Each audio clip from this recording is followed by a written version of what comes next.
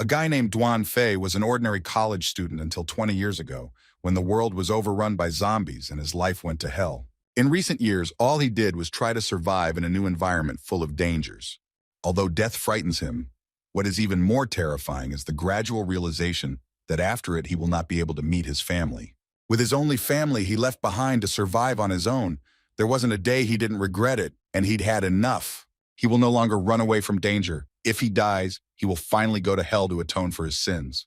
But his thoughts were interrupted by a bunch of new monsters. Although Duan fought with all his might, there was not a scratch on them. He screamed at the bastards to finally kill him and end his unbearable life. A moment later, he woke up in his house and did not understand how this was even possible, because it had been destroyed 20 years ago.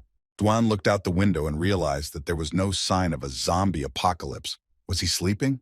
Duan then looked at the framed photo and was stunned with horror, because it was taken 20 years ago, when he went to the beach with his sister to fulfill her dream of seeing the ocean. The guy got out of bed and thought that everything was so plausible that he couldn't even believe that it was just an ordinary dream. Even looking in the mirror, his appearance was exactly the same as before all this horror. At that moment, he realized that if this really wasn't a dream, then his sister should still be here. Duan clearly remembered when everything went to hell and a low-level zombie entered their house. But from fear of the monster, his legs gave way and he ended up abandoning his sister, who was unable to even run away. The guy regretted it all his life and hated himself for it ever since. If he really went back 20 years in time, he swore that he would protect Xinyue and his family, even at the cost of his own life. Duan entered the hall and looked at his watch. The date was December 20th, 2012, and on the table was a letter from the college. He realized that he had indeed returned to the past, which meant that his little sister was still alive. He opened the door to his sister's room and was stunned. In front of him was indeed his beautiful little sister Xinyue. She asked Duanya what was wrong, but he just started crying. Duan immediately rushed to hug his sister and beg her for forgiveness, unable to hold back his tears. Shinny asked the guy if everything was okay with him or if he was having some kind of nightmare. Duan asked her for forgiveness again because she died because of him and it was all his fault. The girl stroked his head and tried to calm him down. She promised that she would protect her precious brother. But Duan objected. Now he definitely wouldn't allow anyone to touch her with a finger. The young man decided that now was not the time to reminisce about the past and told Xinyue that he needed to go out for a while on business and asked her to stay at home. The little sister promised that she would sit here and took off the hair clip from her hair. It was a promise they made to each other. Every time Duan went out, he had to take her hairpin with him, and when he returned home safe and sound, he had to give it back. Duan promised that he would definitely return and pin up her hair with his own hands. Duan knew that Xinyue had always been ashamed of herself and felt inferior because of her disability, and he made this promise to give her some kind of guarantee. The young man understood that the apocalypse would begin on December 21st, no less than a day later. No one knew the reason why the catastrophe engulfed the entire world in literally an hour. About half of the people turned into monsters and everyone who was bitten became like them, but since he came back, he can't sit back. The main problem after the apocalypse began was resources. And a small 24-hour store was more valuable than human lives. So the first thing he needed to do was prepare supplies. It was 11:30, which meant that in less than half a day, this prosperous city would be transformed into a terrifying land of death. Duan entered the store and looked at the cookies because his little sister loves them very much. But the saleswoman asked him if he really wanted to buy anything else, since he had already bought so much. The guy said he was almost done shopping, but still asked if they had any more cookies from this manufacturer in stock. He was going to take them all. The girl asked how he was going to carry all this with him. But even this, the young man had thought through carefully and had called a truck in advance to transport all the goods. Duan got into the car and the driver couldn't hide his surprise because the entire truck was packed to the brim. Was the guy really preparing for the apocalypse? The young man replied that this was exactly the case, and the driver laughed at this answer, because it is better to take everything as needed. Duan noticed his photo in his car, and the man said that this is his beloved wife and daughter. Today, the baby turns 3 years old, and he is sad that he cannot go home right now and spend time with them. He has too many things to do. By 6 o'clock in the evening, they had already unloaded all the groceries near the young man's house, and the driver was about to leave, but Duan asked him to take a box of cookies for his daughter. The man replied that he could not accept such a gift, but Duan insisted and asked him to finish work for today and go to his family, since he had paid him double the price. The driver thanked the guy, and Duan warned him one last time to protect his loved ones and not to leave the house with his family today.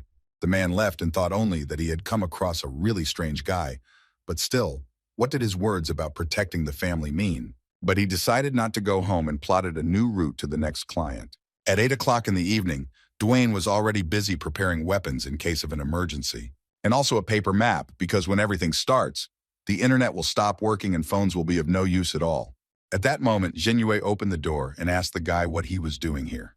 She said that he had better explain himself because he had created an unimaginable mess here. Jinyue screamed that she had received a notice to withdraw all the money she had saved. What the hell was he doing? Dwan asked her to calm down.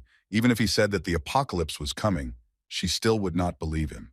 The little sister touched the young man's forehead with her lips and checked to see if he had a fever. The temperature turned out to be normal. Has her brother really gone crazy? Dwan told her that in a few hours, she would see everything for herself if she didn't believe him. He asked her to take one last chance and enjoy the clean air and peaceful sky above her head. Jinyue admitted that Dwan had been so strange all day and was talking nonsense, but this was the first time she had seen him so serious. She even begins to think that all his words are true, although she has no reason to believe him. But her intuition tells her to follow Dwan. The guy understood that the time of the first stage of the apocalypse revelation had almost arrived, and it would last the whole week. And by the end of this stage, 90% of the population will die or turn into zombies, and those lucky ones who survive will continue to watch the arrival of full evolution, and he hopes that he will be among them. Closer to midnight, the drunk guy received a letter from his boss about some trivial matter related to the computer, which made him very angry. Did this goat really write to him about this at night? Does he not consider workers to be people at all? At that moment, he was distracted by some dog, and he couldn't think of anything better than to throw a stone at it. He turned to her and asked her not to be offended by him, because he did it just to scare her away and show his strength. And now he needs to continue the dialogue with his idiot boss. But at that very moment, the dog attacked him and he realized that it was not a dog at all, but a monster. All the people around also noticed this, and soon many people turned into zombies and began to wreak havoc throughout the city. Dwan and Jinyue watched this from the window. His sister asked him in fear what was going on here and why everyone started attacking each other. Dwan explained that they had turned into zombies and the revelation stage had already begun. The next moment, he heard a loud knock on the door, as if someone was trying to break into their apartment. Behind the door was Mrs. Huan, who was begging the boys to let her in and help her. But Dwan understood that last time, because of Miss Huan's screams, he inadvertently let in her zombified husband, because of whom he fled in horror, leaving his sister behind. The young man realized that everything was repeating itself exactly as it had 20 years ago. At this time, Jinyue had already opened the door and saw Mrs. Huan, and a moment later, the vile zombie that she had brought along with her. At the same time, Dwan recalled how he talked with Ching, who asked him to be more cheerful and calm, because they were a rear team, and dealing with high-level zombies was the task of the frontline soldiers. But a moment later, high-level monsters were already in the rear, and the captain had no choice but to give the order to retreat. He ordered the rear to concentrate on holding off the zombies and buying time for the remaining team to escape. Dwan continued to try his best to stop the bastards when he suddenly noticed Chin. He asked him to help him, but he only ran away in panic, leaving Dwan alone. Ching was like a brother to him, and it was then that he felt what it was like to be abandoned. Now he understood how desperate and helpless Jinyue felt when she looked at his back. But now he has another chance, and he will not let this happen again. He will correct all his mistakes. A moment later, Dwan sent the dagger straight into the zombie's head. Jinyue didn't understand what it was with Mrs. Huan's husband, and Dwan explained that he had turned into a zombie. But his little sister didn't need to worry. He would protect her. But such a blow did not kill the zombie, and he again rushed to attack. And the guy only asked his sister to close her eyes and not to worry, because he would be back soon. The monster was about to reach Jinyue with his hand, but the young man cut the bastard's hand with one blow, not allowing him to finish what he started. Dwan knew that these were the first lower zombies that appeared in this chaos. They did not have intelligence. They were driven only by hunger. The next moment, Dwan took his spear and began to cut the bastard. It hasn't even been a day since he fought high-level zombies. So even though he's not that strong physically, he's definitely capable of killing some scum. Dwan ran out into the stairwell to continue finishing off the zombies, but was stopped by Jinyue, who asked him to stop. Jinyue started to cry and said that she was incredibly scared, but Dwan immediately began to calm her down. The guy said that no matter what happened, he would protect his precious little sister. She could be sure of that. But at that very moment, Dwayne heard an unknown voice that said that the young man had received 3 evolution points for killing the zombies, and he could use them to activate the system. The guy immediately began to panic and look around. Because these were definitely not hallucinations, he clearly heard a voice. A moment later, everything began to darken before his eyes, and the guy found himself in some kind of sanctuary. There were many statues around him, but he still didn't understand what the hell was going on here. At that very moment, the statue's eyes lit up and they directed beams straight at the guy. Notifications from the system literally filled his entire head. The evolution system was activated along with the launch of the owner initiation process. The process of studying genes also began, and soon their complete coincidence was discovered. The system started the process of restructuring genes and recording them in the registry. After a couple of seconds, the gene matching process was successfully completed along with owner recognition. Dwan immediately felt an incredible strength that literally overwhelmed his body. The young man realized that in front of him was an evolution tree that strengthened his genome, allowing him to improve. It was simply incredible. He even felt some kind of connection with it. Dwan finally learned what it was. To develop it, you need to pay evolution points, which are earned by killing zombies and spent by the system to enhance his skills. The young man can even upgrade his strength, speed, detection skills, combat skills, survival skills, and so on. A notification appeared in front of Dwayne that starting the system cost 1 point, and he had 3. He immediately agreed, because he knew very well that in the apocalypse, any increase in strength increases the chances of survival. He already had experience in strategy, but he was physically very weak. So Dwayne used all his points to increase his strength first. The young man immediately felt how he became much stronger. This time he had an evolution tree, and he would not allow that tragedy to happen again. The young man would protect his sister no matter what it cost him. Dwan opened his eyes and saw Xinyue sleeping in front of him, who immediately woke up and started crying because he fainted so suddenly and she didn't know what to do. The guy calmed her down and reminded her of his own words. He would always be there and she shouldn't worry, because he wouldn't let his sister get hurt. Dwan knew that he had to clear the perimeter first to ensure Xinyue's safety and deal with Madame Huan's corpse. Otherwise, more zombies would come here. He went out into the entrance, but the body was no longer there, and only a bloody trail remained, which went straight down all the steps. By 4 o'clock in the morning, Dwan looked at his wardrobe and realized that all his clothes had become too small, and even the clothes themselves were somehow too bright. Thanks to the evolution tree, he grew, and his body became stronger due to the changes. At this moment, he was distracted by Xinyue, who also noticed that her brother had grown incredibly quickly and brought him their father's clothes. Xinyue was worried about their parents because there was incredible chaos outside. Were they okay? Dwan just kept silent. Their parents abandoned them when they were 10 years old, and from that moment on, they started sending money every year. That was the only hint of their existence. In his past life, Dwan tried to find them for about 10 years after the apocalypse began, but he never found any clue.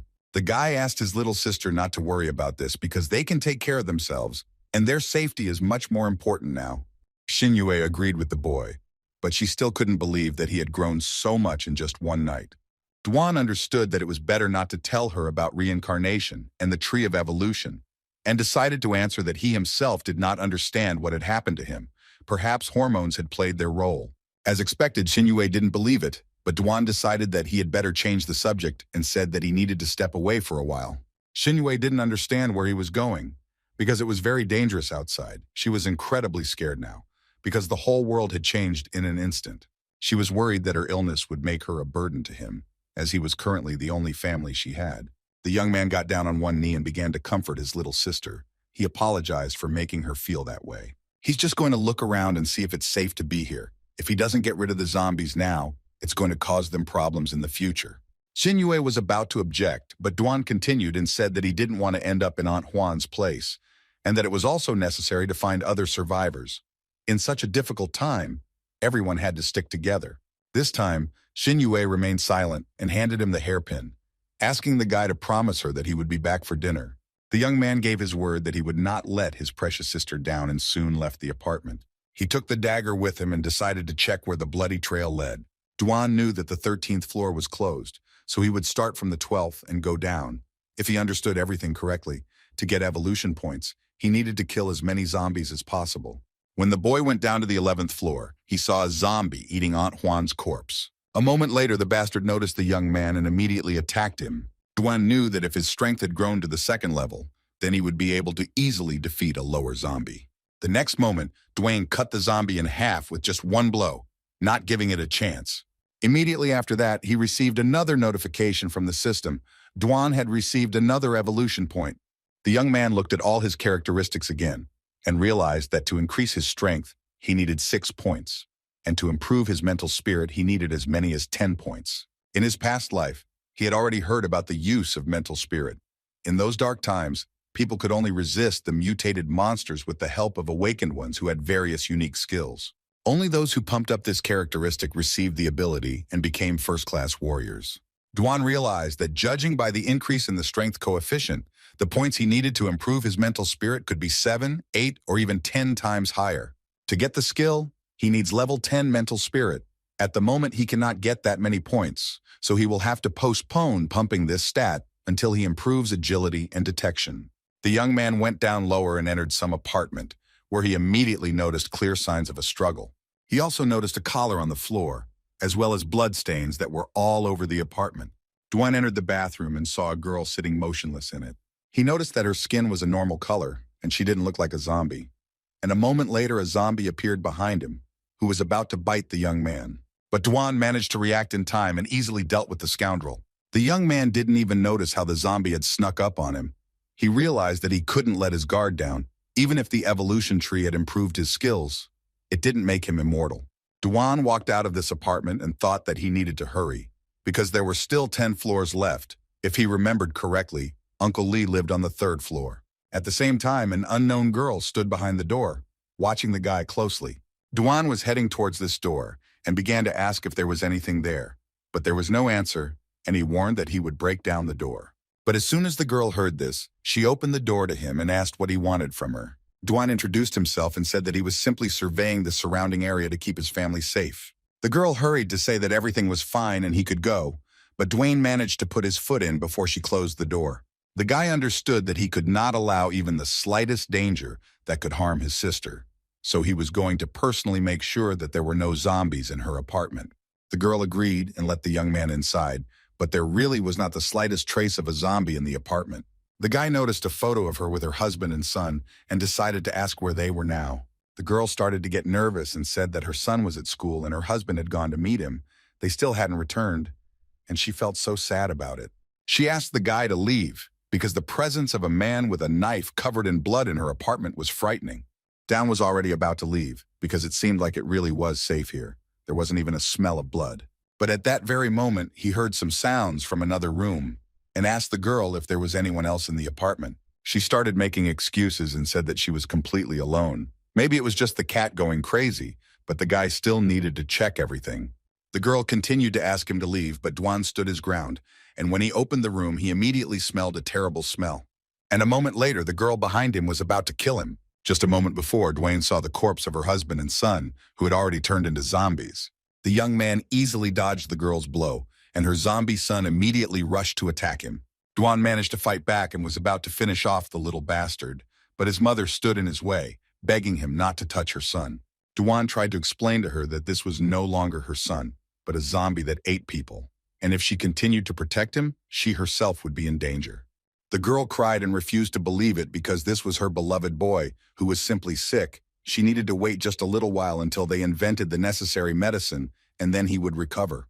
But at that very moment, the zombie rushed straight towards the girl and cut right through her stomach. The girl fell to the floor and the zombie continued to eat her, and even so, she still stopped Dwanya. She begged them not to kill her son, because he was just an innocent 13-year-old boy, and he would recover. Down only asked for forgiveness, because he cannot allow him to walk the streets, because if a person has already turned into a zombie, then he cannot be saved. Even before her death, she still refused to believe it, but Dwayne only did what was necessary. He understood that he couldn't pardon the zombie because he had to protect Xinyue. Dwan left the apartment and cleared the entire 11th floor, setting a trap in the form of bells that make a sound from the slightest touch, so that he would be aware if any uninvited guest came here. The guy continued to descend, and on the 10th floor, he met a huge pumped-up zombie. He knew it was the coach from the 5th floor, but was it really the smell of blood that brought him here? The bastard immediately attacked the guy with a dumbbell, but Dwayne was much more agile than him and was able to dodge such a crushing blow. Dwan knew that when turning into a zombie, the strength of the infected person would increase greatly. If the person was originally strong, he would become a much more difficult opponent. The young man understood that even with the second level of strength, he would not be able to defeat him. But he was torn from his thoughts by a dumbbell that flew straight at him. The force of his throw was so great that it broke through the wall, and another zombified dog came out of it. The guy understood that he now had two dangerous opponents. Before awakening, the surviving people were most afraid of the zombie animals because their characteristics were at an incredibly unattainable level for humans. The dog immediately attacked Duanya, but the young man managed to cut off his claws, but then a blow from the zombie trainer followed. The force of the impact was so great that it broke the fence between the floors and blood flowed straight down. All the zombies that were in this building immediately noticed this and smelled the blood. And this time Duan dodged the blow, but he knew perfectly well that he almost died, and this commotion attracted zombies from the lower floors. The situation was getting worse and worse, but now his main task was these two who stood in front of him. The big man attacked the young man again, but Duan counterattacked him and stabbed him with his dagger. But even this did not overthrow the bastard, and he again continued to rage, striking blow after blow. Duan had no choice but to jump into the air, but he was immediately attacked by a dog that aimed at the young man's leg. At the last moment, Duan was able to dodge. He knew that he didn't have enough strength to defeat them now. He needed to take them away from Xinyue and deal with it later. The guy started to go down the stairs, but a crowd of zombies that had managed to rise from the lower floors were already waiting for him. The big guy didn't give him time to think and was already attacking from behind, and the young man decided to go for the breach, cutting the throat of one of the zombies. The bastard threw his dumbbell and knocked down all the zombies in his path, but there was no trace of the young man.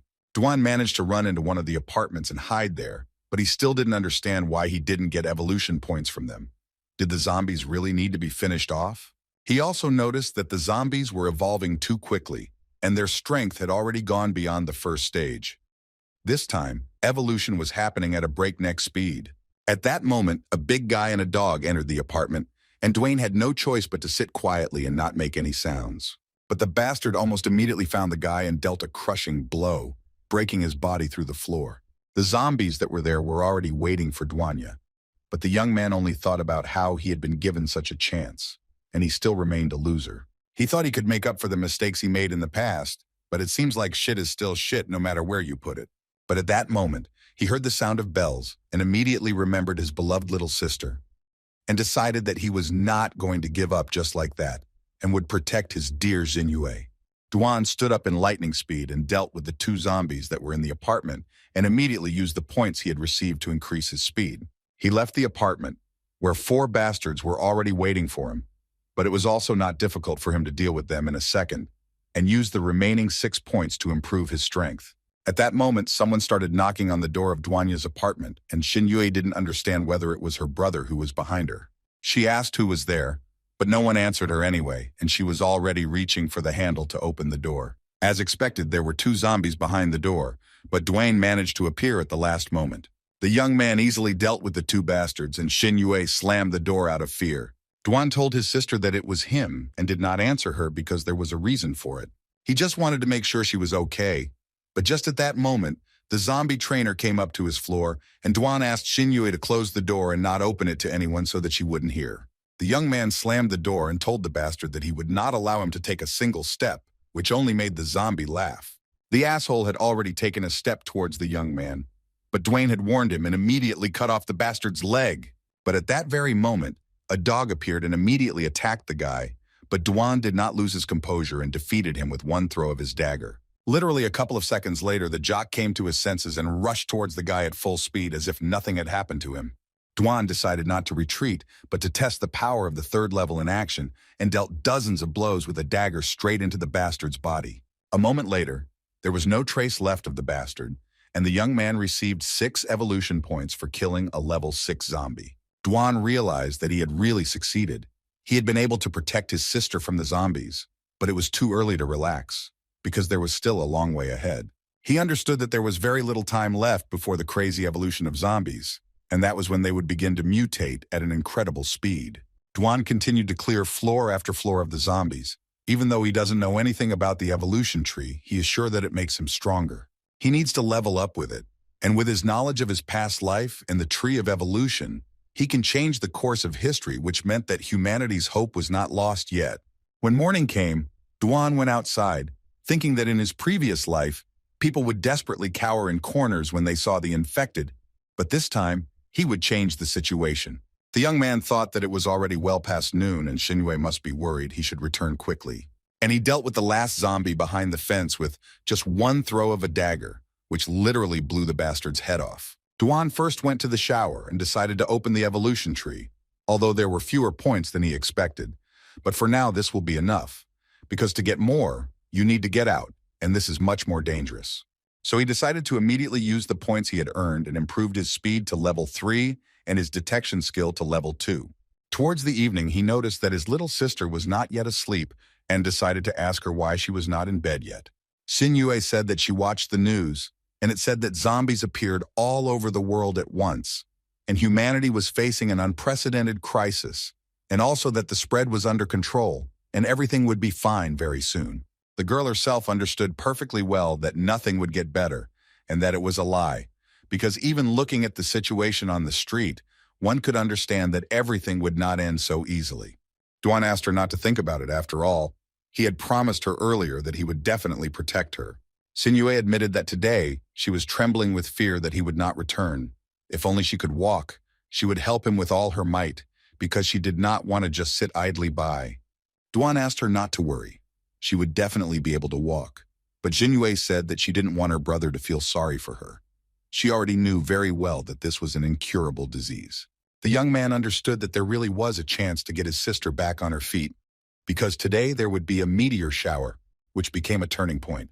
In a past life, it was this rain that caused the evolution of zombies after the second wave of the apocalypse. It was at this moment that meteorites began to fall from the sky, and the young man knew that each of the meteorites emitted a special radiation energy that fueled the zombies. When zombies absorb it, they turn into genetic mutants, and a person who eats such a core can gain certain abilities. If he remembers correctly, there were even people who were able to directly absorb this energy and draw strength from it, but this was extremely rare. At that very moment, one of the meteorites fell at full speed next to them, and Shinue already thought that this was the end for them. Duan guessed the approximate location of the meteorite and realized that it was not that far away, only 16 kilometers from here, and with the speed of the third level, he could run there in 1 hour. He needs to make some preparations and go there tomorrow, because he has to get the meteorite for Shinue. But he suddenly noticed that his drink had literally frozen. He clearly remembered that he wasn't like that, but he suddenly realized that it was because Shinue was already absorbing the meteorite's energy.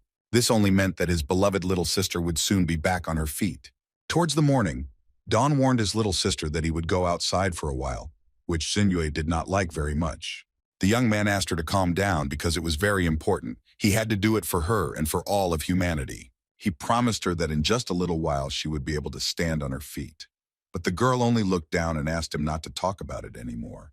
She would rather have her brother safe and sound than walk again. She asked him again not to leave, but Duan only apologized to her that there was complete chaos going on right now, but he just needed a little time.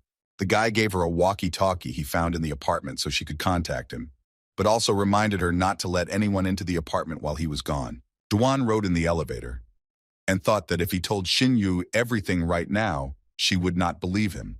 But when she managed to awaken her powers, everything would fall into place. At that moment, Shinue used the walkie-talkie to check if it was working at all, and also to apologize for putting too much pressure on him, because she herself understood perfectly well that he was trying only for her sake. Duan told her not to worry about it. He was already on the first floor and he had to go. He would contact her a little later. Finally, Shinue asked the young man to check his pocket where the girl's hairpin was. He promised her that he would be back before dark and then went outside. After the meteor shower, the city turned into ruins, and in some miserable 48 hours, the whole world turned into hell. The young man understood that there should be fewer zombies now, and the energy of the meteor shower was distracting them.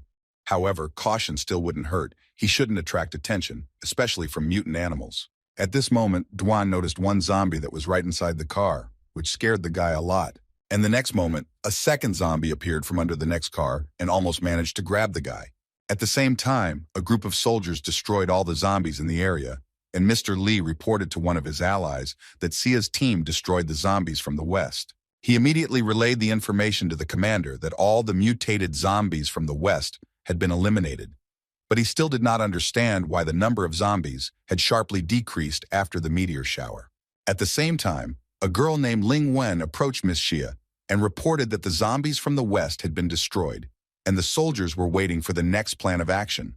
Miss Xia asked her to tell the soldiers to continue patrolling to make sure no zombies were missed. Ling Wen also said that Mr. Huang wants to return to the company. It was this Huan who began to shout throughout the entire hall that he was no longer going to hang around there and ordered that he and his comrade be immediately escorted to the company. Miss Xia approached the bastard and said that she was a police officer, not his personal bodyguard. Such behavior in these circumstances was tantamount to certain death, and if he valued his life, then let him remember once and for all that she was the commander here. The bastard felt incredible fear and panic from just one look from her, promising that he would obey her. Miss Xia also turned to his comrade, but he was smarter and immediately admitted that he would follow all her instructions, since she was the one in charge here. Xia asked Ling Wen to contact Mr. Li. She needed to pass on some information to him. Before she could turn around, one of the bastards smiled maliciously and promised that one day he would tame her like a ferocious stray cat. At this time, Miss Xia had already contacted Mr. Li and asked him if he had any idea where all the zombies could have gone. Li suggested that yesterday's meteor shower might be the cause. Should he look into this further? Xia replied that he shouldn't do that now, because if what he said was true, then going there would be too risky. She asked them to go back and wait for the next order. At the same time, Duan continued on his way and noticed that the zombies were getting bigger and bigger, which meant that the meteorite was already close. The young man understood that he could not avoid a clash with the zombies, so he decided to deal with them quietly. He took out 4 small knives, and the next moment he jumped into the air and dealt with each zombie in an instant. The young man noticed the meteorite's energy very close by. He understood that with the speed of the 3rd level, it would be there in a couple of seconds, but he didn't know at all what to expect. Duan decided to jump onto the high-rise building and first look around the surrounding area, and only then move on. He took out his binoculars and looked closely at the place where the energy was coming from, and saw that very meteorite fragment, which surprised him greatly, because in his past life, he had never seen it in person. Duan also noticed a zombie next to the shard, but it seemed completely uninterested in him. The young man did not understand the reason for such strange behavior of the monster. Was it really an ordinary zombie? He knew he had to hurry because if he delayed, the zombie could absorb the energy and mutate, and there were also quite a few zombies around him, and at night it would become an even bigger problem. Duan jumped to the ground and decided that he needed to act now. He would just take the shard and immediately rush home. On the way to the shard, he met many zombies, but they did not pose a threat to him because they could barely walk, as they were hit by a meteor shower. The guy took out his spear and was going to deal with the zombie that was near the shard in one fell swoop. But it wasn't his surprise that the blade broke from just one touch, and the zombie turned out to be clearly unusual. It was a mutated zombie girl who greeted the boy. Down immediately noticed her black eye sockets, as well as golden pupils, which meant that in front of him was a natural zombie. The young man was incredibly surprised, because in his past life, it was this type of zombie that inspired the most horror, but he still couldn't understand why such a guy was here. The zombie immediately rushed towards the guy, not even giving him time to think about his next steps, and grabbed him by the spear. The next moment, it was easy for her to throw Duanya into the air, and a moment later she attacked him with her vines. Duan didn't lose his head and immediately took out a dagger with which he cut all the vines. The young man confirmed his guesses. In front of him was definitely a natural zombie, because this type of zombie has special abilities, and strength and speed are pumped up incredibly quickly. But Duan still couldn't understand why such a strong zombie appeared so early. The zombie didn't give him time to think and again attacked the young man with incredible speed using her vines. Duan decided that he had no choice but to grab the shard and get out of here as quickly as possible. But the zombie was able to figure out the guy's plan and did not let him take the shard so easily, growing vines in his path. Duan noticed that the scoundrel was laughing at him and wondered if she really had any intelligence. Many vines attacked the guy again, but he managed to fight them off as well. Duan thought that yesterday he met 2 strong zombies, and today he met a natural one, which completely contradicted the events of his past life. Was history changing? The young man noticed how the zombie and the shard connected with each other, wondering over and over again what the hell was going on here. He realized that the native zombies had emerged from these fragments and were protecting them. If his guess was correct, she wouldn't get far from the fragment, so he decided to run away from her. But the next moment, the zombie attacked him again with vines from a long distance. Duan fought off these vile plants with difficulty, but there were consequences and the guy began to cough up blood. He turned out to be right. the zombie is standing next to the shard and is not going to move too far from it. And in order to take this shard, you will have to defeat her. The young man retreated into one of the nearby buildings. He needed to think through a clear plan of action, since going straight ahead was too risky. He immediately took out some dead man's blood from his briefcase, for which he had already come up with a way to use it. After some time, loud sounds attracted the attention of the native zombie, who did not understand what was happening. It turned out to be Dwayne riding a motorcycle leading an army of zombies.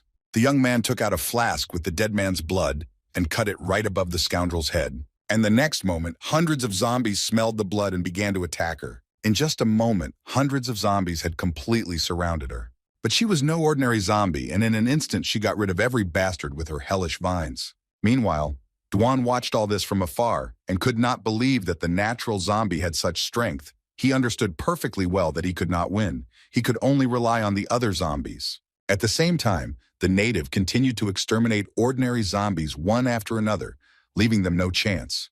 But soon the zombies managed to surround her, and then she decided to retreat. Using her vines, she rose into the air, feeling nothing but contempt for these pieces of shit. In an instant, she summoned hundreds of her vines and literally dealt with each of them in a second. At this time, Dwan decided that it would be better for him to get closer and see what other skills she had. He sat on his motorcycle and thought that many zombies had come running at the noise of the battle, but it was still not enough. He needs to find stronger zombies because the native one easily dealt with the zombies he brought. The young man understood that although she was pretty exhausted, he was absolutely sure that she was beyond his capabilities. If he drags out time, the shard will completely restore her energy, and it will become even more difficult. What the hell should he do in that case? At that very moment, his thoughts were interrupted by a loud roar that sent shivers down his spine. It turned out to be a huge zombie dog, which immediately rushed to attack the native. The dog, with just one swing of his mighty paws, easily tore apart each of her vines. A moment later, the native was already lying on the floor, and Dwan watched all this from the side. The guy understood that the animal had every chance of winning, but he also understood that if the dog swallowed the splinter, it would immediately mutate. Samuradnaya was not going to give up just like that, and was able to fight off the dog, although she could barely stand on her feet. She continued to use her vines to attack, but the animal had no trouble dodging every one of her attempts to attack. And a moment later, he was right in front of her and bit her with incredible force. The young man understood that the situation was not the best, because if the dog ate the splinter, there would be no chance of taking it away. Dwan noticed that the native was still breathing even after such an attack. At that very moment, the native one summoned her vines and pierced the dog with them. Dwan understood that this was her plan. She wanted him to also come down to them so that she could easily deal with both the dog and him, because she no longer had enough strength. Self-Native stood up and turned to Dwanyu. She was surprised that he was able to see through her trap. She asked the young man if he really thought he could defeat her, but Dwan was confident in his abilities and replied that it was she who needed to worry about whether she could defeat him. The young man collected his thoughts and jumped down to her, which surprised the native, because she did not think that he would actually come to certain death himself. At that very moment, the native attacked him again with a vine, but the young man was able to see this attack and also noticed that it had become slower. This enraged the scoundrel, and she attacked Dwanya with dozens of new vines. The young man noticed that thanks to the improvement of his detection skill, he could monitor her speed. Dwan easily dodged each attack, which began to enrage the native even more. In an instant, she was next to the guy to deal with him once and for all. But what was her surprise when she noticed that her hand was cut off and lying on the floor? She began to scream with incredible force and swore that she would kill this human offspring. After a moment, the native began to absorb more and more of the shard's energy, and Dwan realized that she had not fought at full strength. A second later, she evolved and turned into a huge zombie and immediately began to attack the young man with incredible force. Dwanyu had no choice but to run away from her and dodge. He was about to jump out of here and run away, but the native blocked his path with her vines, because she would not let him just run away a second time. She continued to attack the guy, not even giving him time to think. Dwan understood that he couldn't go on like this for long. He needed to come up with something urgently. At that very moment, one of the vines almost reached him and stopped literally a centimeter from his face. The young man noticed that the native one began to bleed, and a moment later it fell to the ground. He realized that this was all because she couldn't withstand such a strong energy from the shard, and her body was also exhausted after the fight with the dog. Even in this state, the native did not give up and again attacked the young man to finish him off. But all her attacks were too slow for Dwanya, and he easily made his way straight towards her. A second later, he was already next to her and chopped off her legs, causing her to lose her balance and fall to the ground. She continued to attack him and asked why a person needed the energy of a shard. Duan merely pointed the dagger straight at her face and replied that it was none of her business. Even in this position, the native still continued to attack the guy, but Duan continued to cut down her vines one after another. He said that everyone has what they want, but at one time, because of the enemy's strength, he made the wrong choice and regretted it for a long time. That is why he swore to stand up for everything dear to him to the last. He has been thinking about these things for the last 20 years, so he understands her perfectly. After all, she will also fight for her treasure until her last breath, until all the enemies die or she herself dies. A moment later, Duan ended her life, and the system awarded him 100 evolution points for killing the native zombie. He couldn't even imagine that killing a native would bring him so many points. But if every fragment has such a defender, then he needs to be on guard. The young man walked up to the shard and calmly touched it with his hands, meaning that Jinyue would soon be able to get back on his feet. A moment later, he noticed that all his wounds had disappeared. Could this really be the power of the meteorite fragment? The young man took the shard and was about to return home to prove to his sister that all his words about her recovery were not just words. But suddenly his attention was drawn to some sound that came from the body of the zombie dog. The young man could not believe his eyes, because at that very moment, a small puppy appeared from the dog's corpse. Duan knew that zombies at the initial stage could not reproduce, and after the mother's conversion, the cub in the womb would become energy that would absorb the body. This meant that the monster died before the puppy was consumed, meaning that he survived and inherited all of his mother's powers.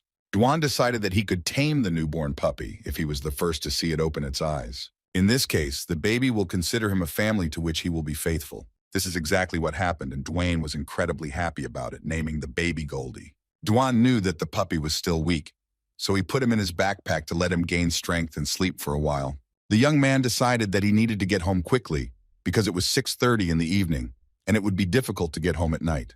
By 7 o'clock in the evening, Duan was already in the city and was returning home at incredible speed. The young man understood that the sun had already set, and the zombie's energy was only getting stronger. At that very moment, an earthquake began right in front of him, which surprised the guy because he had chosen a remote path, but they were still able to find him. It turned out to be mutant rats that came to him in a whole pack, which complicated everything even more. The rats immediately rushed to attack, and Duan understood perfectly well that his position was unfavorable. He could not continue to fight them. The young man decided to retreat and hide in a safer place. At 7:40, Lin Wenwen approached Miss Xia and asked her to rest for a while, as she also needed sleep. Miss Xia replied that she was completely fine. It was better for Old Man Li and the others to rest. At that moment, Xia noticed a survivor outside the window, who turned out to be Duan, and ordered Lin Wenwen to tell everyone to prepare for a sortie.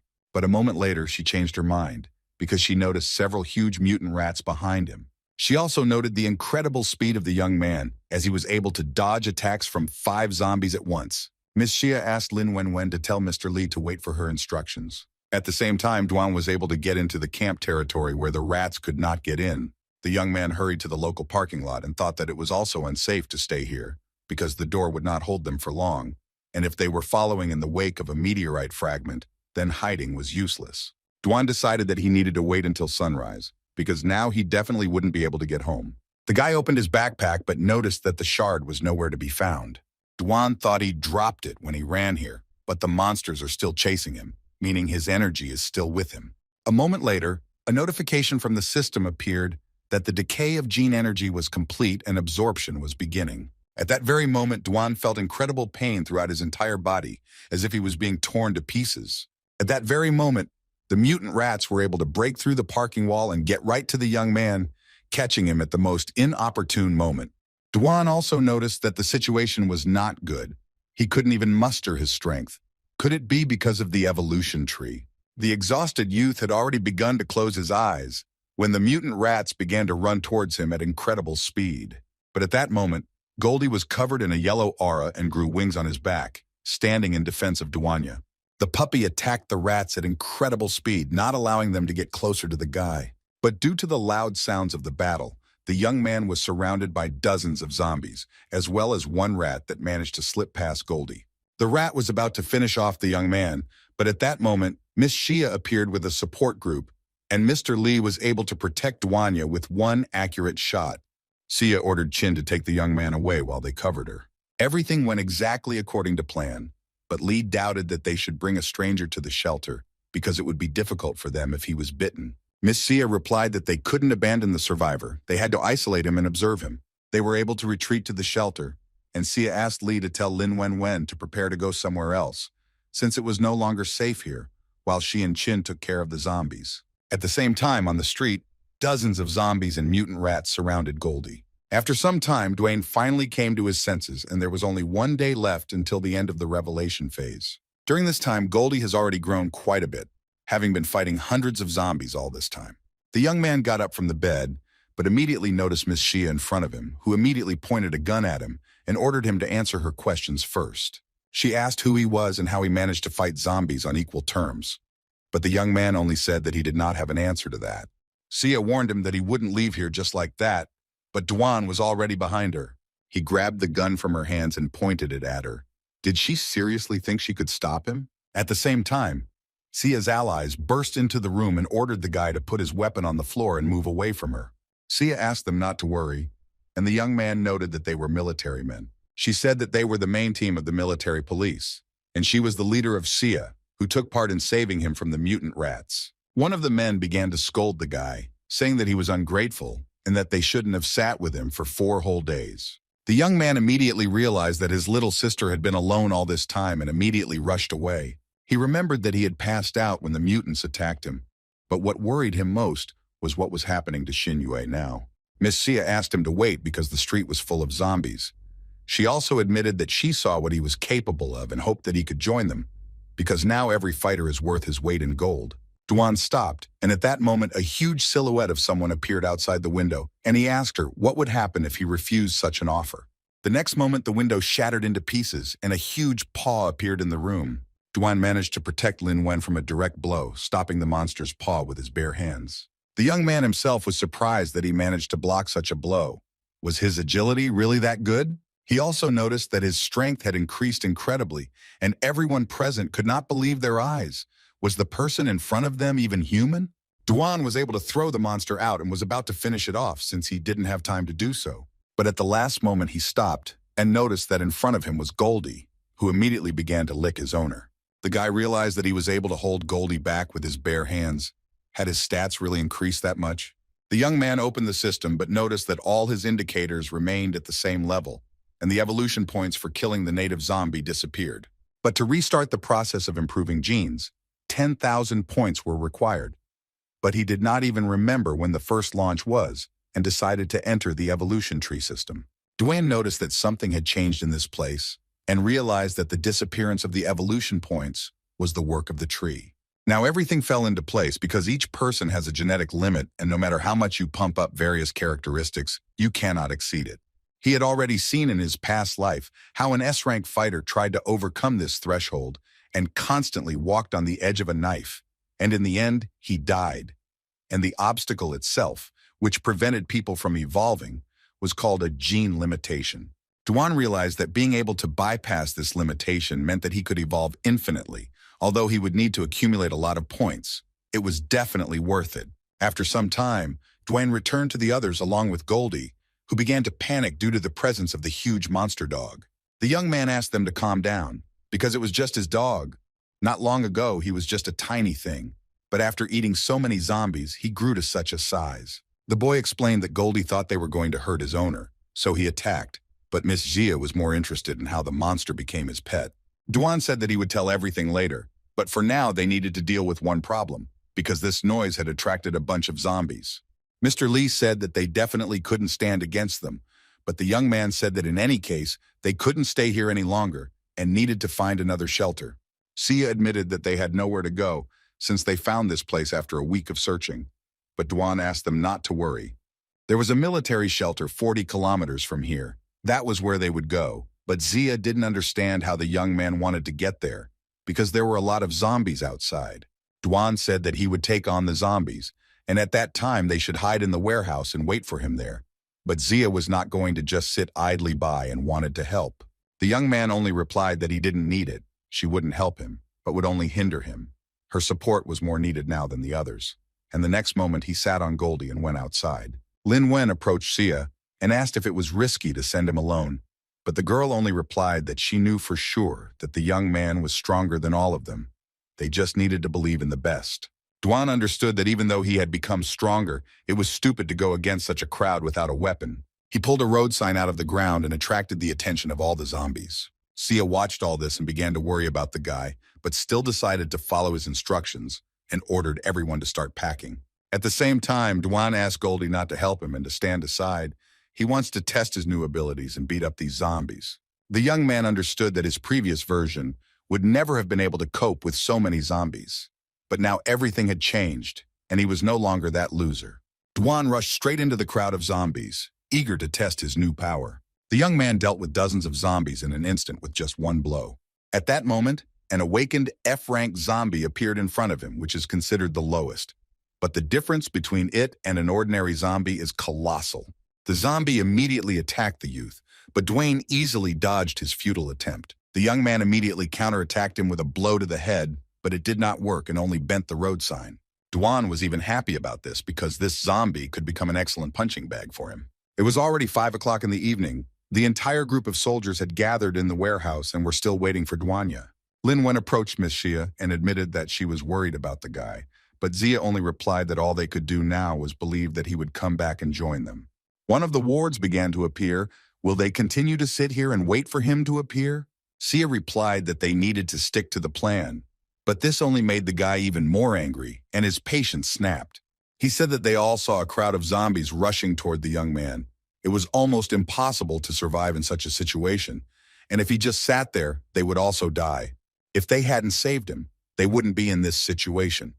And since he decided to become bait for zombies, they need to get out of here as soon as possible and hide in a shelter. Miss Xia asked Mr. Li to calm him down, as he would only cause trouble by shouting. Li replied that he also believed that they needed to leave, since they didn't even know whether the boy was alive or not. But in any case, he was strong enough to find his way to the shelter without them. Miss Xia finally agreed with them, but before that she wanted to go and check on him. If she didn't come back in half an hour, then Old Man Li would lead the squad and lead everyone to the shelter. Li immediately objected because going alone was too dangerous. Xia only replied that she had no right to keep them all in a cage, but she also couldn't leave and abandon this boy. At that very moment, a zombie appeared from the window, taking everyone by surprise and was ready to bite Xia. But then Dwayne appeared and with a knee strike sent the bastard to eat dirt. Duan apologized to the guys for making them wait, but a little problem arose on the way back. Miss Xia replied that they should be the ones apologizing to him, since the military had sent a civilian into the thick of things while they sat idly by. Duan said that she shouldn't worry about it because if it weren't for them, he would already be a corpse, and also said that he had cleared out most of the zombies in the area so they could head to the shelter. The young man will also send Goldie with them, who will make sure that no one attacks them. Xia was surprised. Would the young man really not go with them? But what was he going to do then?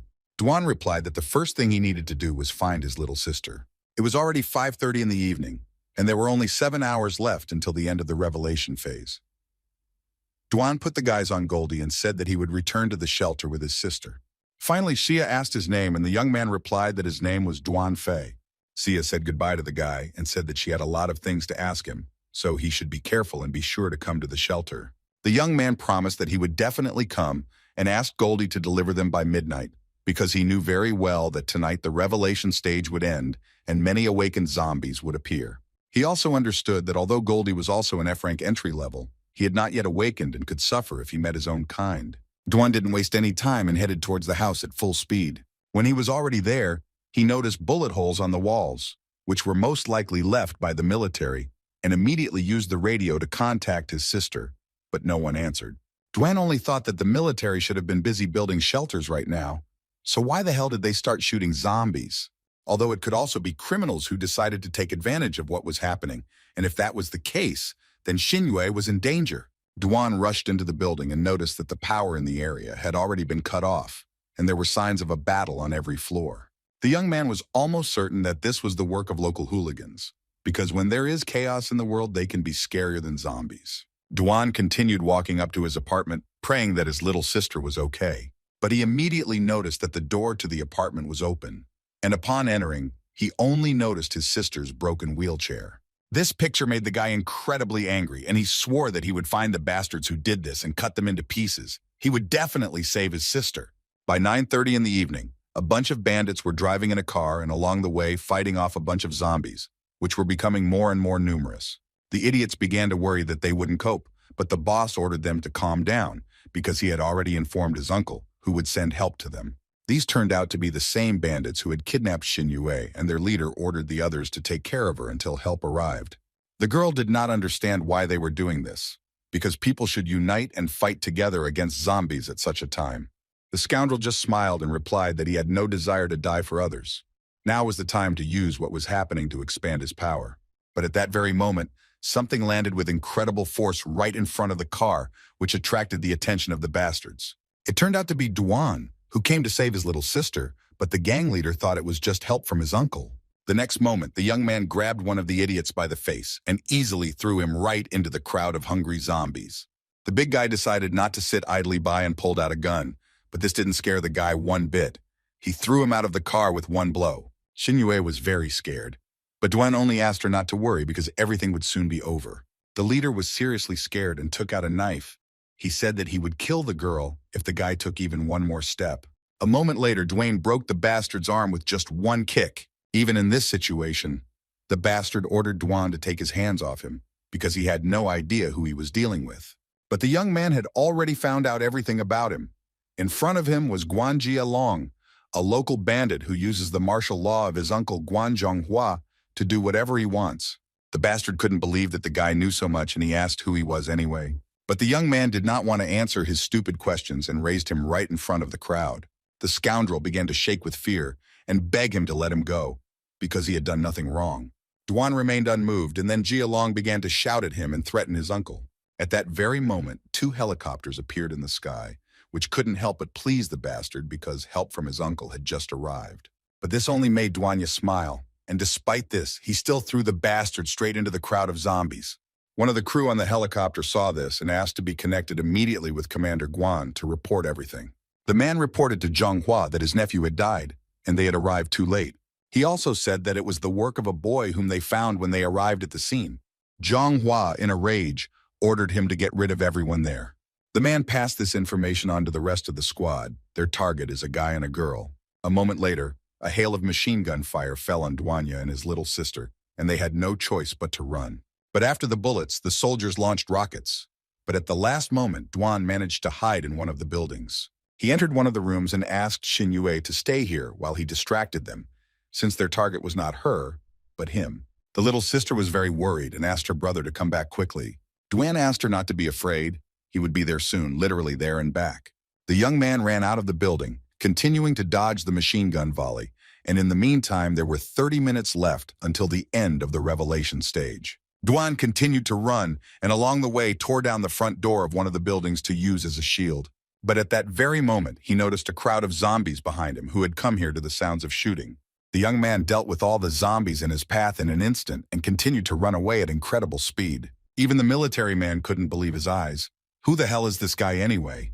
The man ordered the pilot to find a tall building and land him there, and then continue the attack on the young man. At that very moment, a large zombie appeared behind Duanya, but at that very second, a machine gun volley literally incinerated it. The guy understood that using machine guns was very dangerous, because it was very difficult to conduct controlled fire, and they could hit survivors. Duan knew that he needed to get away from here quickly, because he was too close to his sister. The young man remembered the name of this scoundrel, Guan Zhonghua, and continued to dodge the bullets at incredible speed. All the soldiers were shocked by what was happening, and at the same time, a man with a sniper rifle had already taken up a position on the high ground and was ready to finish off the young man.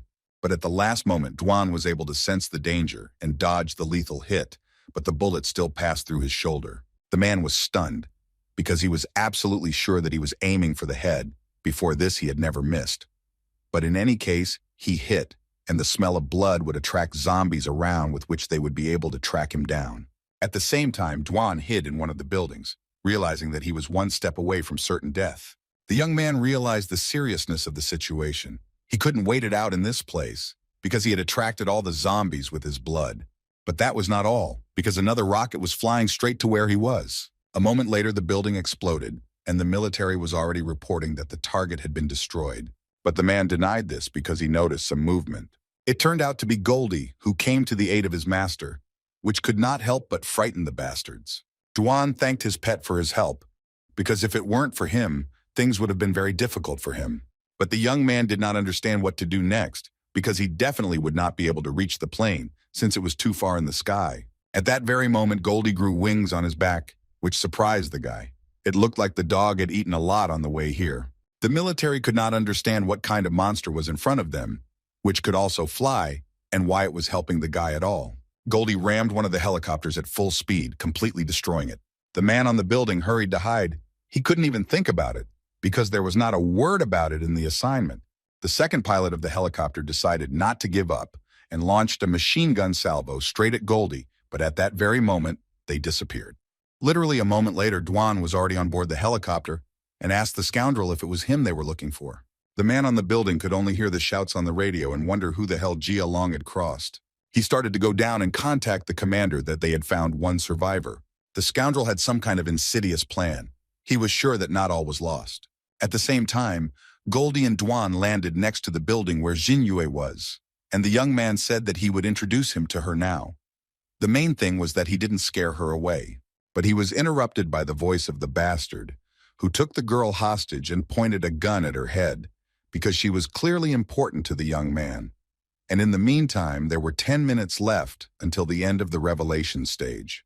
Duan started shouting at the bastard to let her go quickly, otherwise he would die on the spot. But the bastard didn't plan to do this. He decided to find out what would be faster, the guy or his gun. Duan begged him to put down his weapon because he needed him, not the girl, who had nothing to do with it. If he let her go, then he would go with him. The guy ordered Goldie to take his sister to safety, but the dog didn't like it very much. Shinny asked her brother to leave her and run away, but Duan had already said before that he would never leave her, because he no longer wanted to live with the feeling of guilt. The young man came closer, and the scoundrel gave the order to the rest of the military to attack him. The next moment, rockets were already flying at Duaney from different directions, and a second later, a powerful explosion was heard. The bastard reported that the task was completed, but when the smoke cleared, he noticed that the dog had protected him, although he was badly wounded. He immediately ordered the others to proceed with Plan B, since the boy was still alive, but just at that moment, Duan was already behind him. Duan sent him flying away from Xinyue with just one blow, slamming him straight into the wall. The scoundrel gave the order to attack the girl, and Duan immediately rushed towards her, realizing that he would not be able to withstand another attack. At the last moment, Duan managed to pick up his sister in his arms and jump away from the epicenter of the explosion, covering her with his body. Xinyue began to cry and beg her brother to open his eyes because she couldn't live without him. The bastard got to his feet. If he hadn't been covering himself with the gun, he would have been dead long ago. Shini continued to cry and asked Wanya to wake up, but the young man only asked her not to cry and also asked for forgiveness for not being able to protect her. He admitted that he was happy that he was able to see his beloved sister again. It all seemed like a dream in which he wanted to stay forever. Even though he tried to correct his mistake, she still almost died, and this time he would be the one to go instead of her. Finally, Duan asked for forgiveness in front of her and breathlessly lowered his hand, causing Xinyue to scream furiously. At the same time, the revelation stage ended, and the bastard was surprised that they launched so many missiles at the guy, and he was still breathing. Is he really a human? A moment later, snow began to fall from the sky, and Xinyue rose to her feet, asking for forgiveness from her brother, that this was all because of her weakness. But this time she would protect him. The bastard couldn't believe his eyes. Wasn't this girl disabled?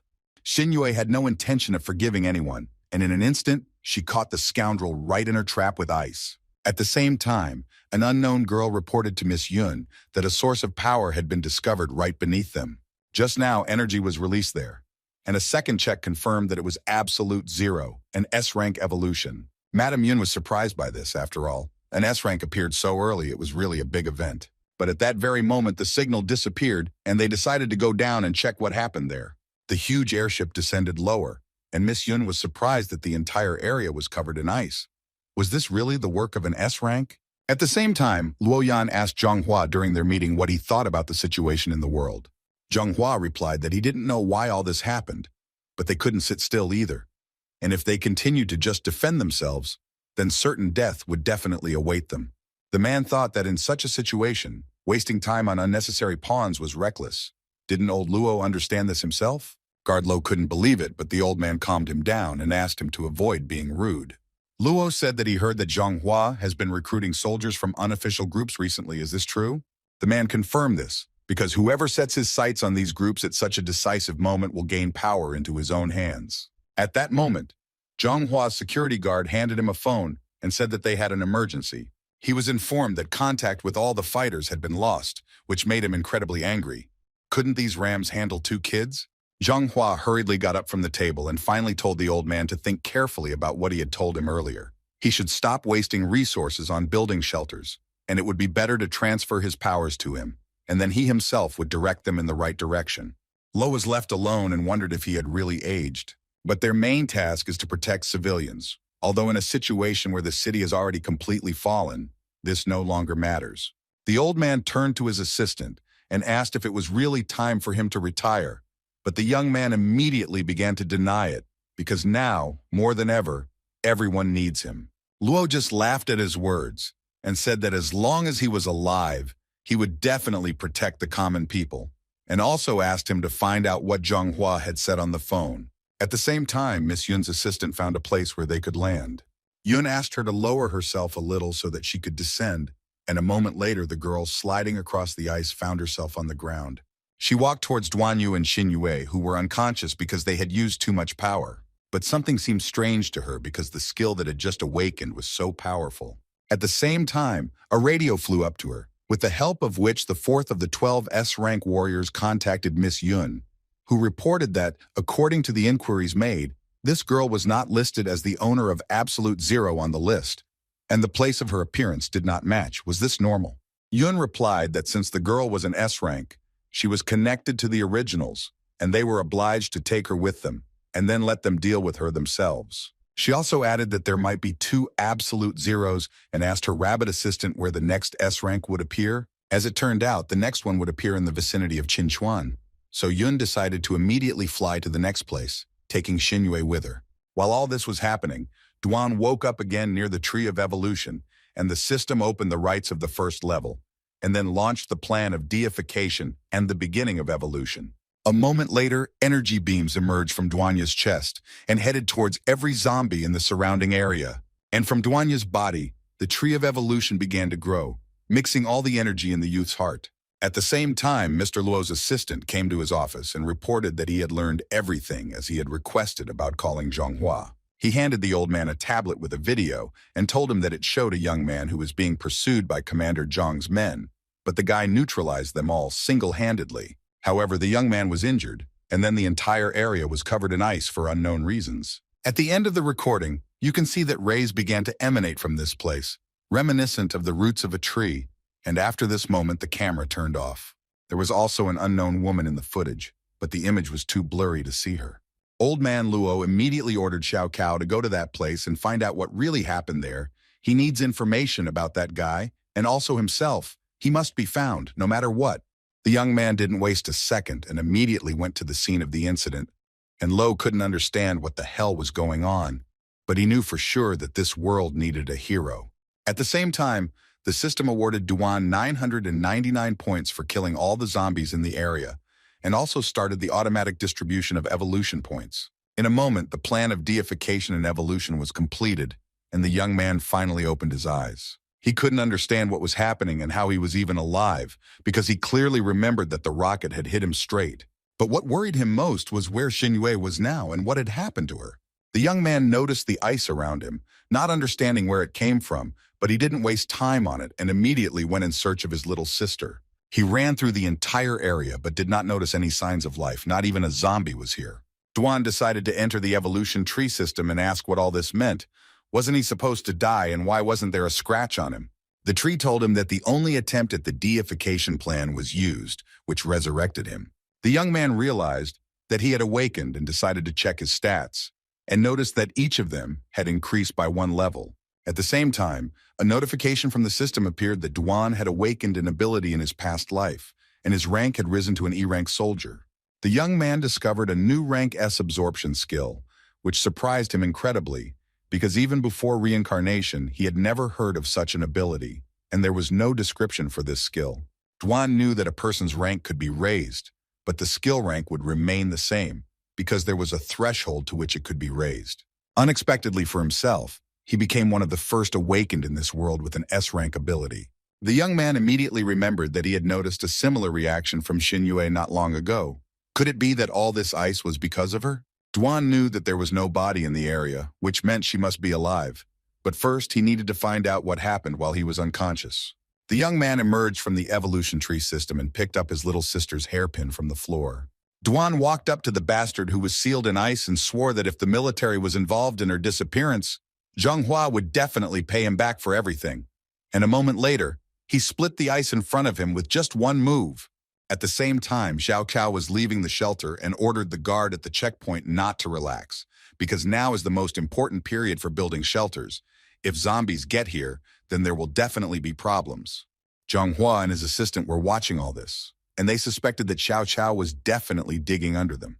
It seems that old man Luo isn't going to give up his soldiers just like that, and this Xiao Cao shouldn't just go outside, otherwise he might not come back again. At 5:30 in the morning, Duan returned home and immediately began to take a shower and think about his next steps. He thought that the best way would be to sneak into the military unit and go through the shelter, because it was in this same shelter that Miss Jia and her people were located. The young man decided that if the next target was a military unit, he needed to act more carefully, because the deification plan could only be used once, so he no longer had the right to make a mistake. By 6 in the morning, Duan was already on the street because it was time to move out. He took Xinyue's photo in his hands and swore that he would definitely save her, if only she could wait for him. Duan moved around the city at incredible speed, killing every zombie along the way, but he still couldn't use his new absorption skill.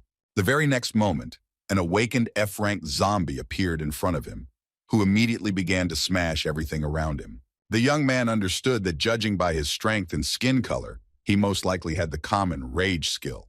Although it is a common sight, this simple and crude skill can cause a lot of trouble. The zombie immediately rushed to attack the guy, but Duan easily caught his hand, and a moment later knocked him out with a kick. Duan decided to try using his new skill on him again, and to his surprise it worked. The guy realized that before this he had only used it on unawakened zombies, but now there was an awakened one in front of him. A notification from the system appeared that the absorption was complete, and the guy also noticed that rage had appeared next to his skill, for which he still needed 99% to use it. Duan remembered that in his previous life, there were very few people who could awaken 2 abilities, and there were no people with a large number at all.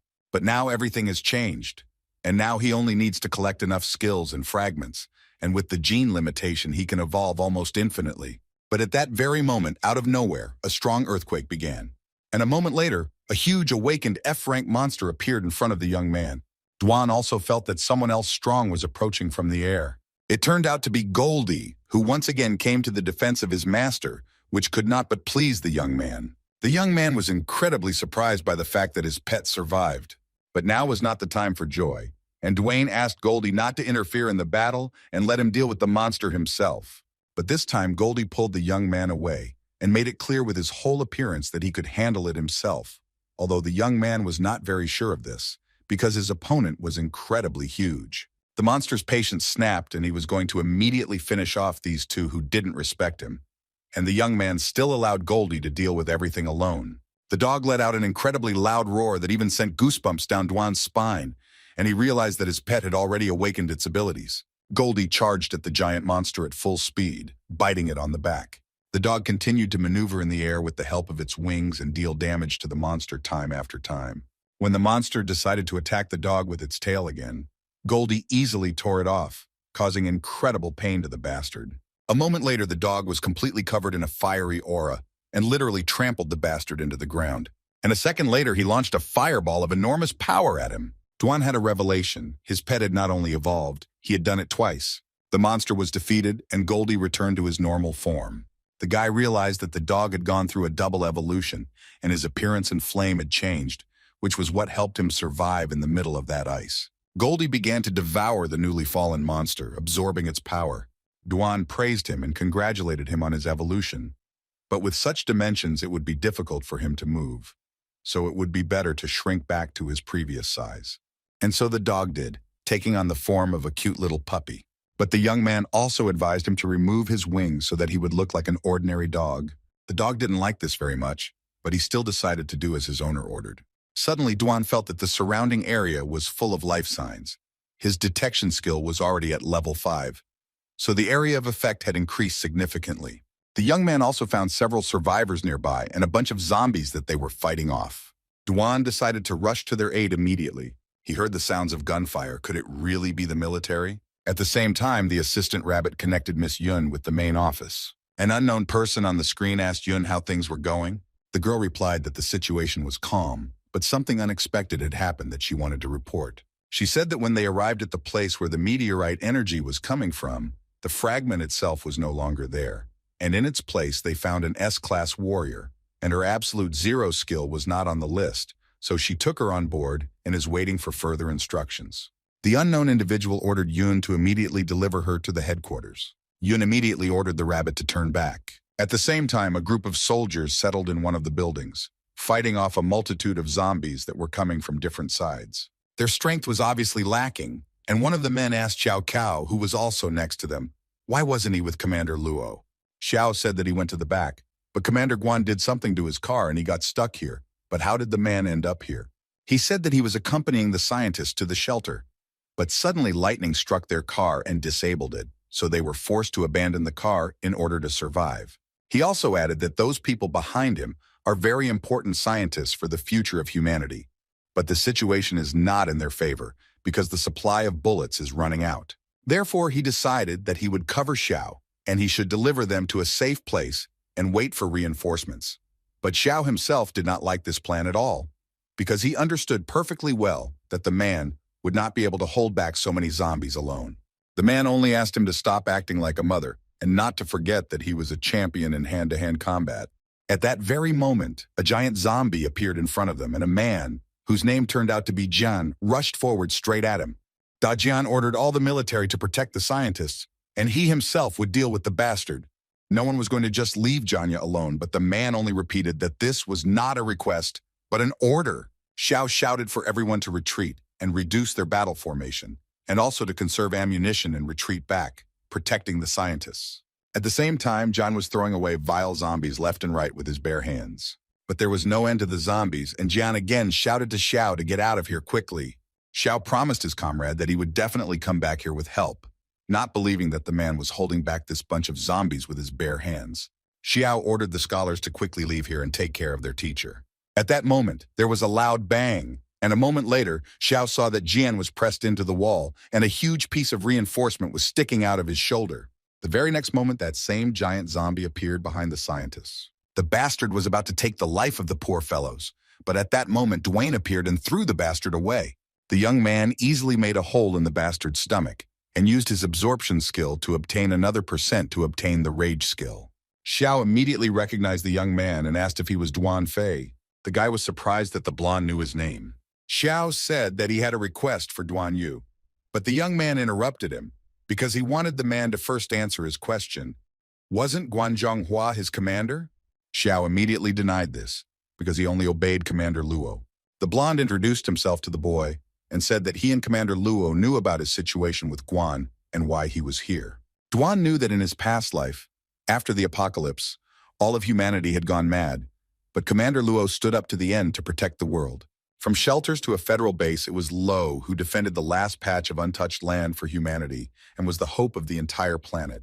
Xiao continued to shoot back at the zombies, and at the same time told the guy that when the commander found out what he had gone through, he wanted to meet him in person. But their conversation was interrupted by a huge explosion that came out of nowhere. And when the dust settled, they saw a zombie who had the power of lightning. Duan immediately ordered Xiao to go inside. He would handle everything himself. But Xiao was worried because he was not sure that the young man could do it. And Duan only asked him not to worry, but rather to take care of the wounded and also to quickly deal with his comrade's injuries. In the end, the man agreed to entrust this matter to the guy. Duan also asked Goldie to keep an eye on them just in case, but not to transform unnecessarily, otherwise he would not be allowed into the shelter. The young man understood that only the lightning zombie was awakened, and the rest were only low-ranked, so there was no need to use the skill. The next moment, the awakened zombie directed the entire crowd of bastards straight at Duanya. The guy noticed that the zombies seemed to be following his orders. Was it just his imagination? After all, a zombie with a leader's skill should have appeared much later. The next moment, Ball lightning appeared right in front of the young man, but he managed to dodge it. Duan noticed that this modified one knew how to use pawns to distract the enemy. Did he really discover intelligence? The speed of zombie evolution this time is much faster than he remembers from his memories. If this continues, then monsters with the rank of Lord and King will appear soon. At the same time, Xiao approached Jiang Yu to ask if he was okay, and the man said that it was this zombie who launched lightning at their car. But John didn't understand why this guy was fighting such an opponent alone. Xiao said that this young man was their savior. They couldn't help him much anyway. This was the hero that Commander Luo spoke of. At the same time, Duan had already rushed to attack the zombies, but the bastard was not going to just stand there and do nothing. The next moment, lightning struck the roof of the building and debris began to fall down. One of them was flying straight at the girl and Goldie noticed it. When the smoke settled, Xiao asked if she was okay. She said everything was fine, but she thought she saw a huge dog with wings that saved them. Could this little puppy be behind it? Goldie remembered Duanya's words that if he was discovered, they would let him into the shelter, and he literally began to shake with fear. He couldn't think of anything better to do than to start rolling on the floor and pretending to be a pathetic little dog. Duan just smiled as he looked at this. After all, he had asked him not to do anything like that.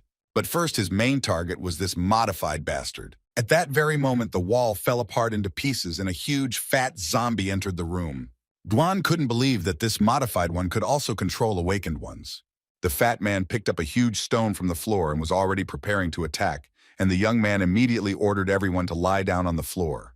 The zombie threw a boulder straight at the young man, but Dwayne was able to dodge it, and in an instant was next to the bastard, cutting him into pieces. He realized that it wasn't just him who had gone through accelerated evolution. This time the zombies were also evolving much faster. He needs more power. He needs to crush all these zombies. He needs the power that will allow him to protect his little sister. The crowd of survivors watched the battle and could not believe that this young man was really a man.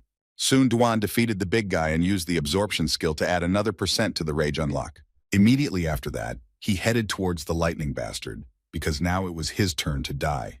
The zombie became incredibly angry and began to launch his lightning bolts straight at the youth. But Dwayne easily dodged each of his worthless attempts. Duan used absorption on the bastard again and unlocked a new lightning skill. People could not believe that they were really saved and were able to survive. But at that very moment, one of the scientists asked his teacher to look at something that had attracted the young man's attention. The scientist looked at the crystals, which confirmed the results of his research. He noticed that since yesterday they began to appear in the dead. Duan was surprised that the old man returned to work immediately after being on the brink of death. At that very moment, he was distracted from his thoughts by the same old man, who introduced himself to the young man as Zhang Tianxing. He was a scientist and thanked him for saving him. The guy immediately remembered this name because before him was the greatest scientist in the whole world. In his past life, he had never met such people in person. The professor and his team were able to obtain energy from the monster's cores, and it was thanks to him that genetic medicines appeared. In the most terrible times, it was this invention that helped ordinary people wake up. Right now in front of him stands the man who gave humanity the opportunity to fight monsters. Jiang asked the guy if he was okay or if he just didn't want to shake his hand. Duan admitted that he was simply too surprised to meet him in person. The professor was called out by one of his students who asked him to come to him because his help was needed here. And the old man apologized to Duan because more important things had come up, but they would definitely chat some more. Xiao approached the young man along with Dajian, who thanked the young man for saving him. Duan replied that he was always happy to help good people, but the man had gotten it the worst of all. He needed to be taken away from here. He would find them a car. But Xiao had already taken care of that. He sent someone to look for him. At this moment, the old man's cry attracted the attention of everyone present. He couldn't believe it. All dead people should have crystals. But why weren't there any in the modified one's corpse? Was he wrong? The student also confirmed that the big guy also did not have a crystal. The old man decided that there was some omission in his research. He thought that he could easily use these crystals. Duan knew that he was the one who absorbed the cores from those zombies with his skill. But his research must not be stopped under any circumstances. He had to find a way to help Zhang without revealing that he came from the future. The young man decided to approach the old man and ask what he was talking about. Zhang handed the boy a crystal and told him that he needed to understand where these things came from and how they could be used. Duan recognized this thing because it was a genetic core, which attracted the professor's attention. The young man immediately began to panic and said that this is what he calls these things. He has seen them more than once, and when he ate them, he became stronger. The old man couldn't believe it. Does the guy understand how dangerous it is? Because they are made from the insides of zombies? Duan also said that the first time he felt like his heart had stopped, but then he was able to go through the evolution of strength. The professor was surprised because the virus did not turn him into a corpse, which means that 30% of the core's energy can be obtained safely, but the other 70% is infected with the virus. The old man immediately decided that if they could get rid of the virus or suppress it, it would be much safer. And Dwayne only thought that the professor had developed his thought correctly. Everything was going strictly according to his plan.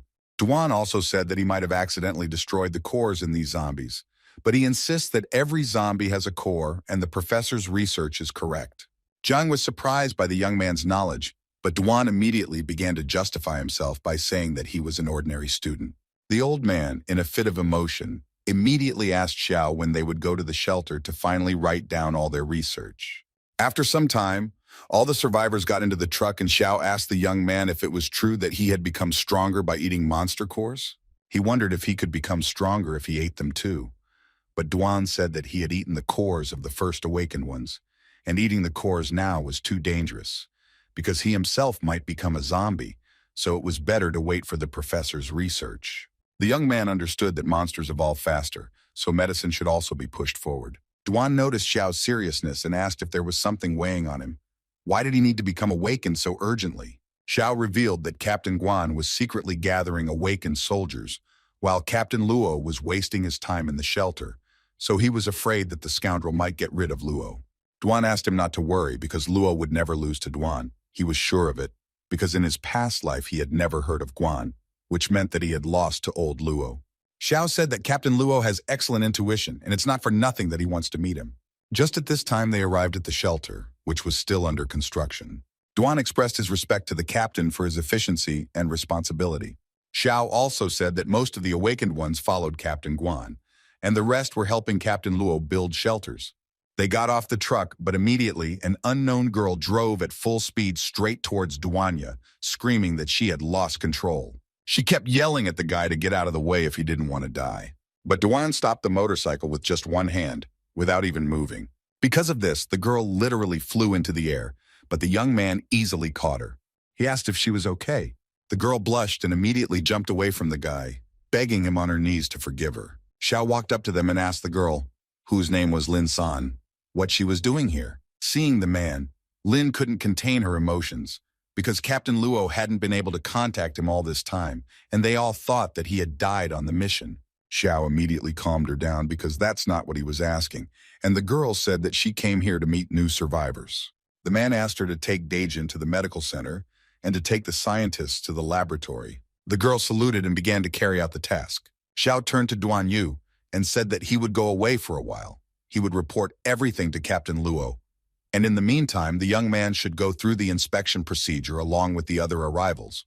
And in the meantime, he would try to arrange a meeting for him with the captain. He also warned Duanya to be careful, because Captain Guan had special influence, and the guy was not on good terms with him. Xiao asked him not to do anything stupid until he met Captain Luo.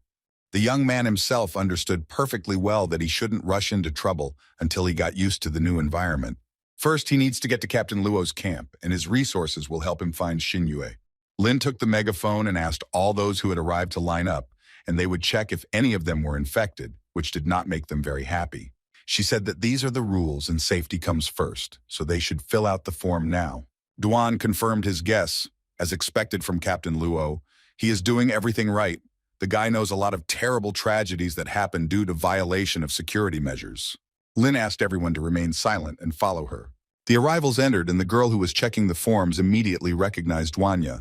It turned out to be Ling Wen, who was incredibly happy to see the young man. Duan remembered her, but didn't even know her name, and she introduced herself to the guy who had recently saved her group from certain death. The young man asked the girl how Miss Xia was doing. Lin Wen admitted that Xia was much stronger than her, so she had a great position here, but she had been having some problems recently. Before she could finish speaking, one of the fat guys in the line yelled at them because they also wanted to go inside. Duan showed Lin Wen his pet, which he planned to keep, but if it had a virus, it would be bad. The girl took Goldie in her arms and immediately remembered him, because it was on this cutie that they got here. Duan said that it was not an ordinary beast, but she should not be afraid because it was obedient. Lin suggested that the young man have dinner together today, Miss Zia would definitely be glad to see him, and Dwan agreed to this proposal. After some time, Dwan gave his blood for testing, and the doctor told him that he could go to the waiting room, and if the test result was negative, they would let him into the shelter. At the same time, in the waiting room, a group of armed men were asking, "Who is Wang Dazuan here?" The nervous man admitted that it was him, but what was the matter? The group immediately took him by the hands and said that the man was infected, so they would now quarantine him. The man immediately began to deny it, but the leader of this group ordered the brat to listen to his instructions.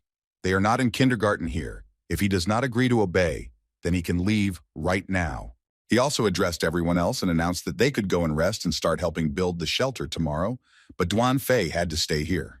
The young man did not understand what was going on and why he had to hang around here. Everyone else left the room, and only then did the man turn to the boy and tell him to follow him, and he would take him to a normal room. After some time, Duan was already sitting in the room and looking at the photo of his dear little sister, wondering where she was now. At the same time, Xinwei was placed in some kind of flask, and two unknown people were discussing the fact that they had not found what they were looking for in the girl, and they thought that everything would be simple.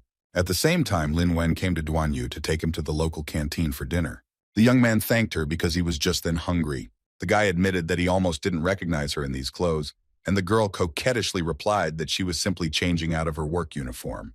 Lin also added that they should hurry up because Miss Zia had to go to the dining room at this time. The young man remembered that the girl had said something about Zia having some problems recently, and Lin had said that when she woke up, Captain Guan's subordinates had tried to lure her over to their side. Miss Xia, of course, refused, but they did not leave her alone, which made the young man incredibly angry. Duan thought that this bastard Guan was brazenly trying to claim all the awakened ones as his own, but this couldn't be left like that. At the same time, a loud warning sounded throughout the shelter that a conflict had occurred in the dining room on the 3rd floor. Lin Wen realized that it was probably the Ganya scoundrels bothering Miss Xia again, because she had heard such a siren twice already. The girl immediately noticed the sudden change in the guy's mood, and Dwayne only asked to take him there faster.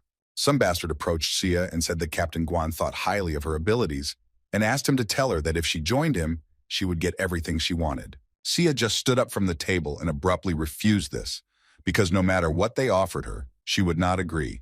She was not glued to Guan's policy. But two idiots blocked her way and once again advised her to think carefully about this proposal. The girl ordered to let her through immediately. The scoundrel asked her to understand them because they did not want to toil their whole lives for this old man, Captain Lo. But she was an extremely capable lady, so they decided to remind her once again of the right side. Xia got really angry and ordered the scoundrel to shut his filthy mouth. At that very moment, the idiot finally understood why Guan needed the girl so much, because her telekinesis was simply incredible. The entire floor was shaking. But she is not the only one with power, and a moment later, one of them used the metal transformation skill, and the second the element of fire. A moment later, the bastard attacked the girl with fire and shouted that today she would go with them, no matter what it took. The girl was very surprised that these two were also awakened. The flames almost reached Xia, but at that moment Duan appeared and easily repelled the spell. Xia was incredibly surprised to see the young man, and Duan only apologized that they had to meet like this. The leader of this gang asked where this boy came from and ordered his charges to quickly teach him a lesson. The bastard was only glad, because he never liked this impudent boy, and he asked his partner to detain him, and he would give him a good beating. The next moment, the duo rushed straight at the young man. Duan Yu was just curious. Could he use his absorption skill on people? But he immediately pulled himself together because if he started killing, they could kick him out, and he simply needed to stay here. The young man understood that even a third of his strength would be enough against the metal transformation, and a moment later he punched the bastard right in the face. The big guy couldn't believe that someone could penetrate his armor. The second one simply froze in fear, unable to even take a step. Duan approached him and asked why these scum chose Guan's side. The bastard only asked for mercy, but the guy dealt with him with one blow to the solar plexus. Xia couldn't believe that the young man was able to defeat two awakened ones with just 2 strikes so easily. The young man went to the leader, who ordered him not to approach him because he was Captain Guan's direct subordinate. The old man decided to give him a little advice not to meddle in other people's business. Otherwise, he would report him to the captain. The young man could no longer listen to this nonsense and began to strangle him. Xia asked the guy to let him go because if he died, they would have problems. Duan calmed down a little and let the scoundrel go. At that very moment, a group of guards went up to the dining room and ordered everyone to get out of the way. The officer ordered the military to immediately surround the rioters. The military couldn't believe that the guy dared to raise his hand against a law enforcement officer. He should be arrested immediately. But Duan didn't think so and only asked if they had too little guts. The officer couldn't believe that the kid dared to threaten them because they were the law here, and if he didn't follow the authorities' orders, they would throw him out of the shelter. Duan only asked, did he also obey Captain Guan? Sia took the guy's hand and asked him to calm down, otherwise they would set Captain Luo up. The young man decided to obey, and the fat man, who turned out to be the leader of Qian, ordered that they be captured quickly. The soldiers handcuffed them, and the leader Qian ordered them to be separated, the boy to be left with him, and Xia to be sent to the emergency room. Duan managed to tell the girl that he had a request. He asked her to find out about a girl named Xinyue. Xia realized that this was his sister, but why did he come without her? And the young man said that he lost her because of Guan, and he does not know where she is now. But Xinyue has an unusual ability, and Guan could make her work for him. The girl understood the whole situation and promised that she would look for her. By this time, a crowd of people had come to watch this spectacle and were discussing the fact that Duan was able to defeat 2 awakened ones, which left them dumbfounded. They also discussed that the guy didn't look like a villain at all, but now he was finished, because Platoon Commander Qian wouldn't forgive such things. Lin held Goldie in her arms and couldn't believe that this was all really happening. Duan asked her not to worry, because they would return soon, and Goldie asked her to listen to Lin and not run away anywhere. The soldiers approached a door and Qian ordered them to leave the guy there and take the girl to the reception area. The door opened and Duan saw only long steps leading into the darkness, and he thought that if Xinyue had come to this shelter after waking up, then she had either become Guan's subordinate or had been arrested for disobedience. This is exactly what he's going to test now. The young man went down to the very bottom and saw only a bunch of pumped-up thugs who were clearly not in a very friendly mood. Duan immediately noticed that the room was soaked in blood. Apparently, this is where they execute those who are objectionable to the regime. The bastards immediately started walking towards the boy, and the leader Qian ordered them to make the kid understand why he couldn't go against him. Even if he dies here, no one will remember him. Duan realized that Xinyue was definitely not here, and there was no more time to waste, and the next moment he easily tore the handcuffs apart. The scoundrels immediately rushed in a crowd to attack the young man. But Duan easily caught their fists and even dodged their legs. The very next moment, he got rid of all the scoundrels with just one blow. Qian couldn't believe that this kid was beating 6 big guys, because they were all excellent boxers, the best of the best. The bastard ordered the guy not to come near him, and the next moment he took out an incomprehensible flask. He said that it was a zombie virus that he got from the lab, and if something happened to him, his subordinates would definitely poison his girlfriend Lin Wen with this thing. Duan ordered the bastard to repeat what he had just said. At that moment, Xiao entered and ordered everyone to calm down immediately. Bastard Qian didn't understand what Captain Xiao was doing here. Xiao replied that he had been informed that he was taking the law into his own hands, which was unacceptable. Qian pointed at the beaten thugs and shouted, "Who else is taking justice here? Because this kid wounded 6 officers here and 2 more upstairs." Xiao just grabbed the bastard's hand and asked him to explain what he was doing with the test tube of forbidden serum he stole from the lab in his hand. Did he even know what it could lead to? The bastard immediately began to make excuses, saying that he just wanted to scare the guy. But Xiao didn't listen to him and ordered the officers to take him away and report everything to the captain. Now no one would save his skin.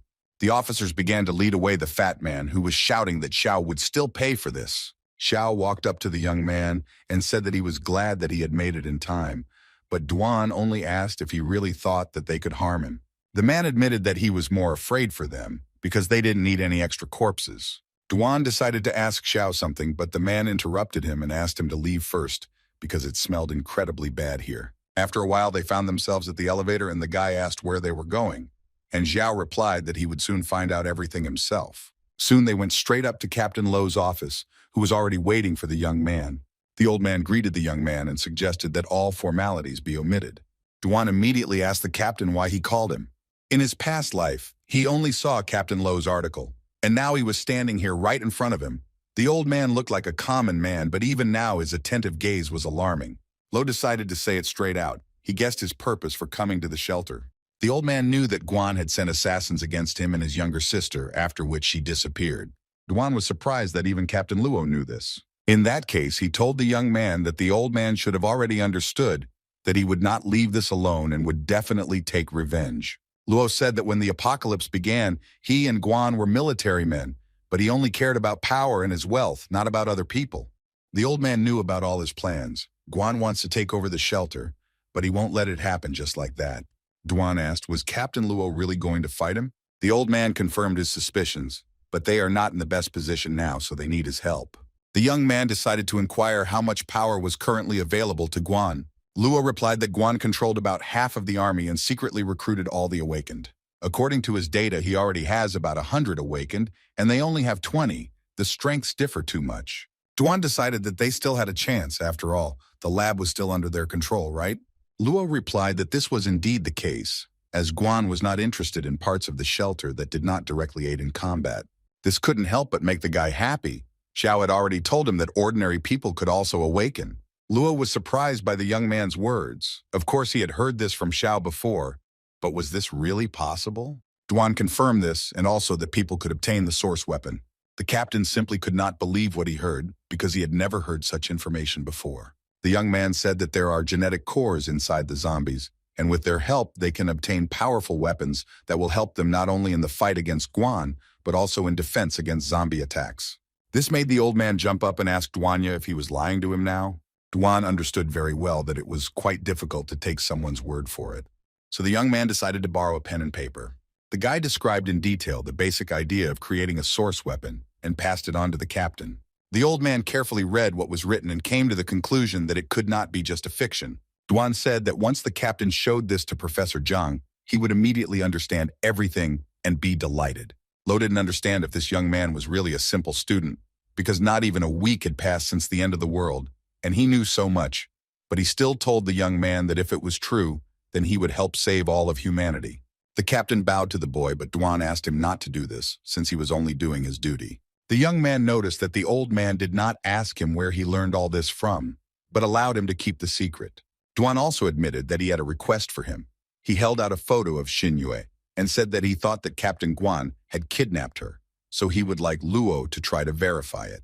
The captain admitted that he thinks that things are not so simple with his sister. He handed the guy a tablet and said it was a recording from a surveillance camera during the time his sister went missing. At first, he also suspected Captain Guan, but after a while he realized that it was not his doing. Most likely, Xinyue was kidnapped by some unknown organization. Duan was simply shocked by what he heard. He couldn't believe it, because during the first wave there was only this shelter. At that time he did not feel the presence of another. Could it be that it really was that woman? But why would she take her little sister? The captain noticed the guy's strange reaction and asked if everything was okay with him. He asked him not to worry because he swears that he will help him find his sister until the end of his life. Duan, of course, thanked the old man, but the thought of why Xinyue was kidnapped did not leave his head. Luo admitted that he had a plan to defeat Guan even without the genetic weapon, and the next moment he took out some kind of box. There was a black cube inside it, but the young man did not understand what it was. But as soon as the old man snapped his fingers, the cube turned into some kind of black matter, and the young man immediately recognized it. Within moments, this matter synchronized with the captain's hand. In the history of mankind, countless myths and legends have been left in this world. These myths and legends, these gods, they created the world, created people, created heaven and earth, overthrowing power. But the evidence left behind, such as relics, is proof of the existence of a higher power. These relics possess a mysterious power, the wisdom of the race contained in an essence that far surpasses ordinary weapons. After people continued to explore, they came to know about a hidden place, and this place is called Ancient Ruins. The captain also said that the small cube he had with him was a relic of an ancient civilization, the armor of the heavenly god. The young man was simply shocked and asked the old man if he knew where these ancient ruins were. Lo replied that he had been a commander for the past 40 years, and his motive was to protect this secret. The next moment, the young man was dumbfounded, because the old man admitted that these ruins were located under this shelter. But Duan pulled himself together in time and asked if the captain had any more relics. Lo admitted that unfortunately he only has one, but with their current technology, it is difficult to mine without destroying the ancient ruins. They can only access the first floor, and soon they will be able to unravel the second floor. Duan thought about how in his past life, Captain Luo had to solve the second floor of the ancient ruins in order to defeat Guan. His thoughts were interrupted by Lo, who said that he hoped that the boy could help increase the rate of mining the ruins, speed up the opening of the second floor, and as a reward he could choose any relic there was. The guy replied that it was an honor for him, because in any case he needed his support in searching for his sister. The old man also decided to discuss ideas and directions for building the shelter, and he wants Duan to help him with this. After some time, Duan finally came out of the office, where Xiao was already waiting for him, and the young man asked him for forgiveness for having to wait for him for so long. Xiao wasn't offended at all, because he understood perfectly well that it wasn't just like that, and he also wanted to take Duanya back to the room. But the young man only asked him not to worry. He could go back himself, but he should rest a little. At the same time, Captain Luo was about to contact Professor Jiang directly. He told the professor that he had something for him and asked when he would be free. Jiang said that he was busy, because Duan had inspired him so much that he had no time to waste. But the old man managed to say that he had also received something from him, and the young man said that the professor would be happy when he saw it.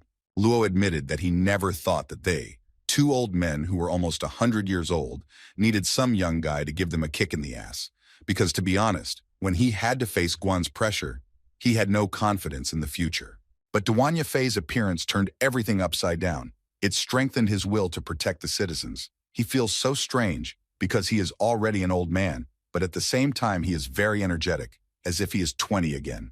Jiang replied to the captain that this was called the hope that Duan had given them. At the same time, Duane went outside, and Goldie immediately ran up to him and jumped into his arms. Lin Wan and Miss Xia also came over and asked the guy if he was okay. The young man asked them not to worry and asked Xia how she was feeling. The girl admitted that after she was captured, Commander Lo immediately sent people after her, and she also went into the archives and checked that his sister was not on the list of awakened ones. Duan decided not to continue this topic since his stomach was simply buzzing from hunger and suggested that they talk about it later. At the same time, Guan was simply furious that Duan had come to the shelter. He guessed that this old man Luo was somehow connected with this bastard. Was he really going to go against him? Guan ordered to convey his order that it was necessary to continue recruiting awakened ones and to strengthen the training of their unit with awakened ones. The bastard was literally bursting with anger. He didn't care what Lo had hidden, but he shouldn't think that he could win. This time it was his turn to wield the power. At the same time, one of the officers came to replace the second at the post. He asked if anything had happened during this time, and the man asked him not to be nervous, because it was very safe under Lo's command. But it's still best to be careful, because if zombies get inside, the consequences will be serious. He looked through the binoculars and literally froze in fear. He saw an incredible number of zombies, and the next moment an alarm began that the shelter was moving to the first level of danger. Everyone who was unable to fight should take cover. People immediately began to panic, but they tried to calm them down and asked them to go to their rooms.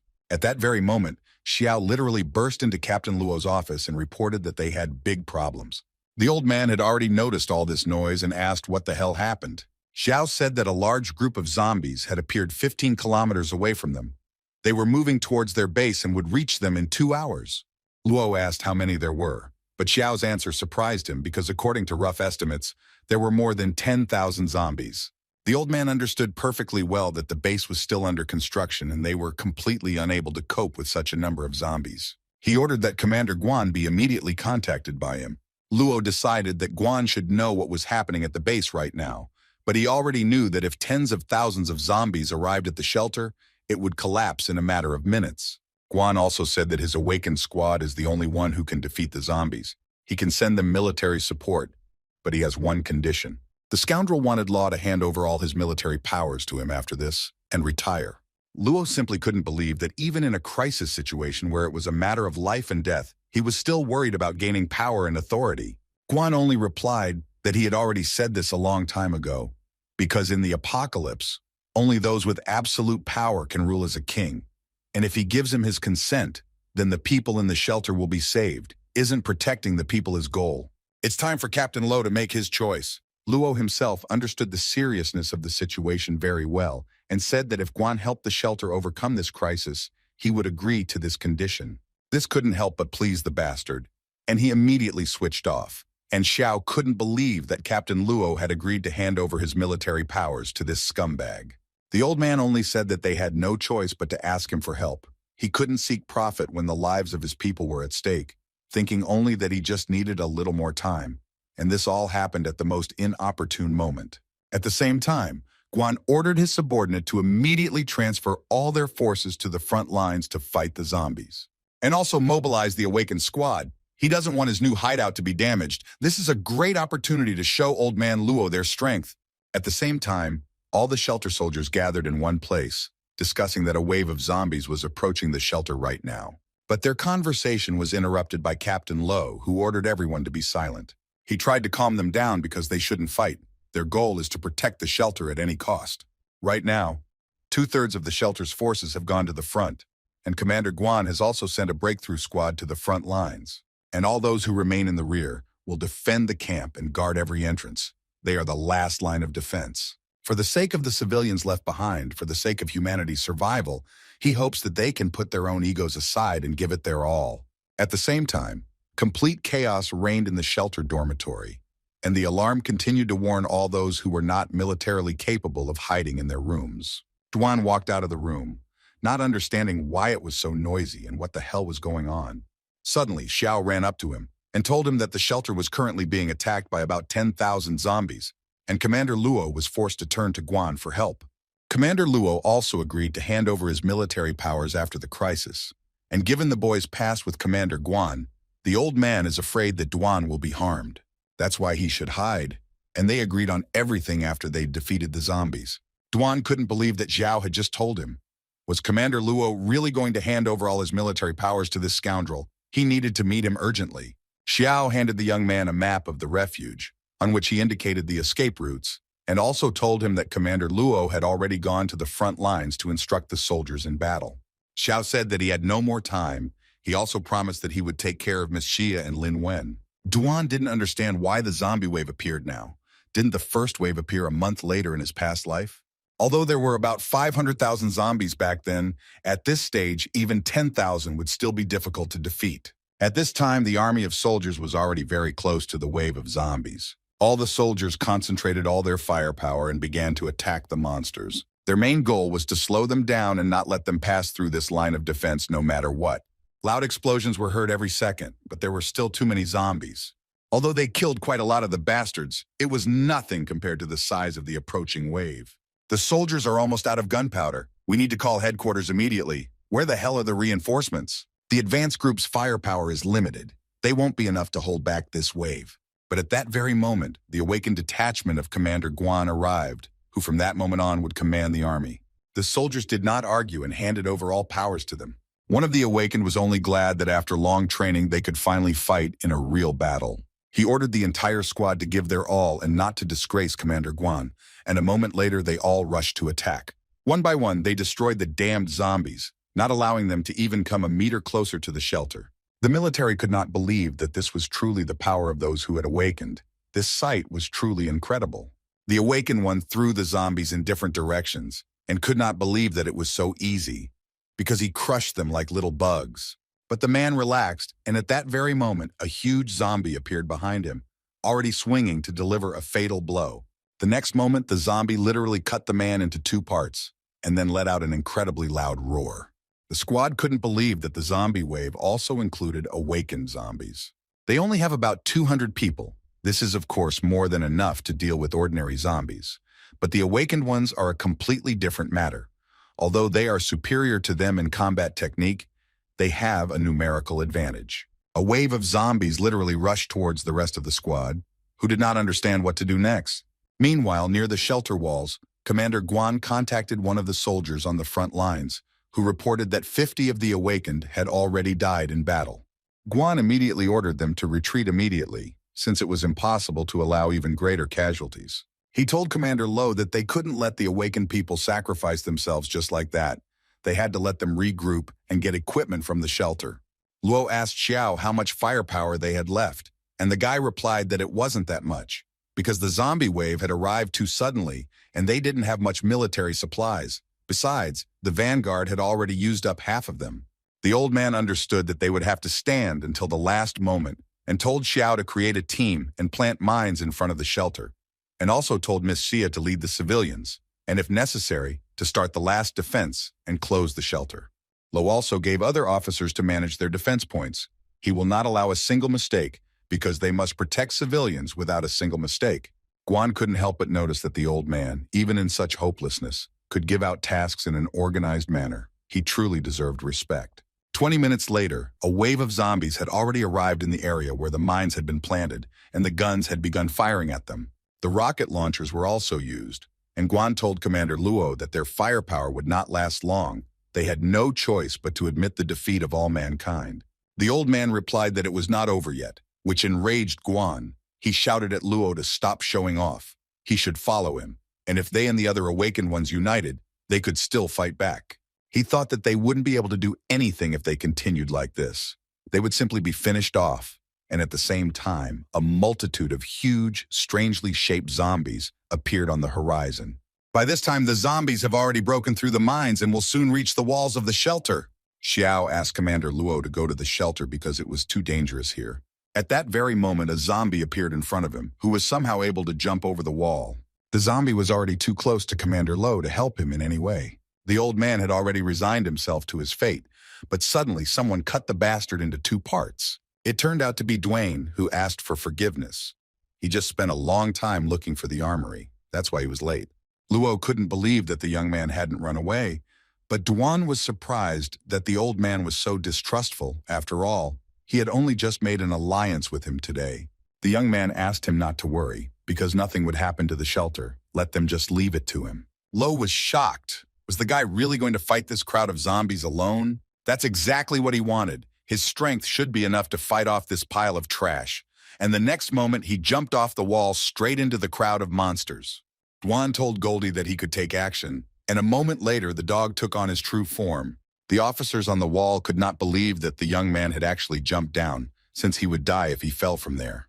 But the next moment, a huge pillar of flame appeared, and behind it, Dwayne himself, who was standing on Goldie. Old man Luo just looked at the young man, and an impossible thought flashed through his mind that this guy really had the power to defeat the wave of zombies. The young man ordered Goldie to attack the bastard, and a moment later, hundreds of zombies were already defeated. Dwan jumped down, right into the heart of the wave, and continued to cut down the monsters one after another. The young man dodged every attack at incredible speed and continued to kill hundreds of zombies in a matter of seconds. Dwan jumped into the air and admitted that from a close distance, the wave of zombies looked monstrous. He never thought that in this life he would dare to face them alone. But for Jinyue's sake, he needs the shelter's help, so he must protect it. At that moment, a zombie snake appeared in front of the guy, and the young man noticed that there were quite a lot of awakened monsters in this wave. It was not surprising that Guan's squad could not defeat them, because in terms of numbers, they did not have a chance. The snake attacked the guy with fire, but he easily dodged it and thought only that if the awakened zombies got to the shelter, the consequences would be irreparable. He had to stop them right here. Dwan attacked the snake's head with his blade, but the blade didn't even leave a scratch on the monster. The young man realized that these scaly creatures had incredibly high defense. It seems that normal weapons won't be able to do any harm to them, so he must use his supernatural abilities. In the next moment, Dwan rushed straight at the monster and easily ripped open the bastard's belly. At the same time, the system awarded him 786 points for killing normal zombies and 10 points for killing an awakened one, and also awarded him 1% of the beast cycling ability. Dwan was even surprised that he had only killed about 700 zombies. He still had a lot of work to do. The guy continued to exterminate zombies but noticed that activating the absorption skill with bare hands was rather inconvenient. So I decided to check if the skill would work if I activated it on my weapon. As he thought, he was able to activate the absorption using his weapon as a means. However, it seems that normal weapons cannot withstand the full power of absorption, so this sword will not last long, but for now, he has no other choice. At that moment, Goldie unleashed a powerful blast of flame that incinerated hundreds of monsters. The young man noted that abilities that hit an area are quite effective, but they also have their downsides because using them requires too much energy. The military watched all this and couldn't believe that this kid was single-handedly stopping a wave of zombies. Was he even human? Captain Luo noticed that thanks to Dwan, everyone had stopped being afraid of disaster and had hope. The old man turned to Xiao and asked him to gather all the awakened people in the shelter right now. He said they couldn't just sit back and watch as a young man who had just arrived at the shelter immediately rushed into battle. Guan couldn't believe that this was the true strength of this young man. He was sure that the guy would definitely not forgive him. At the same time, zombies surrounded Goldie and literally began to climb on him. The dog immediately became covered in fire and was able to fight off these annoying bugs. Dwan noticed that even his pet had to take this form. It seemed like they were pushing him to his limits. The next moment, Goldie launched an incredibly powerful column of flame that struck a huge area. The military could not believe what they were seeing because even rocket artillery was not capable of this. They were glad that this monster was fighting on their side. Otherwise, things would have been very bad. But after this attack, Dwayne noticed that Goldie had already used up all his energy and had assumed his true form. When the smoke cleared, the young man noticed a huge number of genetic nuclei of the zombies that Goldie had killed. Goldie immediately absorbed them all without a trace and sealed himself in a cocoon. Dwan realized that the special energy in Goldie's body had reached its peak and he had begun to evolve. But on the other hand, the energy released during evolution attracted all the zombies nearby. And since the evolution itself takes time, it leaves Goldie vulnerable to attack. Dwan couldn't just watch this and immediately rushed to his pet to protect him. The guy understood perfectly well that his strength was irreplaceable because he was evolving from F-class to E-class, which would significantly increase his strength. He also knew that this was just a small wave, and in the future, the waves would reach tens of hundreds of thousands of zombies, and perhaps even 1 million zombies. So not only does he need to become stronger, but so do his partners, and Goldie will be incredibly useful to him in the future. The boy reached the cocoon with some difficulty. Although absorbing abilities can help him restore his strength and endurance, his mental strength is depleted. He also understood that Goldie was going to take on more of the burden from the start, but his evolution was an unforeseen event. He's already killed most of the regular zombies, only the awakened ones remain, but if he continues to fight, his mental state may collapse. It was a situation that was quite familiar to him, because in his past life he put all his strength into the final battle and died in the process. But this time it would be different. He had too much that he wanted to protect. After all, his dear little sister Tsinue is still waiting for him. He can't give up now. At that very moment, the zombies began to attack him, not even giving him time to think. Dwan was able to deal with one of them. But one of the bastards caught him off guard and was close to finishing him off. But suddenly something flew into his hand and it stopped. The guy turned around and saw dozens of awakened ones, led by Shia, who came to his aid. Dwan didn't understand what they were doing here in such a dangerous situation. And the girl only replied that they couldn't leave him to fight alone. They also collected some weapons for him. It expresses the respect and gratitude that absolutely everyone in the shelter feels for him. Sia used telekinesis and surrounded the young man with swords, making it easier for him to take them at any opportune moment. Dwan thanked her and suggested that they finish this damn battle together. Commander Lo noticed that the tide of the battle was changing in their favor, which could not but please him. He turned to Commander Guan to look at their progress. But when he turned around, he was nowhere to be found. At that moment, a soldier ran up to him and reported that Commander Guan had just left the shelter by helicopter and had also taken powerful weapons from the warehouse with him. Captain Lo couldn't believe it and asked the young man to repeat what he had just said.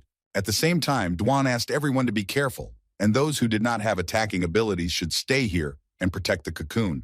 He ordered them to gather all their abilities and carve a path for humanity. Let the battle begin. One of the awakened said that his defensive abilities were the strongest and decided to repel their attacks. The man used the stone formation skill and strengthened his body with stone bark. The next moment, he decapitated dozens of zombies with just one blow. But then a girl appeared in front of him, breaking through the zombies at incredible speed and asking him to stop attacking her. The young lady had the ability to explode. Everything she touched became explosive. But even she didn't think she would be so fast with the support of the feather fall. And at the same time, one of the awakened ones endowed the rest of the warriors with his ability, which made the target easier for a short period of time and lasted only 5 minutes.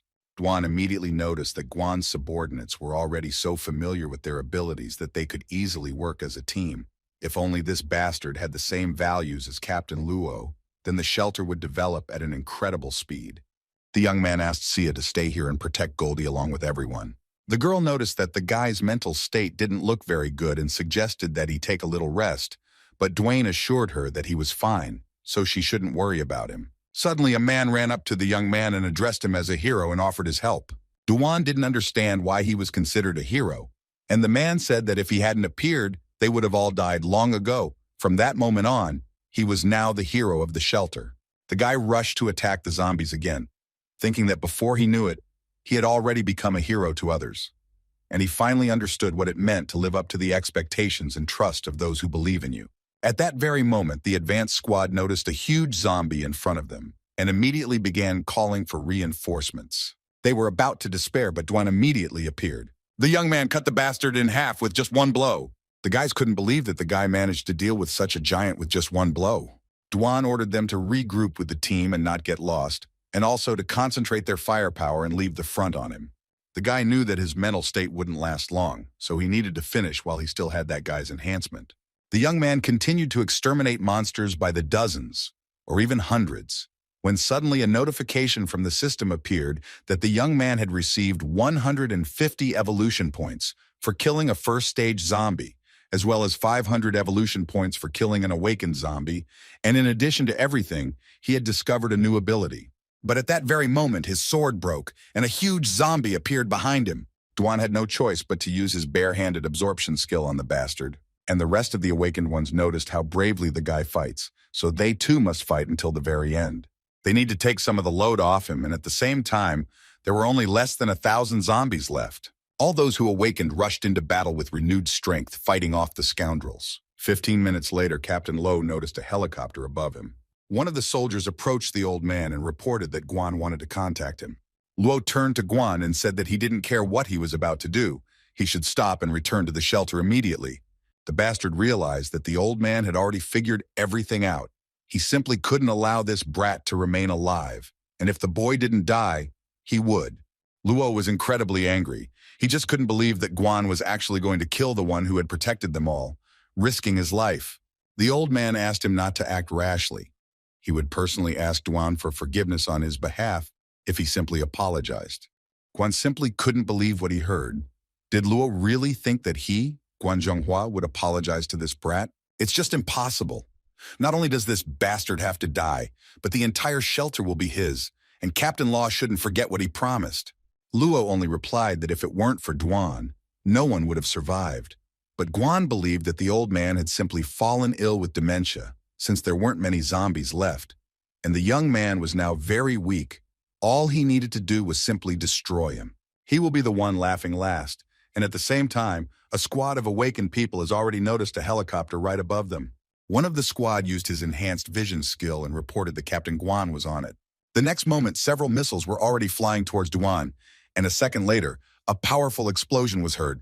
Just a moment before, Duan noticed these missiles and didn't understand what they were doing here, but it was already too late to dodge them. Sia tried to stop these missiles, but with her current strength, she can't control things that move at such a crazy speed. No one could believe that Commander Guan actually killed the young man.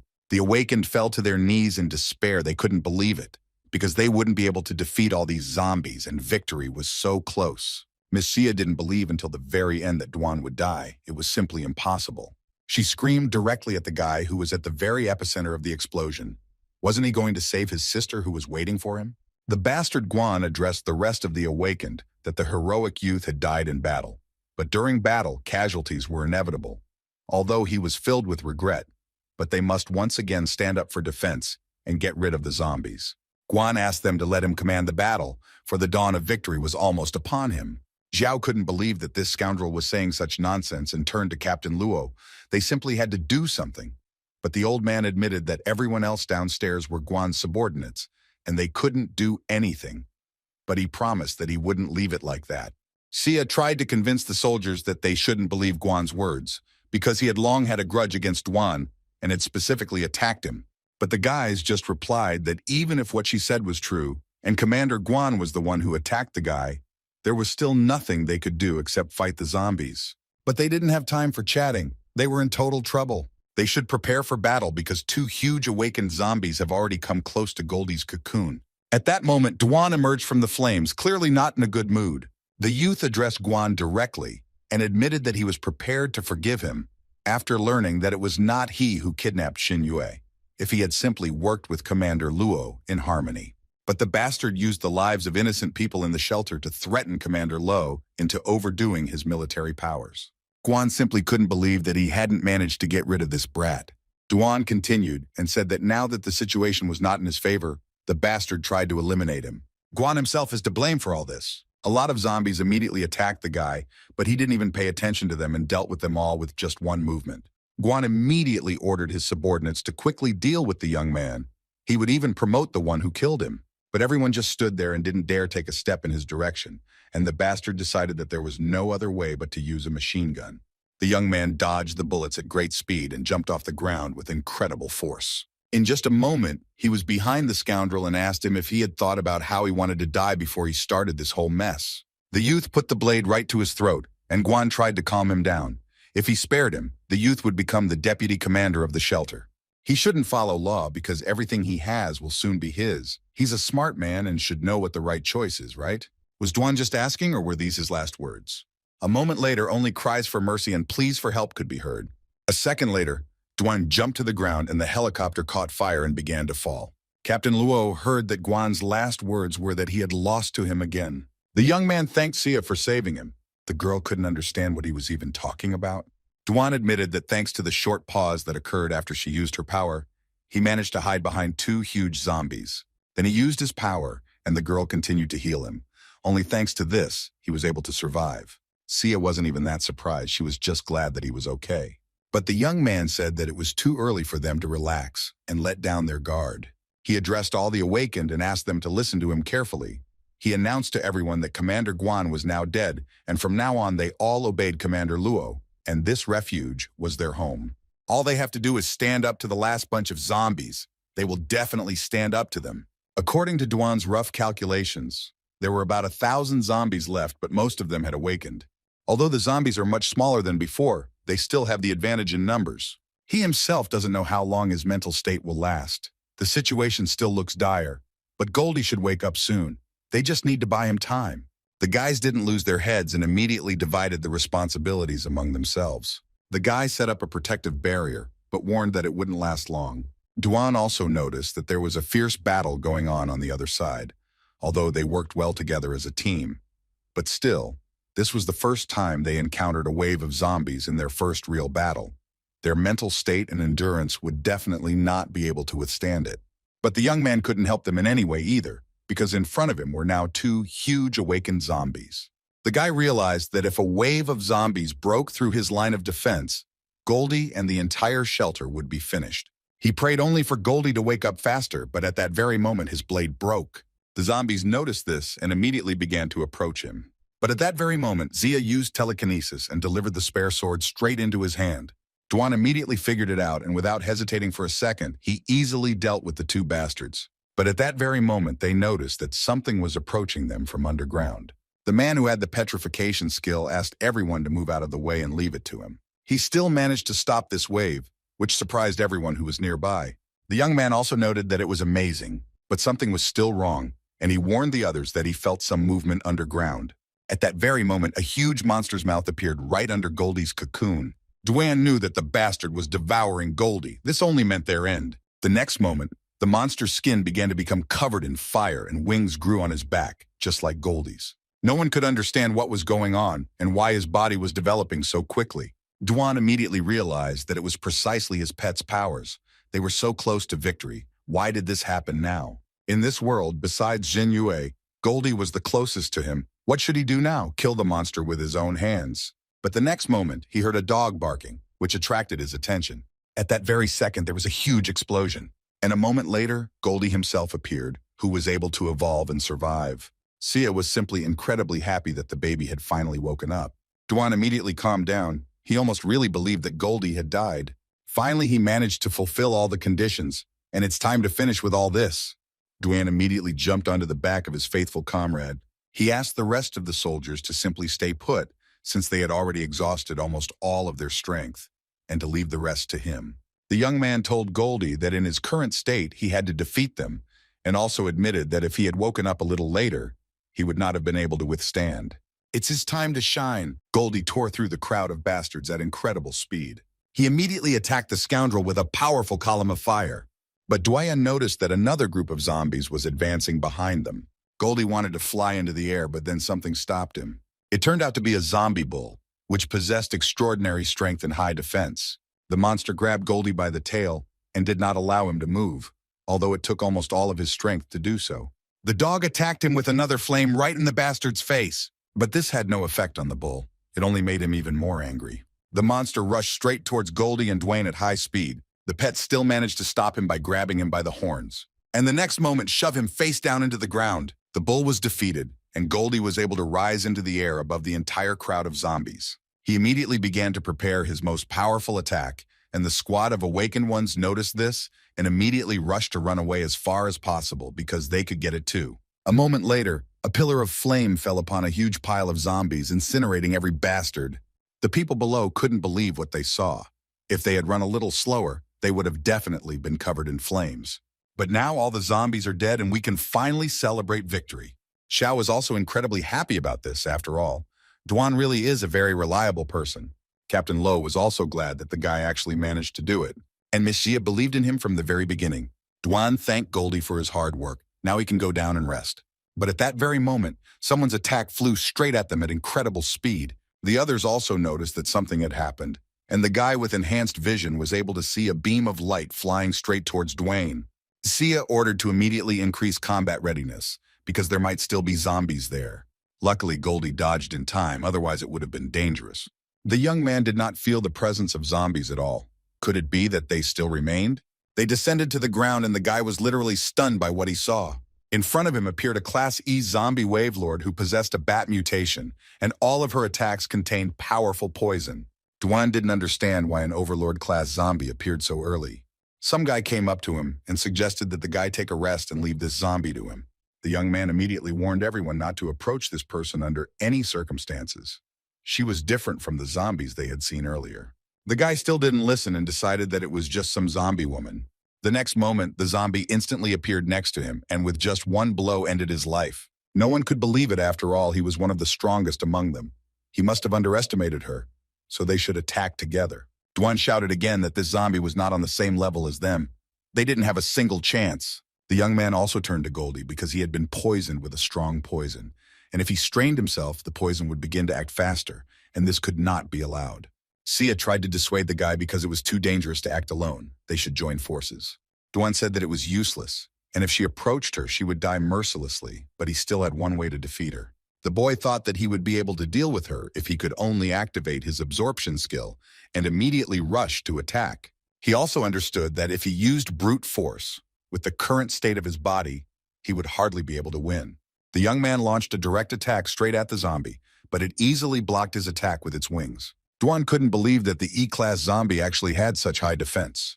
The next moment, the zombie attacked the guy again, but he still managed to block the blow at the last moment. He noted that she also had incredibly high speed and strength, despite not yet fighting at full power. The next moment, his eyes started to close and everything around him was melting. Had he really reached his limit? But a moment later, he came to his senses again, and the zombie was already squeezing his neck with incredible force. This was exactly what he needed. Dwayne immediately touched her hand and used the absorption skill. The zombie immediately noticed this and threw the young man aside. At the same time, a notification from the system appeared that the activation of ability absorption failed. The target is too strong, so 1 minute is required to complete the process.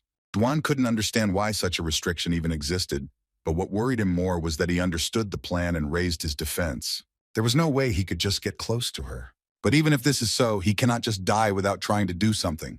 He will continue to look for a way to get closer to her. He needs to restrict her mobility to gain time for absorption. As he thought, this individual was deliberately avoiding his attacks. But at that very moment, the zombie attacked the young man with its claws, and Duan had no choice but to dodge.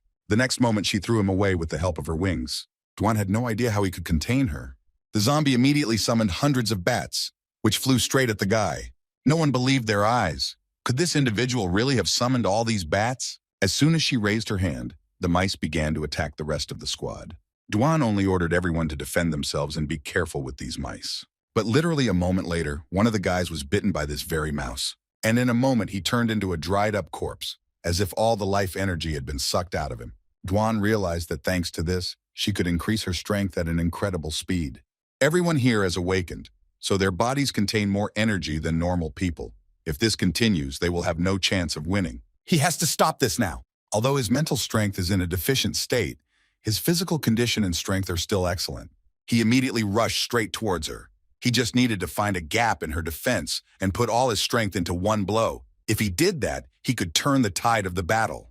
Duan activated his absorption skill and dealt a powerful blow straight at her. At that very moment, most of the bats fell to the ground. No one could understand why the mice no longer moved, and Duan's blade stopped right at the throat of the zombie, who reacted to his attack too quickly. He realized that she had used the mice as a shield in just an instant. A moment later, she attacked the guy again, but he managed to block her this time too. At that very moment, the young man disappeared right before her eyes. But with the help of her excellent hearing, she was still able to react to the sudden attack from behind. She managed to break his blade with just one blow of her wings. Dwan continued to attack her with bare blows, wondering why he even bothered to die and thought he had to live no matter what. If he can't even defeat this zombie, then why is he even talking about Jinyue? He couldn't understand why he was still so useless even though he had the evolution tree. Hasn't he already gotten rid of that worst version of himself he was in his past life? He just needs to remember that determination when a person is ready to give up even his own life. At that very moment, he managed to grab the zombie's hand, which she didn't expect at all. Dwan immediately knocked her over and thrust her straight into the ground with incredible force. The guy's eyes literally began to shine, and it was as if the roots of the tree of evolution were spreading across his face. The zombie tried to attack him with her wings again, but this time the young man caught them with ease. He stepped on her head with his foot, and a moment later literally tore her wings out alive. And the system kept sending him messages that the guy should evolve and never stop. Just a moment later, Dwan began to open his eyes, not understanding what was happening. Wasn't he fighting a zombie? The young man found himself in some strange place, but where did all the zombies go, and where is he anyway? The guy turned around and saw a huge tree in front of him. Suddenly, some kind of spirit appeared in front of him, and Dwan immediately guessed that in front of him were the personifications of the tree of evolution. The tree told him that his mind had decayed, but he must still continue to evolve. Dwan didn't understand what this meant at all and asked the tree to answer why he was here at all. The spirit only replied that there was danger, and the next moment he summoned roots that fettered the movements of the young man. At the same time, the zombie became incredibly angry that some person could hurt her and immediately rushed to attack. But Dwan, who was under the power of the tree, easily dodged it and hit her with incredible force. Before the zombie had time to get to her feet, the young man was again next to her and dealt another powerful blow. But this time she managed to defend herself and a moment later pierced the guy with her dark rays. Sia just watched all this but didn't understand what she could do at all. Suddenly she noticed one of the swords she had brought earlier and used telekinesis to pull it straight into Dwan's hand. The guy immediately cut the beams and pulled the fragments out of his body with his bare hands. Dwan didn't hesitate for a second and immediately attacked the zombie, who was absolutely sure that he would suffer greatly from this attack. She thought that this was the guy's last attempt before his inevitable death. But suddenly she noticed that his wounds began to heal, which could not surprise her. And a notification from the system explained that the green energy accumulated by the guy when absorbing abilities was used to heal him. Dwan continued to strike blow after blow at incredible speed, and the zombie only thought that for some reason she had stopped feeling human energy from the young man. At that moment, an incredible amount of pressure emanated from him, and she realized that she was unable to cope with it. She needed to get away from him, get away from this place. She was about to use her skill to quickly escape from here, but Dwan flew straight into her at a furious speed. The young man trampled it right into the wall, causing cracks to appear. The zombie tried to strike again, but the guy easily parried it. As soon as Dwan extended his hand towards Sia, the girl immediately understood what he wanted and used her strength to pull the sword towards him. Even the rest of the squad noticed their teamwork, but in reality, even Shia didn't understand what it was. At that moment, she seemed to sense an unknown force that prompted her to do it. The girl noticed that Goldie was also starting to worry. He also feels that Dwayne is now like a completely different person, but what happened to him? At the same time, Dwayne thrust his sword into the zombie's other hand, thereby immobilizing it. She let out an incredibly loud scream, but the young man immediately covered her mouth. He used his absorption skill, which was supposed to last for exactly 1 minute. Nobody understood what he was doing at all. Everyone was just shocked by what they saw. And a minute later, there was not a single living place left of the zombie. The absorption skill was successfully used, and Dwayne unlocked the ability of vampirism. And for killing the E-class zombie, the guy received 500 evolution points and a mysterious energy sphere. By this time it was already dawn, and all the people were just happy that they had managed to win this fight. Captain Lowe decided that they should all go up to the guy and thank him for saving them. The whole crowd immediately ran towards the young man, but Dwayne did not understand at all what was happening to him. Did they really win? But the next moment, the exhausted young man fell to the ground. Dwan woke up in some strange place, not understanding at all where he was. Suddenly, his younger sister's voice called out to him. The guy turned around and saw Xinyue in front of him. He was surprised that she could actually walk and asked her not to worry. He would definitely save her. Dwan wanted to take a step towards her, but roots immediately appeared, restricting his movements. He shouted to his sister to come to him quickly, and they could get out together. But the girl only asked for forgiveness because she cannot do this. Dwan shouted at her not to leave and to tell her where she was. He would come to her aid right away. But Xinyue only replied that the current him was not strong enough. She began to dissolve into thin air and finally said that the guy should become even stronger, and she would wait for him. Duan immediately woke up in the medical ward. He immediately grabbed his head, trying to remember what happened to his zombie, but his memories seemed to have been erased. But now none of that mattered. He had to find that person and ask about the current situation. He had to figure out the evolution tree. The young man was immediately transported from the purgatory of the tree. Duan immediately noticed that after this wave of zombies, he received three main types of notifications. The first notification was of the kill type. A crowd of zombies allowed him to gain more than 10,000 evolution points. The second notification was about the absorption ability, which takes up quite a few notifications. But most of them were F-rank abilities that weren't useful enough on their own, and many were just fragments that weren't enough to activate. The third notification was about treasure, because killing a rare monster gives a certain chance to get it. It was the first time he had received something like this, and decided to immediately open this sphere, from which he received a fragment of a universal ability that can replenish 20% of any available skill. The young man also knew that there were several waste substances in the absorbed gene core, but they would all be removed, and only pure energy would remain, which was why he could not develop. But it didn't matter, because if he couldn't develop, he could only increase his own stats, so he should spend all his points first. His strength, agility, and detection were all level 5, and to raise them to level 6, 1,000 evolution points were needed, and intelligence required 5,000 points to raise them to level 4. Suddenly, a notification from the system popped up asking if the guy wanted to use the perfect reactive gene process for 10,000 points. But the young man immediately rejected this idea, because he had already activated it once, and the current gene would not be enough until he evolved to rank C. Duan had increased his strength and agility to the 6th level, but he also understood that his mental spirit could not be neglected either, because in a horde of monsters, it was a problem. So the remaining 8,000 points could improve it in strength once each, thus greatly enhancing his combat ability. The guy decided not to use the universal fragment, but to think about it after getting a higher rank, and then exited the evolution tree system. At that moment, Zia approached him and asked the hero why he was not in the ward. Duan asked her not to call him that, and the girl was surprised because from now on, he is the hero of the shelter, and some even call him the god of war. The guy replied that if it had been in the past, he would have liked the title, but when he actually received it, he realized how great the responsibility of a hero is. He can't even protect his little sister, so how is he a hero at all? Xia said that these 3 days, everyone was worried about him, especially Commander Luo, who wanted to come here and see him every time, which was what made her remember the first time they met each other. The young man only asked for forgiveness because she was worried about him again. The girl asked the guy if he was going to leave the shelter. Duan confirmed her guess because he needed to become stronger and find Xinyue.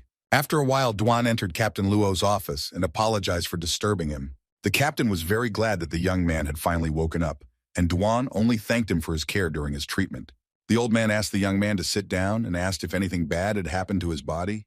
Duan replied that he was fine now, but also admitted that he came here to ask him about what happened today and how the gene medicine research was progressing. Lo replied that when the guy was in a coma, he went to a research lab and the creation of gene medicine was almost finished. At the moment, they are preparing for injections for people. Duan couldn't help but be pleased with this news because now he could leave in peace. The old man could not believe it. Was the young man really going to leave the shelter? The guy confirmed his words. He himself should know why he had to come here. And since what he wanted to do was ready, he needed to go look for his younger sister. Since the creation of genetic medicine is about to be completed, he believes that when the time comes, even if some trouble arises, they will be able to cope with it. The old man only asked about his future plans, and Duan said that he would go to Qinchuan, conduct an investigation there, and find evidence of the disappearance of his younger sister. Perhaps the appearance of the zombie wave was somehow connected to this place. Lo couldn't believe that the guy was going to go to the very center of the city. Had he thought this through? After all, the center has turned into a desert since the apocalypse began. No one has yet dared to go there, since it is dangerous there, and there is not even the slightest idea what or who might be there. Duan himself understood that this was a very dangerous place, but Captain Luo confirmed that the ruins existed, and in his past life, he had also heard rumors that there were ruins in Qinchuan, which meant that they also existed, and he simply had to go there. The old man realized that the young man had firmly decided to go there, but still asked him to wait a little. Lo picked up the phone and contacted the research lab, and after 5 minutes of conversation, he asked Dwayne to follow him. because he wanted to show him someplace. The young man did not understand what this was for, and the old man admitted that after he fought a wave of zombies, Professor Jiang had specially made a weapon for him. The guy thanked the captain for such a gift and said that he would gladly accept it. They headed to the lab, and Lo asked him when he was going to leave. Duan replied that after he received the weapon, he would leave immediately because he had to quickly find Xin Yue. Suddenly, the guy heard some screams. He saw a bunch of people outside the window, and the captain said that they were holding a competition to determine the level. Since the creation of gene medicine will be completed soon, the medicine of the initial period is very important, so they must hold a competition to determine the priority. Lo also said that the awakened are divided into 3 types. The first type is the defense team, which must ensure the safety of the shelter, stay and guard the base. The second type is the hunter team, which consists of many different small squads. They are responsible for clearing out zombies and mutated beasts, as well as collecting cores. The third type is the super warrior team, which is mainly made up of the aces of Guan's team. They fought the zombie wave with him and have high combat qualities, while also being a strong link in the shelter. Duan didn't think that the old man would make such a detailed plan in such a short period of time. Suddenly, the people below noticed the guy in the window and immediately began to rejoice that the god of war was alive and well. Duan just waved at them from the window and asked them not to call him that, since he was an ordinary person. The boy confessed to the old man that he noticed that everyone in the shelter was incredibly energetic, and that he even felt a little embarrassed. Lo replied that he saved everyone, and this is not an exaggeration. Without him, the shelter would have been destroyed, so his departure would be a strong blow to them. The young man didn't even know what to answer. But then the old man slapped him on the back and said that he was joking, if only he could see his face.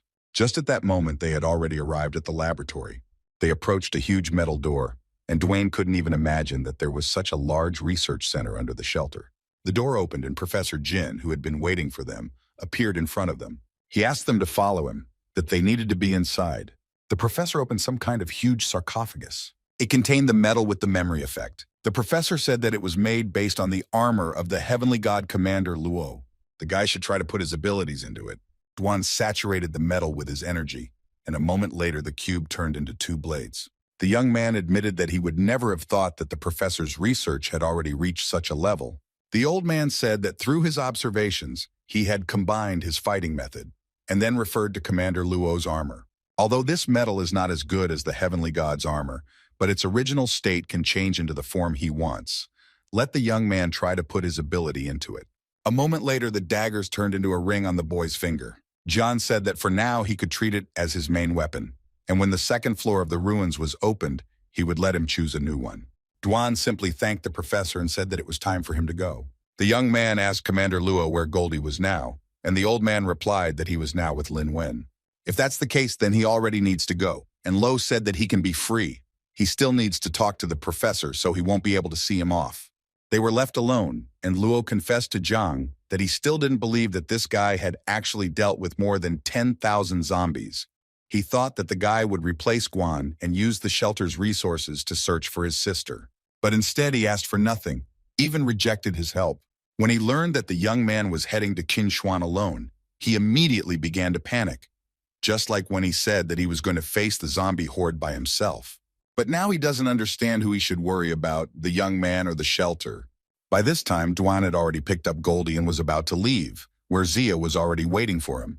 The girl asked him if he was really going to leave just like that. Duan only asked for forgiveness in front of her, since he was not very used to this kind of thing. Zia just fell silent for a second. She asked him to let her go with him, because Qinshuan was too dangerous, and she could be useful to him. The boy just walked past her and thanked her, but he doesn't want her to risk her life. The shelter just survived a zombie outbreak and they all need each other. Before the girl had time to turn around, she saw that Goldie had assumed his true form. She just asked the guy if he would come back again. Duan replied that he was not going anywhere and would definitely return. The young man mounted his faithful companion and they headed straight to Qinshuan. And from that moment on, their adventure officially began. After a week of staying in the city, Duan realized that during this time, as he expected, the number of mutated zombies was much greater compared to his past life. He tried to enter the central area many times this week, but he never succeeded, and when he used detection, he saw C-rank zombies that were in the very center. But every time he approached that place, the evolution tree gave a strong reaction, as if it wanted him to hurry up and head there. Since the tree reacted like this, he must definitely go and check this place. From now on, he was going to start the planned method of infiltrating the center of Qinchuan. They needed to quickly finish everything and get back to rest, which couldn't help but please Goldie. They entered some building, but Goldie immediately felt something and began to growl. Duan noticed the strange reaction of the pet, but still did not feel the presence of a stranger. They have been living at this base for several days, but before that they cleared the entire area of zombies. But the guy understood perfectly well that Goldie's sense of smell was stronger than his. Maybe a zombie really had appeared, who was simply hiding his smell. The young man immediately used his blades, received from the professor, and asked Goldie not to rush. First, they needed to look around. Duan entered the room and was literally speechless. He saw a guy in front of him who was turning to his sister and asking her to eat in peace because this place was very reliable. Suddenly, the guy noticed Duane and asked who he was and what he was doing here. Duan, in turn, did not expect that there could be survivors in such a dangerous zone. The boy immediately asked his sister to hold on to her and admitted that he didn't think they would find them so quickly. He immediately took out a knife and rushed at Duan, shouting that he would not surrender to the bastard Zhong Kong and would not return to that damned place. Duan tries to explain to him that he is not who the guy thought he was. He has no idea who this Zhong Kang is. The guy took a closer look and immediately asked for forgiveness. He really mistook him for another person. Duan asked him to look more carefully next time before waving his arms. If he were an ordinary person, he would have died by now. The boy and his sister bowed to Duan and apologized because not only did he almost kill him, but he also ate his food. Duan replied that everything was fine and they shouldn't worry about it. He introduced himself to them and asked how to address them and why they were here at all. The boy replied that his name was Chen and his little sister was Huan. 15 minutes later, Chen fully recounted everything that had happened to him. He also had a girlfriend, but she was tortured and raped by Zhang Kang and other freaks, and then fed to a monster. Now he only has Huan left and he can't let anything happen to her. Chen blamed himself that all this happened only because he was too weak. He couldn't even take revenge on them. Duan got really angry and said that it wasn't his fault. These creatures had crossed all boundaries. They started using people to feed the monster. Chen also added that this is not all. Zhong Kong often used people to lure zombies and feed them to the monster. Duan understood that under normal circumstances, whether it was a zombie or a beast, if they met a person, they would kill and eat him. But these people were feeding a monster. This was very strange, and something was clearly not right here. Suddenly, the young man had an idea and asked Chen to show him his hand. Duan confirmed his guess and noticed a similar plant seed on his shoulder. This monster needs human nutrition, probably because it is a plant type and cannot move around in search of food. He also realized that they have a certain camouflage or luring method, like how a piranha lures prey to its lair. And if you plant seeds in a human body and mark them as food and then use them to lure zombies, this method will bear fruit. When the apocalypse came, the virus spread throughout the world. Most living beings were infected, and the virus turned animals into ruthless and bloodthirsty monsters, including plants, of course. But compared to humans and animals, plants show only a few specific changes even after infection. A number of rare, more valuable plant-type monsters have a source of life force and a huge gene inside their body. It is rumored that a drop of life force from a plant-type monster, no matter how badly injured a person is, can instantly restore it and also allow the person to evolve. It was because of these unique abilities that, in his past life during the apocalypse, whenever a mutated plant-type monster appeared, it attracted countless people who would fight to the death for it. He never thought that in a place like this he would encounter such a rare plant monster.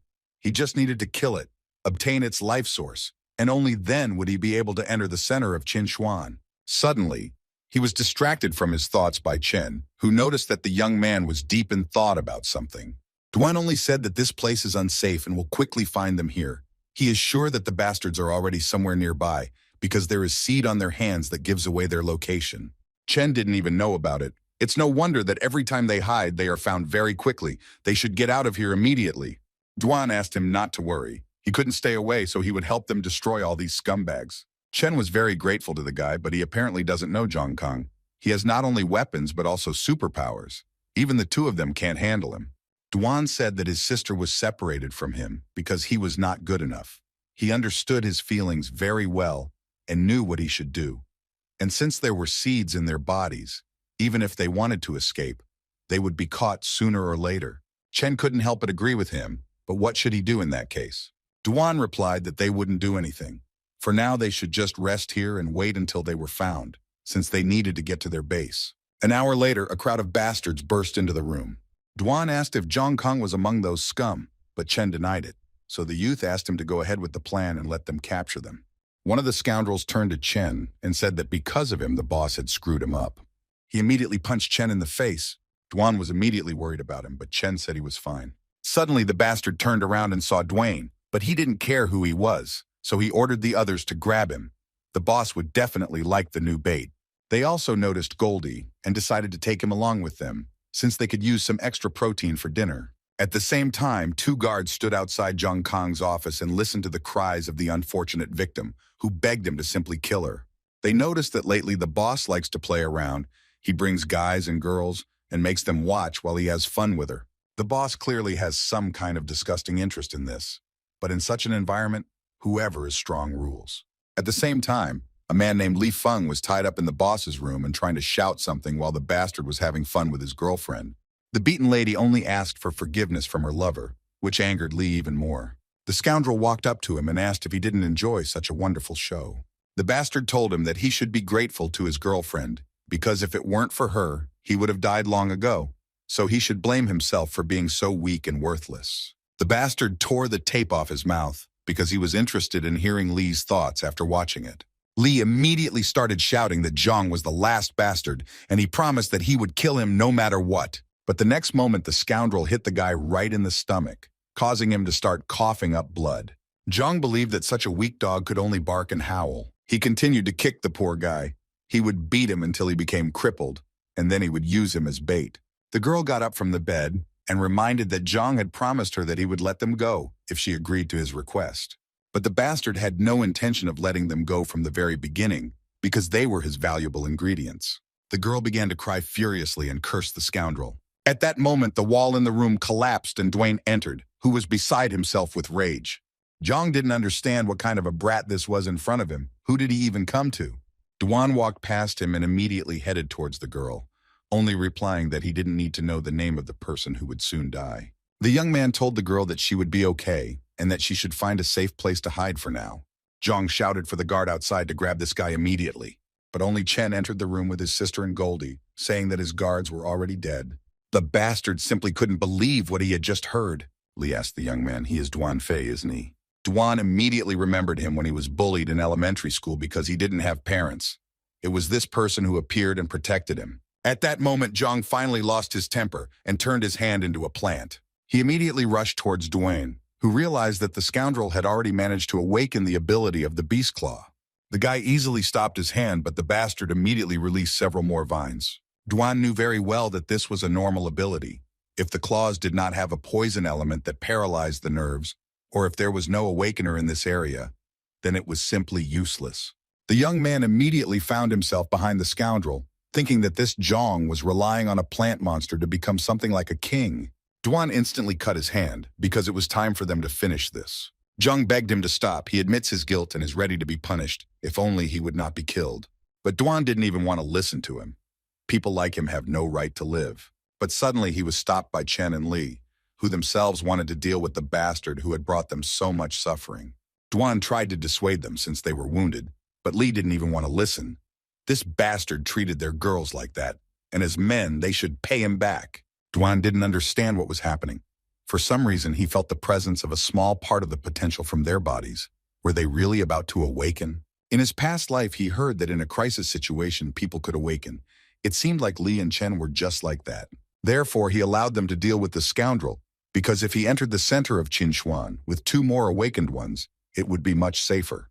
At the same time, Zhang was thinking that these scum really wanted to die. He could use them as hostages and escape from here. The boys immediately rushed into the attack, armed with two bats. Zhang was able to block Li's blow, but the thought that they dared to attack him made him incredibly angry. He shouted that they were just scum who couldn't even protect their own woman. At that very moment, Chen flew into the bastard from the other side, throwing him aside. Zhang couldn't understand what the hell was going on, and why were these two stronger than they were before. He was simply seething with anger. He was infuriated by the very fact that bugs like them were looking down on him. The bastard decided that even if he died, he would take them with him to the next world. And a moment later, he chopped Li's bat into small pieces. Chen noticed this and was distracted by his partner, but the bastard immediately stabbed him right in the stomach. Did he really have time to worry about others? The girl Lee begged Duan to help them because they clearly couldn't handle this scoundrel, but the young man only replied that now was not the time. He understands their pain and how they hate him because they are weak. They are trying to atone for their guilt, and the search for change is also associated with risk. The worse the situation, the higher the chance of awakening the potential. Jong grabbed Lee and said that ultimately, they are just pieces of shit who like to act like tough guys. The bastard was about to finish him off, and the girl Lee continued to beg the guy to save him quickly. The young man realized that it seemed difficult to use this method to awaken and become strong. He already took out his daggers to deal with the scoundrel, but at that very moment, they noticed that Lee's body had literally turned black. All that could be heard was the scream of his girlfriend, who couldn't believe what was happening. As expected, it was too risky. If he could send him green energy in time, he could temporarily save him, and then quickly kill the mutated plant to get the life source to cure him. But suddenly, Duan noticed that his body suddenly felt heavy. It turned out to be Chen, who used his new B-rank ability, which controls the gravity of any place, and its power increases depending on the user's strength. The bastard didn't understand what the hell was going on. Did that scumbag Chen also get an ability? At that very moment, Lee's corpse literally began to evaporate right in his hands. Duan didn't expect that Lee was also able to awaken. Lee awakened an extremely rare A-rank ability that allowed the user's body to turn into a shadow and could change into any shape, and the user could also dive into the shadows to avoid damage. At that moment, Lee was already behind Zhang and said that he should say goodbye to life. The bastard told him not to think that he could defeat him after he got some lousy ability. He wanted to swing at the young man, but his body was so heavy that he couldn't even move. Lee asked him not to worry because he would not kill him right away. He would cut him into pieces and slowly torture him in the house of death. He will make him feel despair. The bastard wanted to say something, but Lee immediately shut him up because he was already too noisy for someone who was about to die. Lee cut off part of his face and wondered what he should cut off next. Maybe he should cut off that very hand that he was so proud of. The next moment, the guy cut off the scoundrel's hand. It was for all the people he betrayed. Lee continued to cut the bastard into small pieces, saying that this was for the girls he had humiliated, for Chen's sister, and for everyone who had suffered at his hands. He didn't stop and continued to tell the bastard that this was because he had abilities, but he didn't protect, but mocked weaker people. Even before his death, the bastard did not understand what kind of protection of people the guy was talking about. If he encountered such a monster, he would not even have the courage to raise his head. After this, Zhang's dead body fell to the ground, which literally turned into a bloody mess. At that very moment, Lee fell straight to the ground. Duan immediately ran up to him and told the others that he had been poisoned, and because of these movements, the poison had spread throughout his entire body. Suddenly, some kind of earthquake began, and Duan explained that it was because of a monster that sensed the death of his food supplier and went berserk. Lee asked the boy not to worry about him and to go quickly. He would only be a burden to them, but Duan assured him that everything would be fine. Chen picked up his comrade and asked Duane what he was going to do next. The young man said that he would stay to deal with this monster. That was the reason she came here in the first place, and once he defeated the monster, they would be able to cure Lee. At that moment, huge roots broke through the walls of the building and the boys began to run away. But Chen did not understand. Could they really allow Duan to fight this monster alone? Lee admitted that he had known the boy since elementary school, although a lot of time had passed since they last met. But today they met again, and his changes cannot but surprise. That same weak look completely disappeared. His maturity itself changed. Lee himself understood perfectly well that they could not help him in any way. Now they could only believe in him. Duan turned to the monster and told him that he could no longer hide and show his main body. At that very moment, the boys ran out into the street and saw a huge monster that was simply amazing in its size. Chen realized that they had been living above this monster all this time. Would Duane really be able to defeat it? Suddenly, the boys noticed Duane, who had saddled Goldie and was heading straight towards the monster. The youth knew that this was a large-sized Tyrant King flower. In his past life, he had heard about the S-rank Flower Stem Tyrant's raid, and that battle had been won with many losses. But now there was only a D-rank plant in front of him, but its energy was unstable. If he and Goldie acted together, then it wouldn't cause any trouble. The plant turned to him and said that the boy was very strong, which surprised Duane because it meant that he already had his own consciousness. The monster said that he killed his puppet, so he must replace him and become his new food provider. Duane only told him to stop talking such nonsense and go to hell. In that case, the guy would have to die and the monster would immediately attack him. Duan told Goldie that it was his turn now. He had to stop the body of this royal tyrant flower, and he would go inside it and finish it off. Duan moved closer to the monster and immediately used his absorption skill. He knew that the mutated plant had a weak spot. It was the energy core inside its body, which was its lifeline. If he could find it and capture it, he would be able to subdue the plant itself. A notification from the system immediately appeared that the enemy's body was too large and could not be absorbed, but the guy expected such an outcome. The monster could not believe that the little man dared to contradict him and immediately attacked from behind. But then Goldie appeared and protected his master by catching the monster's vines with his teeth.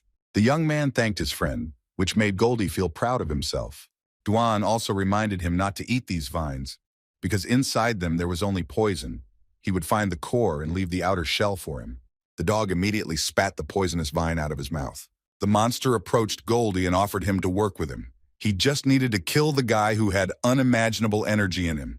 Goldie just thought that no one would want to work with a plant as ugly as him. At this time, Duan had already made his way inside the monster and immediately smelled an incredibly terrible smell. He realized that the battle outside had already begun, even though Goldie had evolved to rank E. But facing the D-rank Tyrant King Flower was still dangerous. He had to find the core urgently. Suddenly, he noticed traces of digestive juice on his hand after he touched one of the walls. It looks like the whole center has merged with it. This must be the inner area of the plant, and the core must also be somewhere here. Suddenly, he heard someone's cries for help, not expecting that there were still survivors here. A girl approached him and begged him to save her. She just said that she was incredibly hungry. And the next moment, it was not a person who appeared in front of the young man, but a terrible zombie who immediately attacked the guy. Duan reacted in time and jumped away from the monster. He again heard dozens of voices asking the guy to help them. Suddenly, he saw that corpses of people who had already been swallowed by the plant began to appear from the vines. The plant spoke directly to Duan and admitted that these were indeed the people who had been absorbed by him. He had specially copied their appearance and voice. When he is bored, he can use them to kill boredom. Suddenly, a corpse of a woman appeared in front of the guy who was about to attack the young man, and the monster asked him what he thought about his collection. Duan instantly chopped her head off, saying that he had no time for idle chatter. He doesn't want to look at his perverted tastes, these fights and killing each other. He has seen it too many times, and these were real living people. The monster was very angry. He couldn't believe that the guy was so heartless. He'll make the guy feel down. Suddenly, the young man heard a child's voice that addressed him as if he were an older brother. The little girl's corpse begged him to save her. The monster immediately noticed the guy's reaction. Couldn't he really kill a little girl? In that case, he should let the young man hear even more of her sweetest sounds. Duan was simply torn apart with anger, and he promised that the bastard would die even more painfully. The plant just laughed because now he knows his weakness, so he has no chance of winning. At that very moment, Duan rushed straight into the monster at breakneck speed. The monster laughed loudly because now he was going to strangle him to death with his own body. Duan used the absorption skill on his blades and began to cut the bastard from the inside. The plant began to feel incredible pain. Duan just continued cutting the vines and going deeper and deeper. The monster admitted that he admired his bravery and still decided to spare him if he left right now. The young man asked if this was really the monster's way of asking for mercy. The monster only replied that he was giving him a chance to stay alive, and if he came even one step closer, he would pay the consequences. Duan noticed a red glow coming from beneath the roots and concluded that the core must be below that level. The plant couldn't believe that the man even knew about the core. Who the hell was he? The young man cut the vines and was surprised that such a huge monster had such a small core. The monster continued to threaten him that he would kill him if he came closer, but Duan was only surprised that the bastard was still acting so arrogantly before his death. Duan used the absorption skill and reached out to the core. But at that very moment, the roots of the tree of evolution emerged from his hand and dug right into the core. The young man didn't understand what was going on. The monster couldn't believe that the guy had such a pure plant source. It was simply impossible for some pathetic little human. Suddenly, the guy appeared again in the purgatory of the tree of evolution and asked him why he absorbed the flower of the Tyrant King before him. The tree replied that since it was the same type of plant, it could directly absorb its essence, thus obtaining a purer source for it to evolve. Duan even felt a bit offended that everyone who was next to him had evolved, but he had not. The next moment, a notification appeared that the system had been updated and the young man had unlocked new abilities. The young man opened an ability contract with which he can make a contract with a target and gain the target's abilities. And if the target itself dies, the contract will be ineffective, and also the target can only be humans. The contract power of the ability is equivalent to the skill level. The absorption ability can absorb the ability fragment to make the contract of the ability increase. Duan understood that in simple terms, this was an improvement in absorption ability, one aimed at zombies and the other at humans. The young man finally understood why the tree cared so much about the Tyrant King's flower. But it was not so, because in this area there was another monster, stronger than this one. But first they need to find the source of life force. At the same time, the guys outside noticed that the monster had fallen to the ground, which meant Duan's victory. Lee asked Chen to go and check if Duan was okay. Chen didn't want to leave them alone, but Lee assured him that they were safe and that if anything happened, he could lead everyone to shelter. At the same time, Duan approached the source of life force, which turned out to be under the core itself, which meant that Lee would be saved. Suddenly, Chen appeared and called out to the guy. He came here because they were all worried about him. The young man noticed Goldie in his arms and did not understand why he was there, and Chen said that when he came here, he saw him in the ruins and decided to take him with him. Duan thanked him and also told him that this place was very safe, so let him go and bring the others here. They needed to deal with Lee's poison immediately. The guy also lowered Goldie into the spring. He really did a good job. It must be hard to fight a D-rank monster alone, so he should get a good rest.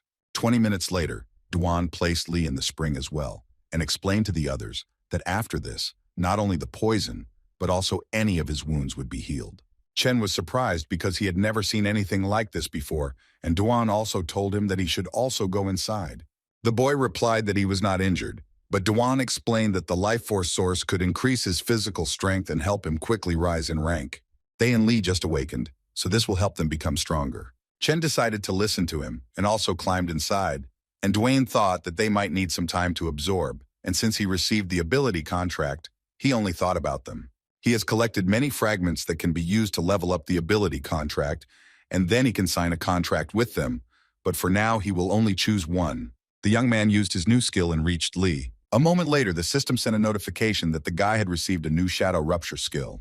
Duan asked Goldie to protect them while he went on patrol. The young man went outside because now he needs to collect more ability fragments to improve the contract skill and sign Chen's ability. Now he will clear out the nearest zombies, and at the same time get acquainted with his new ability. Duan sensed that there were zombies on the next street. He can stretch his shadow within his level 5 detection zone and use the shadow as a medium. And a moment later, the young man had already activated the absorption ability. Duan instantly exterminated many zombies, receiving an insane amount of notifications from the system about receiving evolution points. Still, the shadow gap combined with the ability. Absorption is very convenient when clearing low-level zombies. Now he needs more fragments of abilities, but something made him curious. Duan felt that there was a special aura near him that did not belong to either a zombie or a human. At the same time, an unknown girl was dancing ballet in a circle of a huge monster and a little girl. This girl was sitting on the giant's shoulder and praising her little sister, which she does very well. The next moment, she jumped to the ground and invited the big guy to draw with her. They discussed what pose the girl should take so that he could draw her, but suddenly something caught the giant's attention. The girl realized that someone had come to her again. It was Duan who immediately appeared next to her and finally realized what this strange source of aura was. The little girl ordered the giant to deal with the guy immediately, and he rushed to attack. The next moment, Duan easily dealt with him, cutting him into pieces, which greatly surprised the girl. She didn't understand who he was and how he even appeared here, because there were many traps set up around, and she would definitely have found out about someone's appearance. Duan was surprised that she made it so that the zombies wouldn't move. Fortunately, he used the shadow gap to pass here and didn't disturb them. But suddenly, he finally realized that the baby could control the zombies. He came closer to her and asked her what her name was. She replied that if he didn't apologize, Anya wouldn't answer her question. But the girl herself did not realize that she had already told him her name, and Dwayne immediately realized that the girl in front of him would become an S-rank warrior in the future, known as the Black Queen. In his past life, after the apocalypse, the Black Queen was the first human to be infected with the virus. But for some unknown reason, the virus damaged her body but kept her from losing consciousness. Thus, the Black Widow became a zombie with a human consciousness. She also had two types of abilities, the power of the mental spirit mind, which she used to destroy the enemy's consciousness, as well as control over zombies. Because of the power and special presence of the Black Queen, people were at odds. One side wanted to kill her, and the other wanted her to stay alive. In the end, although people treated her as a human being, the unpleasant conversation still continued, and in the end, she chose the role of a loner. There were rumors about her that she was a cold-blooded demon with an increase in the form of murders. But such a pure and innocent Anya, no matter how he looked at it, did not look like a demon. Suddenly, Anya distracted him from his thoughts, and the guy hurried to ask her for forgiveness. He had no evil intentions. He just wants to be friends with her, although in fact he needed to recruit strong people like her. The girl replied that they had already come to her, and she said that she would not be friends with them.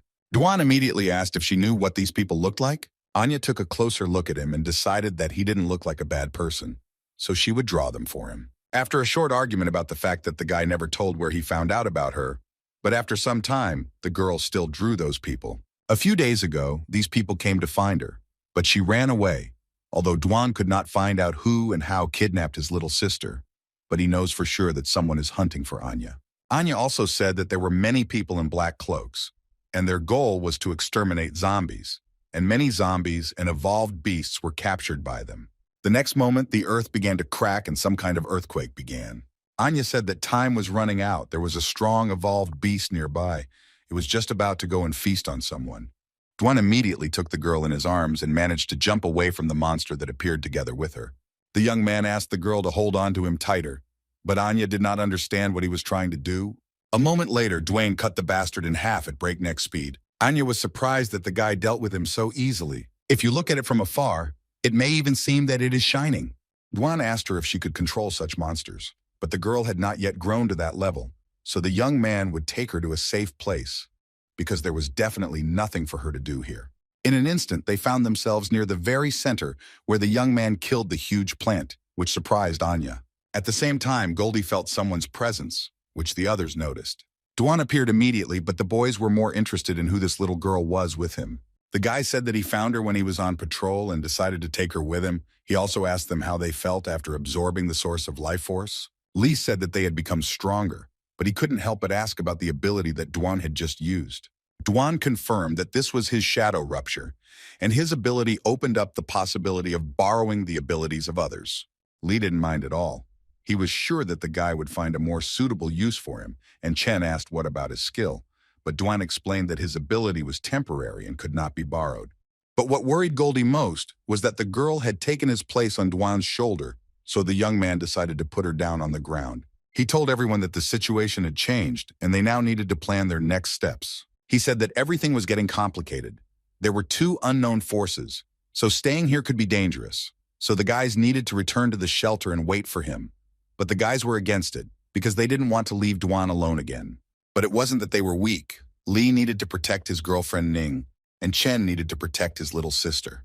Dwan calmed them down and said that Goldie would help them get to the shelter. Lee decided not to argue, since it was so dangerous here they should all leave together. But the guy said that he would not go anywhere, because in the center of Qinchuan, there might be information about his sister. He definitely needed to find out. The guy still agreed with his decision, since he now has the ability of shadow rupture. Then they really will be useless here. But what is he going to do with the girl? Dwan said that she would go with him. Anya is unique and is temporarily not suitable for shelter. The guy put them on Goldie and said that after they got to the shelter, they should find Xiao or Miss Xia and say that they came from him. Anya told the guy that Goldie just said he wanted to stay, but was too obedient, and also asked if she could use her control abilities on him. The young man politely refused her, and when the boys flew away, he said that they needed to go to the center of Qinchuan. The girl again noticed that the guy seemed to glow. Suddenly, everything around them turned black, which scared her. But Dwan explained that they were inside his shadow, so they could move quickly and remain undetected. They just need to go in the right direction, and in 10 minutes they will reach the desired point. He also understood that there could be many unknown things happening in the center, so he should be prepared for anything, and decided to check all his accumulated points after killing the Tyrant King, which turned out to be about 20,000. Dwan immediately upgraded his strength to level 8, his agility to level 8, and decided to spend the remaining 7,000 points on detection, and upgraded it to level 7 as well, since with the help of Shadow Rupture, he would be able to increase its advantages of detection itself. Suddenly, the guy began to be covered in an aura that even Anya could feel, and Dwayne asked her not to come close to him. The promotion was really impressive. Even though he was still F rank, he felt like he had reached the D rank standard. At the same time, a group of unknown people told their boss that they had been walking here for several days, but still had not seen the ruins he was talking about. It was a team of 4 people. The short chubby one was named Jin. The red-haired boy was named Amin. The girl was Hay, and their leader was Alon. Alon ordered them not to make too much noise, because there was a D rank nearby, and they couldn't waste their strength until they found the ruins. But Amin wasn't worried at all, because even Sister Yun had left, so for the boss, it was nothing. Alon took out his map and said that the entrance to the ruins should be nearby. The boss said it was time for Alon to show what he could do. The boy used his A-rank density ability, with which he can determine the density of substances, change it, and control their molecular structure. He asked Alon if Yun would go with them to explore the ruins, and the guy explained that she had her own mission, because she came here to find someone. Amin confirmed the boss's guess, and said that there really was a large space below. Perhaps a passage could be made here. Alon gave his consent, and the young man immediately created a huge hole in the ground. The boys looked down and saw a huge cave which was frightening in its size. At the same time, Duan was moving at breakneck speed in his shadow and suddenly felt some strange energy. Anya also felt it, which scared her. The tree of evolution also reacted. Maybe what it was worrying about was finding exactly where they were heading. The guy noticed a large B-rank monster monkey outside that was burned to ashes. Could it be that those unknown people were doing this? One realized that he had a similar goal to them. Perhaps someone has already opened the ruins, and this strange energy appeared because of this. They definitely want the same thing as he does. He asked Anya to hold on tighter and sped up even faster. 10 minutes later, Duan confirmed his suspicions when he saw a hole that was the entrance to the ruins. The guy warned the girl that he himself didn't know what might be down there, so it would be better for her to stay here. Anya immediately began to object because she wanted to go with her older brother Duan together. The guy decided not to argue and agreed. He also understood that she could be one of the unknown's targets, so it would be better for her to stay close to him. They jumped down and the young man asked Anya not to leave him for a single step. Two paths appeared in front of them, and Dwayne noticed the broken iron armor and concluded that the unknown people went to the right, so they would go on the left side. Duan understood that there shouldn't be many of them there, because they couldn't have split up like that, and he had no time for fighting now. He looked closely at the armor and realized that these were battle dolls that were unlikely to be standing there for no reason. So he asked Anya to stand here while he went and checked everything. Immediately, the dolls came to life and began to say that an invader had been discovered. Dwayne managed to dodge their attack and immediately destroyed all the dolls with his shadow break skill. Anya noticed something inside the armor and called Duan to look at her find. The guy came closer and saw some kind of crystal, coming to the conclusion that this must be what made them move. If he remembers correctly, it is called an energy core crystal, which contains a lot of energy. But unfortunately, they are all of the lowest rank, and therefore completely useless, which disappointed Anya, who collected them all in her bag. Suddenly, there was a scraping sound of metal, and Duan ordered the girl to quickly leave here. Suddenly, a huge E-rank battle puppet appeared in front of them, which surprised the guy, because he didn't expect to see an E-rank so quickly. The puppet immediately slashed its sword straight at Duan's neck, but he only used the shadow rupture skill and literally dissolved his body. The knight didn't even understand what happened. Duan was immediately behind him. He just needed to destroy his energy core crystal and he would no longer be able to move. The young man immediately used his skill and the shadows literally began to tear the puppet apart from the inside. But the golem was still able to defend itself from this attack.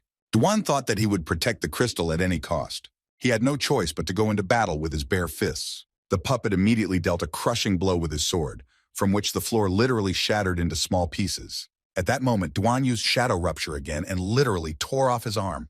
The young man immediately jumped into the air and flew from his knee into the puppet's head, crushing it into a tin can. The guy approached the fallen golem and tried to get his crystal, because it should not be of the lowest rank. Duan saw an intermediate rank crystal. He threw it to Anya, allowing her to keep it, which could not but please the girl. The guy picked up a stone slab that looked unfinished. He couldn't see any information. Apparently, he needed to put the puzzle together first. At that very moment, the floor literally began to shake. A moment later, a staircase appeared down, and Dwayne didn't understand what the hell was going on here. He looked at the stone slab again and concluded that it was a guidebook. The guy told Anya that they should go down. Duan guessed that the guide of the stone slab should lead to its brother, which should be inside the stronger puppet. They had barely gone down when they noticed a multitude of huge spiders. Duan handed the plate to the girl and ordered her to stay there and not go anywhere. The boy noticed that his opponents were E-rank calamity spiders. Although he himself is F-rank, he has 2 S-rank skills and 1 A-rank skill, and his combat abilities should be D-rank or even better. But since he will have to face those who took the other path, so in order to prevent anything bad from happening, he must get as many things as possible from the ruins and increase his combat power. Duan continued to exterminate the spiders one after another, wondering why these people would come here. Maybe they also have information about the secret of the Qinshuan Center. He was sure that this was not just a coincidence. He must let the tree evolve once more, then he can be confident when he faces them face to face. But first, he must unravel the secret of the stone slab. The next moment, Dwayne defeated the last spider with his skill, tearing it apart. Anya was surprised that Dwan was so strong and defeated the huge spider so quickly. But the young man only explained that he knew his weak spot. As he thought, the second part of the stone slab was here. In addition to the slab, he also found an intelligence crystal. And after using it, the target's intelligence will increase permanently by 10%. Dwan came to the conclusion that it was not very useful for him, but it would suit Anya just fine, since she constantly uses her intellect.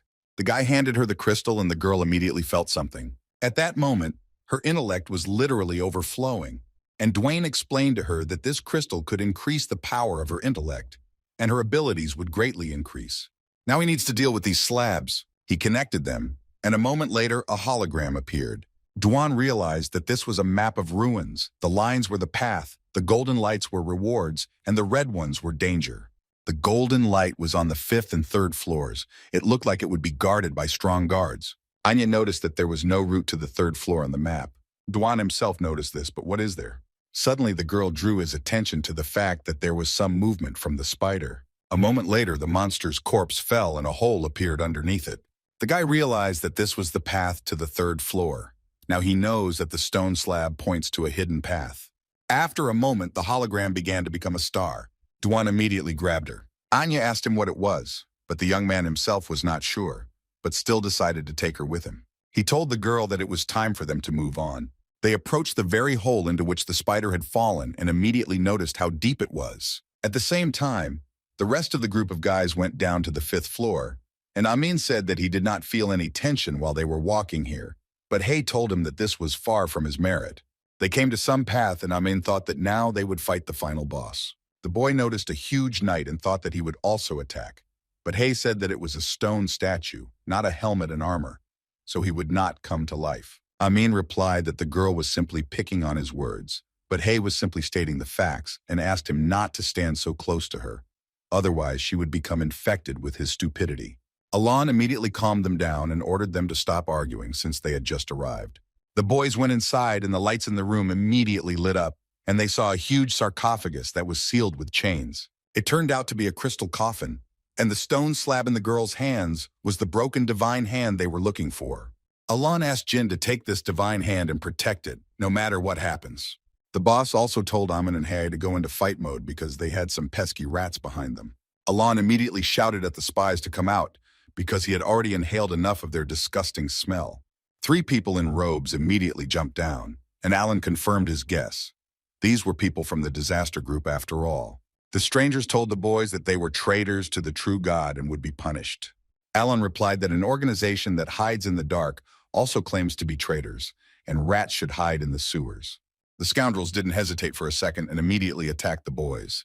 Alan ordered his comrades to not let them escape and to protect Jin while he took the divine hand. At the same time, Dwan and Anya had already gone down to the 3rd floor. The girl immediately felt a terrible aura from the other side of the door, but Dwayne felt it too.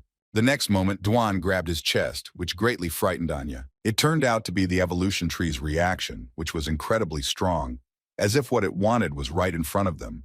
Most likely it should be a plant of a higher class than the flower of the tyrant king. He immediately took Anya, and with the help of a shadow rift, they entered the room, where they saw the core itself and 2 huge spears. Dwan planned to quietly absorb the core and end it. Once he obtains this core, the evolution tree will be able to evolve again, allowing him to increase his strength. Then he will be able to rush to the 5th floor and fight those unknowns. Before the guy could activate the absorption skill, the core immediately sensed it. Dwan realized that they had been discovered, but he didn't understand how, since they were in the shadows. At that very moment, a huge core guardian appeared. As always, things couldn't go smoothly for the guy, and he again asked Anya to go into the shadows and he would sort everything out himself. Dwan understood that the evolution tree might appear to absorb the energy core again, but he couldn't let Anya see it.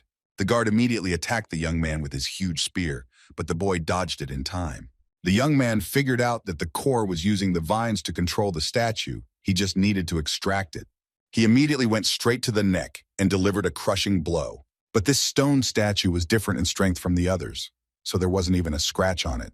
Dwan realized that daggers would hardly work on such a giant. He decided to limit his mobility. It was difficult for him to attack the core, which was too high. The young man slipped between the statue's legs to avoid his attack again. Duan expected that his strength and reaction speed would be much higher.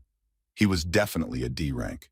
An idea came to the guy's head, and he immediately rushed at breakneck speed straight towards the guard. It turns out he managed to grab a liana that was hanging from the wall and, using a shadow rift, make it wrap around the statue's neck. Duan decided to test how long his opponent could last when faced with his 8th level strength. He only had to apply a little of his strength, and the huge statue immediately fell to the ground. The young man came closer and saw that the rod was literally shaking with fear, so he leaves it on the tree of evolution. At that very moment, the main body of the tree emerged from the guy's chest, which surprised him. The tree once again sent its roots straight into the core. And a moment later, a girl appeared who was the tree of evolution. The guy was even a little surprised that the tree was a girl. Duan also noted that he could evolve to E rank. He needed 4 types of characteristics to advance to the next level, and if any of them were missing, he would not be able to evolve.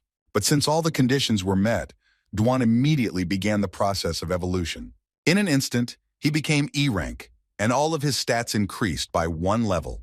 His absorption skill also improved to level 2, which meant that when absorbing a target, the chance of obtaining a fragment would be between 1 and 2%. Thanks to the tree with clear requirements, evolution happens much faster and more conveniently. Remembering the past, in order to increase the level, he ran like crazy, killing a cloud of zombies. Duan turned to the girl and asked her why she chose him to be reborn. The girl apologized and replied that she couldn't answer that right now. She didn't have a memory of all the events, but there was a voice in her brain that told her to keep developing, and there would be an answer to everything. Duan was surprised that his evolution was the key for her. No wonder she helped him during the zombie wave attack and allowed him to continue evolving. The girl admitted that her memory is directly linked to his evolution, so his growth is very important to her. Finally, she said that she couldn't stay outside for long, so now she would go back into the system. The young man initially wanted to stop her to find out about Xin Yue, but he would do that the next time he logged in again. Now he should go look for those unknown people.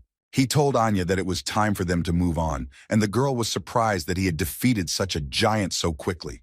At that very moment, the ground began to shake right under the statue, and a moment later there was an explosion from where Alan appeared, fighting with 2 people in robes. The guys immediately noticed each other, which couldn't help but surprise them.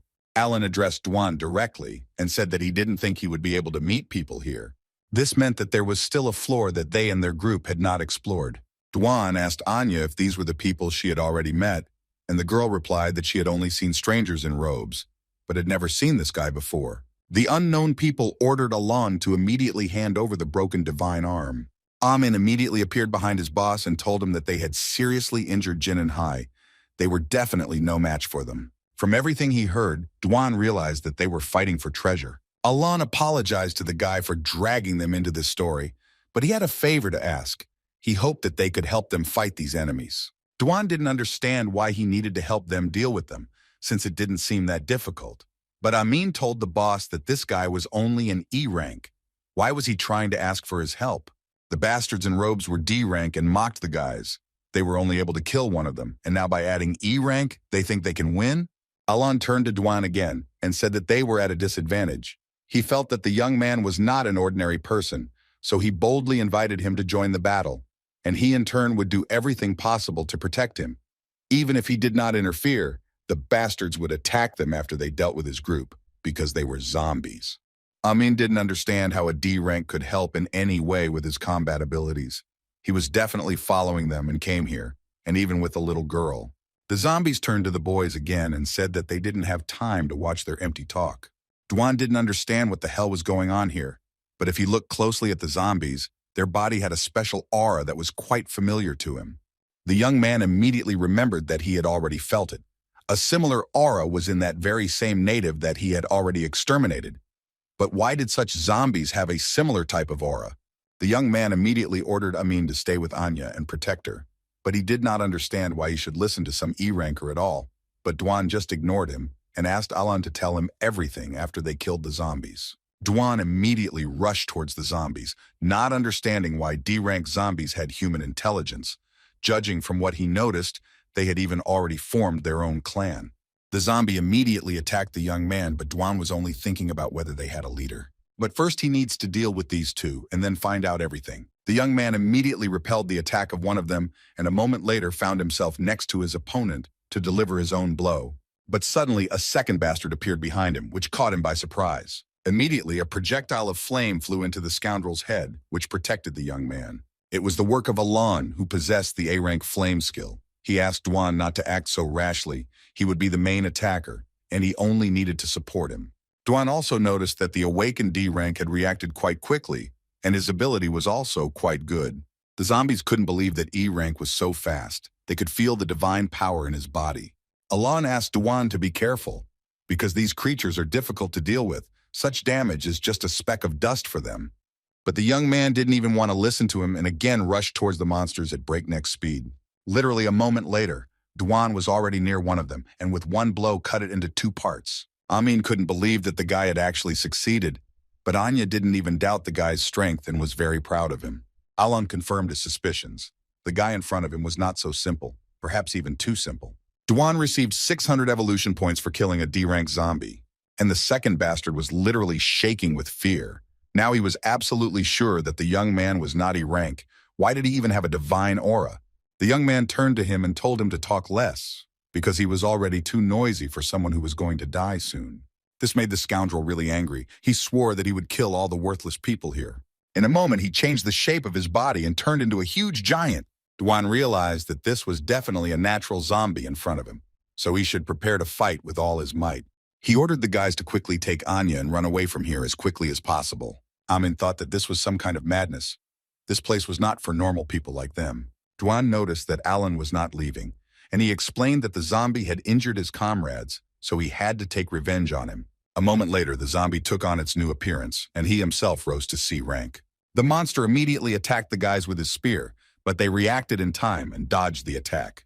Alon only thought that Duan was indeed hiding his true level. He's clearly not an E-rank, but he can easily fight a C-rank zombie, so who is he?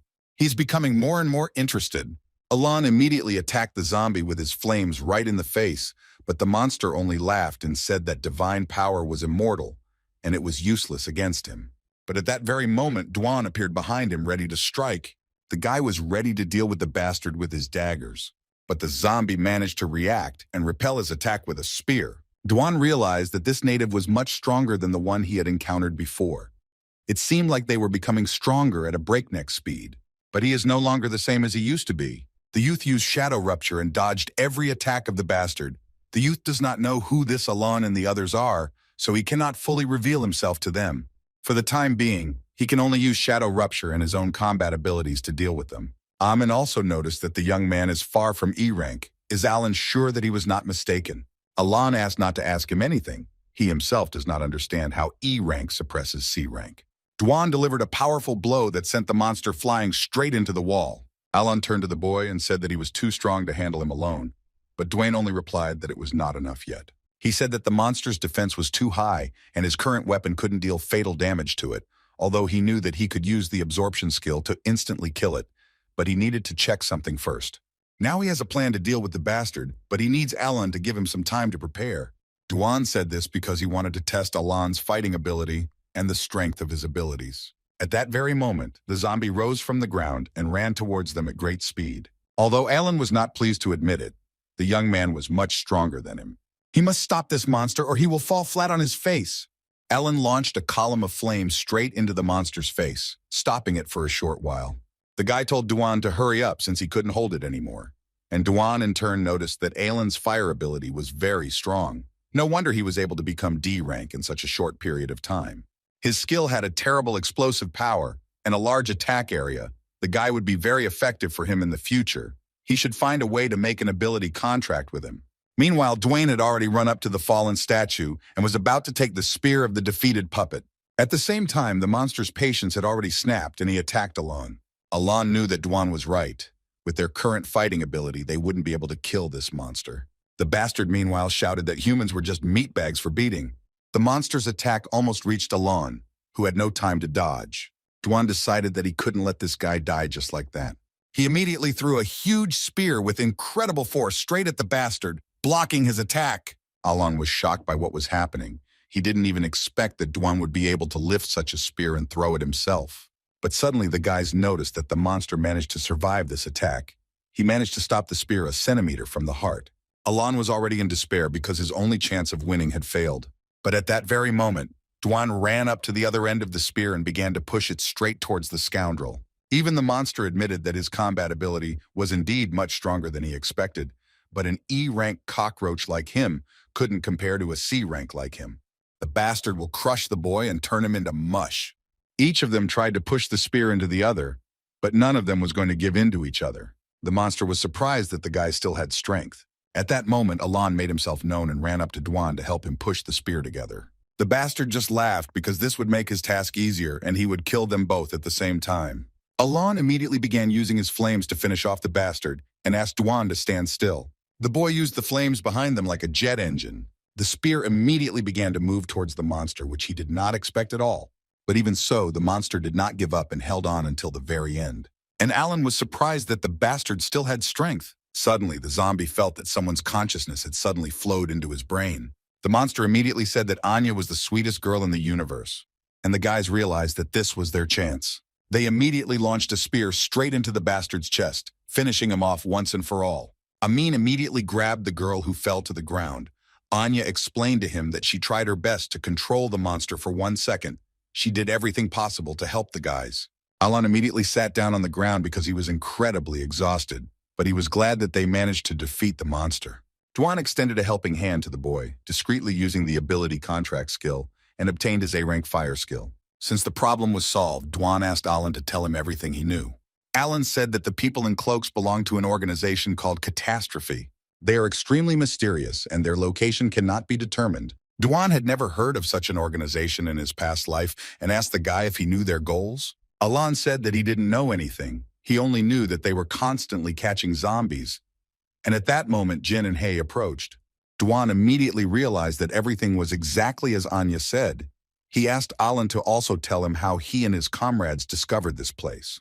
The guy told him that they were mercenaries and came here as part of a mission, but they themselves did not know who the customer was. Alan asked Jin to come over to them for a moment. The boy handed Dwan the broken divine arm. This was their prey that they got on the 5th floor. But since the boy dealt with the monster, it should rightfully belong to him. If it weren't for him, they would all have died. Dwan said that there was no need for that. They could keep her for themselves, because without her, they would not be able to complete their mission. He had already gotten what he wanted, but he still had a request for the guys. He showed a photo of his little sister, and since they move around a lot, he would be glad if they took note of it. Alan replied that there was no problem with that. He would do everything possible to help him in his search for her. At the same time, Jin literally started coughing up blood, and Hei told Alan that he could no longer hold on. He needed to be treated urgently. Alan apologized to Dwan, but they had to go now. He would give him the address, and he could contact them when he got there. The guys left the guy, and Amin suggested to the boss to attack the guy and the girl because they outnumbered them, and they should definitely have treasures from the 3rd floor. Alan explained to his partner that even if they were at the peak of their powers, they would still be no match for that guy, since he hadn't used even half of his power in that battle with the monster. Amin admitted that Dwan had indeed impressed him, but what Alan was saying now was too exaggerated, since the youth was only an E-rank. Alan told him that when he was around him, he felt a discrepancy. His latent power and his personality did not match, but gave a feeling of reliability. At the same time, Anya asked Dwan, why don't they take the divine hand from those guys? Dwan replied that it was better for them to get along with them. He felt that Alan was not so bad. He would give him a chance, even though he was hiding his identity. But the young man believed that he had reasons for this. At the same time, Amin asked the boss why he didn't invite Dwan to Skynet, since the guy was so strong, and even hid their true identity from him, because if he joined them, they would be able to complete a higher-ranking mission and receive more rewards. Alan understood perfectly well that Dwan was very cautious, and it was clear that he was afraid of them. Even when she tested his strength, he deliberately behaved weakly in order to use up his energy. So he answered his partner that they cannot reveal Skynet to random people, because if someone from the top management finds out, then they will be in trouble. The guys left the hall and Dwan told Anya that it was time for them to move on too. He said that they should continue to explore the area and use the crystal to make her stronger, and he also never found a use for that star token. They should go to the 4th floor and clear it out completely, and Anya noticed that that yellow-haired guy, Amin, was generally useless, unlike her, because he didn't even help the guys in any way. After some time, They went down to the fourth floor, where there were many mid-ranking puppets. Duan asked the girl not to interfere because he wanted to test the new flame ability he received from Alan. The puppets immediately attacked the guy, but he easily dodged them, jumping into the air. He saw that Alan could use flame as an accelerating force and decided to try it. With this speed, he can move through the air for a short time, and the group damage was much higher than Shadow Rupture, which will help him make up for this gap. Duan easily defended himself against every attack from the puppets, but there were still a lot of them left, and he couldn't waste any more time. He wants to finish them off in one move. He needs to control the firepower because if he overdoes it, he can destroy the ruins. The next moment, the entire room was filled with flames, and all the puppets were immediately defeated. Duan realized that this was a purely offensive ability. Its destructive power was much higher than that of the Shadow Gap. He also asked Anya to start collecting the crystals from the puppets, but to be careful because they might be hot. Suddenly, the girl screamed, which attracted the boy's attention. He approached her and she told him that the red crystal he had left her was missing. Duan thought that it had simply fallen out during the battle, but Anya clearly remembered that she had zipped it up in her bag, and it definitely wouldn't have been able to fall out. Suddenly, the young man had an idea, and he asked her to take the crystal and absorb it, just as she had absorbed the crystal of intellect before. Anya did so, and a moment later the crystal disappeared from her hand, which greatly surprised her. The guy confirmed his thoughts, since Anya does not kill zombies but captures them. Therefore, she cannot receive energy to level up, but in return, she can directly absorb energy from objects to develop. He asked her to absorb all the crystals in the room, and in that case, she would be able to become much stronger. After some time, the girl evolved and reached E rank. The guy congratulated her on this, realizing that in the future, she would be the strongest S-rank fighter. They walked further, and Anya admitted that she felt a little scared here, and Duan realized that they had come to the entrance to the 5th floor. They entered the room where the crystal sarcophagus was located, from where Alon and his comrades took the divine hand. Duan also noticed someone's silhouette inside the sarcophagus and concluded that it belonged to the treasure protector. Anya said that she felt that the surrounding atmosphere was becoming penetrating. Suddenly, a white-haired monster appeared behind them, who immediately decided to finish off the uninvited guests. But Duan immediately punched her right in the face. From such a blow, the monster literally flew to the other end of the room. Duan realized that Alan and his comrades were supposed to fight him after they took the treasure, but they were stopped by the people from the disaster. Anya tried to control the monster, but she failed, and Duan told her that she shouldn't try too hard. She had already done a great job.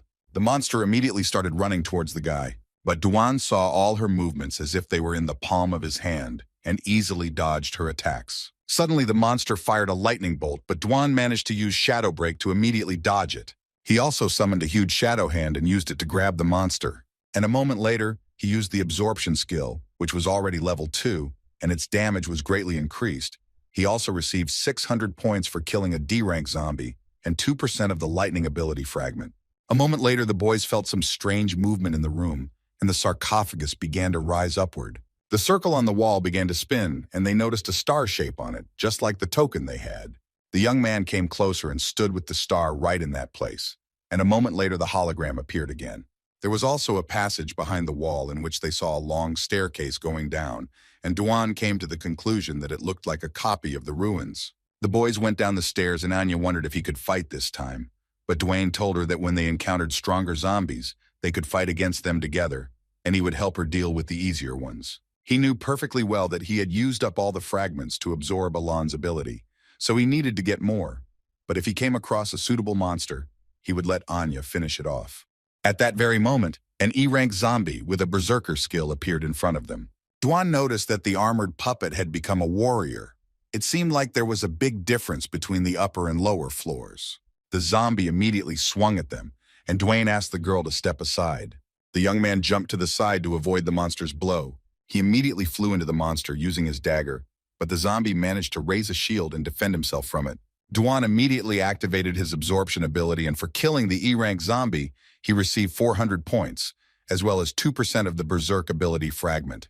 But then a multitude of zombie-like creatures appeared and headed in their direction. Duan used the ability of Shadow Rupture and Absorption at the same time, thus dealing with all the enemies in an instant. But this method still consumes a lot of energy. However, it was worth it. He received about 40,000 points and also many fragments of abilities and an energy crystal for Anya. He not only becomes stronger himself, but also restores the memory of the evolution tree. By this time, they had already reached the end of the second floor. They opened the huge door and decided to go inside. But as soon as they entered, a multitude of owls appeared. Dwan realized that they were mutated owls. He immediately told Anya that their plan had changed. She should go to the Shadow Gap now. But the girl screamed that she didn't want to. She doesn't want to always hide behind his back. She has evolved and can now stand up for herself. Anya dodged the attack of one of the owls. And the next moment, she used her abilities to take control of her opponent. Surprisingly, it worked, but a second owl was already heading towards her. But Anya calculated this too. She directed the controlled owl at her fellow. Dwan realized that he shouldn't worry so much about the girl after all. Unconsciously, he treated Anya as Xinyue, only wanting to protect her, but she was already much stronger than he was in his previous life. At that very moment, one of the owls seized the moment and attacked the girl from the blind spot, but then it fell to the ground without reaching her. Even Anya felt sorry to see that her opponent was so weak. At that very moment, a more dangerous fire owl appeared and launched its feathers straight at them, thereby causing an explosion. The same white owl suffered from this attack, which infuriated Anya, because attacking one's own is very low and mean. The red owl immediately landed next to its white relative, which could not help but frighten the poor fellow. And the next moment, the red one hit her with its wing, throwing her aside. Dwan told Anya to try to control the red owl, because it looks very strong. It must be the leader of this small group. But the girl replied that she did not like him, and she would not make him her companion. She said that she felt the energy of an S-rank ability from the white little owl, and his overall combat power was the strongest among everyone in this building. But it seemed like he didn't know how to use it. If she can enter his mind, she will help awaken his power. The girl succeeded, but at that very moment, two more owls were flying straight at her. Dwan understood that he wouldn't have time to help her, and Anya only thought that she just needed a little time. The next moment, there was a loud blow, but the young man immediately calmed down. He was just like a paranoid person. It turned out that Anya had managed to take control of the white owl and defeat the attackers, which they were both very proud of. But then the other owls looked at her new companion and began calling him a traitor. The girl named her pet Bugu and told him not to be afraid, because now he's stronger than all of them. Bugu immediately dodged the attack of one of his relatives. He also continued to easily dodge every attempt they made in the air. And when the right moment came, Bugu used his absolute wind tornado skill and rushed to attack. Anya couldn't be happier that her new friend was so strong. She immediately hugged him, and Bugu was just wondering what he was doing here. Dwan congratulated her on her new companion, but now was not the time to relax. A large flock of owls is approaching them directly, and their leader turned out to be a huge D-rank owl, which immediately appeared in front of them. Dwan immediately realized that this big guy was the one in charge here. Anya immediately asked the guy to leave it to her. This would be their first fight together with Bugu. The young man gave his approval after all. He will be on hand and allow them to concentrate on the goal. Anya prepared for battle and told Bug that it was time for them to show their true strength. At that very moment, the giant attacked Buga, but he managed to dodge in time. But in that case, the leader pushed him aside with his wing. Bugu was still able to stay in the air, but then the rest of the owls began to attack him from behind. Dwan noticed this and helped the baby fight them off. He told Anya not to rush, but to do everything measuredly. She should trust her companion and not just control him. Anya thought about how when she first entered little Buga's consciousness, she felt that he was cowardly and unsure of himself. She believed that if she forced him to fight, he would begin to believe in himself. But the invasion of consciousness frightened him even more, which worsened the situation. From his youth, he was treated as a different species, often bullied and mistreated. Gradually, he began to fear those around him and stopped trusting others. He is the same as her. She did not have parents from an early age, so she was often bullied and made fun of. She's also very timid and afraid to make friends with others. But when she met Dwayne, he treated her with kindness and understanding. Therefore, Buga should not be afraid. She just wants to befriend him and take him with her, leaving this place together. She wants to take him to see the outside world. After this, Bugu immediately flew into the giant's chin. He immediately began to beat him in different places at incredible speed. Even Dwayne admitted that he didn't expect that this little owl she chose would be so strong. But the leader of the owls began to grow even bigger, which the guy didn't like, because if things continued like this, then this place would simply collapse. He asked Anya to stop the fight, but the girl was against it. She wanted to finish what she started with Bugu. She shouted to her pet that he could handle it and that she believed in him. Bugu dodged every attack from the leader at high speed. Dwan knew that allowing an F rank to fight a D rank was too dangerous. If they are really unable, then he can help them at any time. The girl only wished Bug good luck again, after which he used his absolute wind tornado skill and instantly rushed towards the giant. A hail of blows rained down on his former leader, not even giving him the chance to move. Dwan immediately realized that this ability was the peak martial skill in his previous life. Anya is indeed right, this little owl is the strongest here. He was surprised that she managed to tame such a strong beast. When the right moment came, Boog immediately delivered a powerful blow directly to the big guy's head. And a moment later, he fell to the ground, which meant their first joint victory. The girl immediately took the pet in her arms and was incredibly happy that everything worked out for him. Dwan said that Bugu should absorb the energy source. Anya decided to obey, and the guy was interested in how she discovered Bugu's potential. The girl said that when she uses mind control, she can see the abilities of zombies. She can also find the strongest one and then control him. As expected from a future S-rank warrior, this ability can directly find the strongest enemy unit and turn it into an ally. Anya interrupted his thoughts by asking if he had an ability that allowed him to copy others. Dwan confirmed this, and the girl immediately offered to copy her ability because it would become even stronger if he used it. The young man himself had thought about signing an ability contract with her, but after thinking about the ruins, he chose fire since it was a strong attack ability.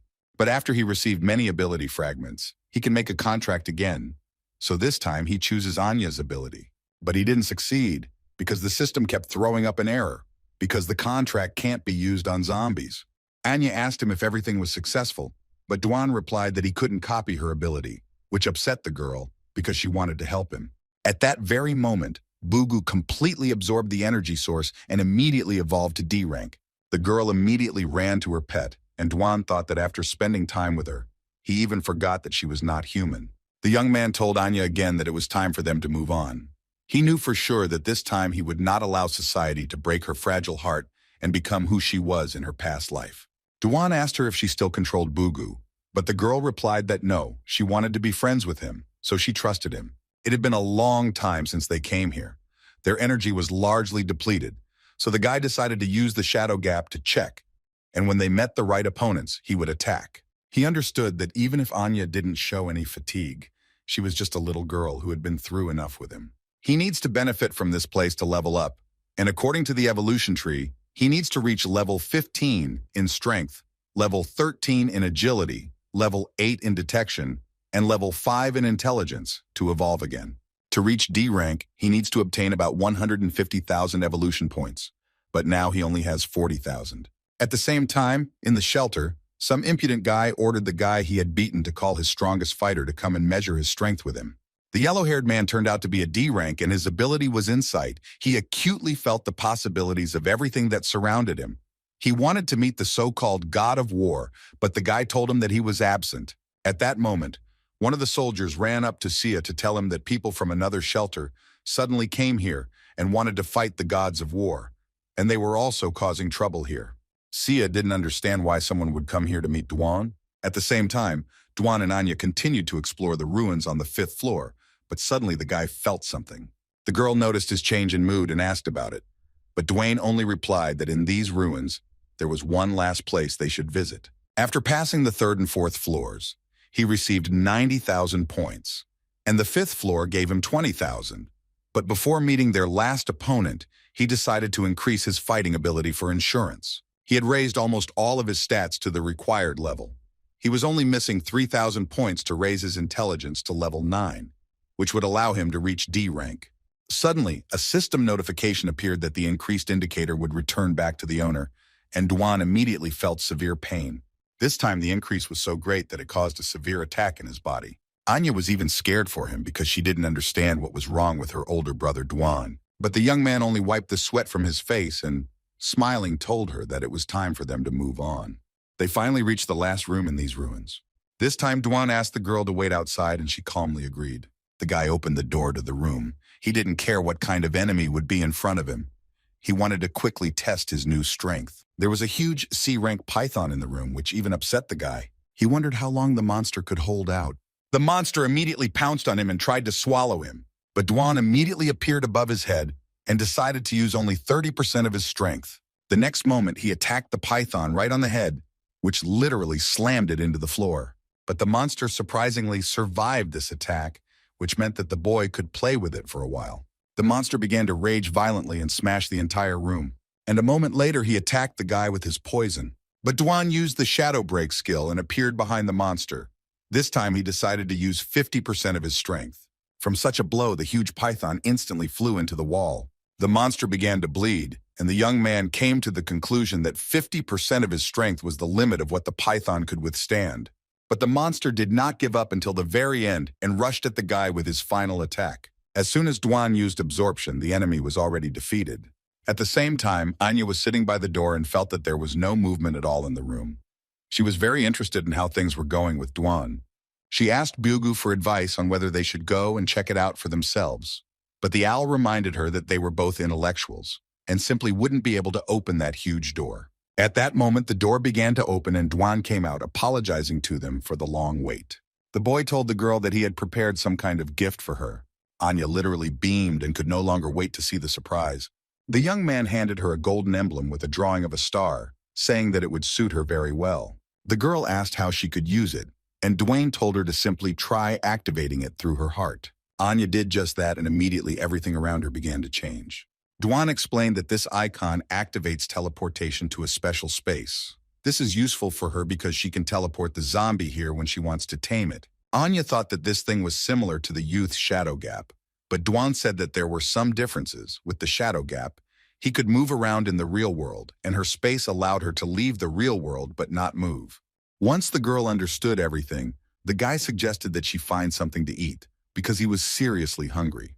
Earlier, Duan gave all the food to Lee and the others, so they should go to the nearest supermarket. They went outside and the guy noticed that the street had become much more lively during their short absence.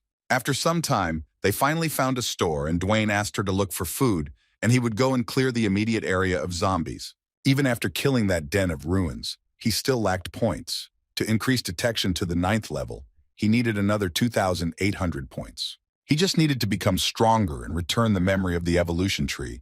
Maybe then he would get information about Xinyue. At the same time, the man who had previously been a truck driver and helped Dwayne deliver food home was standing in one of the small alleys with his wife and child. He asked them to wait here, and he would try to get to the next car and find resources there, armed with a bat. Soon he succeeded and penetrated inside. He just couldn't understand why the world had suddenly turned into such a hell. But as that young man said, one must always look for resources. But did he know in advance that everything would turn out like this? But now is not the time to think about it. The most important thing is to protect my wife and daughter. At that very moment, a huge giant appeared and was about to crush the poor guy. His wife shouted at him to clean up quickly. He had already resigned himself to his fate and closed his eyes.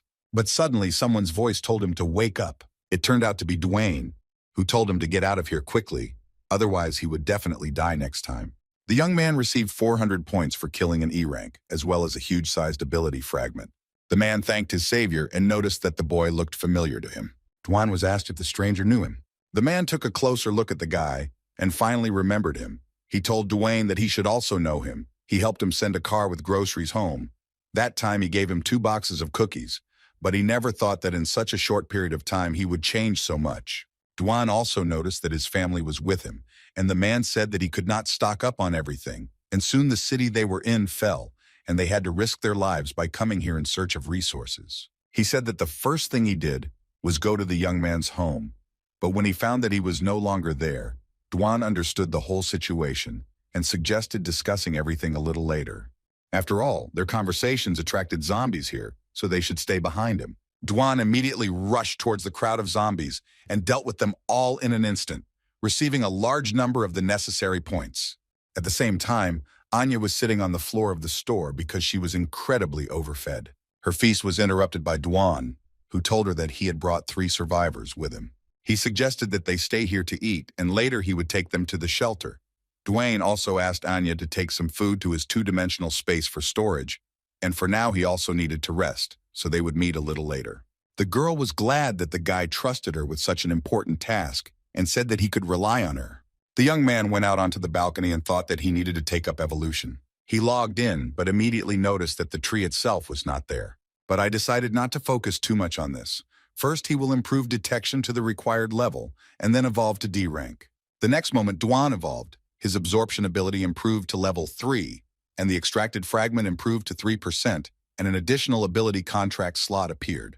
His shadow break has improved, and he has obtained a shadow clone that has 10% of the main body's combat ability and lasts for 10 minutes, and his fire skill has also improved, and his attack ability has increased by 10%. All his characteristics increased by 1 level, and the main body of the tree immediately appeared. The girl congratulated him on breaking through to rank D, but Duan was more interested in whether she knew where Jinwei was now. The girl admitted that she currently has no clues about his sister. She also said that he is currently in a world different from the one he knows. The young man did not realize that he knew this. Suddenly he heard Anya's voice calling him, and the girl replied that he needed to go, because now she couldn't explain many things to him. When he logged out, he saw Anya accompanied by Goldie and Booga. The girl told him that the dog was looking for him.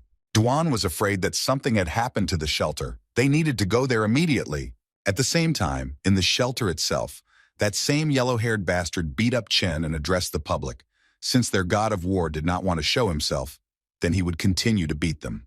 Everyone understood that no one from their shelter would be able to stand against him. They also could not use violence against him, because Commander Lo was in contact with the commander of his shelter. Suddenly, Li declared that he would fight him, but Zia was against it, and the guy insisted on his own. Only thanks to Dwayne he was here and had to protect this place, and this bastard was incredibly annoying to him. He entered the ring, which surprised the bastard, and Li told him that if he lost, he would leave here forever. The scoundrel didn't even want to listen to him and immediately rushed into the attack. But to his surprise, he couldn't even hit the guy, because he literally evaporated in front of him. Li was immediately behind him, and the yellow-haired man realized that this was his ability. He immediately turned back and punched Li right in the face. The impudent guy said that everyone in this shelter relies only on their own abilities, while their technique and physical condition are very poor, no matter what rank their skills are, since they are just useless crap. Miss Zia couldn't believe that even Li lost to him. She prayed for Duan to come back quickly. The scoundrel asked if there was another brave man who would be willing to fight him. He threw Li out of the ring. It seems like Commander Luo doesn't care much about their safety. They should just become a branch of Yan Huyan base, and then they will protect them. Sia turned to him and said that the battle was not over yet. The yellow-haired man was surprised that there was a girl among the awakened, but he warned that he would not give in just because she was a girl. Li told Zia not to go to the ring since her ability wasn't meant for a single attack, and that guy's level was much higher than theirs, but Zia replied that the shelter was kept afloat thanks to Duan's persistent aging, and she wouldn't let a single soul take it away. She entered the ring, and the bastard offered to make a deal with her. If she agreed to have dinner with him tonight, then he would not touch her. But Zia only sent him to hell. At that very moment, Dwayne was already flying towards the shelter and asked Goldie to fly even faster. A moment later, he found himself in the shelter where Lin was, unable to find her glasses. The girl screamed that this was a closed shelter and that they had to go through a check first, because she couldn't see well without her glasses. Duan didn't have time for this and immediately headed towards the main building using Shadow Rupture. At the same time, the bastard beat Sia, grabbing her by the hair. He lifted her head and said that Victor would definitely like her, but the girl was not going to give up so easily and used her telekinesis skill. The bastard got angry and said that no one would notice if he just killed her. At that very moment, Dwayne appeared and trampled the scoundrel into the ground with one blow. The rest were incredibly happy that their hero was back. The beaten Shia couldn't contain her joy that Duan had finally come. He admitted that Goldie told him that something happened here. That's why he came back. And now Zia has to leave here. He will figure everything out himself. One of the beaten guys warned the guy to be careful because this man is from Yan Huan's base and wants to absorb their shelter. By that time, the scoundrel came to his senses and immediately shouted that he would rip out all the guts of the one who dared to hit him. Duan behind him ordered him to turn around. Before the bastard had time to turn around, the young man immediately hit him in the face. Duan ordered him to turn around again. Couldn't he even look him in the eye? The bastard was literally bursting with rage, but Duan immediately shut his filthy mouth with a powerful kick. The young man told him that he was not worthy of seeing him. At the same time, in Commander Lo's office, a man said that he needed an immediate answer. It was Xiao, who was the commander of the Yan Huyan base. He said that Luo should be happy that he liked this shelter, because only by submitting to him could they become stronger, so he should not be stupid and refuse such an offer. Lo said that this shelter was protected by one person who had not yet returned, so he could not hand over authority to him. Xiao didn't understand how he could be so stupid if he wanted to do big things. He asked the old man not to worry. If he agreed to his conditions and handed over his gene medicine research project, then he would become one of the top leaders of Yan Huyan base. After all, judging by everything, the god of war that everyone is talking about here is no match for his subordinate, who has probably already defeated everyone awakened in this shelter. They simply have no choice. But suddenly their conversation was interrupted by screams. Duan entered the office, Having dealt with all of Xiao's guards and dragging the body of the fair-haired scumbag behind him, he didn't understand why there were some scumbags in their hideout. He threw down the body of the beaten idiot and asked Xiao if this was his subordinate. Duan asked the man to leave quickly, as he had something to report to Commander Luo. Xiao asked the old man who this guy was and why he was so arrogant, and Luo only replied that he was their god of war and that he should leave now, just like the guy said. Xiao was furious and said that they would regret this decision. When the man left, Luo asked Duan to sit down. He was very happy to see him back, but did he find his little sister? The guy admitted that he didn't have it yet, but he already had some information, and he also needed something else. He said that he needed a photo of the mysterious girl from the video that he was shown earlier. Luo asked if he needed helpers, but Duan refused. He would leave immediately after receiving the photo. The young man also gave the captain the address of the Qinshuan Center because there are many powerful zombies there, which will help in collecting materials for weapons and increasing the power of the shelter. The old man thanked the young man because it meant that they would be able to fight back against such bastards who were here today, even without him. He also asked the boy to follow him because he had some kind of gift. After some time, they went down to the second floor of the ruins, and Lo said that just the other day, they finally solved the puzzle of the second floor, and he wanted to show it to the guy. Professor Qin was also with them and hurried the guy to go in faster because Luo forbade him from even taking a peek inside without his knowledge.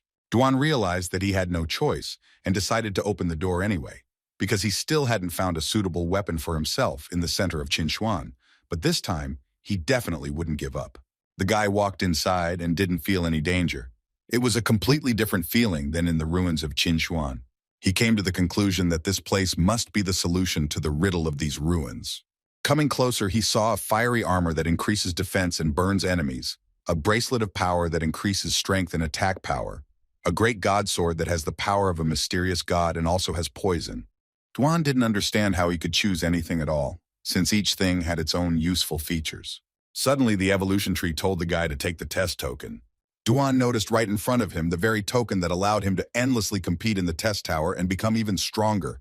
The tree said again that this treasure could give the boy a large amount of combat experience and evolution points, which would help him on his path to perfection. Duan realized that with the evolution tree, his abilities were limitless. It seemed that this token was really the most suitable for him.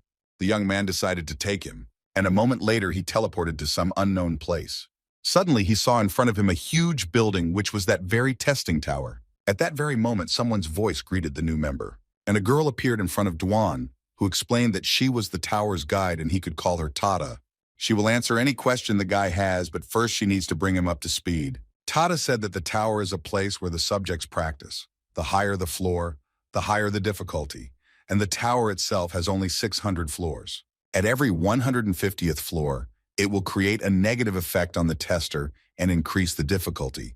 Also, when the test itself begins, he will have half a month, and after the time has elapsed, the test token will disappear. But do not forget that the tests will also be failed, or it will remain between tests. The time will be reduced. Duan asked how much the time would be reduced, and Tada replied that each time the time would be reduced by 1 day, so he should return when he was completely ready, and the young man realized that he could not waste time today. So he immediately began to warm up. He approached the entrance, but Tada tried to stop him because she had not yet told everything. But Duan didn't listen and immediately went inside. When he entered, he was surprised to find that the inside of the tower was a wild area. Tada immediately appeared next to him and was indignant because she was just about to say that there were fixed decorations on each floor, and the entrance was a teleportation gate. The girl said that the guy can get to the next floor only after he kills all the monsters on this floor. Before she could say that the tower was very dangerous and that he needed to be especially careful, Duanya had already disappeared without a trace. Suddenly, she was literally speechless because Dwayne was able to get a pass to the second floor in just 30 seconds. After some time, Professor Qin did not understand why the young man was taking so long, since 30 minutes had already passed. But Luo calmed him down and asked him not to worry so much. Their conversation was immediately interrupted by Duan, who apologized for keeping them waiting.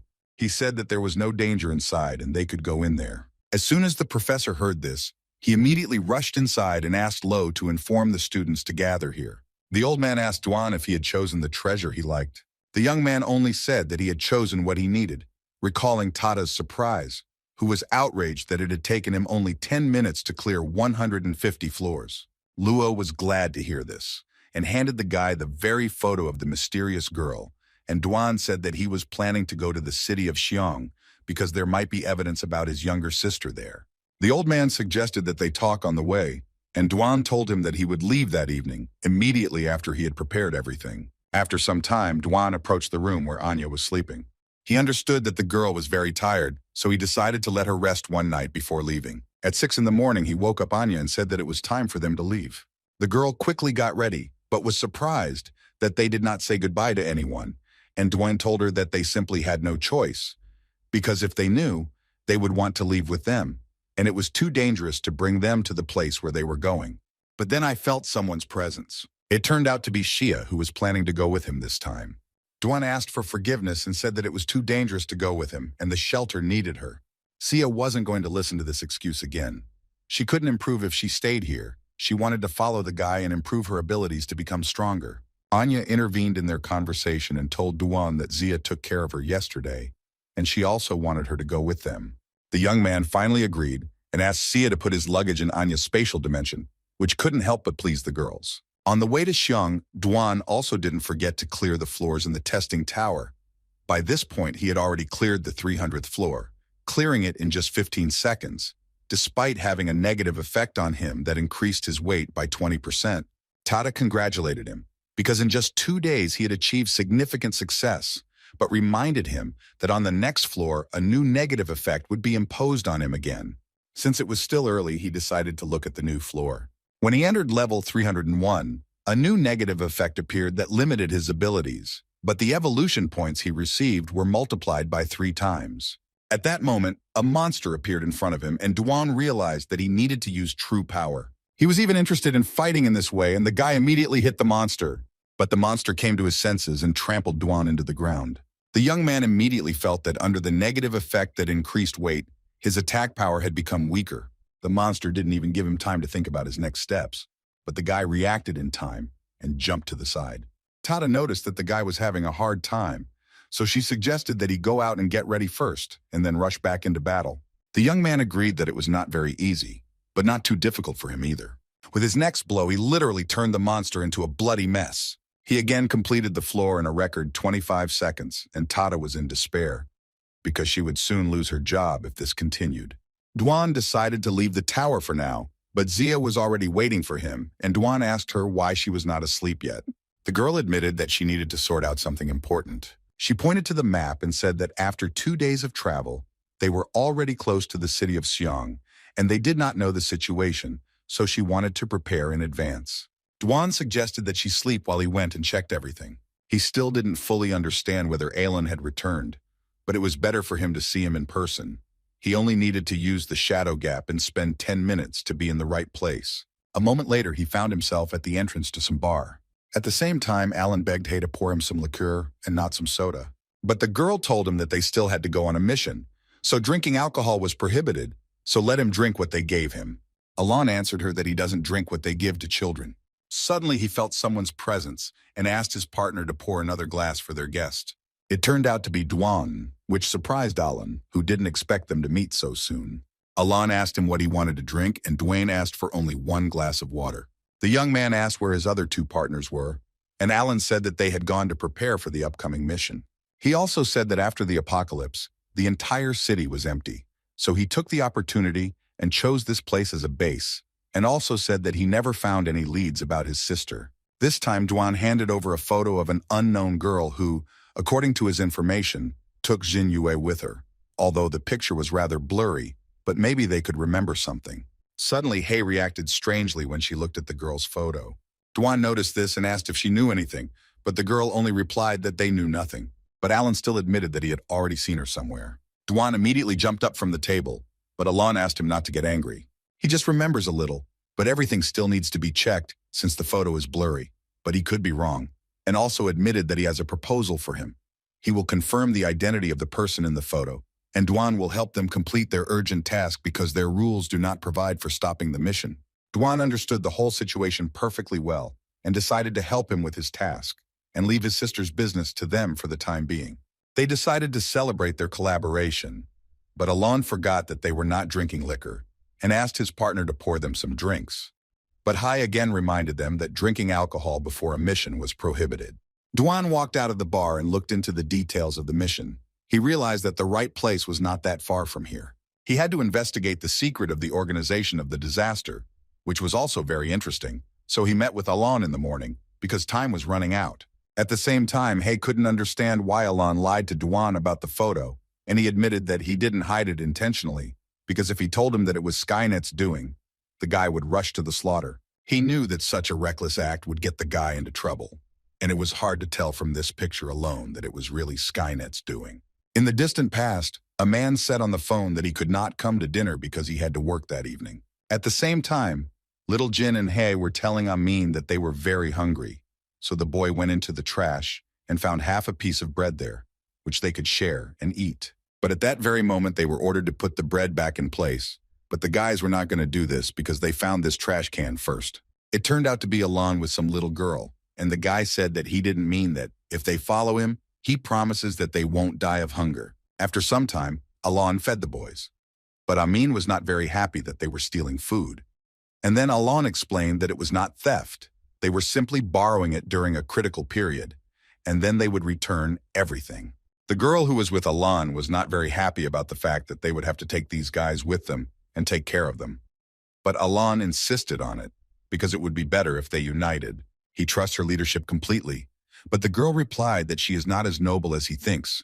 She just does not want to sleep on the street. These were all the memories of Alon, who was going up the elevator in some base. He didn't want to believe that Xiao Yun's mission was connected with Duan's sister. But he decided to put these thoughts aside for later. He would ask her later when they met. A little later, Alan entered some office where an unknown girl was sitting. But the young man was not surprised that she was there, because she constantly worked overtime. The girl didn't understand why he came here, which even upset the guy a little. He was just passing by and decided to stop by to see an old friend. She asked him to stop this useless talk and let him speak frankly if he had something worthwhile. Alon admitted that he came here for something. He wanted to see her list of tasks. The girl was glad that he finally came to help her, because the headquarters mission was also good. Alon was more interested in what would happen to his partners if he came here, but the girl only replied that he had already protected them for many years, and excessive care was also not very good. The guy replied that he understood this himself, so he would think it over first. He took the papers with the missions and tried to find some information about Xin Yue. Suddenly he noticed a paper with Anya. He immediately remembered that this was the same girl who was with Duan. His mood changed, which the girl noticed and asked, "Or did something happen to him?" But Alan replied that he was fine. He still couldn't find any information about Xin Yue. It seems Duan made a mistake since she wasn't on the list. The girl interrupted his thoughts and said that it was time for her to go do her business, and he should think about changing the team. She also said that the superior was putting pressure, and at the moment 9 targets were found, but one was not on the list. This surprised Alon greatly, and the girl said that the individual who was not on the list belonged to the S rank, so the headquarters planned to take her in. She also admitted that the relationships between the members of this place had become too complicated. Alon was simply horrified by what he had just heard. At the same time, Duan continued to head towards his mission that he received from Alan. He only needs to use the shadow gap and get to the place in half an hour, and if he were an ordinary runner, it would definitely take half a day. He only hoped that he could find out at least some information about the organization of the disaster. Duan planned to finish this quickly and meet with Alan. After some time, he arrived at the place and noticed chained zombies, which the organization catches to increase their strength and power. He planned to quickly sort everything out, but then some individual appeared that caught his attention. A hail of attacks immediately blocked the young man's path. Duan thought that there would only be ordinary zombies here, but it seems that this is far from the case. At that moment, a female D-rank zombie appeared in front of him, who had the ability to increase strength, and her zombie enhancement changed his form, and he evolved. The zombie admitted that she felt that the guy's body contained Thorn's aura, which he had absorbed. Duan only replied that next time, her comrades would also sense her aura in his body. This made her angry, and she sent her doll into battle. At the same time, Alan found a cage with some girl. He came closer and realized that it was Xin Yue. Alan came closer to her and asked if her name was really Xin Yue, but the girl only told him not to try to convince her since she had already said that she would not join them. The guy said that he didn't come to her because of this, but to find her at the request of her brother Dwayne. Xin Yue simply couldn't believe what she just heard. She didn't believe that her brother was alive. The girl immediately began to cough violently. Shinue told Alan that they wanted to force her to work for Skynet, but she refused, so they inject her with some kind of crap every day so that she would be weak and could not recover. Alan was incredibly angry. He only asked her not to worry. Her brother would definitely pull her out. The main thing for her was to hold on. The guy also noticed numerous bruises and abrasions on her body, which shocked him even more. He said that he would report her to Dwan immediately. Alan asked for forgiveness from her because now he cannot help her, since he is quite weak. He told her not to be discouraged under any circumstances. Her brother was incredibly strong, and as soon as he received information about her, he would immediately come here and kill all the scoundrels who dared to do something like this to her. Shinue just cried. Ever since that day she felt guilty for her little brother's death. But now she knows that he is okay. Alan heard someone's footsteps and said that it was time for him to go. It was two men who were discussing that the higher-ups had given permission to use a puppet drug on that stubborn girl that would cause anyone to turn into an unconscious puppet. They have no choice because she doesn't want to give up, so they can only do this. But this medicine has not been fully developed yet, so if it doesn't work, the girl may die. Alan couldn't believe what he was hearing, and the bastards just said that they really didn't care if she died, because if she didn't want to work for them, then there was simply no point in keeping her alive. At that very moment, there was a loud explosion. It was Alan who couldn't just leave Shinny after hearing all that crap. He incinerated those two bastards and was about to drag her to freedom. At that very moment, an alarm sounded throughout the entire building, indicating that the S-rank Absolute Zero had escaped. The same girl that Alan came to tried to find out from some guy who was behind this, but he only heard that it was the work of a mercenary. She was immediately stunned and thought that this was Alan's doing. At that very moment, the big guy Ajin approached her, not understanding what kind of idiot dared to do such a thing. He had just returned from a mission and never thought he would encounter something so funny, so he asked her to leave it to him. She only ordered him not to kill anyone, but only to capture the criminal alive. At the same time, Alan crawled along the ventilation shaft and observed the situation. He realized that the news of the escape had immediately spread throughout the entire base. Soon they got out into some separate block. Alan asked Shinue if she could walk on her own, and the girl replied that she was perfectly fine. He asked her to be patient a little longer. But at that very moment, that same Ajin dealt him a crushing blow. The bastard said he went a little overboard with the force, so he hopes the guy isn't dead yet. He was only worried that he would have to find an excuse to say that the boy tried to resist, so he had to kill him. The bastard reached his hands towards Shinue, but immediately received a fiery volley right in the face. It was Alan who ordered him to move away from the girl. But the man only used the ability of the A-rank bear power and entered the first stage mode. He was only glad that the young man himself helped him, because now he would not have to look for an excuse for his death. The bastard was surprised that the guy had a pretty good fire ability, but Alan only agreed that compared to him, his skill was indeed better. This angered Ajin, and he immediately rushed to attack the guy. Alan managed to dodge his blow, realizing that every blow could be critical. Alan immediately used his skill and attacked him with a pillar of flame, but the scoundrel literally cut his flame with his claws. He even became interested in how long the young man would hold out. He attacked Alan again with his Bear Fury strike, but the guy blocked it with ease. He also hit him with his knee, which the bastard didn't expect. Alan managed to throw him aside, and the next moment he attacked him again with flaming projectiles. The bastard flew into the wall, and just then other Skynet members ran up to him, worried about the leader of Ajin, but he replied that he was fine. The guys noticed Alan and realized that he was not from headquarters, but one of them had already seen him somewhere. They asked Ajin to leave it to them, but he said that he would deal with it himself and no one had the right to interfere in their fight. Ajin only thought that he had finally become a leader, and if he couldn't defeat even the trash, then people wouldn't listen to him at all. He headed towards Alan again at breakneck speed, but this time the guy didn't have time to block his blow, which hit him right in the chest. He noticed that his opponent had become stronger. Ajin continued to attack the boy, shouting that it was time for him to die. Alan had no choice but to run away from him and dodge his attacks. He also asked Shinue to find a safe place and hide there. Ajin was only surprised by his stupidity. Not only can he not defend himself, but he also tries to be a hero in front of the girl. But then the whole room was covered in flames. And the guys finally remembered that the young man in front of them was called Alan. When they chose the leader of the small headquarters team, he became it, but suddenly quit. And after that, there was no news about him. It was because of this that Ajin began to be called the reserve leader. The bastard realized that if he killed him now, he could become a real leader. Ajin immediately used his second beastman form, which increased his savagery. Alon attacked him with flames again, but this time it didn't work very well, and Ajin continued to attack him. He barely managed to dodge his powerful blow. Alon immediately used his flames like a jet engine and rushed towards his opponent at breakneck speed. The guy delivered a powerful blow right to the bear's face. But Ajin immediately grabbed him by the face, and the next moment threw him straight into the ground with incredible force. But suddenly a huge column of flame appeared, and the scoundrel noticed that for some reason the fire had become completely different. It was Alan's burning blood that turned into flame. Alon was going to finish off the bastard with his furious fire. Ajin couldn't believe that the guy was so strong. But why did he betray them then? Alon only replied that Skynet's actions disgusted him, and a moment later there was a powerful explosion. Two strangers were watching all this. One of them told the King of Swords to finish off Alon because he was definitely capable of it. At the same time, Xinyu used her abilities to heal Alon's wounds, and she also said that the drug's effect had worn off and her energy had recovered a little. Alon thanked her, but the girl thought that it was she who should be grateful. But the guy answered her that it was not her fault. He only does what he thinks is right, and now they need to hurry, because reinforcements will arrive very soon. They continued to run away, but Xinyu didn't understand why Alon risked his life to save her. He replied that it was all because Skynet had started to get on his nerves, and if something bad happened to her, he wouldn't be able to resist Duan.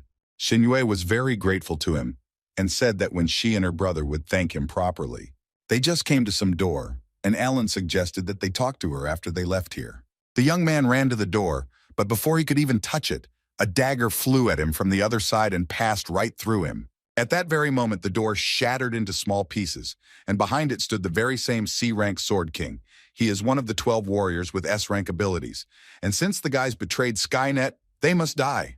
Alon would never have thought that someone so strong would come for reinforcements. The king advised Alan not to make unnecessary movements. At least he could let him die with less pain. The young man only replied that he could not die. He had to bring Xinyu to Duan and get out of here.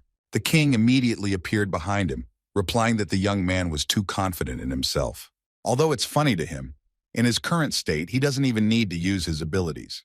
Alon shouted at him not to get too cocky. But the king did not even let him use his flame and immediately dealt many cutting blows all over the guy's body. Xinyu couldn't watch this any longer and used her skill to help Alon somehow. She aimed her eyes straight at the bastard to stop him, but as soon as he swung his sword, all the ice was destroyed. He said he would give her one last chance and asked if she would join Skynet.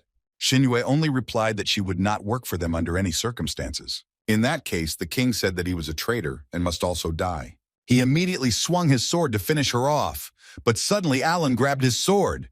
Alon yelled at the bastard to get away from her. The guy immediately dealt a crushing blow to the king, but he managed to dodge at the last moment. He also noticed that the guy's fire was somehow strange. Suddenly he realized that Alan was burning up his life force. The young man immediately created a fire tornado around the king, but he only told him that at this rate he would turn to ashes. But he still decided to play with it a little. Alon told Xinyu that he was no match for this guy and couldn't attack him head-on, so he would hold him back and she should run away immediately. He admitted that their only hope was to wait for Dwayne. If he managed to get here, then she would be saved.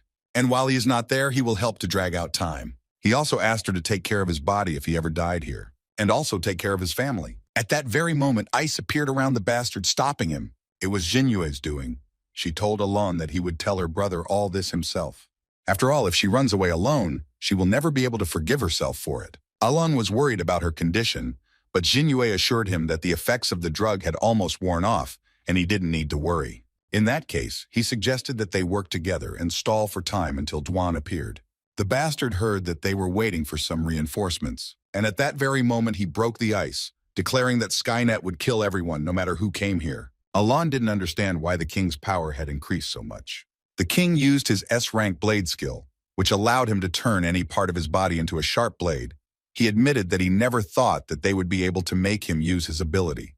Alon understood that although Xinyue's energy had been restored, its level was too low, and his body was also at its limit, so he could only drag out time with his last strength.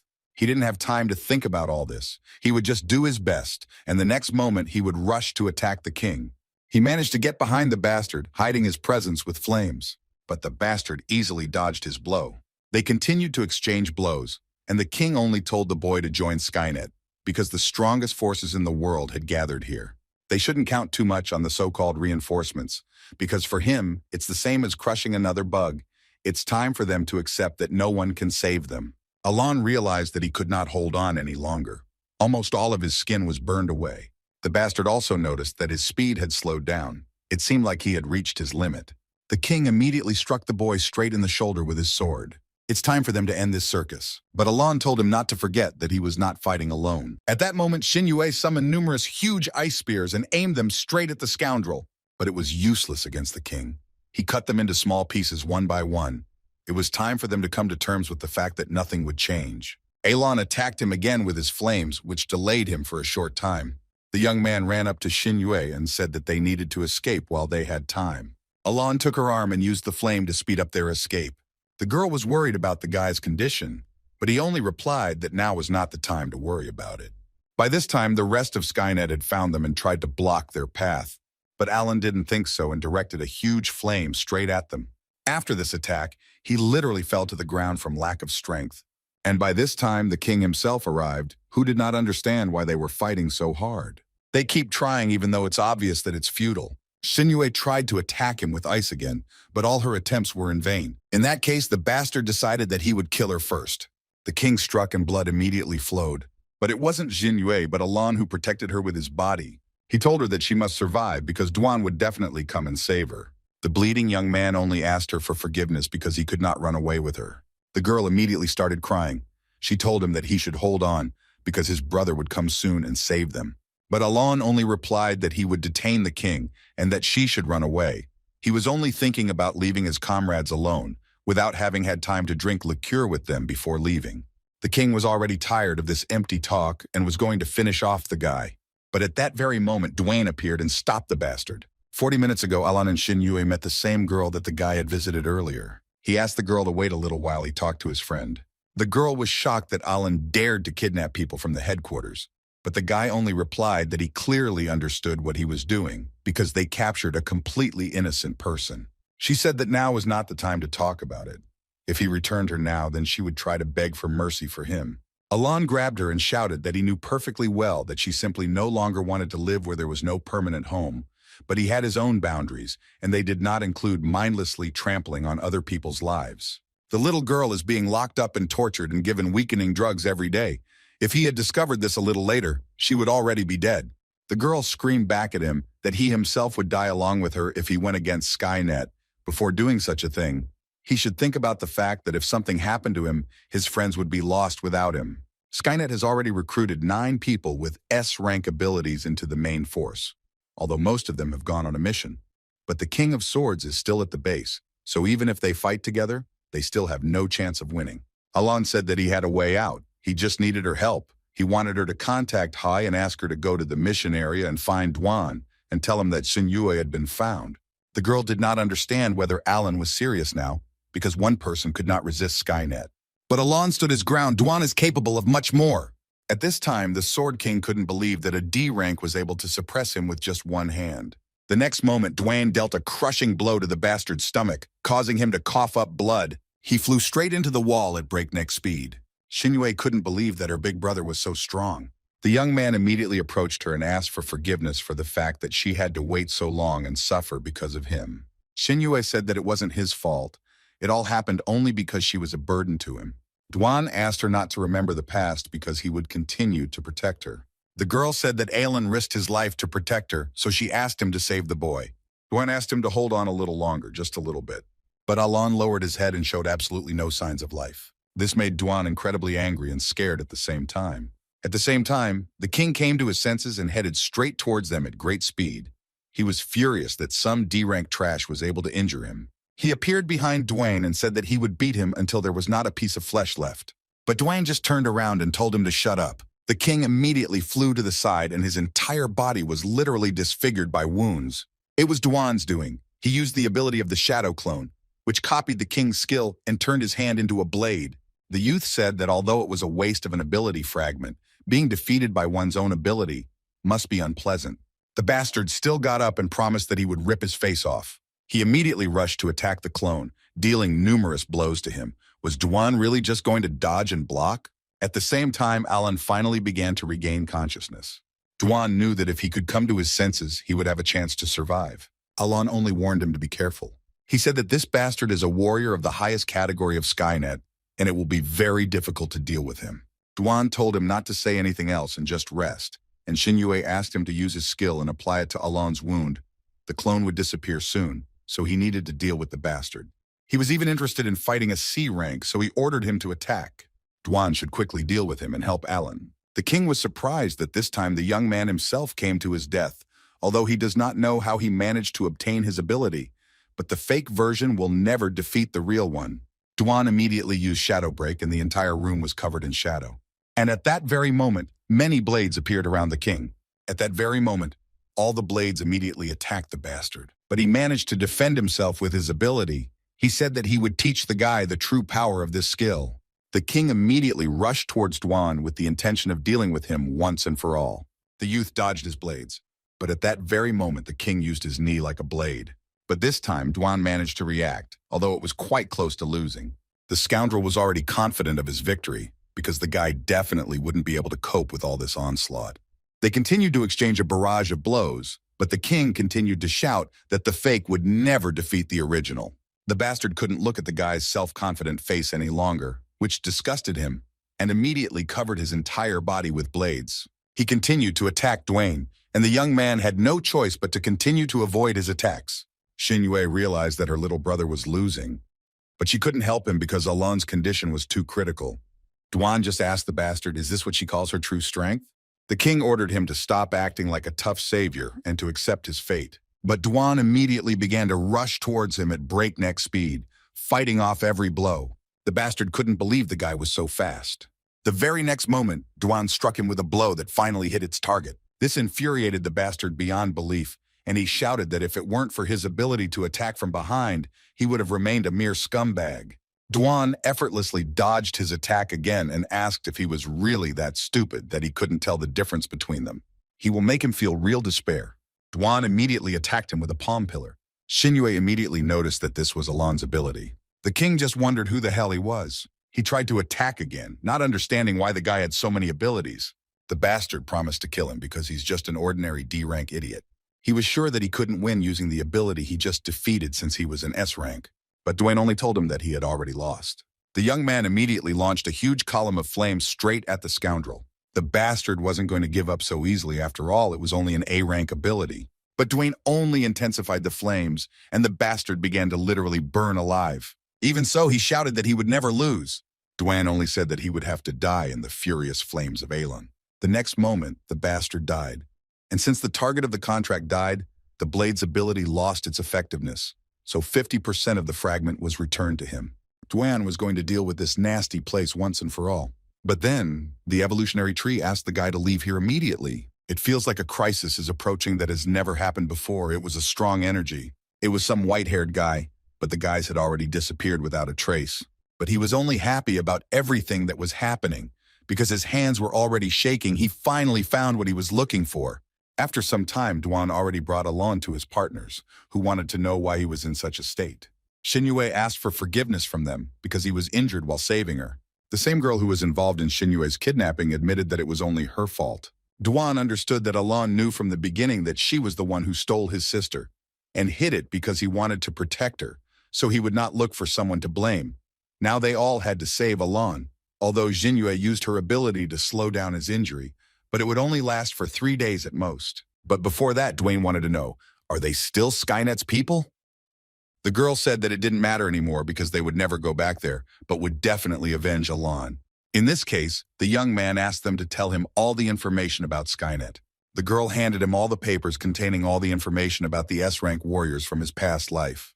But Dwayne couldn't understand why there were so many people on the list that he didn't recognize. It only meant that the head of Skynet was a reincarnated person, and in his past life, the person's position was higher than his. The girl interrupted his thoughts and told him that 8 of the S-rank warriors had been found and all had submitted to Skynet.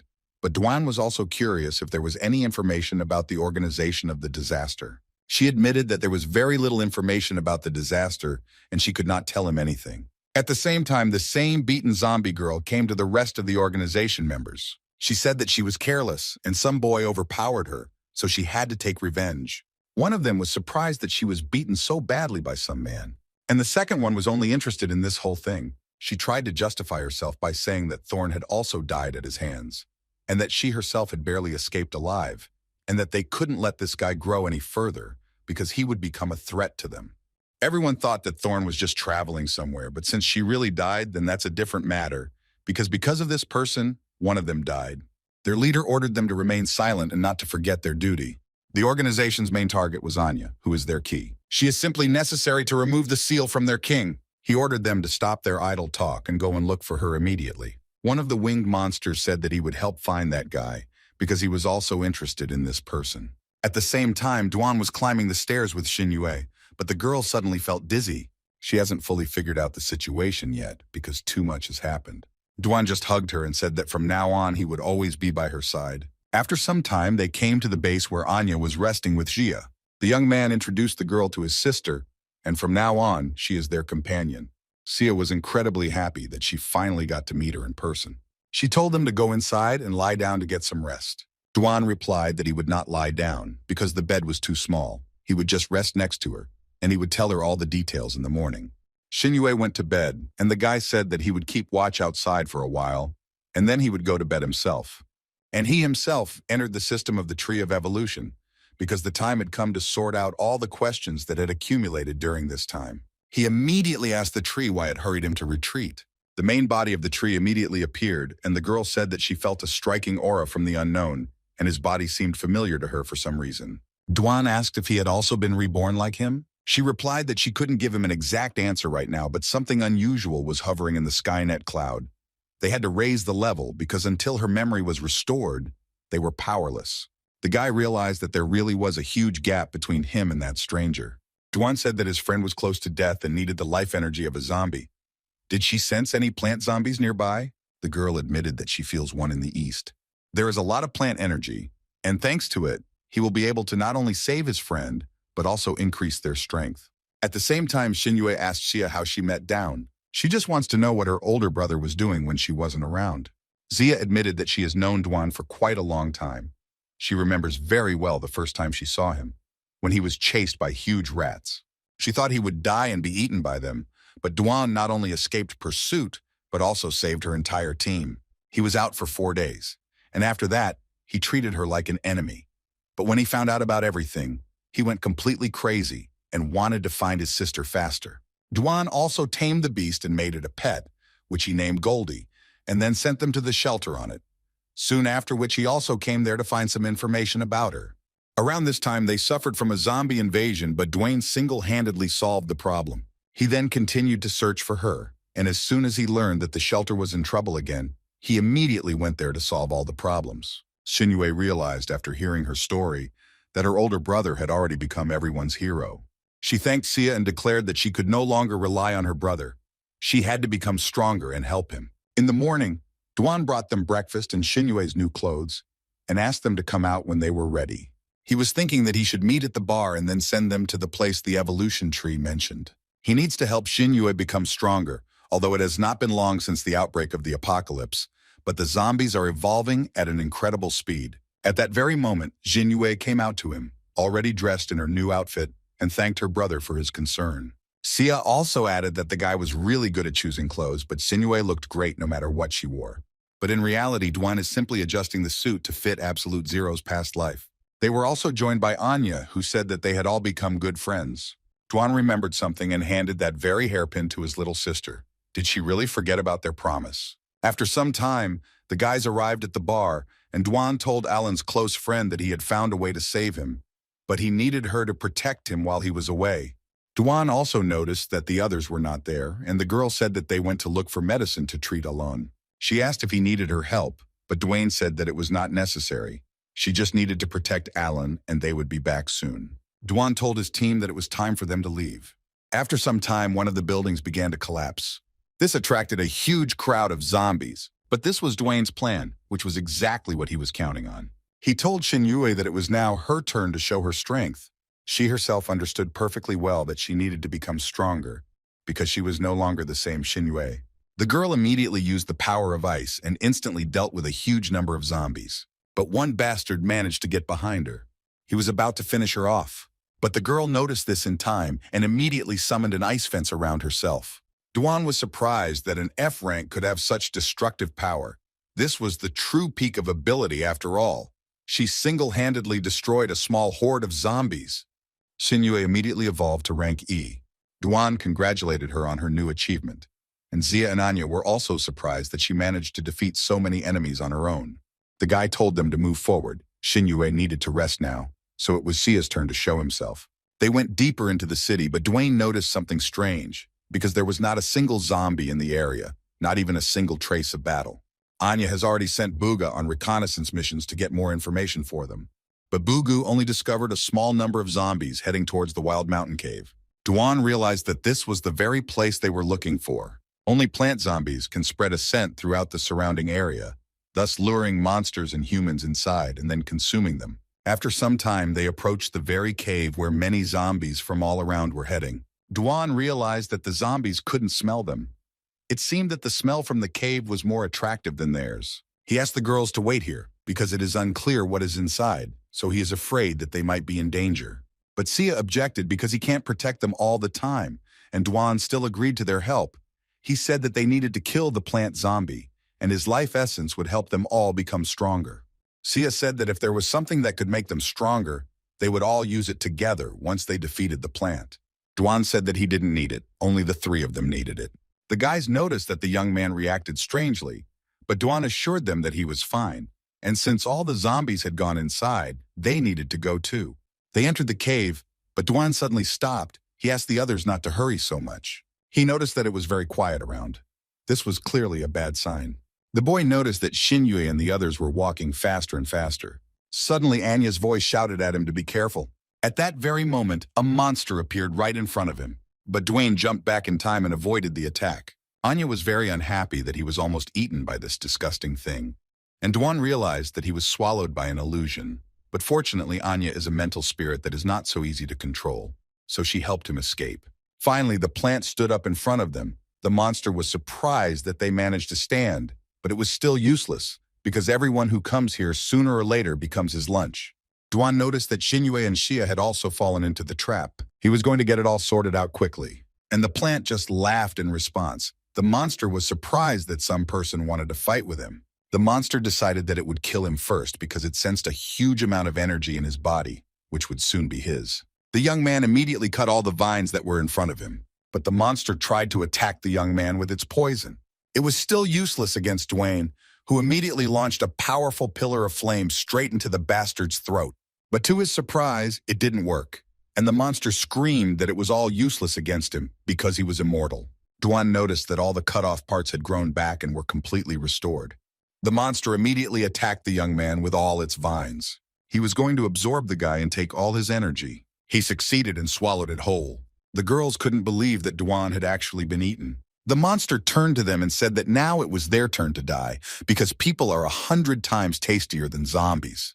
Goldie and Bug immediately took up fighting stances to protect them. But a moment later, the cave began to collapse, and then Duan's shadow appeared, cutting the bastard open from the inside.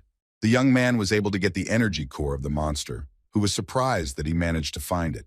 At that moment, tree roots appeared from Duan's hand again and immediately dug into the core. The monster couldn't believe it, but a moment later there was no trace of him.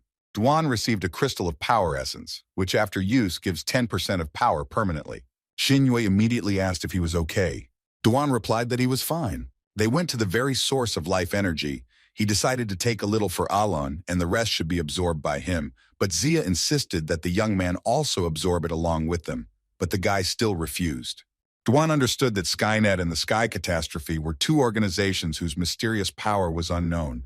He needed to level up quickly. Goldie immediately sat on the guy's shoulder because he was incredibly happy that everything was okay with his owner. Duan apologized to him for not spending enough time with him, even though he was his first team member. At the same time, the three girls were bathing in the spring, but Xinyue noticed that Xia was worried about something. It turned out that this was because the girls suggested that the guy absorb the source together, but she didn't even think that it should be absorbed in this way, and now she feels incredibly awkward. After some time, they returned to Alon, who had already given him all the life essence to absorb, which can save a person even on the threshold of death. By this time, Alon had already come to his senses, which could not but please the others. Alon only remembered defeating a Skynet member, but beyond that, there were no memories. He immediately asked how Xinyue was doing. The girl came closer to him and said that she was okay. Alan immediately perked up when he found out that she was okay. But Duan asked him not to move, although he was out of the risk zone. His body was still weak, so he needed time to recover. Alan asked the guy for forgiveness for hiding everything from the very beginning and not telling the whole truth. Duan said there was no problem with that. He would send him to the shelter first, since there was a professional medical system there. The guy didn't understand anything. What other shelter were they talking about? At the same time, in the city of Shi, a group of soldiers were running away with all their might. Nobody understood where the zombie horde came from. They immediately contacted the light base. The soldiers said that a huge number of zombies had suddenly appeared in the city, so they were calling for reinforcements. But a moment later, only their screams could be heard. The headquarters staff immediately reported to the commander that zombies had appeared in their city. Commander Hua couldn't believe it.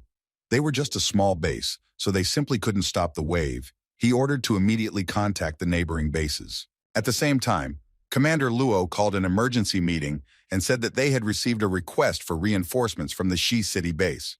They were attacked by a huge wave of zombies, and there was a high probability that they would not be able to cope on their own, so he would like to know the opinion of everyone present. One of the girls said that their current strength is only enough to protect their shelter. There are no additional forces to send reinforcements, so she suggests doing nothing because they are a long distance from Shi City, so it will not affect them in any way. Lo's expression immediately changed, and he said that this question was not that simple because the scale of this wave of zombies was greater than what they had encountered before. If City C falls, their base will be the next target of the wave, so it will be in their interest to deal with the zombies before it is too late. The girl still agreed that in 3 days at most the zombies would reach them, and there would be many more of them than there were now. But should they help the city of C, despite their situation? They can't send everyone, because if the shelter is in danger, they will be too vulnerable. But Lo has already thought about it. He decided to send 70% to help. But still, one of the people present felt that 70% was too much to help.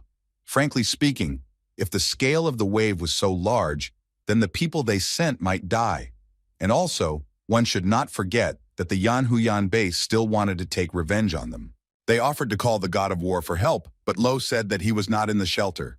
He himself understands very well what they are worried about, but they should think carefully. Although the Yanhuyan base is a problem, it is only a struggle for power, but zombies are a completely different matter. At the same time, Xiao was standing outside the meeting room. He heard that Yanhuyan's goal had always been to destroy the place they had worked so hard to create. Lo said that they are bloodthirsty and ruthless, but their main enemies should still be zombies.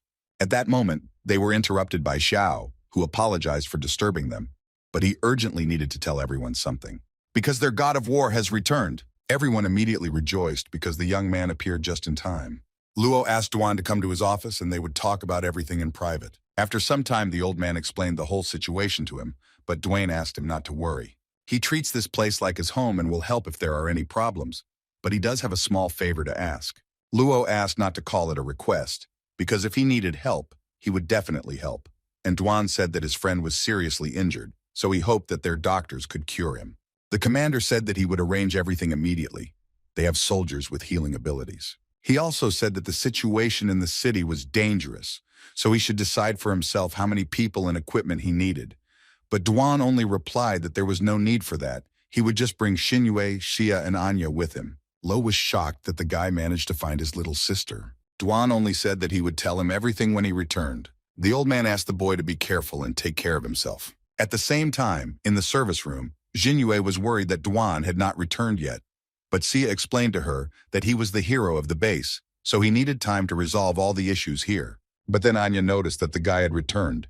Duan told them that they had an urgent task, so they needed to leave immediately, and he would tell them all the details on the way.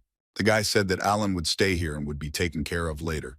The guys didn't waste any time and immediately got ready to set off. At the same time, complete hell was happening in the city of Shi. The entire area was strewn with the corpses of soldiers, and the surviving group ran away from the horde of monsters with all their might. But the huge rat still caught up with one of them and mercilessly tore him to pieces. The remaining soldiers tried to stop the monster with weapons, but all the bullets literally bounced off his thick skin. One of them shouted at his comrade not to stop but to keep running. But the rat immediately turned him into a bloody mess. The last survivor despaired. He realized that they were all doomed, because even weapons were useless against these creatures. He realized that people would never be able to resist these monsters. The guy had already fallen to his knees and resigned himself to his fate. But at that very moment, the huge rat was thrown to the side.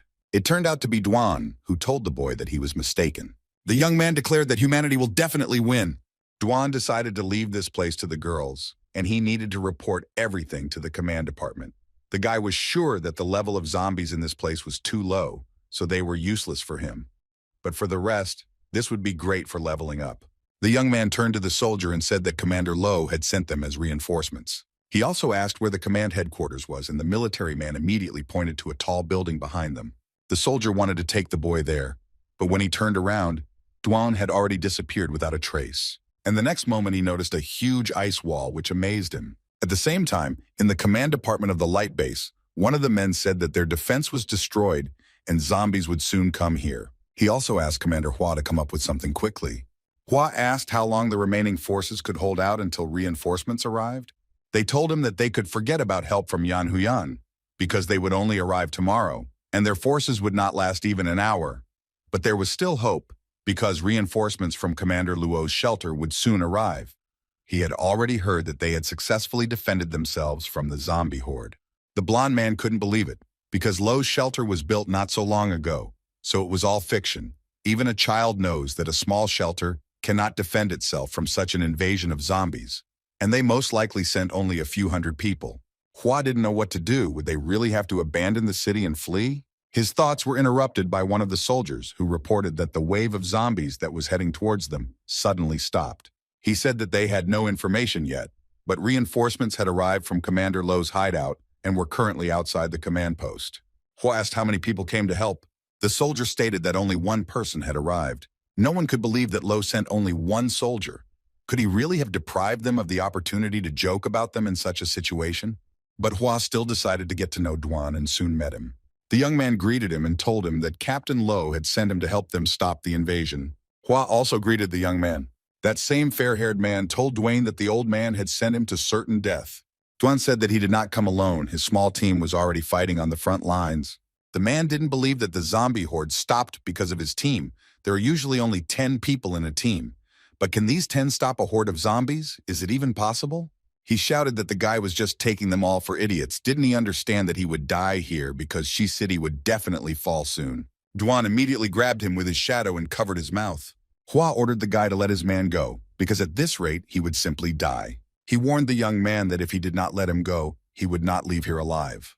Duan immediately grabbed the others and they immediately began to try to negotiate with him. The soldiers immediately surrounded Duan, ordering him not to move and to quickly release Commander Hua and the soldiers. Duan told them that if they talked to him like that, he would not be kind, because it was quite easy to kill them, and he would simply say that they sacrificed themselves fighting the zombies. Hua immediately ordered his guys to lower their weapons and suggested that the guy resolve everything peacefully.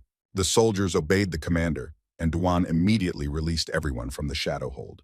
The soldiers also told Hua that the command post sent information to find out the reason why the zombie horde stopped, which might not please him, and he ordered them to go to the command post immediately. Hua asked one of the workers to raise the CCTV cameras on the front line.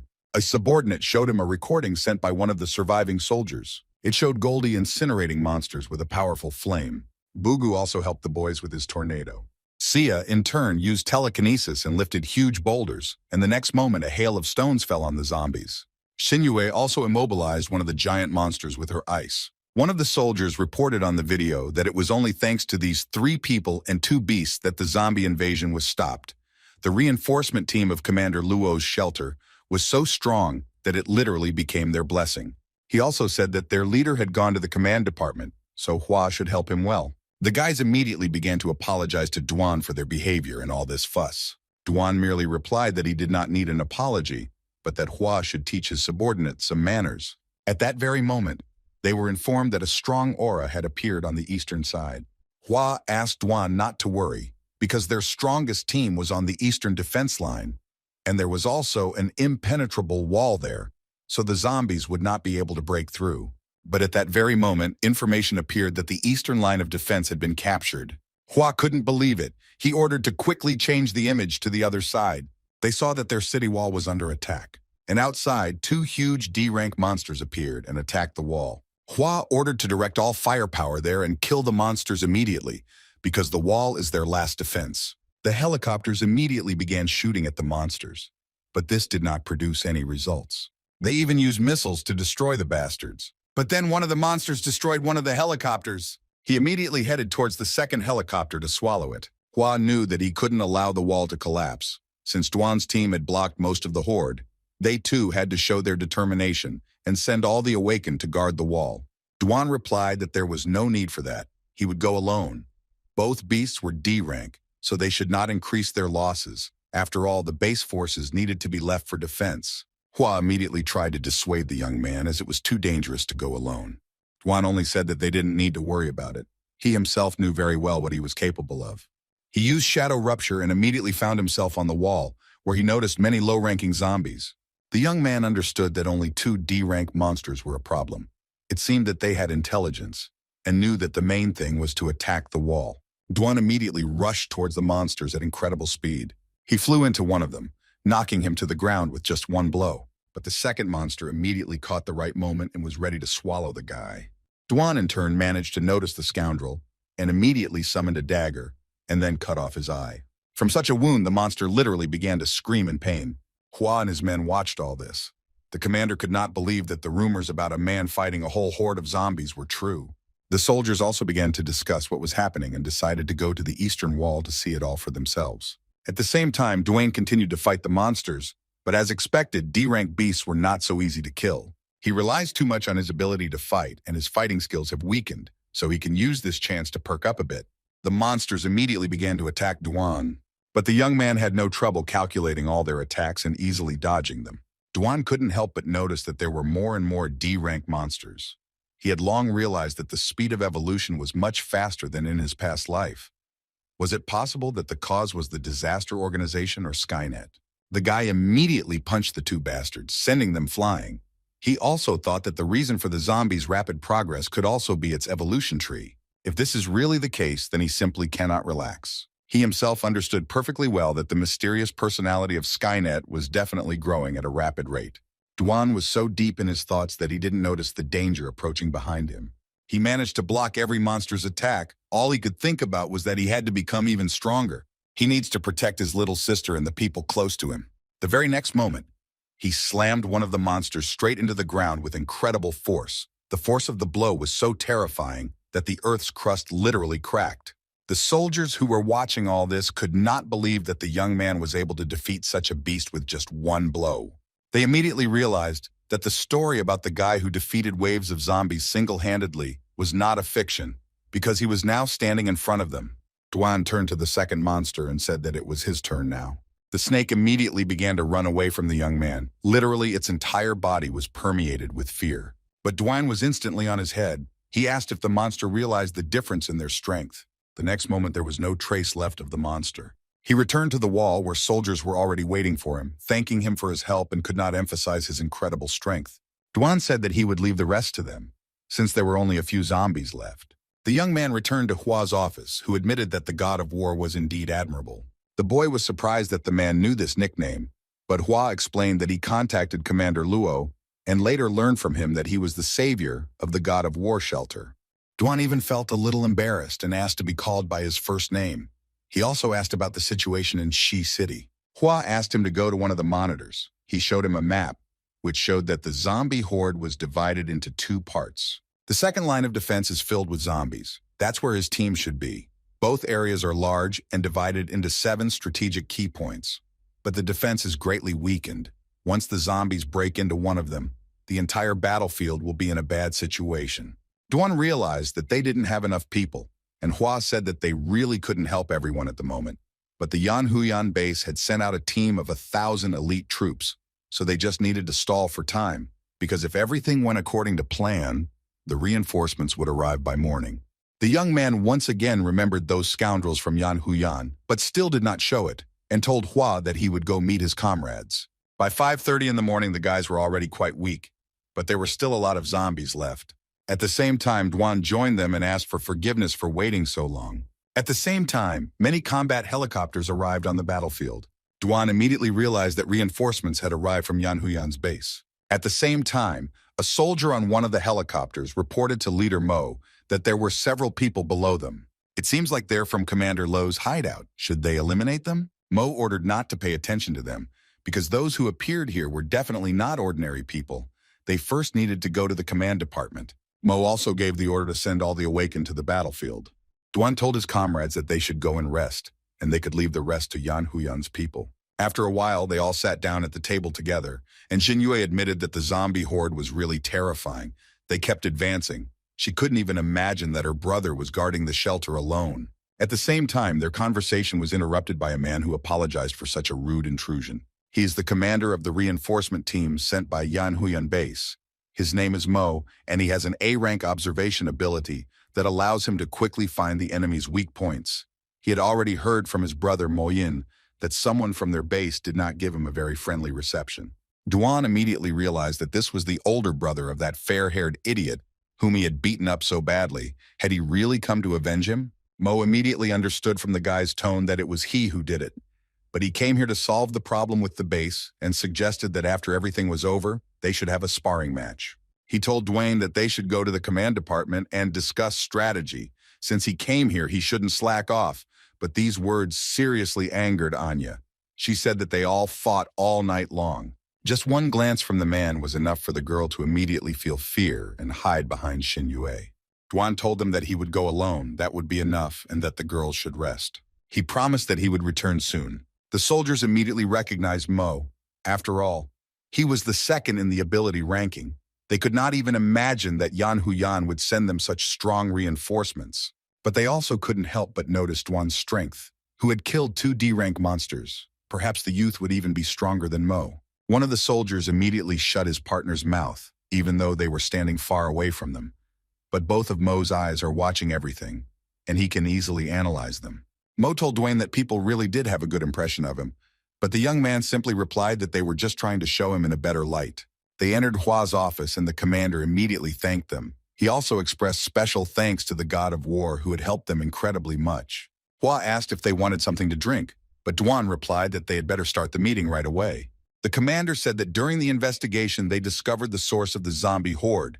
In the first area there was a D-rank monster, as well as 3 E-rank monsters. They are leading the entire wave. Mo immediately assumed that once they killed these 3, everything would end immediately. Hua confirmed his suspicions. Once the zombies lost their leader, they would no longer pose a threat. He was also confident that if everyone worked together, they could be dealt with. But Mo objected. After all, he couldn't allow the shelter soldiers to risk their lives. So he said that he would deal with the D-rank monster and leave the 3 E-rank ones to Duan. That wasn't a problem, right? The guy agreed to such conditions, and since the god of war himself was not against it, then Hua also could not object. Mo stood up and was going to finish this quickly. He also told the young man that if he felt any difficulty and needed help, then he should just bide his time, and he would rush over as soon as he dealt with the D-rank. The impudent fellow laughed loudly after what was said and went to the exit. At the same time, on the front lines of the city of Shi, a group of soldiers continued to shoot back at the horde of zombies. The military reported to Leader Mo that they could suppress the enemies for now, but there were still too many of them.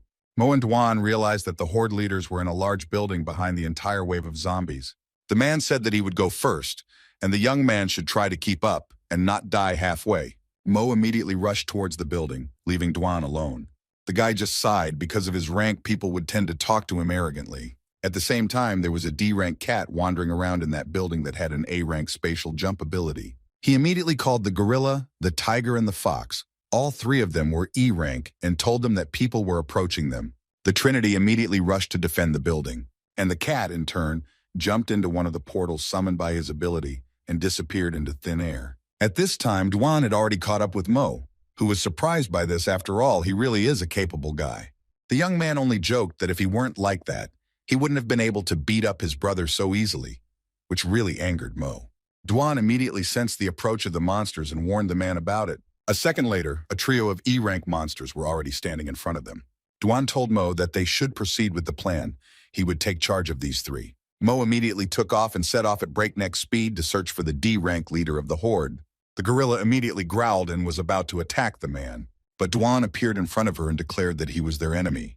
The very next moment, the young man defeated the gorilla with just one blow, tearing out one of its eyes. The tiger and the fox were simply furious. They immediately pounced on the guy. At the same time, Mo had already arrived at that very building. He came here and heard that the guy had killed 2 D-rank monsters on his own, so he also needed to kill that monster to restore Yan Huyan's authority and then deal with Duan himself, who dared to beat up his brother. But suddenly something interrupted his thoughts. At the last moment, he managed to dodge the fatal blow. Mo didn't understand where he was attacked from. He realized that the enemy had the ability to hide, so his observation here was useless. Immediately, a paw appeared from the portal behind him. But this time, too, he dodged. He understood perfectly well that if he couldn't force the enemy to show himself, then he would have no chance of winning. At that moment, he was attacked again, but this time the blow hit him directly. Mo finally realized the gravity of the situation. He and the enemy were of the same D rank, but the gap between their strengths was incredibly huge. Mo continued to swing his sword with all his might to somehow protect himself. That same cat was watching all this. He immediately jumped into the portal and found himself behind the man. This time the blow hit the target. Mo immediately flew to the side with incredible force. He couldn't believe that Duan was actually facing 2 such monsters at the same time. Is there really such a big difference in strength between him and the boy? He had already resigned himself to his fate, although he still could not believe that he would die now. At that moment, Duan appeared and successfully blocked the monster's attack. The guy ordered Mo to step aside and not interfere because he was clearly not an opponent to this monster. The man didn't understand why the guy was here. Had he already dealt with 3 E-rank monsters? At that very moment, the monster's paw appeared from the portal again. But Duan reacted in time and repelled the vile attack. He realized that the monster had space-type abilities, which were quite rare, although the damage from such abilities was not the same as offensive ones, but this one felt a frightening presence. At that very moment, Duan grabbed the monster right by the paw. He pulled him out of the portal, but the cat immediately started running away. Duan knew that even the spatial type had a weak point. When the enemy using this ability has his body exposed, he has no advantage. With the spatial shadow gap, his speed is enough to catch up with the monster. A moment later, Duan immediately stabbed the dagger straight at the monster. Mo couldn't believe that the young man had dealt with him so easily. Duan realized that the beast couldn't use its portal now. At that very moment, the cat began to take on a new appearance. And a moment later, he turned into a huge C-rank monster, and his spatial jump ability was also supplemented with the Berserker skill. Duan thought that the previous calamity demon he fought against also went mad before dying. Could it have something to do with the zombie horde and the disaster orchestrated?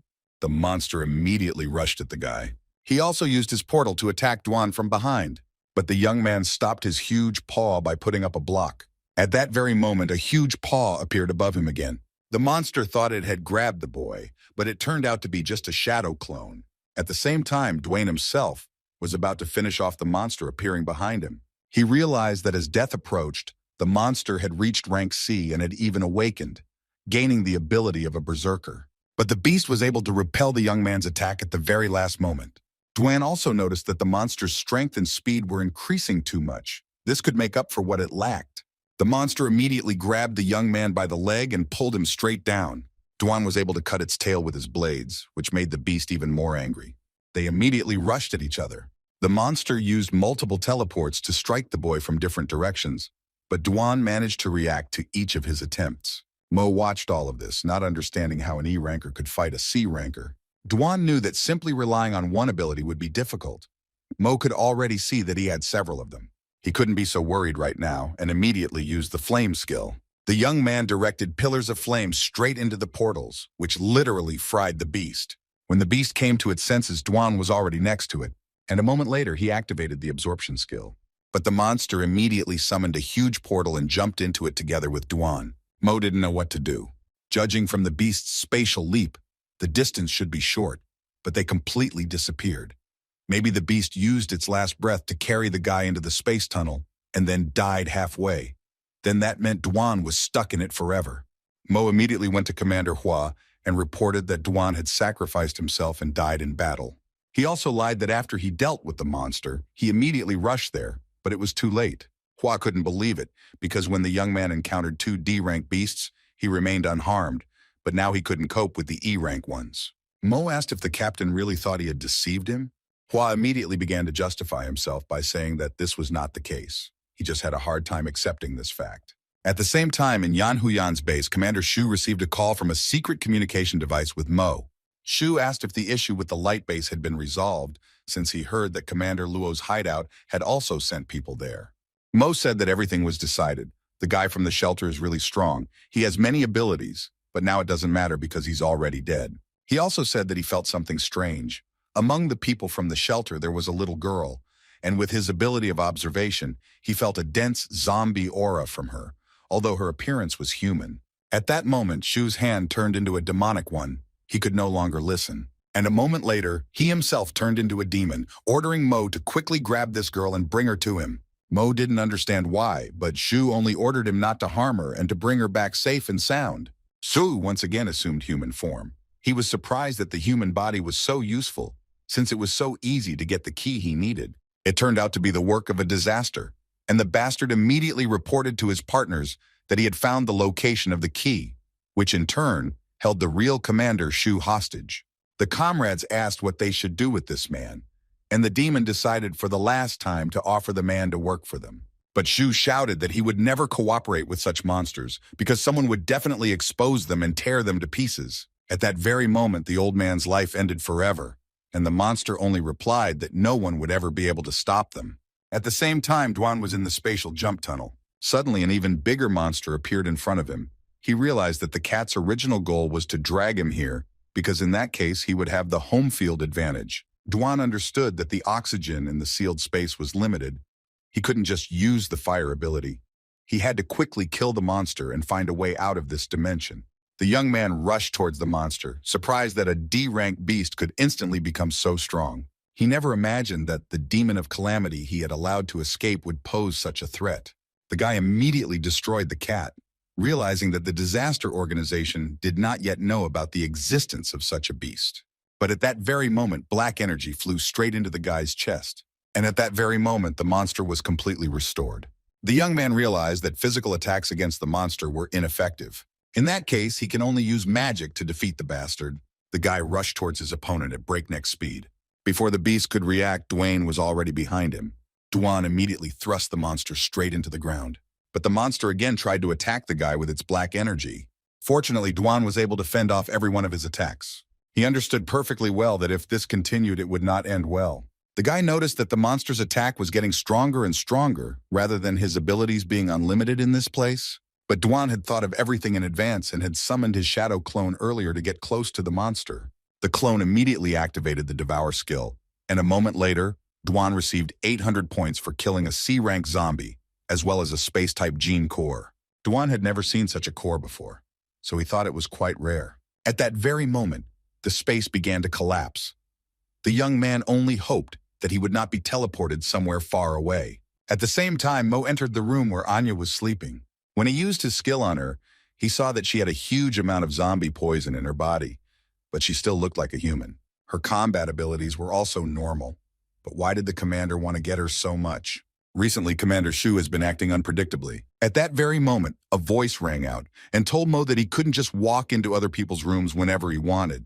Hadn't his parents taught him good manners? It turned out to be Dwayne, who could turn a blind eye to the fact that Mo had deceived them about his death. But he can't even touch his friends with a finger. Does he know what consequences await him? The man was shocked by the fact that the boy was alive. The young man only mocked him because in this way his lies would come to light. Mo replied that in that case he had no choice. He could only kill the guy, and then what he told the commander would be true. He was also surprised by the fact that the god of war had teamed up with the zombies. Duan only replied that he should have killed the bastard when he saw Anya. The bastard only laughed because his ability would easily reveal his weak points. At that moment, Duan closed the bastard's mouth. He ordered him not to make noise while Anya was sleeping. Mo tried to activate his skill, but the target's level was too high, so he had no weak points to exploit, which left him in shock. He continued to make noise, and Duan repeated to him again to be quieter. At that very moment, Anya began to talk in her sleep. Duan just walked over and covered her with a blanket. He was glad to see that the girl would not become what she was in her past life. He won't let the same thing happen to her. Duan grabbed the bastard and rushed with him from the window of the high-rise building. He didn't care whether a human or a zombie tried to harm her. He would kill everyone, even if he had to make the whole world his enemy. At the same time, the group of demons gathered together again, as Huanin had some news. One of the demons asked him to speak faster because everyone has their own tasks. Huanin said that the key was found and she is with the man who killed Thorn, but she managed to escape, although this is not such a big problem since he knows the base she is at. An argument began between them about the fact that the girl managed to escape because of him. But the leader of the gang reassured them that since the key had been found, it meant that the energy needed by the king had also begun to be prepared. The demon said that he already had a plan. He just needs to continue using the identity of Commander Shu, and then the energy will be sent here without stopping. He should just wait here. The leader only remained silent, giving him a chance to implement his plan. Closer to the morning, Duan entered the system, where the main body of the tree was already waiting for him. Duan admitted that the growth rate of zombies is much higher, so they need to become stronger, and the girl asked how many evolution points the young man currently has.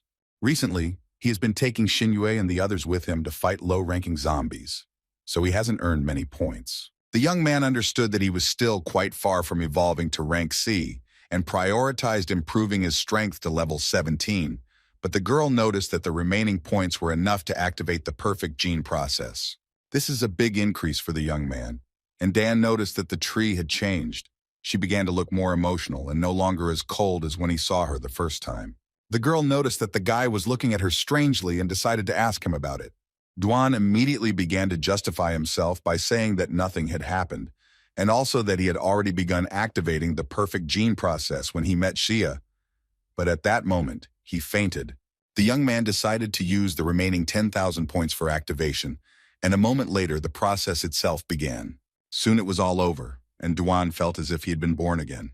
The girl congratulated him on becoming stronger. The guy decided to open the ability fragments menu. He realized that only F-rank abilities could be activated, although they were of no use at all. So the ability fragment should be used to improve the current ones because it would be more profitable.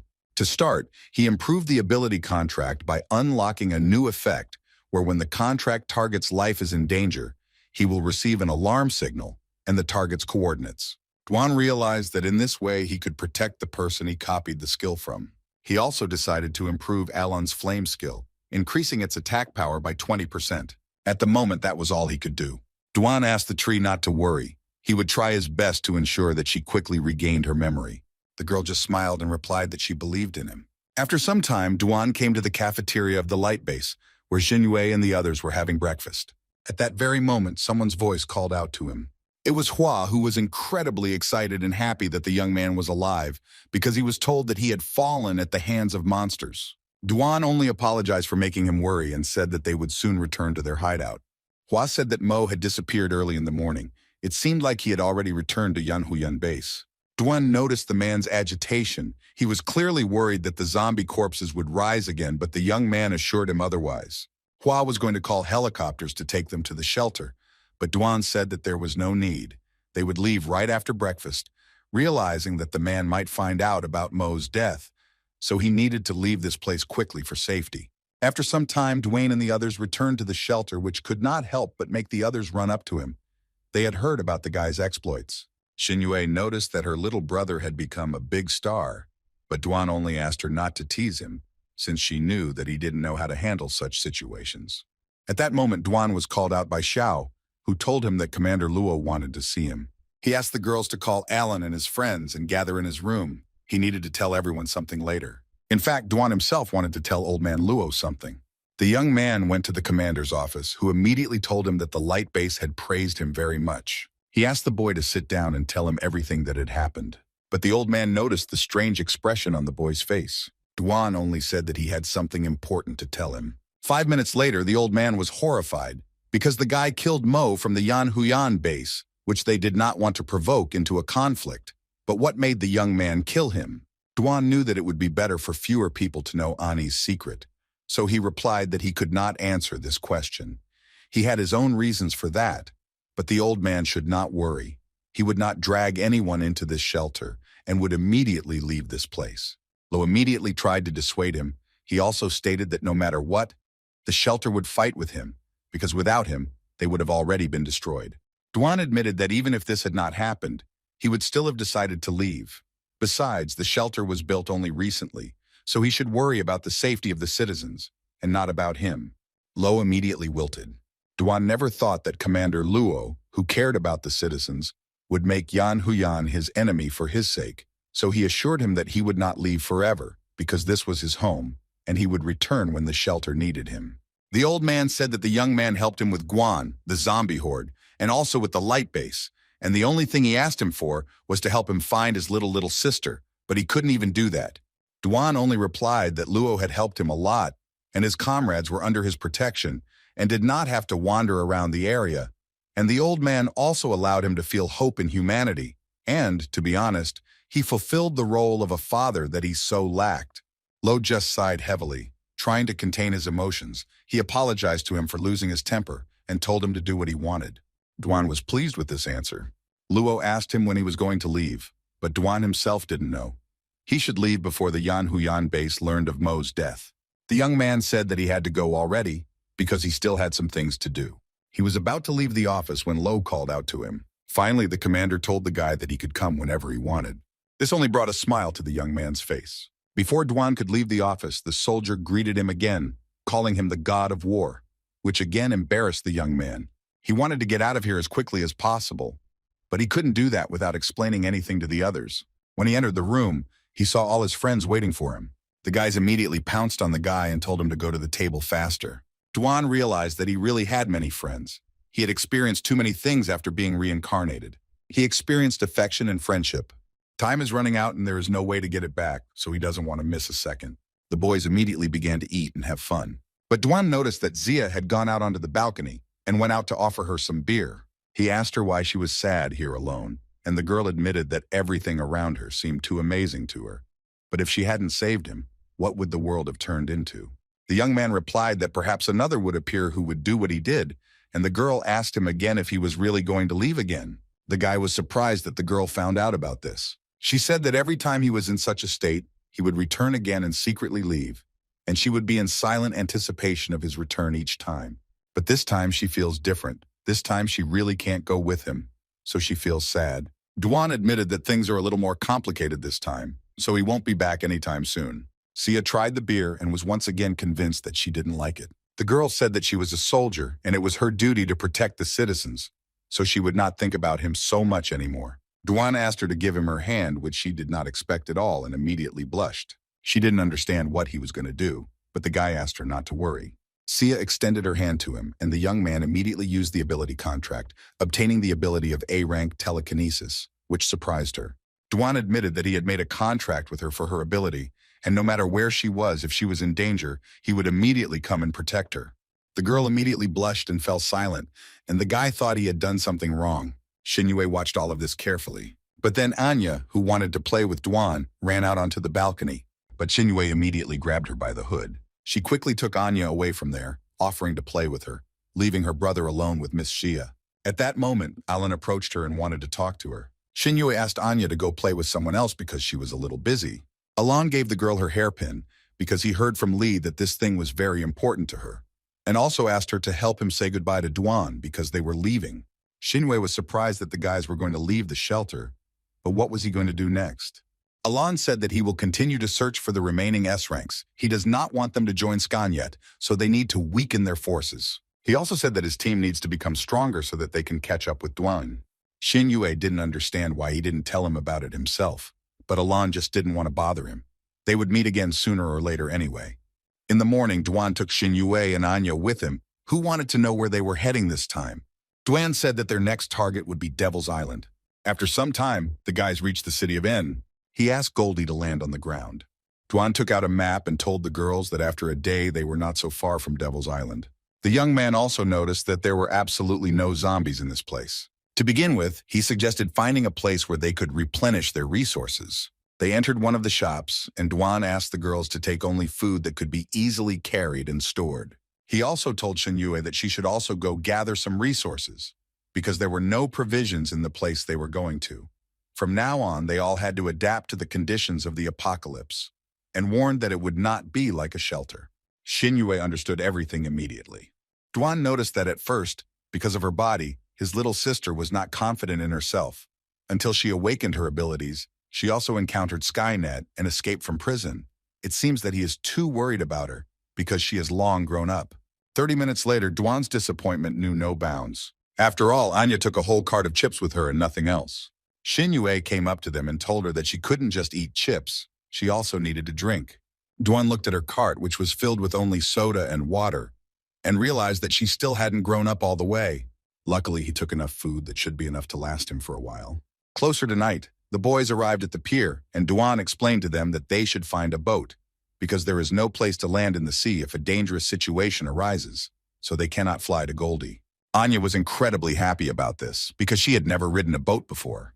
At that very moment, an old woman appeared next to her, which seriously scared the girl, who thought that she was not a zombie. Duan immediately told Anya that this was a human and she should ask for forgiveness. Granny asked them if they had seen her son Ozzy.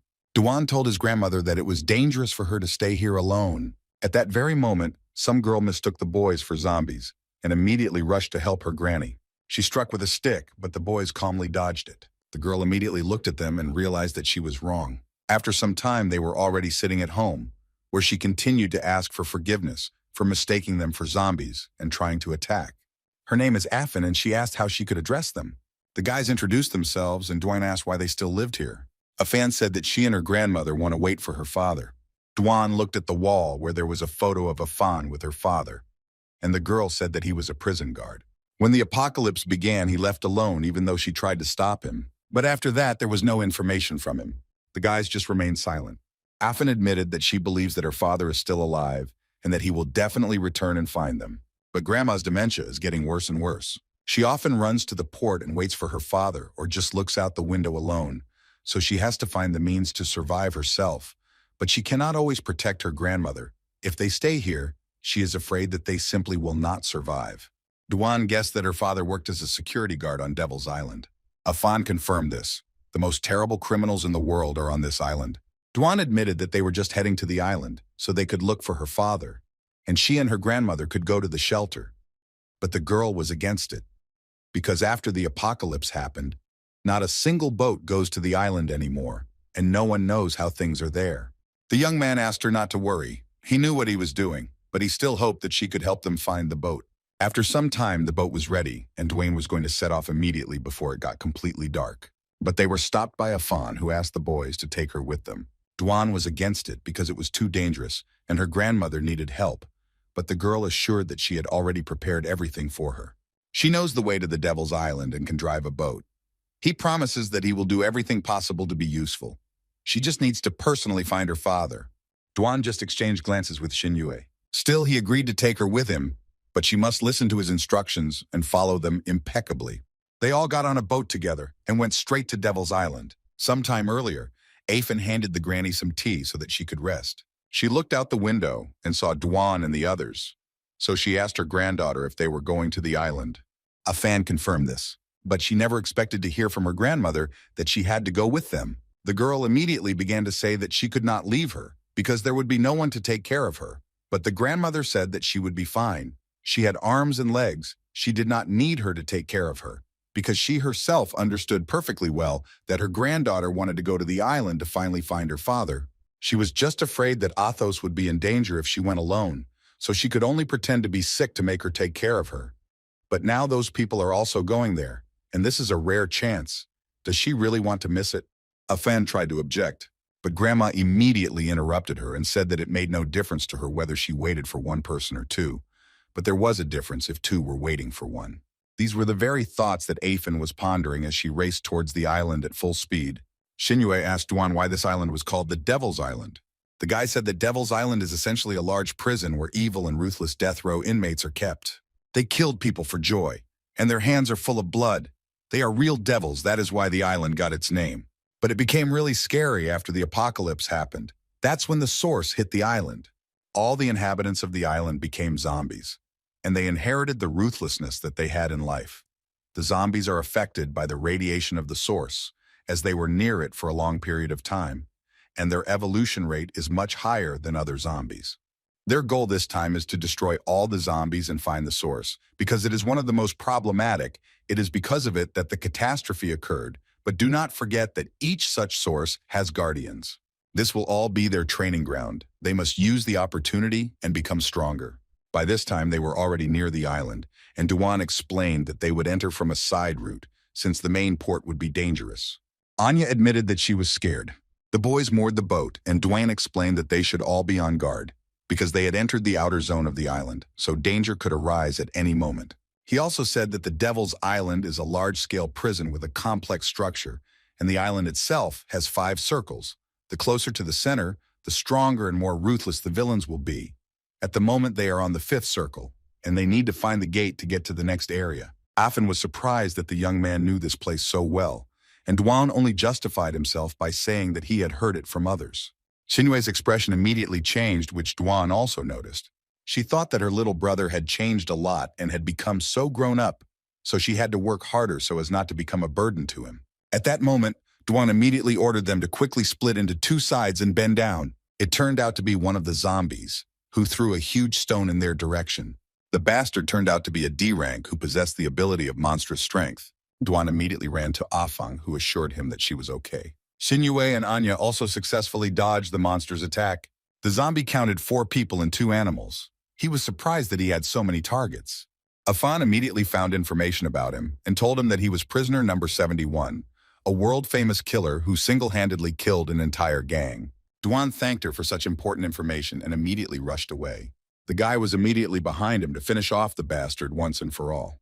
But the scoundrel immediately looked him in the face, and the next moment he dealt a crushing blow, which surprised Dwayne, who did not expect that the zombie could react so quickly. His blow was so strong that it even broke a tree in half. The bastard immediately caught the young man with his chains while he was in the air, and he was about to finish him off with a huge metal ball. But Dwan immediately used Shadow Break and avoided the attack. The bastard didn't expect this at all. At that moment, Xinyue restricted his movement with her absolute 0 skill, but the scoundrel easily escaped from the trap.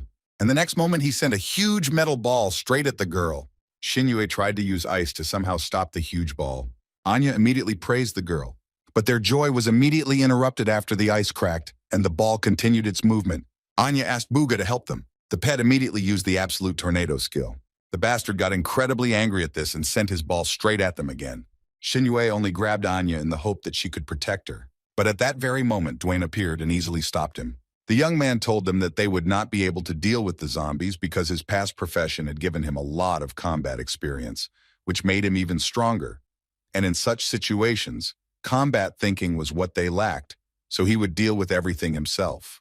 Xinyue herself understood all this perfectly well.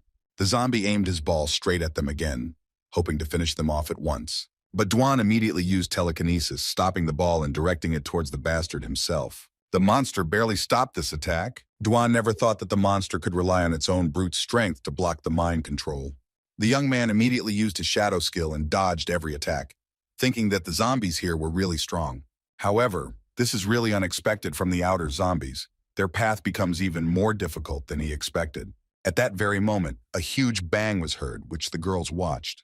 Xinyue simply couldn't believe it. She knew this was not a battle she could help him with. After all, she was still under the protection of her older brother, who had already completely dealt with the bastard, receiving 600 points for killing the D-rank zombie. The young man approached the others and suggested that they continue on their way. Afan immediately began asking them who they were, if they could use superpowers. Dwan immediately realized that this was her first time seeing an awakened one, which surprised her, and Xinyue immediately asked him to teach her combat techniques to become stronger. Anya also stated that she wants to become stronger. Xinyue said that she didn't want to be protected every time. She was too weak and useless. Every time Dwan got into danger and almost died to protect her, so she didn't want that to happen again. Alan is also trying his best to catch up with him, and she doesn't want to be left behind them. Dwan just put his hands on the girls' heads and admitted that he was glad to see their motivation. They should remember what he was about to tell them. First of all, they should know the strengths and weaknesses of their abilities. He said that Xinyue's strength is in long-range attack, but the weakness is that the ability pales in close combat. In such a situation, you can't rely on your abilities alone. You need to use your own abilities to overcome the disadvantage. And the key to becoming stronger is the ability to cope with situations when the enemy is approaching. He also said that Anya's ability is special, and most of her combat abilities depend on controlling things. Now her combat ability is only Bugu, so she needs to train it, forcing it to learn more combat techniques. And then expand the team she will control. She should also find a special bodyguard to protect herself, since the safety of the leader is a priority. Dwan said that it was okay if they didn't understand everything, because they couldn't quickly gain such experience, thinking that this stage was too difficult for them. But to his surprise, the girls immediately understood everything and were crazy about the information they received. They immediately set off together, holding hands, to catch more zombies to increase their strength.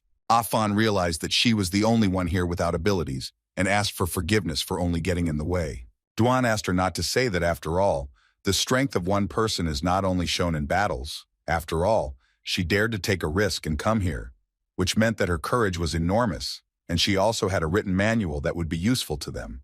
He said that she would be their main informant on this island, and now they should move on. These words encouraged Afin, and she immediately gained the determination to continue on her way. Xinyue was deep in thought about something, but Dwayne noticed this and told her to watch her steps, because danger could arise at any moment. Hard work is always good, but rushing to success is bad. In a fight, the worst thing is recklessness, so self-defense plays an important role. Xinyue said she would take this into consideration. Duan also asked Afan if she understood the island's landscape, and the girl said that she knew a little, since her father sometimes brought her here.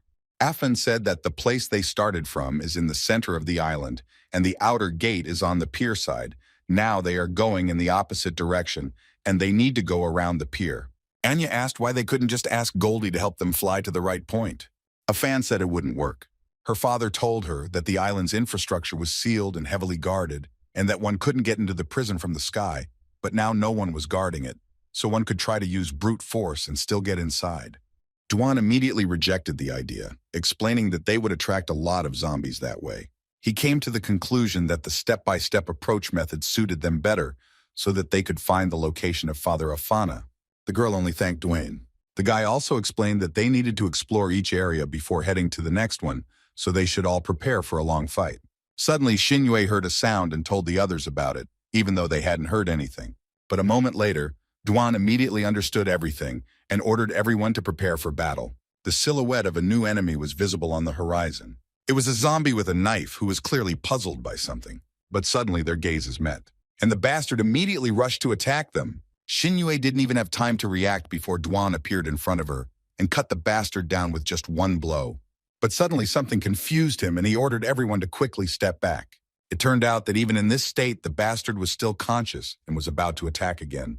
Duan knew that there was no way he could activate his shadow in time to avoid the blow. At that very moment, the zombie was literally torn to pieces. Everyone turned around, not understanding what had just happened. It was Xinyue who used her skill and made an ice sword. She declared that she had to overcome her weakness. Everyone immediately began to praise her, and Duan admitted that he was amazed at her resourcefulness. But the girl only said that she did everything she could.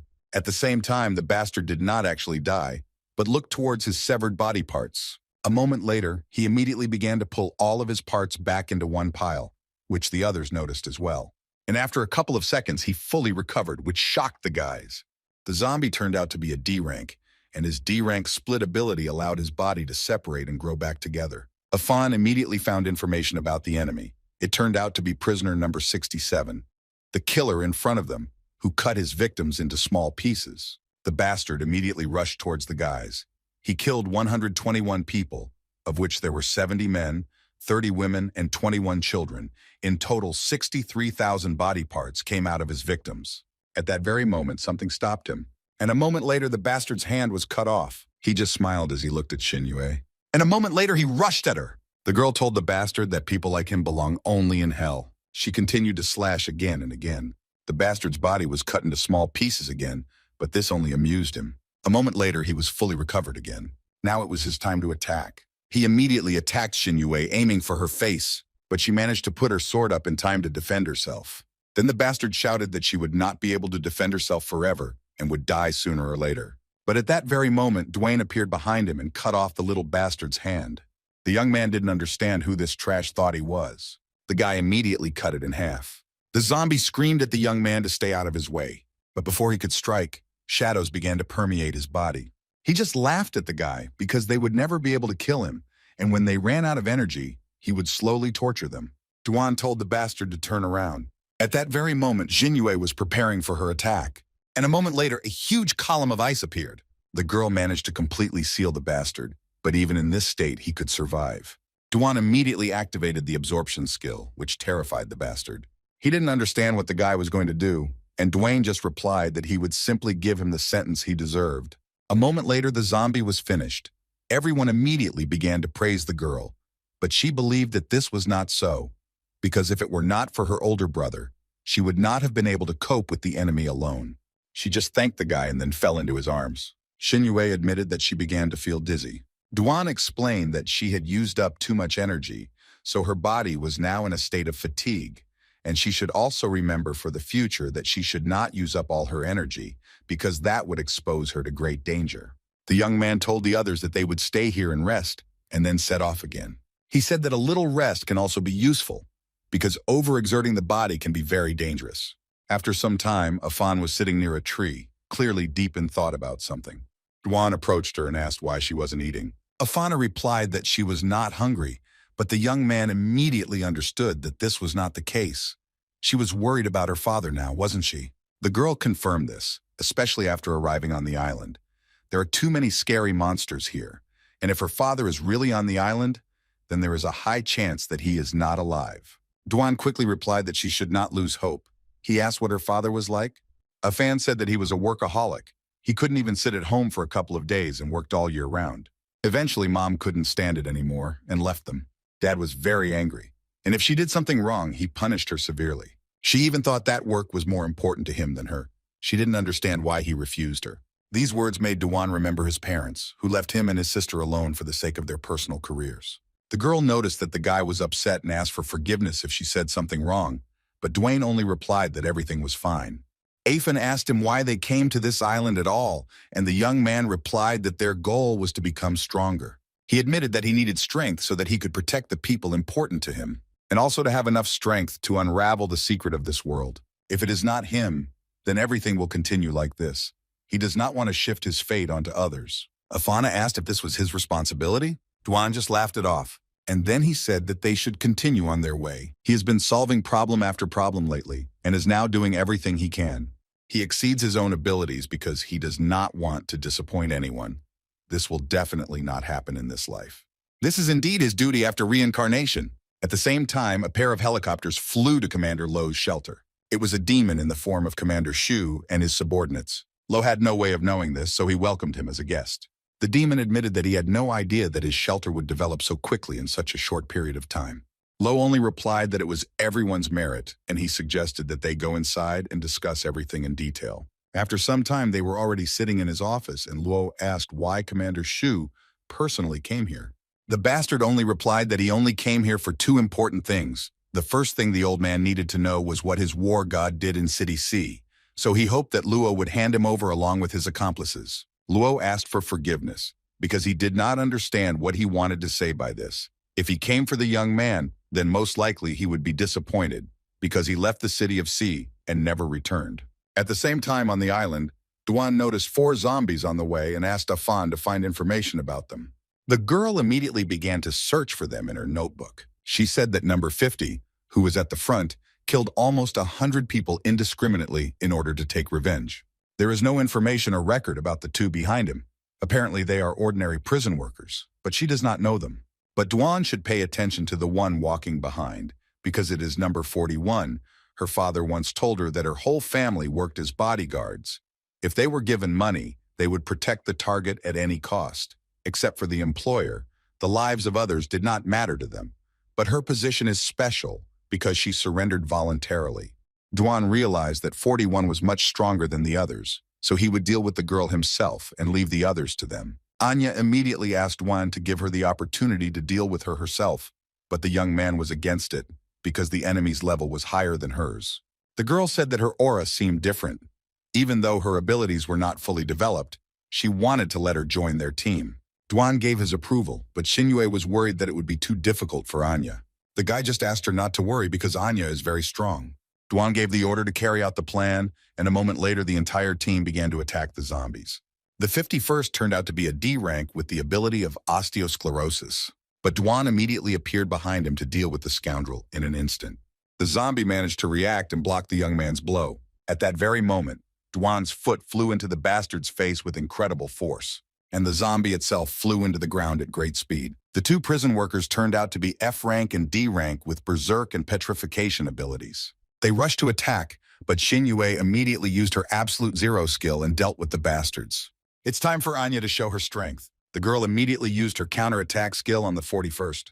But when I entered her consciousness, I saw absolute emptiness. At that very moment, strong waves suddenly began to appear inside her consciousness. The 41st immediately rushed towards the girl with the aim of eliminating the danger. But Bugu came to her defense and stopped her. The pet immediately summoned a huge tornado. The 41st was a D rank with the ability of psionic armor, and different parts of the armor had different effects, but there was still a limitation on the area. She immediately rushed into attack. At the same time, Anya was able to see her memories, in which she told her father that she was taken to the dance championship at school. But the man just tore up the certificate and said that these were unnecessary things and that she should not use her talent in this matter. Her father told her that she should stay in the gym and continue her training because they had high hopes for her. At that moment, she dealt with Bugu. She thought that if she listened to her father and treated him with all the importance, then she would have temporary freedom, at least for a day. Anya saw her memory again, where an unknown customer praised the girl's father, that his daughter was truly amazing, because she single-handedly destroyed an entire team, but the man replied that he was not strong enough yet. Then the father turned to the girl and said that she had done well, and as a reward she could take a day off, which could not but please her. Father said that he had prepared a surprise for her. Tomorrow she could go dancing. But when she arrived at the appointed place, she was stunned with horror. Her dad killed every dancer in the room and left a note saying he was counting on her to figure out what she really needed to do with her life. 41st continued to attack Anya with only one thought. She needed to fulfill the order. But the tornado appeared again. It was Bugu again who would not allow anyone to hurt Anya. 50 shouted at his partner to finish quickly and come help. But the girl stopped, thinking about something. At that very moment, Boog went on the attack and she had no choice but to run away. The bird launched a windy ball straight at her, and a moment later there was a huge explosion. But she still managed to survive. She used her armor and was able to avoid serious damage. Bugu rushed at the girl again, but she managed to block his attack. She didn't understand why she couldn't use all her strength. After the collision with these people, she felt something was wrong in her body. At the same time, Dwan continued to fight with the 50th, who realized that he was unable to cope with the guy. He looked at Shin Yue, who was fighting the two workers along with Goldie, and then to Anya and Buga. Dwan only asked the bastard if he really had time to look around, and the very next moment the young man attacked the scoundrel. The force of the impact was so great that the ground began to crack beneath them. Dwan understood that due to the zombie's ability, he had good evasiveness. At that very moment, huge claws appeared from a pile of smoke and headed towards the young man. But Dwan immediately cut them into pieces, and when I looked where the attack came from, there was no one there anymore. The bastard immediately appeared behind Anya, deciding that he would kill the weakest one first. Dwan understood that he would not have time to help her. Only Bugu remained, who immediately rushed to defend his mistress. At the same time, Anya found herself inside the consciousness of the 41st, who was surprised to see someone in her training room. The girl asked her if she liked what she was doing now, but such a question took her by surprise, because no one had ever asked her such a thing. He only knows that she does not like it at all, but continues to fulfill her father's whims. Her father always told her that this was her only talent and he wanted to make her an elite, like the rest of the family. He destroyed everything she loved, even her friends. Once she realized this, she was no longer the same. Whether she liked it or not, it wouldn't change anything. But a jacket immediately flew at her. Anya began to throw all the clothes around the room, laughing loudly. The girl did not understand what the girl was doing at all and asked her to stop. But Anya didn't listen and immediately ran up to one of the dumbbells and lifted it with ease. And the next moment she threw her onto the floor, which broke under her weight. At that moment, the room began to completely collapse and they were left alone. Anya said that since all these things were gone, he could do whatever he wanted, but first she wanted to be friends with her. This really amazed her. She didn't understand how a little girl could solve all her problems so quickly. She will try to trust again, to trust what her heart lies in. At that very moment, the 41st stood up to protect the girl, blocking the blow of the bastard who was close to killing Anya. The monster couldn't believe that his partner had protected a man. Was she completely out of her mind? The girl simply replied that she didn't need any reason to protect her friend. At that very moment, Dwayne appeared behind the bastard and immediately thrust his blade into his chest. And then he used the absorption skill, which got rid of the bastard once and for all. By this time, Shinyue had also dealt with two guards, but she was more worried about Anya. The girl immediately replied that everything was fine with her and asked for everyone's attention. He would introduce them to her new friend. The guys told the girl who was who. She only said that they could call her 41st. She was Anya's bodyguard. But the girl was against it because they were friends. At that very moment, Anya received a notification from the system, which said that the controlled target was of a higher level than her, so an experience bonus was received. The girl decided to look at the details, and the system said that she shares the experience gained with zombies, and also that zombies of rank F and above expand the range of control by 20%. Zombies of rank D and above can share vision with designated targets by 50%. Zombies of rank C and above again expand the range of control. Duan noticed that something was wrong with the girl and asked her about it. Anya realized that no one had seen her system and admitted that she understood absolutely nothing. But the 41st saw everything clearly and said that the effect of Anya's skill increases the share of experience. And there are also other effects that need to be unlocked. Duan realized that Anya could use monster control to solve her leveling problems. Thus, her growth speed would be terrifying. He decided not to raise the issue now and suggested that everything move forward. Afin called out to Duan because she wanted to say something. She said that there was a prison guard dormitory nearby, and she would like to ask everyone to go there with her and take a look because her father might be there. Duan replied that they originally came to save her father, so there was no problem with that. The girl asked everyone to follow her. There is a path on this side that leads straight to the right direction. Duan was surprised that she even knew the paths on this island. And Afan said that her father brought her here several times and she managed to write them down. Soon they approached the hostel itself, and the guy immediately felt the thick smell of blood, which meant that a fight had recently taken place here. He asked everyone to prepare themselves. Even though they had become stronger, they should not be frivolous. At the same time, some couple was watching them from the dormitory window. Afan only thought about how everything would be okay with her father. At that very moment, two monsters appeared above the girl's head. They almost managed to reach her, but Duan stopped them in time. He reminded her again to be careful. Afan noticed that it was two guards who became zombies. But what should she do if her father also became a monster? But she decided not to think about it now. Since they had already come here, they would come in themselves and find out everything. The boys went inside, and Duan immediately noticed that a serious fight had taken place there. Afan said that her father lived on the third floor in room 302. Soon they arrived there, and Duan asked the others to take Afan inside while he kept watch outside. The girls entered the room but found no one there. Suddenly, the 41st stopped Anya. She admitted that she would like to change this prison uniform. They looked around the room again but found nothing. At the same time, Duan was outside and looked at a large number of bloodstains. The girls called out to him, and he asked if they had found any clues. But Afan said that there were signs of exploitation in the dormitory, but her father was nowhere to be found. Duan asked her not to despair because he also had some findings. Judging by the scale of the fight and the bloodstains, it happened not long ago. And the young man assumed that the participants in the fight had fled from the dormitory, since there were bloodstains on the ground. The girl immediately realized that the tracks led towards the port, and they immediately went there. Soon they stopped near a place where traces of the battle were clearly visible, and it was there that the battle ended. The guy looked behind the stone, and Afana looked after him. But the girl immediately rushed away. Xinyue tried to stop her, as it was dangerous, but Duan asked her not to interfere and to let Afan go. After all, she found her father. Afan recalled how, as a child, she asked her father why he was always so busy. Couldn't he meet with them at least once a month? The father then replied that his job was very responsible, so he could not be around them all the time. But Afan did not quite understand. Weren't family members as important as his job? The man said that they were very important to him, but he had to keep an eye on the bad guys so that they could never harm her or the other residents. In this case, the girl asked him to tell some more stories from the island, but her father said that it was time for him to go, and the next time he returned, he would tell her about the most dangerous criminals on the island. At the same time, the father's lifeless body was kneeling, holding a pistol in his hands. Afan immediately began to cry that she had finally managed to find him.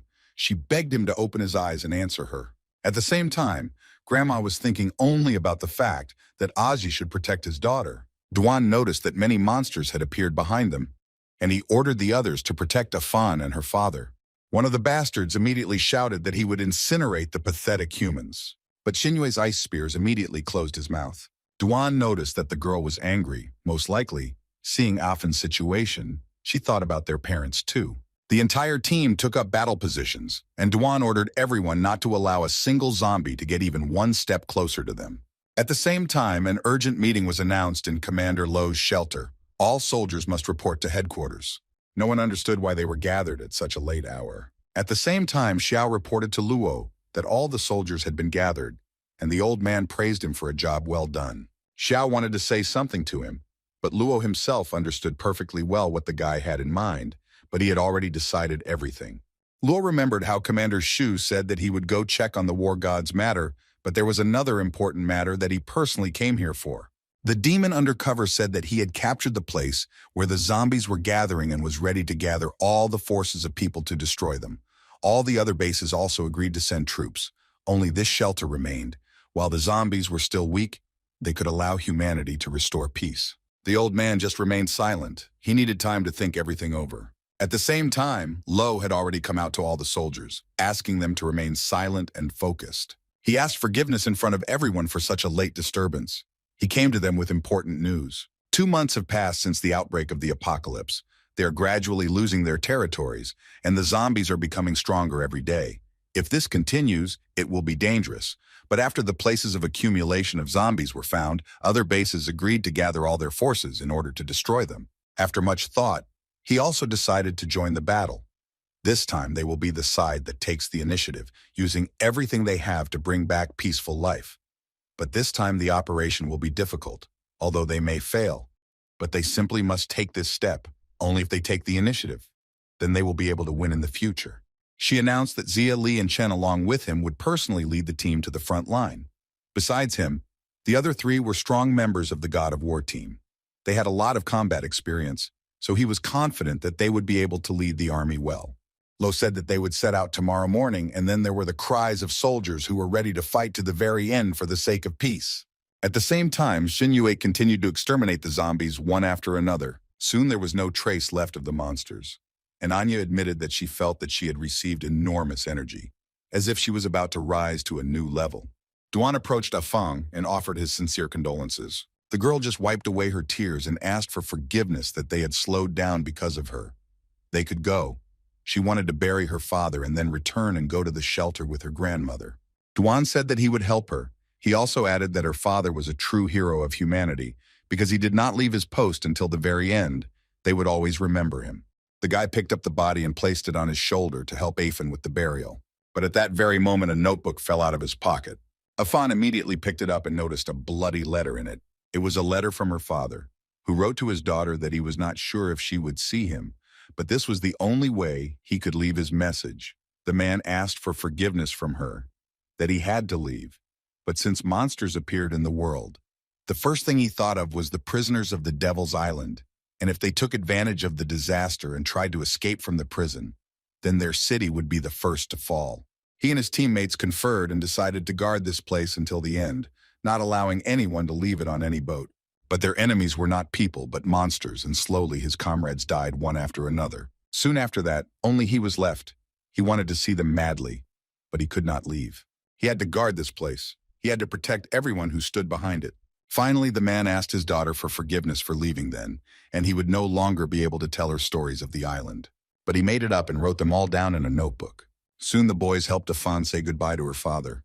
The girl suddenly told Dwayne that she had changed her mind. She wanted to go with them, because her father had managed to record the most terrible captives from the deepest corners of the island. And also there is a team of guards there who may be trapped, and the key was with her. Now she has her father's book, so she can help them. Duan just smiled and agreed. They set off again, but Duan noticed that the 41st was nowhere to be seen, and Anya said that she was now in her dimensional space. Duan also asked Afan if she knew where they should go next. And the girl said that after the turn, there would be an entrance to the next area ahead. But suddenly they noticed a huge hole in front of them. Duan immediately came to the conclusion that this must be the source that turned Devil Island into such a state. At that very moment, a huge scythe was flying at them at full speed. There was a bastard standing at the gate who was surprised to see living people. But the guys were fine. This surprised the scoundrel, who couldn't even believe that the little people would manage to survive after this attack. A fan immediately took out a notebook and said that this was the 21st who always wanted to prove his strength. So he fought with strong people all over the world. The fight was considered over only when one of the opponents died. He heard that there were many strong fighters on the Devil's Island, so he gave up and came here voluntarily. It turned out that Dwayne had grabbed the bastard's chain and stopped him. He only said that he would deal with him himself, and that they should stand aside. 21 immediately went crazy, realizing that the person in front of him was strong, and he himself was a D rank, possessing an A rank lighting skill. The zombie attacked again, but Duan immediately threw away its chain, realizing that there was no source in the monster's body. He didn't look like he was from around here. The 21st was very surprised. He realized that the guy was very strong, perhaps even the strongest he had ever fought. He accepted his challenge, declaring that only one would survive this battle. The bastard immediately rushed at Dwayne. He was confident that he would kill the young man because he was invincible. It turned out that the monster had stuck his chains next to the young man, and the next moment, he had lifted a piece of earth along with him. The scoundrel immediately rushed at the young man. Duan was able to fight off his attack. Although he knew that he had a high rank of self-awareness, he asked the 21st if the death of the guards was his doing. He replied that he was not interested in weaklings. If he wanted to know something, he would have to defeat him first. He used his chains again, attacking the boy. Luckily, Duan easily blocked the bastard's attempt and then delivered a crushing blow, sending him straight into the ground. The girls were incredibly surprised as they watched this fight. Each of them could not believe that Duan was so strong. Duan just walked up to the place where the bastard had fallen and ordered him to come out, since he knew that he was not injured. It turned out that the young man had only disarmed him, and the monster himself had only laughed loudly. He had not met such a strong opponent for a long time. He pulled his weapon towards himself and suggested starting the second round. The 21st immediately rushed at breakneck speed towards the guy, and they began to exchange blows. Each of them did not want to give in, and there was no weak spot in their defense. As a result, each of them was left without their weapons, so they immediately rushed into hand-to-hand combat. As Duan expected, the zombies from the source were very different, other than the native ones. This was the strongest zombie he had encountered in this life. As soon as their fists touched, a huge explosion immediately sounded. The girls just watched all this, not understanding whether it was all over. But suddenly they noticed that the battle was continuing. The bastard attacked the guy again, but he only tilted his body slightly and dodged it easily. They continued to exchange a flurry of attacks again. As a result, neither of them was inferior to the other. But Duan was fed up with this and he summoned his daggers again. Each of them again assumed a fighting stance. The bastard admitted that he noticed that the young man was hiding his true strength, and it was getting on his nerves. He immediately attacked, shouting that this was the battle he was betting everything on. Duan had no choice but to dodge the barrage of attacks. The bastard immediately used the super light whip technique, unleashing all his power on the guy. Abrasions and wounds began to appear on the boy's body. By then, the scoundrel was already confident of his victory. But at that very moment, Duan dealt him a powerful blow from behind. This made the bastard fall face down on the ground. He didn't understand what was happening. Wasn't he badly injured? But it turned out to be just a shadow clone, which immediately dissolved into thin air. Duan only said that the bastard himself forced him to become more serious, so let him feel all his anger on himself. This only made the monster more angry. Each of them rushed at each other again. And a moment later, there was an even bigger explosion. The bastard said that he would now show the brat the speed of light. But Duan didn't care how fast he was. He wouldn't be able to get rid of the shadow. Then the bastard came to the conclusion that he could use a strong light and then the guy would instantly disappear, even if he was a shadow. He just needs to use this moment and then he can kill him. But at that moment, Duan grabbed his leg using a flame skill. The 21st clearly did not expect such a turn of events. And at that very moment, he was slammed into the ground with incredible force. From such a blow, he literally began to cough up blood. Duan said that if there is fire, there will be a shadow. Immediately, dozens of blows fell on the bastard. He admitted his loss and told the guy that he could kill him. Duan only asked if he wanted revenge. The scoundrel replied that he didn't need it. A loss was a loss. Even if he didn't kill him, his master still wouldn't let him go. The young man told him not to worry and asked him not to resist, at least now. Duan called Anya to come over to them. The young man asked the girl to subdue him, but she was worried that his level was much higher than hers, and she was afraid that she would not succeed. But Dwayne asked her not to worry. He had already discussed everything with the 21st. A moment later, the zombie felt his body become lighter, and Anya noticed that he was being controlled too easily. The 21st only said that he could fight again, but Anya said that he couldn't make Duan his enemy. He didn't understand why he had to listen to some child. And a moment later, his consciousness completely submitted to Anya, and he asked her for forgiveness for his behavior. Although he tried to resist, he didn't understand why he couldn't rise up against this brat, realizing that he had been deceived by this boy. Xinyue and Afai approached them, and the 21st warned them not to go into the inner part, but to quickly run away while they had a chance.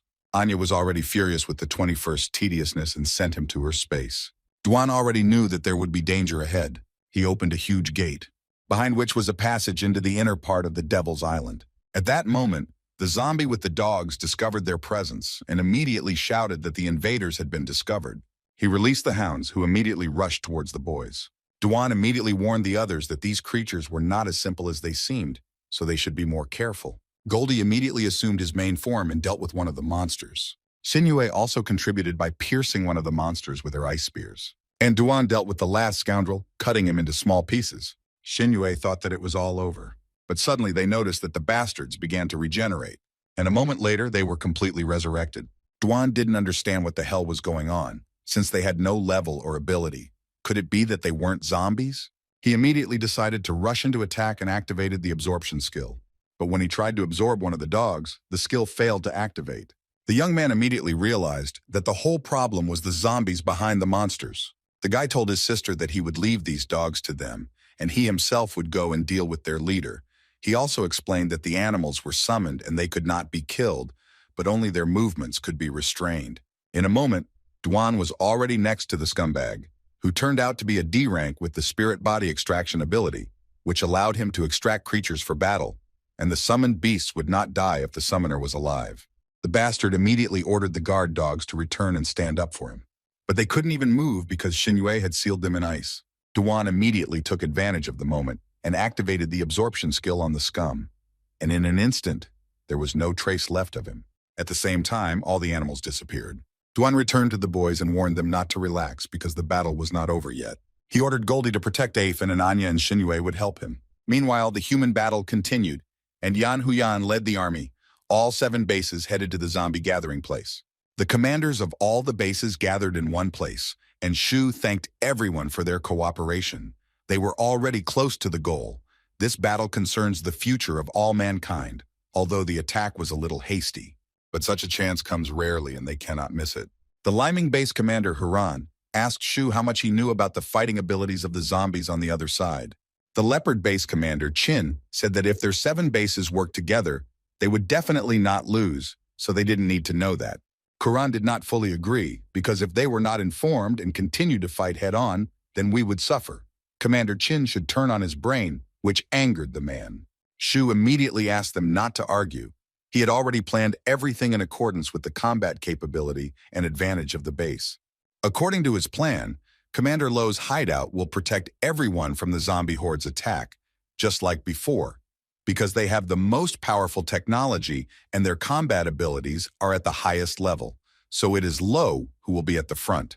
The old man himself was not very happy about this news. Shu continued and said that Liming's base would provide support as their awakened were strategy-oriented, while Leopard's team would break through from the right flank as they had better assault capabilities. Since the light base has already suffered from the zombie invasion, it will follow it. The Black Gold base, led by Commander Wang, will block the zombies to cut off their support, as they have a large number of people with above-average combat ability. The Last Hope base, led by Commander Hu, will be responsible for the retreat in the first place, as they have excellent support capabilities. That's all for the agreements. Then he will tell them in detail about the zombie powers. At the same time, in the lair of the heavenly catastrophe, the leader of the organization said that the shadow of Commander Shu had gathered all the people and they were already next to him, so they should move out. He also asked how Xun Lu was doing, and the demoness said that according to the latest news, the Devil's Island had been captured, so he would go there and check it out himself, which caused indignation in the second demon. The leader asked not to pay attention to this. It was the 2 of them who would lead the 2 parties of the zombie horde into battle, but asked not to act at full strength and let the humans taste victory, and then lure them to the altar. At the same time, one of the demons was glad that Xunlu had arrived on the island. Xunlu thought that the army of soldiers was behind the rebellion on the island, but his subordinate replied that only 4 people did all this. The bastard couldn't believe that 4 people had managed to break through the outer zone. But that was not all. These people also managed to capture the second zone, and then they moved into this zone too. At the same time, Anya received a total of 1,200 evolution points, which immediately allowed her to evolve to D rank and unlock the power of the mental spirit. The guys immediately began to congratulate her on such rapid progress, and Duan was surprised that the girl managed to awaken her second ability so quickly. Unknowingly, she's getting closer to the Black Emperor and will soon become a figure that will shake the whole world, but her inner heart must be protected. Xunlu also observed all of this through CCTV cameras. The smile on the scoundrel's face stretched across his entire face, because he couldn't even imagine that the escaped key would appear here. Suddenly, Duan felt something strange. It was a powerful aura that literally pierced him. The young man realized that such energy could only come from a natural zombie. The guy immediately told the others about it, even though the monster was quite far from them. Anya asked the 21st if he had already seen this native, but he said that all orders were given in a chain. Duan understood the seriousness of the situation, but they still had to keep moving and not stop. Shunlu just continued to laugh. He was glad that he didn't stay for that battle, because it was much more interesting here. He told his ward to give the order to the rest of the zombies to attack the invaders and kill everyone except the little girl. The boys were on the third circle of the island, having completely cleared the first two, which meant they were 2 circles away from Shunlu. Duan and the others entered the area of the third building, which was a prison area, and the zombies' strength here was much stronger. The young man warned the others that there might be C-rank zombies here, so from now on, they should be especially careful about their defenses. At the same time, Junlu gave the order to all the zombies in their area to come out, knowing full well that the monsters in this area were mostly peak standard C and D rank. He can't wait to go and see how long the little people can hold out. Duan immediately rushed forward, asking the others to wait here, and if the zombies attacked, to immediately report it to him. Suddenly, a C-rank zombie with an A-rank Silent Eye ability appeared in front of him. Duan easily dodged it and immediately activated the absorption skill, fully aware that he was dealing with many C ranks. But the monsters here were completely different from those he had encountered. But to his surprise, the Silent Eye skill causes the enemy's ability to temporarily lose its effect. The young man immediately jumped away from the bastard, but the bastard still managed to leave a wound right on his chest. Duan remembered that he had encountered this skill in the trial tower before, which had caused him a lot of trouble. He needed to deal with the bastard right now. A D-rank zombie with the ability of a D-rank paralyzing poison needle appeared right there. The guy understood that as soon as this bastard's skill hit him, he would immediately lose his movement speed. Both of his opponents had strong control that constrained his capabilities. Was this really a coincidence? Duan immediately used Shadow Break, but the bastard with the eye dispelled the guy's shadow. And the next moment, several dozen needles were flying at the guy. With difficulty, he managed to fight off each paralyzing attack. Then Dwayne launched his dagger at high speed straight towards the eye bastard. But then his weapon flew to the side, because in front of the zombie appeared his C-rank partner with the ability of the strongest C-rank shield, which protected him from the attack. Duan never expected this turn of events, as every opponent was a perfect match for him. All of this was observed by Shunlu, who had specially put this combination together. He was interested in how a person could cope with them. Duan immediately realized that there was no coincidence that they were his opponents. They were definitely being trained by a native. But the bastards didn't even give him time to think, and immediately a multitude of paralyzing arrows rained down on the guy. And because the bastard with the eye was focused on him, he simply couldn't use his abilities. So he knew perfectly well that if he faced even one attack, he would fall as soon as he made the slightest mistake. At that very moment, an idea came to his mind. He decided that he simply needed to disappear from the scoundrel's sight. In the cloud of smoke, the young man was still unable to use his skills. He regretted that he was not able to train his abilities enough in the testing tower. But again, his thoughts were interrupted by poisonous needles that were flying straight at him. At that very moment, there was an explosion that no one expected. And the bastard with poisonous needles was pierced by a bright light. It was the 21st, along with Bugu, who was against the unfair 3-on-1 battle and decided to join. He also turned to Dwayne and said that he did not need to thank him, since only he could crush him. But the young man had no intention of doing so anyway. The 21st declared that now was his finest hour, but at that very moment his light whip skill disappeared, leaving the guys in confusion. Duan noticed that his shadow rupture skill had returned to him once again. The young man thanked the zombie because now he understood that the big-eyed one could only make one target lose the skill effect. Shunlu was incredibly angry at this outcome. He immediately ordered that all zombies be sent to the battle site immediately and deal with these annoying bugs. Duan immediately rushed to attack. He understood that it would be enough for him to deal with one of them and then their combination would fall apart. The big-eyed one used his skill on the guy again, but it turned out to be just a shadow clone, and Dwayne himself hid behind the huge shield of one of the monsters. Mertzovtsev with needles said that he would deal with the guy himself, but the young man immediately used his telekinesis skill and raised a huge shield into the air. He then aimed it straight at the bastard's head, slamming him into the ground. Now he just needs to get closer and find an opportunity to attack. And since there are only 2 opponents left, he will be able to deal with them even without abilities. But then something distracted Duan. He sensed the presence of another zombie. At the same time, some giant appeared behind Anya. The bastard was a C rank with an A rank feast ability that allowed him to devour all items. The scoundrel was glad that he would have people for dinner today. Duan asked 21st and Boog to help the girls with this monster. But as soon as he turned away, the zombie with the shield immediately attacked him. Luckily, the guy's reflexes were high and he was able to jump to the side. The young man wanted to finish off these 2 quickly, but their actions became more cautious. At the same time, Shinue confessed to Anya that they could only rely on themselves. The fat man rushed into the attack, but then a huge block of ice appeared in his mouth. Anya praised Shinue, but did not admit that she could not cause any harm to the monster. The big guy easily bit through and then swallowed the ice. He immediately hit them out of anger because his mother told him that he shouldn't eat ice. But Goldie and 41 immediately appeared and pulled the girls aside. A fan told them that this big guy, number 15, was a notorious glutton in his past life. The scoundrel was only interested in who he would start his feast with first. Without thinking, he immediately decided to attack Anya, but then a bright light pierced his body. The 21st turned to the fat bastard, saying that he was his rival. And then he immediately rushed into the attack, striking straight at the monster's face. But it didn't work on him one bit.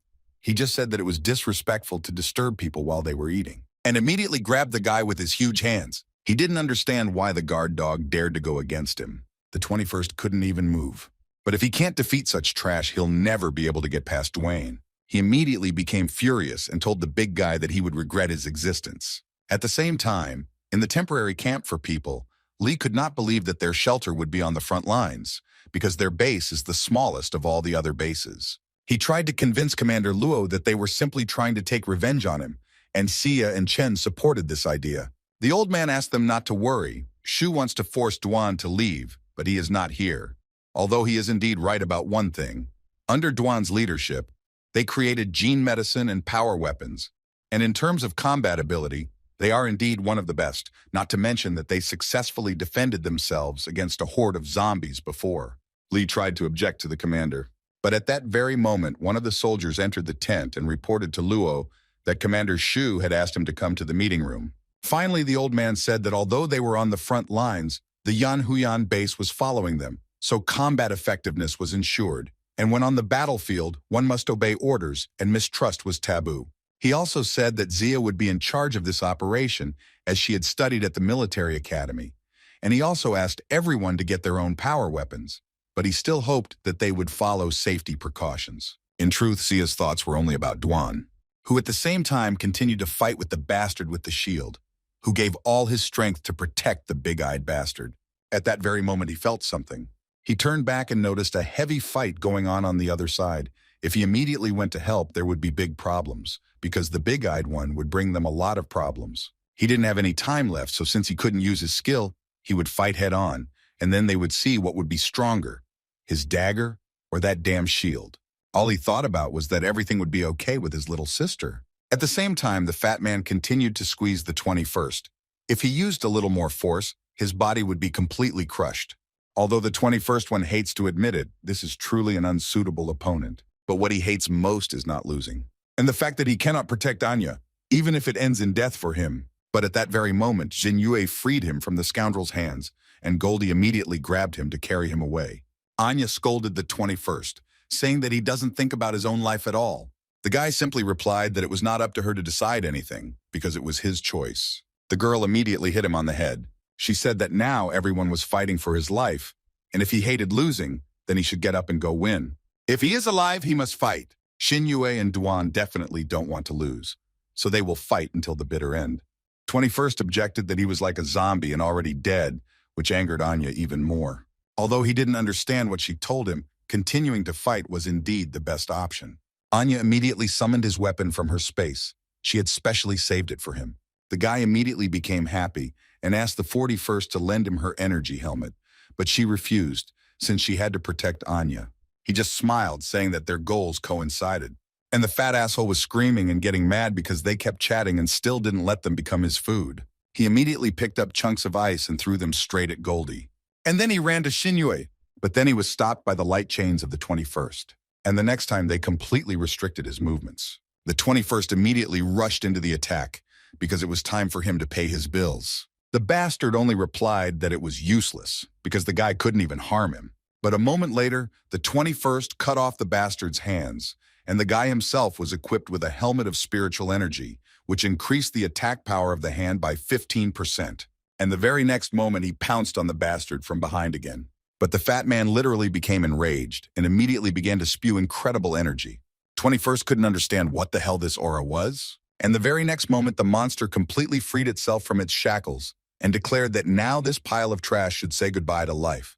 The fat man's body literally began to split into pieces. In an instant, his stomach turned into a huge mouth. The bastard immediately began to pull the boys towards his mouth. The 21st felt a very strong force of attraction. He ordered the bastard to die, preparing a light attack. But the scoundrel immediately attacked the guy, and he had no choice but to try to dodge.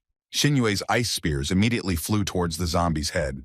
But this attack was completely ineffective, and the big guy said that soon it would be their turn.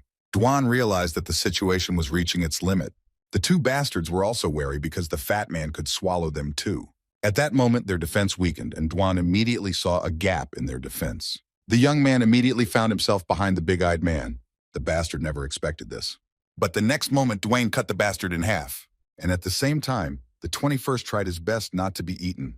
Anya immediately ordered her subordinates to return to her dimensional space. The fat man had already closed his mouth, but there was no one left there. Thanks to Anya, the 21st managed to escape. But this made the bastard even more angry. He continued to absorb all the attacks of the guys and declared that they would never be able to escape from him. He immediately rushed into attack, but suddenly something caught his attention. It was Dwayne, who was already out of his mind, wondering if the bastard could absorb the darkness. The guy immediately activated the absorption skill, completely covering the monster with his shadow. In an instant, there was no trace left of the bastard, and the guy received 2,200 points for killing 1 D-rank zombie and 2 C-rank zombies, and also received new fragments of the abilities of defeated enemies. He approached the boys and asked if they were okay, but they were only surprised by his strength. Shunlu watched all this and never thought that the young man would be so capable. It seems that he has several video abilities. He immediately guessed that it was he who killed Thorn and also wounded Katu. He needed to confirm this. Duan, in turn, said that they needed to move forward. The enemies they would encounter would be stronger, so everyone should be extremely careful. At that moment, Shunlu turned to them and congratulated the guys for having come so far. It was really unexpected. But the bastard was only interested in one thing. Was Thorn's death the work of the young man? Duan just smirked. He said that he didn't expect that a bunch of monsters would treat each other like family. He confirmed that he not only killed Thorn, but also wounded Katu, and very soon he would die by his hand. Shunlu wanted to make this fight more interesting and play a game. Not long ago, he found out that there are 5 living people in the prison, so he gives them 1 hour to come here.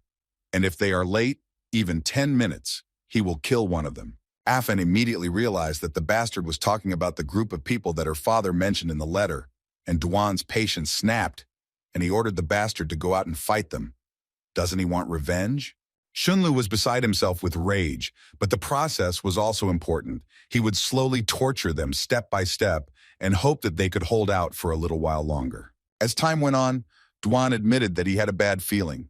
He immediately felt that something was wrong on the front line where Sia was located. At the same time, the soldiers were discussing the fact that Commander Luo's hideout was on the front lines. Was it because they had offended Commander Shu? Just at this time, Sia arrived with Li and Chen. The guys immediately noticed the strange armor on them and started to laugh at them. Could this really be the same technology that they were so proud of? Li could no longer tolerate this ridicule and was going to teach them a lesson. But Zia asked him not to create unnecessary problems, but rather to pull himself together and prepare for battle. Just then, the reconnaissance team that was on the front line arrived. They reported that a huge horde of zombies was moving straight towards them, and there were 20 minutes left before impact. Duan continued to advance through the prison, and in the meantime, they had 35 minutes left. Shunlu noticed that the young man had become stronger again, which was truly unexpected for him. It's no wonder Thorn and Kata were defeated by him, but they had little time left, which meant that very soon one of the hostages would be killed. He didn't want the young man to disappoint him. Duan continued to exterminate the bastards one by one, deciding to use the points to improve his abilities again, but not all of them this time. The second area was almost completely cleared. All the zombies here were D and C rank. If they didn't have such unpleasant abilities, they wouldn't have caused any particular problems. Shinyue looked at her brother and thought that in such a short time, he had become even stronger, as if he was different from his past self. She was worried that if things continued like this, the gap between them would become even wider. She was distracted by Anya, as Duan wanted to know how much time was left. The girl replied that they had about 20 minutes, and the guy understood that there wasn't much time left, so it would be more appropriate for him to travel alone now. He immediately used his detection to check for any surrounding zombies. Within the range of his senses, only one monster responded strongly. It must be a native type. At the same time, Zhenlu wanted to send more zombies that could fight, But the subordinate admitted that they had almost no one left except one who was in a special guarded prison of a group of policemen, but there was no confidence in his combat ability. Shunlu didn't care, but people immediately asked them not to let this bastard out because they would all die here. The demon did not listen to them and gave the order to release the monster, but they did not have special keys, so he himself would go and free him. He ordered one of the men to lead him to him. After some time, they found themselves near huge iron doors. The man replied that these doors could not be opened without a key, but Shunlu at that very moment made a huge hole with just one hand. He turned to the one inside and told him that from today on he was his master. The monster didn't think so and immediately attacked him with its claws, but not a single blow reached Shunlu. Then the bastard showed up and rushed into close combat. Just one glance from the demon was enough for the zombie to jump aside. And the scoundrel himself felt too strong an aura from the enemy. He understood that if he looked at him again, he would die immediately. He immediately asked for forgiveness from Shunlu, who ordered him to follow him and complete some tasks. Shunlu also told him that he brought this man as a gift for him. And the bastard immediately killed the poor guy. Soon they came to the command post and a subordinate reported that the group of people had split up and one of them was heading in their direction. It turned out to be Duan, who was in the hall of the second zone, and then Shunlu ordered the monster to go on his first mission.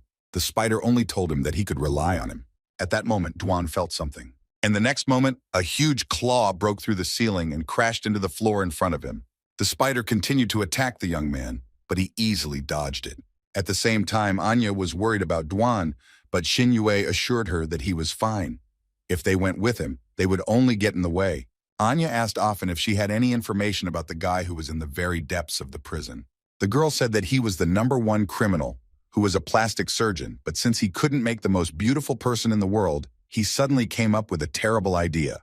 He removed the most beautiful parts of the body of everyone who came to him for surgery, and then from these parts, he began to sculpt the perfect person. Thanks to his wisdom, he was able to escape and evade capture, and in total, he harmed more than 500 people, and his achievements have not been found to this day. At the same time, the bastard appeared in front of Duan and told him that the young man had a good heart. This was the very last piece of the puzzle for his perfect man.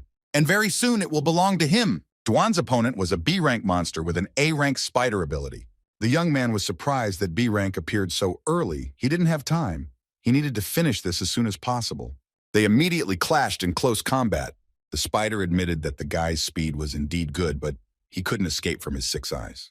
The bastard immediately began to strike quickly with his paws. He smashed everything in his path and told Dwayne that he would only lose if he continued to just dodge. At that moment, Dwayne deceived him with his shadow clone and instantly appeared behind the zombie. But the spider reacted to this too, and then one of its paws hit the young man's hand. He already said that he couldn't escape from him. Duan immediately received a notification that he had been sent. 5% of all body functions were taken away, and every minute the effect increased by another 5%. Upon reaching 100% instant death would occur. The poisoning could only be removed by killing the spider. The bastard turned to face the guy, and then he continued to attack him. Duan had no choice but to try to defend himself from his clutches. He decided to use the flame skill and immediately sent a pillar of fire straight at the monster. But as expected, such an attack did not work against the spider, who only laughed in his face. Duan tried to use the shadow rupture skill again, but the bastard immediately noticed it and declared that his tricks wouldn't work against him. He immediately pierced the young man right through, but it was again a shadow clone, and Dwayne himself struck him from behind, from which the spider flew into the ground with incredible force. He didn't understand what was happening because he was absolutely sure that he had hit the guy. Duan immediately disappeared from his sight again. The spider rose to his feet. He was already pretty tired of this hide and seek, so now it was his turn to attack. At the same time, Xinliu's subordinate reported to him that someone wanted to contact him. The demon picked up the phone. There was another demon from the same organization on the line who was angry at him because he should have returned by now. But Xinliu said that he was doing his job and asked what the situation was with their plan. The demon told him that the leader had already sent the lowest-ranking zombies to fight the humans, deliberately feigning weakness. People are now full of joy and happiness. But once they start to relax and let their guard down, their plan will fail, and they will lure them to the 4 altars.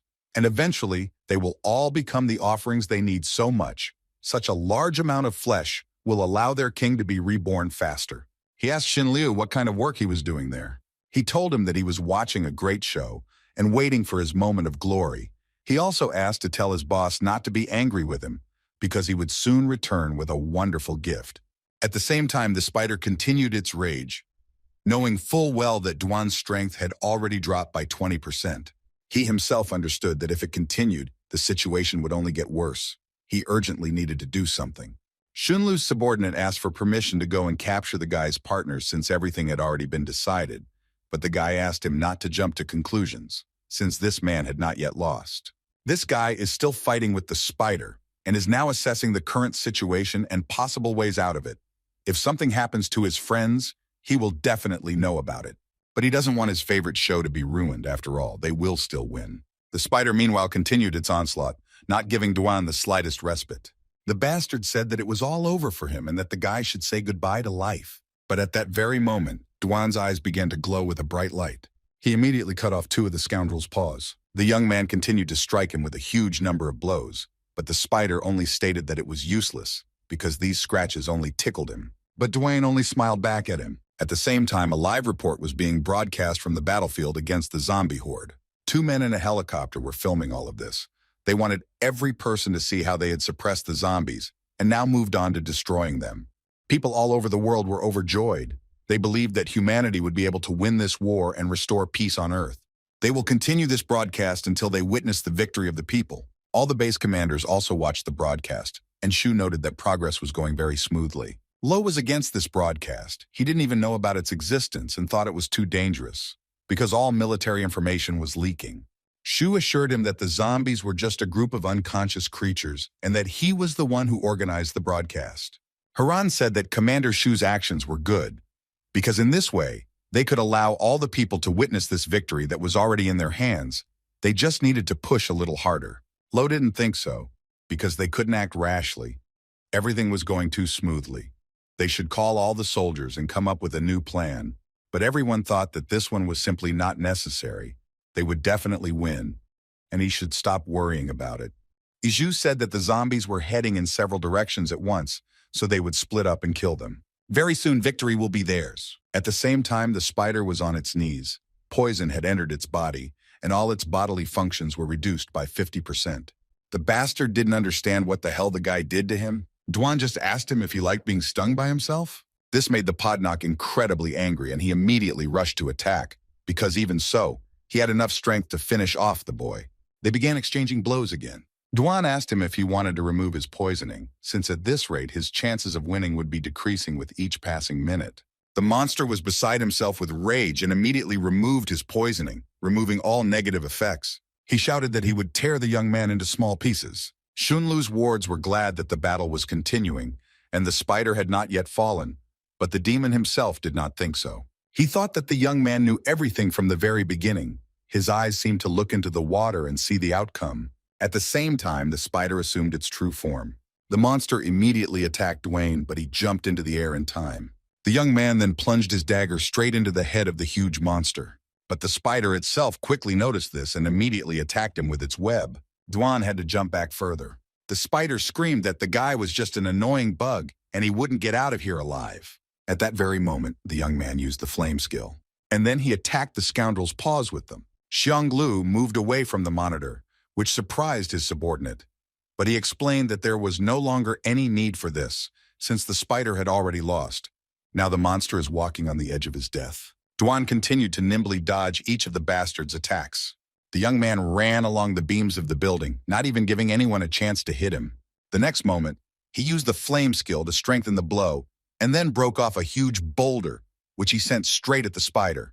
The scoundrel thought that the young man was joking, since he really thought that he could kill him in this way. But the next moment, a huge stone pierced him at breakneck speed. Duan immediately noticed the presence of the native. Shunlu admitted that he was already eager to engage in battle with him. He apologized for stealing his loot. They just didn't have any reason to waste time. Duan just smiled and replied that it was time for them to get started. The guy noticed that he himself came to him before the allotted hour. And Shunlu replied that he simply did not want to fight him in his command room because he still could not win. The bastard was a B rank with an A rank agility and B rank swiftness ability. He was curious. What was his purpose in coming here? Duan immediately turned to the tree, realizing that his opponent was a peak B rank, so it was difficult to deal with him now. They needed to become stronger now. The tree felt a large amount of energy from the demon. but their remaining evolution points will not allow them to ascend. But the remaining fragments of abilities are not less. They can consider improving abilities. This is their only way out. Xinu Lu turned to Duan. He managed to kill Thorn, and now he found him too. He was sure that this was not just a coincidence. He was curious. How much information did the young man know about the natives? But Dwayne only replied that he had nothing to say, and the tree simultaneously explained that the contract ability was currently at level 4 and used most of the fragments, but had no effect on zombies. Fire and shadow rupture skills cost less, but won't help much against the demon. The best ability to upgrade would be the absorption skill. Every time it is upgraded, a new effect is added. The effect itself is unknown, but it gives the most benefit, although it is the most risky option. Xunlu didn't give the guy time to think things over calmly. He immediately used his speed and rushed towards the young man. Duan finally made up his mind and asked the tree to improve its absorption skill. They must deal with this native at any cost. At the last moment, he managed to dodge the demon's crushing blow, but he attacked him again at great speed. Duan knew that he couldn't dodge in time this time. The young man immediately used a kick to somehow defend himself from the attack. He had to break the distance with the bastard, and Xunlu noticed that he was indeed very agile. Still, there were some injuries, not only the speed, but also the strength of the zombie, much stronger than those he had encountered before. He immediately used the absorption skill and used all the remaining green energy to self-recovery. The tree reported that his skill had been successfully upgraded. Dwayne had discovered a new fusion effect that allowed him to use 100 ability fragments to randomly fuse and transform into a first-tier ability. But when merging itself, you can only use one ability at a time. When merging multiple times, the previous skill will be overwritten, and increasing the level will improve this effect as well. Duan realized that this was completely random, but Xunlu didn't plan on waiting for him to come to his senses, and immediately headed towards him. The guy knew that he had 390 skill fragments left, which could only be fused 3 times, and if the result was a skill of the lowest rank, then it was not worth increasing it, but it was better to increase the skill he had now. The monster continued to crush him with its pressure, and Dwayne didn't know what the hell to do. Xunlu ordered him to fight and not disappoint him. The next moment, a grin appeared on his face, and a moment later, there was a powerful blow. Fortunately, Duan jumped back in time. He knew that the gap between them was huge, and he could only take a risk and go all in. He asked the tree to begin the fusion process. Xunlu began to approach him again. He noticed that the young man was talking to himself. Was he really dumb with fear? Duan could only activate telekinesis and leave the fusion itself to the tree. He aimed a pile of rocks straight at the demon, but it easily dodged each projectile. Soon the fusion was completed, and Duan obtained the D-rank hardskin skill.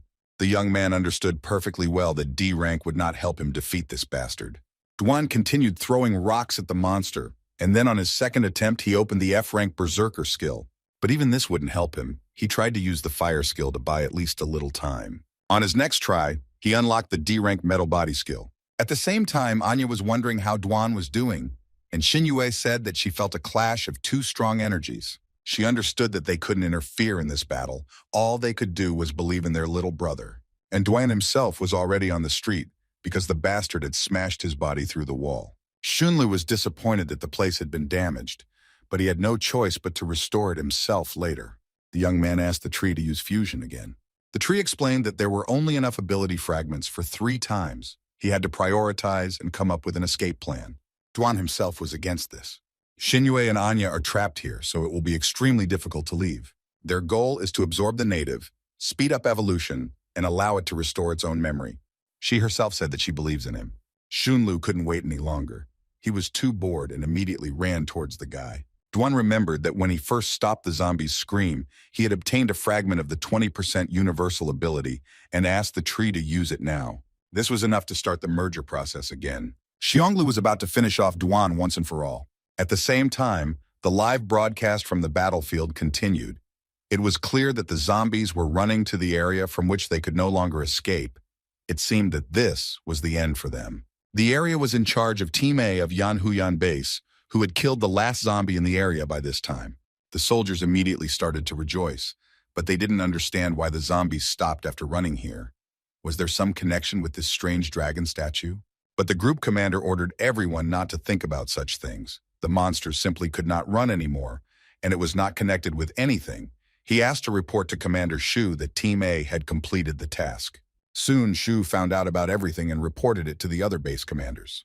He also said that Group C and D would also soon complete their missions, which couldn't help but please the others. But Group B had not yet completed their mission.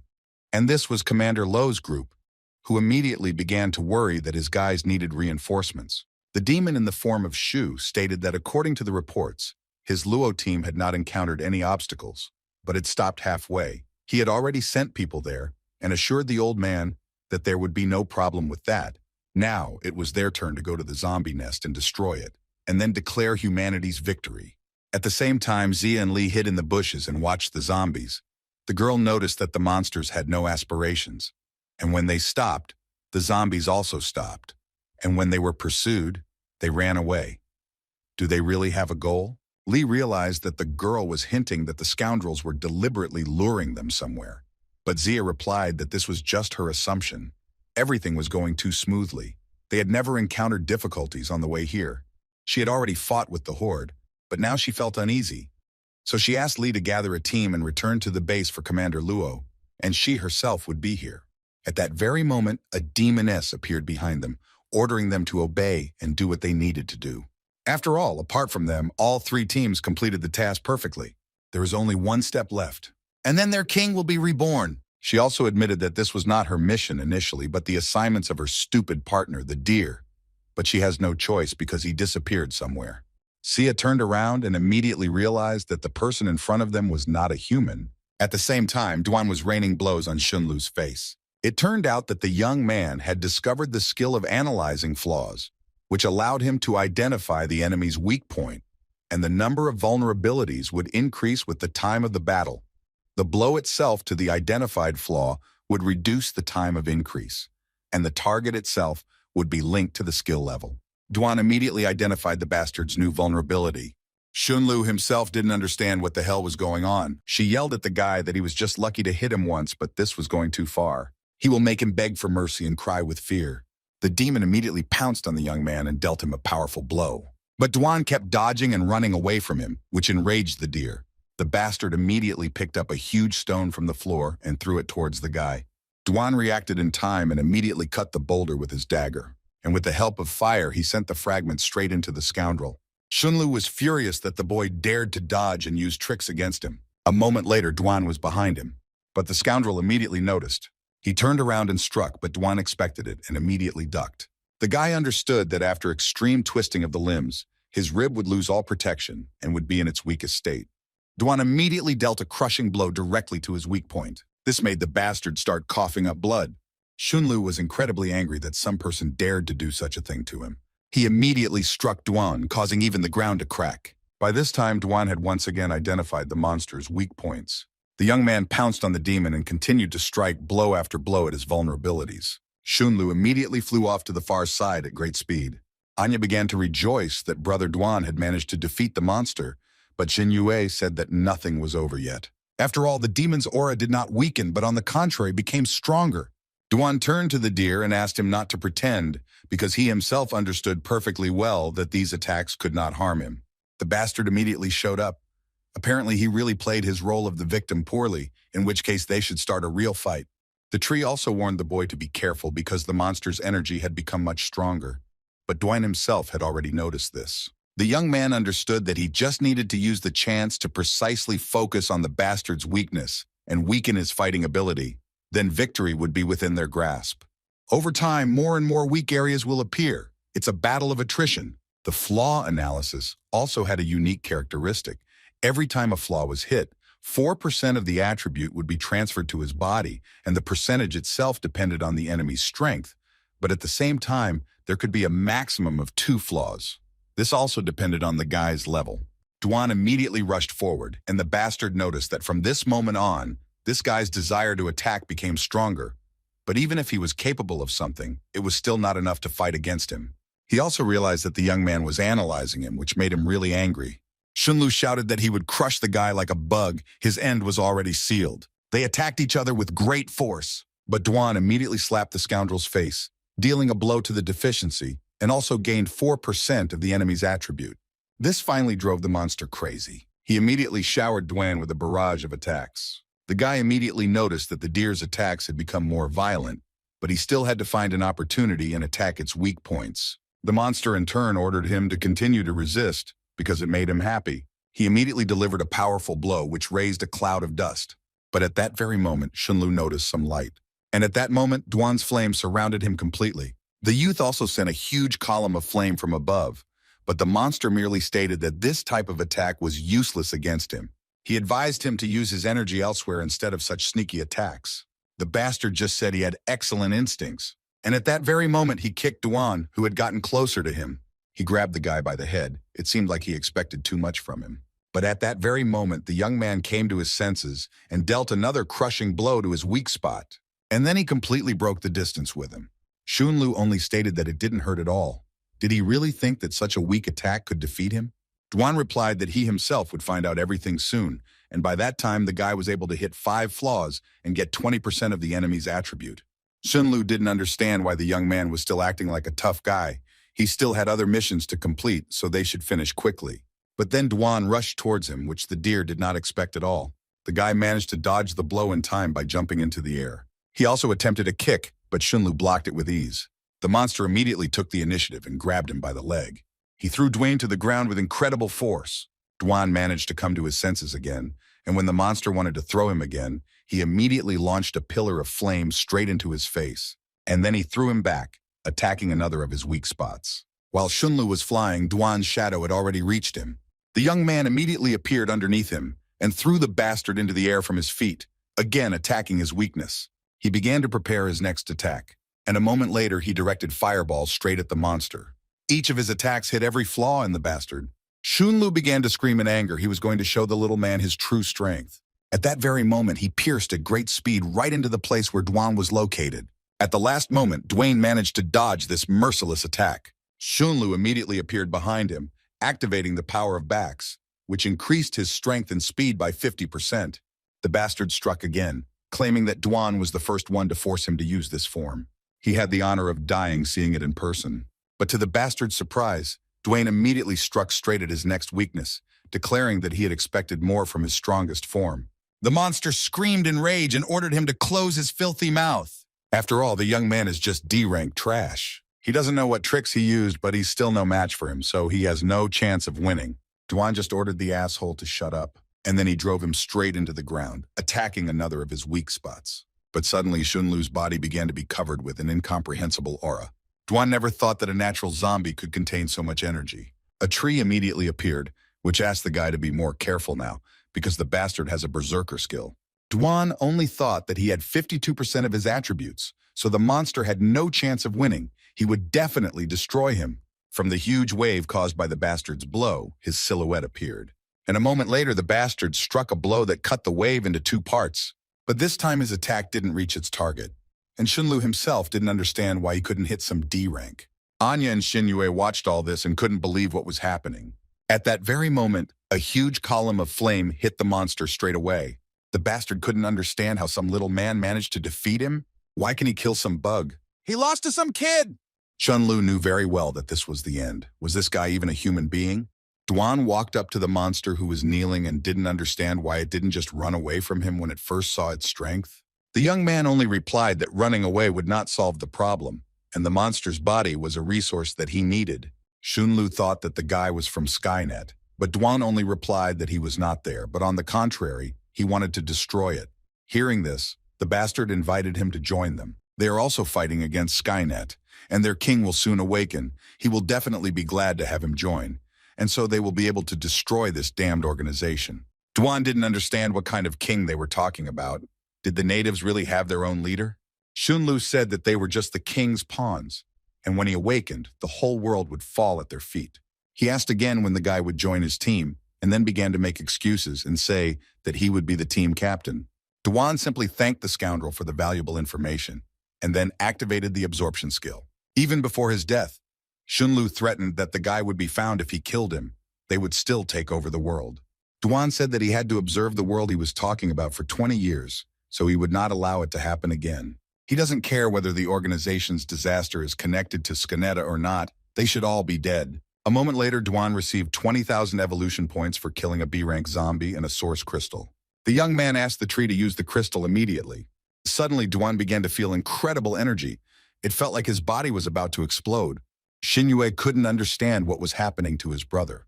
But Anya asked her not to worry. She had been with him for a long time.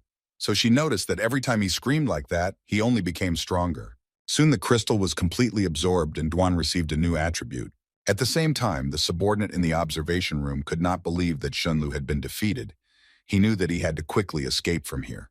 He immediately looked at the hostages, who were begging to be released because they had been promised this. But the bastard only replied that the one who had promised this to them had already died. Suddenly the monster's body was cut into two parts. It was the 21st, along with the 41st, who came here to rescue the hostages on Anya's orders. Soon all the boys gathered outside. Afin asked Duan if something happened, and he admitted that his good friend was in danger, so he needed to go there. He would send her back to her grandmother. The girl only asked him not to worry about her, because she could get there herself, and he should hurry to help his friend. One of the prison workers also approached Afan and asked the guy to go where he needed to go, since all the zombies on the island had already been killed. Duan asked Afan to take his granny and quickly go to the shelter. The girl promised that she would do so, but she was worried whether they would meet again. Duan promised her that they would definitely meet again. Finally, he asked her to take care of herself. The guys immediately got on Goldie and went to help their comrades. Duan felt that Zia and the others were not in the shelter, but what was going on? Where could they have gone? Duan asked the tree if she remembered anything, and she admitted that her memory had begun to return to her, and also that the native zombies were closely related to the evolutionary tree. The young man did not understand. Could it be that he had himself under the evolutionary tree? But the girl explained that the natives obey only the orders of the king. There is no exact information in her memory, but everything points to the tree. Duan knew that if the mysterious man from Scan 8 was reborn, then there might be another tree. Things would become much more complicated. But there was no time to think. He had to save his comrades first. At the same time, Sia continued to fight off the zombies. She didn't understand. Could it be that monsters had penetrated their intersection? The demon with the zombie on chains confirmed this, and Zia warned everyone to be careful, because these are not ordinary monsters. She asked Lee to check on Commander Lo and request reinforcements, since he was the fastest here, and they would hold off the bastards while he found a way to escape. Sia also asked Chen to listen to her instructions. They would attack in pairs. At that very moment, the demon felt something. Several trees immediately flew straight at her, but one of her pets immediately stood up to her defense and cut each of them down. She ordered the zombies to attack the boys, but not to kill them because they were a valuable source of energy. Sia immediately realized that the bastards were starting to advance and ordered everyone to be ready. They contacted Katya herself and asked how things were going with her. She admitted that things hadn't gone very smoothly. Lo's team had figured out their plan, but she needed 10 minutes and she would make them kneel. The demons didn't understand where Shunlu was now. One of them suggested that he might be in trouble, but he was convinced by the demon who said that he was just playful and liked to put on all sorts of shows, which is why he was late. The leader of this gang declared that their king would not wait any longer. He ordered the offering ceremony to begin. The soldiers realized that they were trapped. At that very moment, the floor beneath them began to emit dark energy, which frightened the boys. Kata also noticed this and realized that the ceremony had already begun and that she needed to speed up. A huge rock was already flying at one of her tame zombies. Sia asked Lee to take advantage of this moment and follow the plan. But before the guy could even move, an incomprehensible barrier appeared in front of him, through which even his shadow gap could not pass. At that moment, Kata appeared behind him and said that his ability reminded her of someone who had the same skill. She asked if he knew who they were talking about. At the same time, many soldiers had already fallen at the hands of demons. One of the bastards even seemed a bit upset that only weaklings had gathered here. The remaining soldiers continued to fight.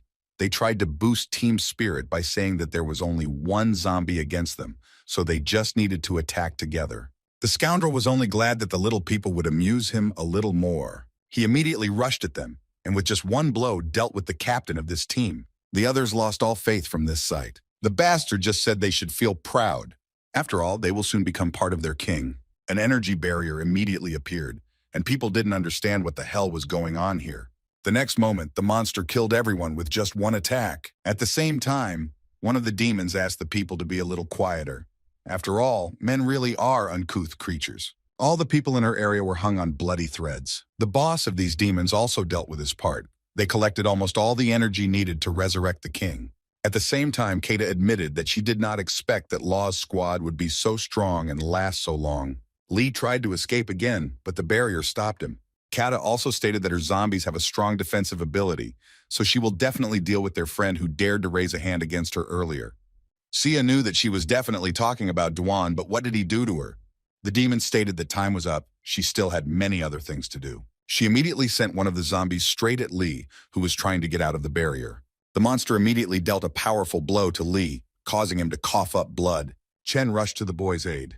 But the bastard immediately grabbed his face, and the next moment he shoved his face into the ground. The rest of the squad ran to help the boys. Sia shouted at them to stop and not approach the zombies. In an instant, they were all brutally beaten, and Zia couldn't believe that the entire team couldn't handle just one zombie. Was the gap between humans and zombies really that big? Kata ordered her charges to quickly grab them all and lead them to the altar. All the boys were immediately given collars and then mercilessly dragged to the place of sacrifice. Sia knew that her energy would soon be completely exhausted. She only prayed for Dwan to come quickly. Suddenly, Kata felt something.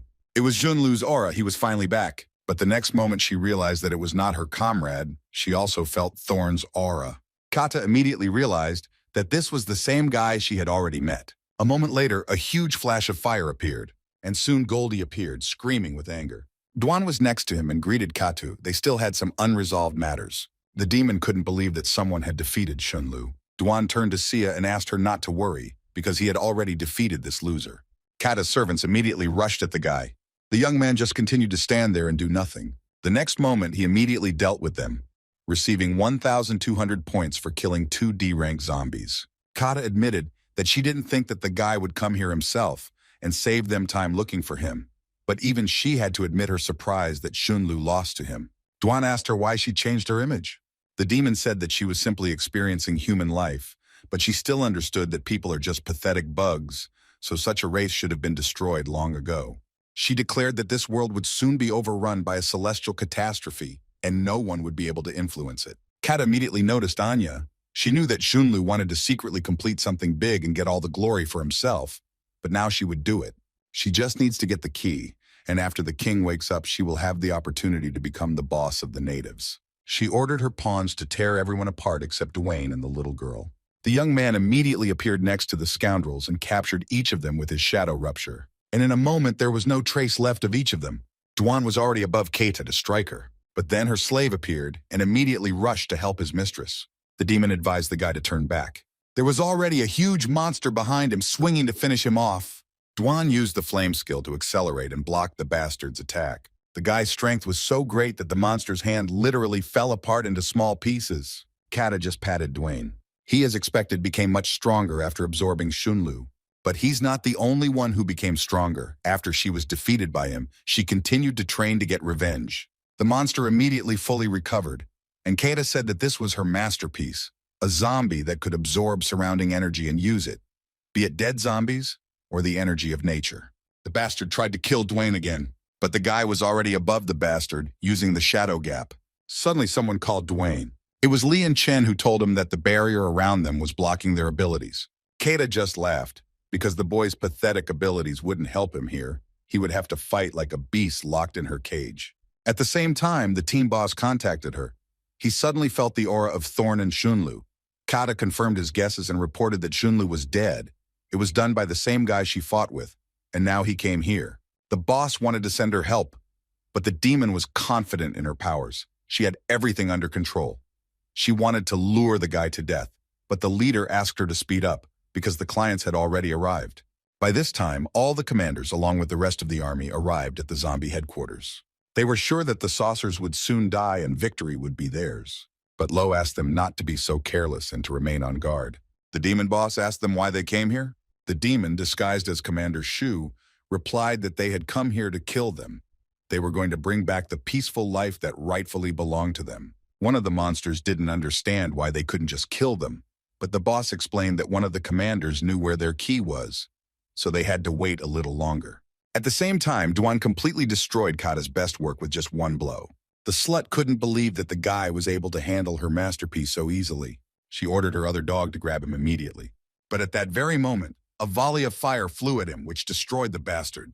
Dwan only asked Katu not to think that she could defeat him with such tricks. She, in turn, could not understand why the young man suddenly became so strong. Kata told him not to delude himself, because next time he wouldn't get away alive. She immediately took advantage of the moment and began to run away from him, saying at the end that she would get him from under the ground. Duan asked Xinyue and Anya to stay here and help the victims, and he would go and catch up with her. He immediately used his shadow skill and gave chase. At the same time, Sia asked Lee to quickly return to the base and bring doctors here, and also tell Commander Luo about everything that happened here. She also admitted that she had a bad feeling, although she did not know why. By this time, Anya was able to patch up injured soldiers, who praised her excellent healing skills. But one of the warriors immediately shouted that another zombie had come to them. It was only the 21st one who asked the guy not to move, because it would be sad if he accidentally lost his head. Anya immediately ran up to them and explained to him that he shouldn't behave like that and that he could scare the guy. She also explained to the soldier that not all zombies are bad. Xinyue helped Chen with his wounds, and the young man was surprised that Anya could communicate with people so easily, because when they first met, she was afraid of everyone. He only hoped that she would be healthy and happy because she had already become like a sister to him. Kata, in turn, continued to run away to her comrades. She didn't understand whether she should report everything to the boss. But at that very moment, Duan caught up with her, and he was not going to let her escape this time either. The guy immediately struck the scoundrel with great force. After that, she couldn't come to her senses for a long time, and Duan immediately appeared next to her and declared that without her slaves, she was just an empty space. Kata immediately tried to invite him to her team, but Duan immediately interrupted her, saying that he had heard something like this before. He said that Shunlu had already proposed this to him, and he also admitted that they were nowhere near as good as Thorn, who had fought until her last breath and had not even thought of giving in. He was even upset that they so easily let down their pride and betrayed their principles. Kata begged him not to do it, but Duan immediately activated his absorption skill. Soon there was no trace left of her, and the young man received a resource crystal for killing her. He decided to use it right away and soon felt incredible pain. Duan felt as if hundreds of daggers were piercing his body, and a moment later, all of his attributes improved. He immediately felt that there were 3 strong men and a bunch of people next to him. The young man immediately rushed towards them to check everything for himself. The demon boss immediately sensed something. It was the aura of Kata, who was most likely dead, but they didn't have time for that. They needed to focus on the humans who would soon fall into their trap. He also contacted the demon in the guise of Commander Shu and ordered him to continue to maintain human form and find a way to learn information about the keys, and then they would kill all the humans. Despite everything, the live broadcast from the scene continued, and the guy announced that as soon as they killed the last 3 zombies, victory would be humanity's. Milan, who was the first among the dragon rank humans and the strongest warrior of the Yan Huyan base with a D rank level and an A rank Beast King ability, was even disappointed that things ended so easily. But Moyin, who was the 3rd on the dragon rank list, told him not to worry. After all, their job was to protect the shelter. The guys, together with Anya, praised Dwayne, saying that his strength was truly incredible, and they also asked the girl to tell more about the god of war. Xia also talked to Xinyue, who praised them for working hard and going through a lot during this time, but the girl only replied that it was all thanks to her brother. They were immediately interrupted by Li, who returned alone. He reported that the remaining units were completely defeated. Xia was incredibly shocked. She immediately asked how things were with Commander Luo. The guy said that he knew nothing about this. There was no one left in the camp, but he also did not find any traces of the battle. Xinyue immediately asked Goldie to find out in which direction to look for the missing commanders. The dog immediately pointed in the right direction and said that Duan was also there. Anya immediately ran up to the girl, noticing that she had tensed up, and Xinyue said that something had happened to Commander Luo. They needed to find Duan urgently. Xia also said that she would go with them since there was no longer any time to delay. Li and Chen agreed with her. They would also go with everyone. Xia asked Xinyue and Goldie to go first and she would join them later. At the same time, Lo couldn't believe his eyes. After all, most of the squad had already fallen at the hands of demons. The boss ordered his subordinate to deal with the rest. The wolf immediately rushed towards the old man, who clearly did not have time to do anything. But at that very moment, a demon appeared in the form of Captain Shu and protected the old man. The wolf just grinned. He immediately jumped away from them. The demon asked Lo where the war god's team that he had gone to Shi City with was now. The old man only thanked Shu for saving him and replied that he knew absolutely nothing about the god of war. The demon just looked at him angrily and said in response that it was truly unfortunate. The bastard immediately ordered his partner to attack Lo, since he was no longer needed. The demon only wished the old man all the best and at that very moment left him alone. And a moment later the wolf dealt a powerful blow, but their surprise knew no bounds. After all, just a moment before Captain Luo's tragic death, Duan appeared and easily stopped the monster. He immediately punched the scoundrel in the face, hitting his weak spot. The blow was so strong that the bastard immediately flew like a bullet. The demon in the form of Shu turned to Luo. Didn't he say that he didn't know where the young man was now? Duan immediately noticed something was wrong. Captain Shu had a strong zombie aura about him, and the bastard himself introduced himself and ordered the guy to follow his orders, since he was the supreme commander of this operation.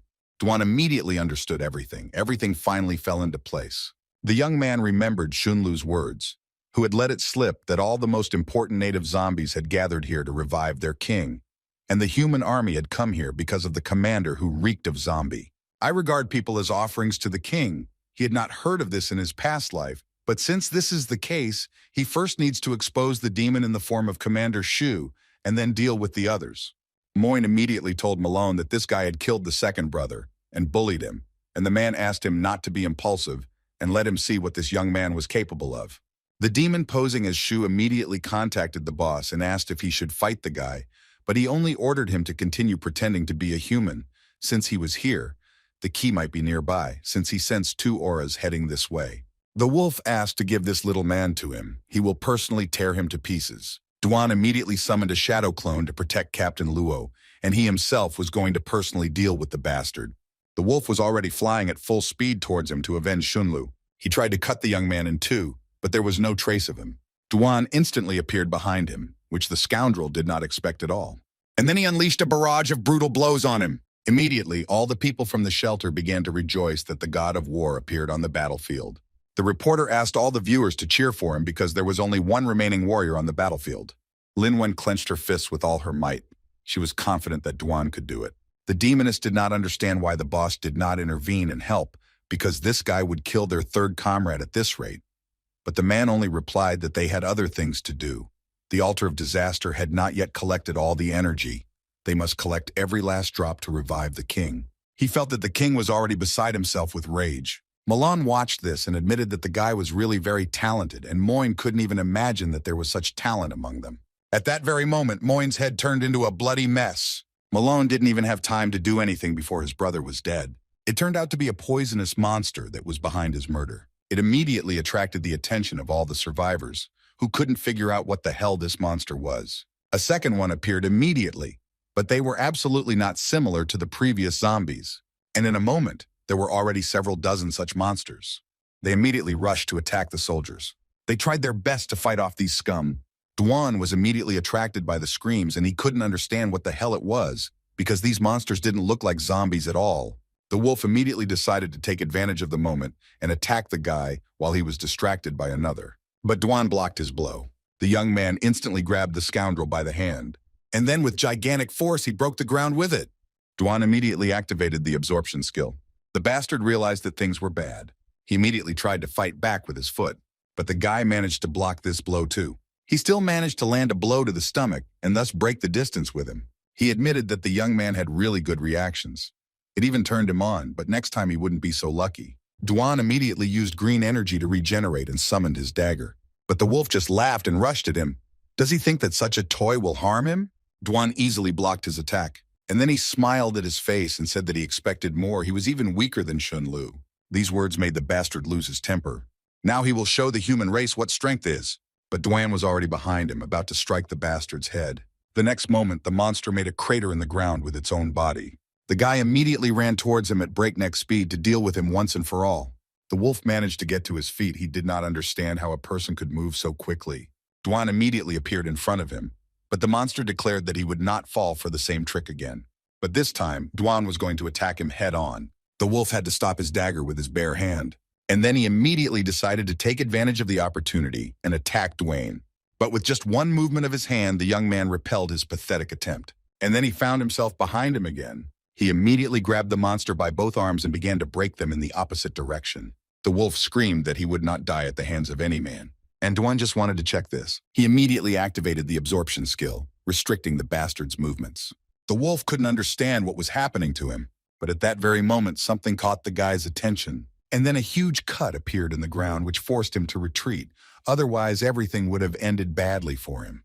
It turned out to be the boss who decided to help his wolf. He also told his partner that he would go and collect energy and help defeat that guy, because he was too unpredictable. At first, it seemed that he was weak, but he immediately seized the initiative. At this rate, the wolf would simply die. The boss immediately appeared next to the monster, who said that he needed to rest a little, but he only replied that they had no more time, because the king was already tired of waiting, so they had to end this now. The wolf admitted that he wanted to torture the guy, but since that was the case, he would have to use his full power. He immediately assumed his second form and promised to quickly deal with the annoying midge. Dwan didn't expect this, and a moment later the wolf was already in front of his face. The young man managed to dodge at the last moment by jumping into the air, but Dwan immediately noticed that something appeared behind him. A moment later, the guy flew like a rocket straight into the ground. Dwan managed to stay on his feet. He understood that this was the boss of these monsters, so air attacks would not help here. This was not the right approach. The bastard himself admitted that he was surprised that the young man was still alive. The bastard himself was a rank and had the S rank solidified air skill, which allows you to use solidified air to change your own attack style. The boss immediately sensed that something was wrong. He immediately realized that something was wrong with their king. At the same time, Goldie, Sinuhe, and Anya were heading towards the battlefield at full speed. The battle between people and hellish monsters continued near the very place of the offering. The pressure of the bastards was simply incredibly enormous. Milan didn't understand what was happening to these monsters. They had tremendous speed and vitality. Also on the back of each degenerate there was some kind of incomprehensible flask with liquid. Dwan understood that the situation was getting worse for them, with the number of casualties only increasing with each passing minute. But he had no time to think about it now, because a wolf was attacking him at full speed. The monster immediately tried to end the guy's life. He wasn't going to tolerate it anymore. Dwan reacted instantly and immediately struck the scoundrel's legs, causing him to lose his balance. While the monster was dangling in the air, the boy immediately used the flame skill to speed up. He was already ready to finish off the bastard by delivering a critical blow with his dagger. But the wolf was not so simple and easily blocked his attempt, grabbing his hand. Immediately, an unknown force seemed to grab the guy with both hands. Dwayne couldn't understand why he couldn't even move a finger. The tree of evolution turned to him and advised him to escape. Otherwise, only death awaited him. He himself understood that a rank was an overwhelming opponent for him, because he could not even use shadow rupture. The wolf immediately ran up to the boss and said that he would be glad to see how the killer of their partners would die a miserable and painful death. The boss said that he felt some kind of aura from the guy's body, as if it was the aura of a king. The wolf decided that this was some kind of nonsense. They had to hurry, because the king could not wait any longer. Ice spears immediately appeared and headed straight for the invisible hands that were holding Dwan. The guy realized that this was his chance and immediately used the shadow gap. He jumped back towards Captain Law, who was with his shadow clone. The bastards didn't understand who else could stop them. The other soldiers noticed a huge shadow below, and looking up at the sky, they couldn't understand if it was another enemy. But it turned out to be Goldie and the others. They came here to save Dwan. Anya immediately summoned the 21st and 41st from her space. The guy asked his sister what was going on with Zia, and she told him that he would also soon arrive with Lee and the others, which couldn't help but make him happy, in which case he left Commander Lowe's protection to them, and he took on the rest of the monsters himself. The boss asked his partner how things were with the energy for the ritual. She replied that she had enough and they could leave. The boss also ordered her and the demon in the guise of Shu to take the key, and he and the wolf would kill the annoying boy. Dwan also warned Xinyue to be careful, as Commander Shu was not who he claimed to be. The live broadcast continued directly from the scene, and all viewers could see that a huge dog and several people had joined the fight. It seemed to them that the advantage was on the side of the people. At the same time, in the city of Ga, an unknown girl was watching what was happening. She learned the name of the guy who was the god of war, and until recently lived like an ordinary student. Suddenly, someone knocked on her door, and she immediately realized that it was that annoying boy again. Opening the door, she saw Alan standing in front of her, who addressed her by her name, Lanki, and asked if she had changed her mind yet. The girl stood her ground. She had already made it clear to him that she was not going to leave here, but Alan explained that he was doing this for her own good, because if Skynet found her, he would no longer be able to help her. If she did not want to join him, then at least she had to leave this place or be discovered. She didn't understand why she should take someone's word for it. Suddenly, Alan heard that Dwan's name was mentioned on the live broadcast she was watching, which shocked him beyond belief. The guy immediately guessed that Dwan dared to attack the heavenly catastrophe head-on, and Xinyue and the others were with him. Lan Chi was surprised that he knew the god of war. He confirmed this, but before he could say a word, the door slammed shut in his face. Alan was disappointed that he failed to take the girl with him again, but his partner suggested doing it by force. But the young man believed that if they did that, they would be no different from Skynet. But now his thoughts were only about what happened there with Xin Yui and the others. In that case, she suggested that he go to Duan's aid, and she would sort things out here herself. It seemed that he had a soft spot for this person. Alan immediately became embarrassed and asked her to be at least a little more serious. Something big had definitely happened to them. At that moment, the door opened and Lan Qi came out. She was a D rank and had the healing blessing skill. She agreed to go with Alan, but on the condition that he led her to Duan. The guy didn't expect anything like this, but he didn't really have a choice. Alan's friend quickly said goodbye to them and told the guy that they could go, and she and Hay would continue to look for the others. At the same time, the wolf continued to attack Duan, not giving him even the slightest respite. Immediately, an air fist appeared behind him and flew straight at him. The guy still managed to dodge, but the bastard immediately appeared next to him. The wolf once again rained blows on Duan, and the young man had no choice but to fight back and try to break the distance. The guy also tried to attack the bastard whenever he had the chance, but it was useless. Then a smile appeared on his face. He immediately got rid of his daggers and dealt a powerful blow right into the bastard's mouth. By this time, he had already accumulated 60% of the attributes of this scoundrel, so the force of the blow was so enormous that the wolf flew back several dozen meters. He still managed to get to his feet. He didn't fully understand that the guy had just had a great opportunity to finish him off, but he didn't. This made him incredibly angry. He promised that Duan would pay a very high price for this, and at that very moment he rushed straight at him. They began exchanging blows again, but every attack Duan made hit his opponent's weak point, which only made him stronger. At some point, the wolf's injuries reached the point where he began coughing up blood. At that moment, those damn hands appeared behind Duan again. The young man tried his best to hold them back, but by this time the wolf had come to his senses again. He screamed that he would personally deal with this human and rip out his heart. A moment later, there was a loud explosion. The boss couldn't believe that the boy was able to free himself from his shackles. Suddenly, he noticed something. At that moment, Duan's shadow flew straight towards him at high speed, but he managed to block the attack. Even the boss of this gang admitted that the guy is really good. Duan himself understood that he was now strong enough to deal with the scoundrel using the attributes of a wolf. He immediately appeared in front of the scoundrel with the beaten body of the wolf and declared that he was not dead. Duan himself understood that he could not absorb him now, otherwise all the stolen characteristics would lose their power. The boss asked him why he didn't just absorb it. Duan threw his partner's body onto the floor and stated that he didn't need to rush as he could absorb both of them. A moment later, the guy was already next to the bastard and delivered his blow, which the bastard managed to block. He just said that the young man was too confident in himself. But then Duan dealt him a crushing blow right in the stomach. The boss grabbed his hand, saying that it was rather weak and that he should now say goodbye to his hand. Duan just laughed at him. And the next moment, he used the flame skill. At the same time, the extremely difficult battle of the remaining survivors against a bunch of monsters continued. At that very moment, a multitude of some red threads appeared and surrounded the boys. Suddenly, Malone noticed that they were being attacked from above. But then ice projectiles appeared, which protected the soldiers. It was Xinye's doing, asking them to be careful.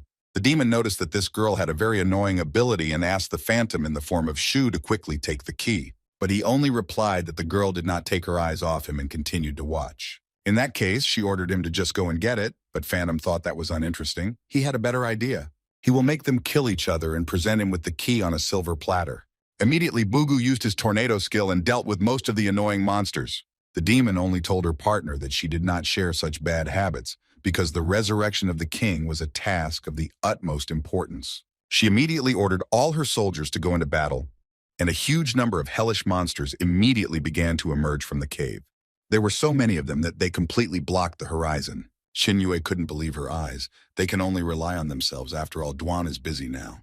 At that moment, Duan used his flame and literally tried to incinerate the bastard with it. But the monster just laughed in his face. Did he really think he could harm him with this? Duan immediately jumped away from him. Despite the fact that the monster's entire body was covered in fire, he continued to stand confidently on his feet and declared that he would now demonstrate to the guy the difference in their strength. The bastard immediately summoned two huge hands, which headed towards Dwayne. And then they tried to slap him, and the force of the blow was so great that it broke the ground. But the guy still managed to dodge at the last moment. In this case, the boss took pieces of earth with his hands and squeezed them harder. Duan understood that the bastard was relying on the high pressure generated by his flames, and then the same stones would fly out with enormous explosive force. It was clear that the monster was about to shoot. He immediately ordered the young man to die, And a moment later, a hail of stones headed towards Dwayne at superhuman speed. The guy could only run away to avoid being crushed. At some point, he stopped and began to beat off each stone with his blades. But by this time, the boss had already collected all the flames from his body and concentrated it in one point. And then he sent it with the same power straight at Dwayne. The guy had no choice but to try to break through. He immediately activated the Shadow Break skill and literally burst forth with a volley of flames. The boss was about to squash him like a little bug. But when he attacked the guy, he only noticed a shadow. And the next moment, Dwayne was already in front of the bastard's face. He immediately wounded him by stabbing him with his dagger. The monster noticed that the boy's fighting power had increased significantly after the fight with the wolf. Suddenly, he had an idea. He immediately decided to act and struck a strong blow. But the attack was not directed at Dwayne, but at the defeated wolf, which forced the guy to stand up for him, and the monster realized that he was the reason for his progress. Dwayne admitted that he never thought he would attack his partner. The boss only replied that they all had one common goal, which was to resurrect the king no matter the cost. Not only the wolf, but all of them could be sacrificed. But now the most serious problem is him. Dwayne knew very well that he couldn't let the wolf die, because if he lost this ability, he wouldn't win. The bastard tried again to grab the guy and squeeze him to death with his air hand. But the young man escaped from him in time, and the monster only told him that he would not be able to drag the wolf along with him and fight at the same time. Dwayne immediately let go of the monster and went to the hands. He understood that he had to stop the scoundrel at any cost. The guy used his shadow skill and began exchanging hundreds of blows with the scumbag. The young man understood that if he continued to hover in the air, it would only get worse. He needs to think about how to get closer to the bastard. Ranged attacks were the monster's strong point. There was no way it would allow him to go on the offensive, but he also couldn't leave the wolf here. That way he would become easy prey. At the same time, the wolf began to come to his senses. He didn't understand why this little man was still alive. He uses this chance to sneak attack and destroy the guy. But Dwayne immediately felt that the monster had come to its senses and advised him not to stick his head out too much and find himself a secluded place, because now he was his boss's target. The wolf couldn't believe it. Could it really be true? Immediately, the boss's hand moved towards him, but Dwayne managed to grab him and pull him aside before the bastard landed a powerful blow. The wolf finally realized that the guy really hadn't lied to him. The boss understood that the fact that the wolf had woken up made the situation much more difficult. He also contacted Phantom and asked him to send some zombies to kill their partner. She didn't understand what was going on, and the boss said that the guy had absorbed the wolf's abilities and was now protecting him. She immediately understood everything, and also reported that not everything was going as smoothly as planned, because the new team of people turned out to be quite strong. At the same time, the 21st was dealing with a bunch of scoundrels. He immediately wrapped his chains around their necks and ran lightning through them. The soldiers immediately ordered everyone to be extremely careful because more zombies had appeared. The horde of monsters immediately rushed to attack. The captain of one of the teams immediately ordered them not to panic and to keep in formation. They needed to group more tightly. But at that very moment, something flew past him at great speed. It was Jinyue's projectile that instantly destroyed the crowd of bastards. The next moment, she summoned several dozen more ice spears and directed them at the horde. No one could believe that such a small girl had such terrifying power. Meanwhile, Jinyue herself rose to D rank. Anya immediately ran up to her, but the girl said that she was fine, just a little tired and needed to rest a little. Malone also watched all of this. He was shocked that everyone on Dwayne's team was so strong, but he was so distracted that he didn't notice how the huge monster appeared in front of him and was already swinging to finish him off. Malone understood that he would not have time to dodge. The next moment, the zombie dealt a crushing blow, but when he opened his eyes, he realized that he was still alive. He saw the 41st in front of him, who stood up to protect him and blocked the bastard's attack. Milan didn't understand why the zombie saved him. After the God of War team joined them, several zombies began to fight on their side. What was going on in the end? Anya distracted him and immediately asked him to leave immediately. At the same time, another pack of zombies was advancing on them. But Anya immediately used her skill and took control of them all. They all immediately started fighting the rest of the monsters. Malone realized that this little girl could control zombies. He didn't understand if there were even ordinary people in this team, but the huge bastard immediately dealt with the controlled zombies. He let out a fierce cry. Anya's defense was immediately taken up by the 41st, who was not going to allow the bastard to hurt her mistress. The girl immediately rushed straight at the monster's face. Malone couldn't believe that he, the strongest soldier of the Yan Huyan base, needed to protect a little girl and a zombie. It even made him laugh. But this time, he would protect them himself. At the same time, the wolf dealt with a bunch of monsters that Phantom had sent. He finally realized that they were here to kill him, but he still didn't know why he felt like he was already at his limit. But this bunch of bugs was no threat to him. It was even insulting to him that such small fry wanted to fight him. He dealt with each of them in an instant, cutting them into small pieces. But suddenly he noticed that the ground beneath him began to crack, and a moment later red threads appeared, which he managed to dodge. He immediately realized that it was the work of the Phantom. She just said that she had no choice and admitted that she didn't expect him to last that long. She also asked him not to be offended, because he was just following orders. His ability was absorbed, and if she didn't kill him, the boy would become a big problem. The wolf said that they could work together to get rid of the boy. Phantom didn't deny it, but killing him would be much easier and faster. His defeat would be a shame for all of them. This made the wolf incredibly angry, and if that was the case, then they could stop this pointless talk. He wouldn't die at her hands. Phantom simply stated that he simply had no choice. He couldn't last long in this state. She immediately attacked him with her threads and constrained all his movements, and the wolf did not even have time to react. Earlier, such attacks would not have caused him any damage. Phantom said that she would let him experience all the joys of what was happening. She declared that the next attack would hit him straight in the heart and immediately aimed her projectile straight at him. At the last moment, Dwan appeared. He managed to block her attack, preventing the wolf from dying. Phantom couldn't believe it. The guy also cut all the strings around the monster, freeing it. He ordered the wolf to retreat faster. The monster asked if the youth had really absorbed his ability, but Dwayne replied that they had no time to talk. Even if he regained his power, would their relationship be the same? But then the boss's hand appeared, about to slap them all at once. Dwayne reacted in time and hit the wolf in the legs. This caused him to fall to the ground, allowing the two of them to survive the attack. The tree immediately addressed Dwayne, saying that the situation had become incredibly aggravated and was getting out of control. The guy needed to do something quickly.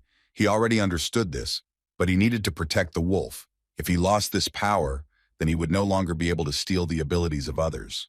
The wolf didn't understand what was going on here. He also felt the aura of a king from the guy, but how could they even be related? He thought that these were just hallucinations based on what he had experienced, but it did not feel like something illusory, but more than real. The wolf couldn't put all the pieces of the puzzle together in his head. If this is true, then the one they are so eager to resurrect may not be a king at all. But what is it then? At the same time, Dwan was thinking that with his current abilities, he should be able to deal with Phantom. If you take her out of the game, everything will become much easier. Phantom couldn't help but notice the guy's speed. She understood perfectly well that it wouldn't be easy to fight him in close combat. She needed to retreat urgently, but suddenly something interrupted her thoughts. It was Dwan who grabbed one of her threads, and then he used his flame skill, sending his fire through her threads straight towards her. At the last moment, she managed to cut them off before the fire reached her. But the guy used this moment to get closer to her. He immediately dealt a powerful blow and sent her straight into the ground. Dwan also used a flame skill and headed straight towards her. But at that very moment, the boss's fist appeared and stood in his way. The next moment, their collision created a huge blast wave. The wolf couldn't understand when this guy managed to become so strong, but he immediately realized that he became like that by taking away his abilities. And this meant that he was just as strong. Phantom wasn't going to just stand there and watch. No matter how strong this guy was, he still couldn't handle the two of them alone. But Dwan was no longer alone. Immediately, a huge column of flame appeared from the sky. It was Goldie who responded to Dwayne's call for help and immediately went to him. The guy asked to take the wolf and take him to a safe place for a while, and there is no need to worry about him. It is also too dangerous for him to stay here, and while he protects the wolf, he can fully concentrate on fighting the two bastards. Dwan immediately rushed back into the fray, leaving the two of them behind. They, in turn, immediately found a common language. The wolf decided to ask Goldie if he was a wolf by any chance, but the dog himself thought that his brains had been stolen along with his abilities. At the same time, the host of the live broadcast said that the situation began to get out of control. Zombies were constantly attacking. Over time, there were more and more of them, and the soldiers continued to die one after another. Suddenly, a monster appeared in front of him, and the man had already resigned himself to his fate. But then another monster stood up to his defense and blocked the bastard's attack. Bugu immediately appeared and dragged the two of them away. Anya approached them, outraged that they were exposing themselves to such danger, but the guys in turn realized that he could control the zombies and immediately decided to take her close up. The girl didn't understand what it was. They explained to her that it was a camera that was transmitting her image around the world and asked her to introduce herself and tell them what she was doing there. Anya immediately told me her name and about her best people, But the guys didn't mean that and asked her to tell them why she was in such a dangerous place and how she controlled the zombies. Anya said that she came here with Dwan because they found out that there were a lot of villains here and she couldn't sit back. She also admitted that she really could control the zombies. Suddenly, one of her controlled zombies fell next to her. She ordered him to continue fighting, and he in turn only asked for forgiveness and said that he needed to be more careful. The reporter could never believe that it was possible to communicate with monsters, and Anya asked them both to leave here quickly because she needed to go help others. At the same time, the rest of the soldiers continued to fight with the huge monster. The demon in the form of Shu watched everything that was happening. Everything was going as it should. He understood that Xinhui would soon exhaust all his strength. But all this did not play a big role, because the wolf was useless, and the boss and Phantom were busy with Dwan. If he resurrected the king now, then all the laurels would belong only to him. But his thoughts were interrupted by the other two commanders, who didn't understand why none of their men were in touch. They had sent troops, and decided to trust him. But things had gone wrong, so he better explain himself. Wasn't his plan well thought out? The demon only replied that the reason for the current situation was that his plan was being actively interfered with, and there was a traitor among them, but he had already found out who was behind it. At the same time, someone grabbed Anya from behind, covering her mouth. In parallel with this, the 41st and Mullen finally dealt with the huge monster. Suddenly, the 41st heard a cry for help. It turned out to be Anya, who was grabbed by a group of soldiers and told that Commander Shu wanted to talk to her. The 41st one immediately appeared behind the man. She immediately grabbed him by the neck and said that if he harmed Anya, he would die immediately. Anya intervened in time and stopped her. The girl did not understand why they needed her, and the man told her that Commander Shu found out that it was she who was making the zombies attack them. But Anya rejected this. On the contrary, she was trying to protect people. The other soldiers did not believe her, because this could also be part of her plan. And then Anya admitted that she could indeed control zombies, but she never ordered them to attack people. At that very moment, a demon appeared in the form of Shu with the other two commanders, and the girl immediately realized that in front of her was the very commander who had taken her for a traitor. The bastard ordered her to stop pretending. He accused her of controlling the zombies and playing with them all this time, because she knew about their plan and set up many traps along the way, because of which more than 80% of their composition died, so she can just confess to what she did. He said that she was not a human but a zombie. Anya screamed that this had nothing to do with it. She just loved Brother Dwayne, who protected them, so she also wanted to stand up for them. The 41st one immediately appeared and stood up to defend her. Captain Lowe also intervened. He didn't understand what kind of a showdown Shu was causing because now is not the time, as a new wave of zombies is approaching. The bastard simply asked him if he cared whether the girl was a zombie or if it was all part of his plan, and if it was, then he had fabricated this attack. Lowe didn't understand what he was talking about at all. Even if there were contradictions among them, now was not the time to bring up this topic, and Anya had put in a lot of effort and made a huge contribution to this battle. But the soldiers just didn't want to accept the fact that they had zombies on their side. They said that the zombies must be killed, every single one of them. At the same time, Goldie fought off the air creatures in order to lead the wolf away as far as possible. He also noticed that Phantom had already put her plan to capture the key into action. The wolf immediately jumped down. He understood that this was all too strange. If what they were trying to resurrect was not a king at all, then this could become a big problem. In order to survive, he doesn't need to think so much. He just needs to rely on himself. Shu at this time stated that due to Anya's special situation, he would watch her. And then, when everything was over, they would resolve this issue. The bastard had already reached out his hand towards the frightened Anya. But then the 21st and 41st appeared, restrained his movements and warned that he was forbidden to approach her. The demon was incredibly angry that some two lower zombies dared to grab him. The 21st immediately shouted to the 41st to take Anya and run away from here. They did so, leaving him alone with the demon. The soldiers immediately began to chase them. But before they could take even a couple of steps, there was a chain on their legs that wrapped around their feet. It was the work of the 21st, who was about to send his lightning bolt through the chains. Those soldiers who could move immediately rushed at him to finish him off first. Anya watched all this and only begged the 21st to return quickly. But he only shouted that he had to stop them and that the 41st would tell her everything. Tears immediately appeared on the girl's face. She absolutely did not understand what was going on. And at that time, the 21st launched his lightning and dealt with several soldiers. Suddenly, a demon appeared from the cloud of smoke disguised as Shu, who couldn't understand if these scum really thought they could stop him. He ordered the remaining military to pursue Anya.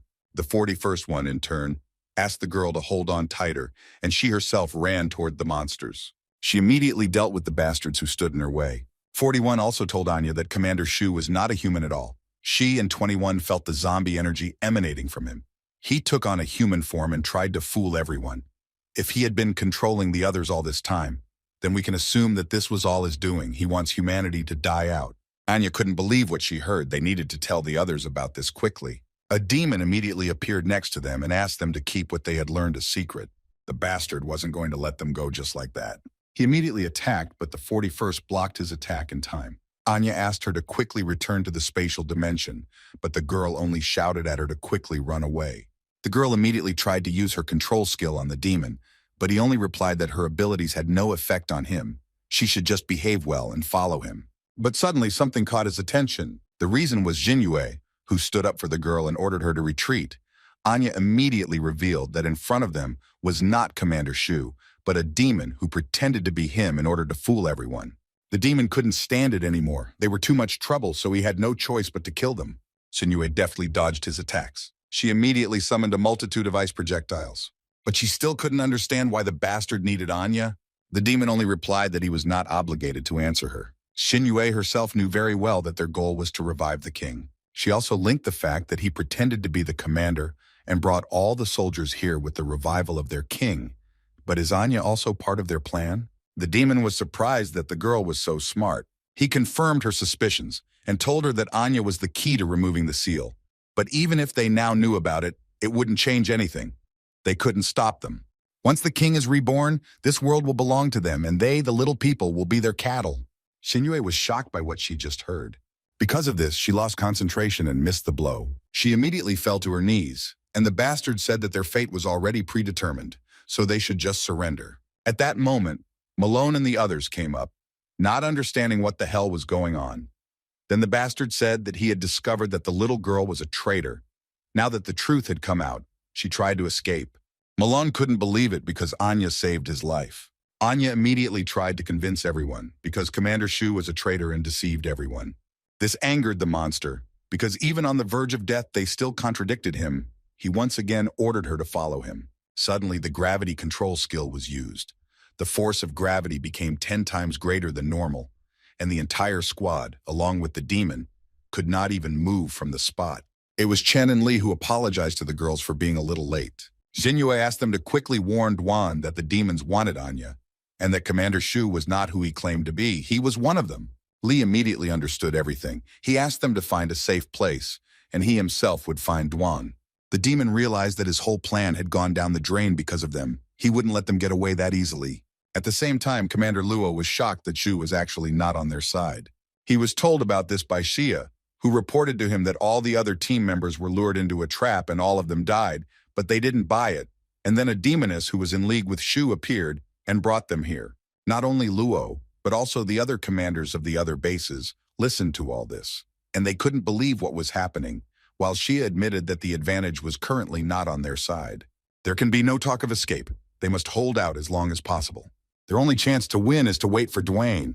At the same time, the boss told Phantom that the guy didn't have much energy left, and she in turn admitted that she would never have thought that there would be such a strong warrior among people.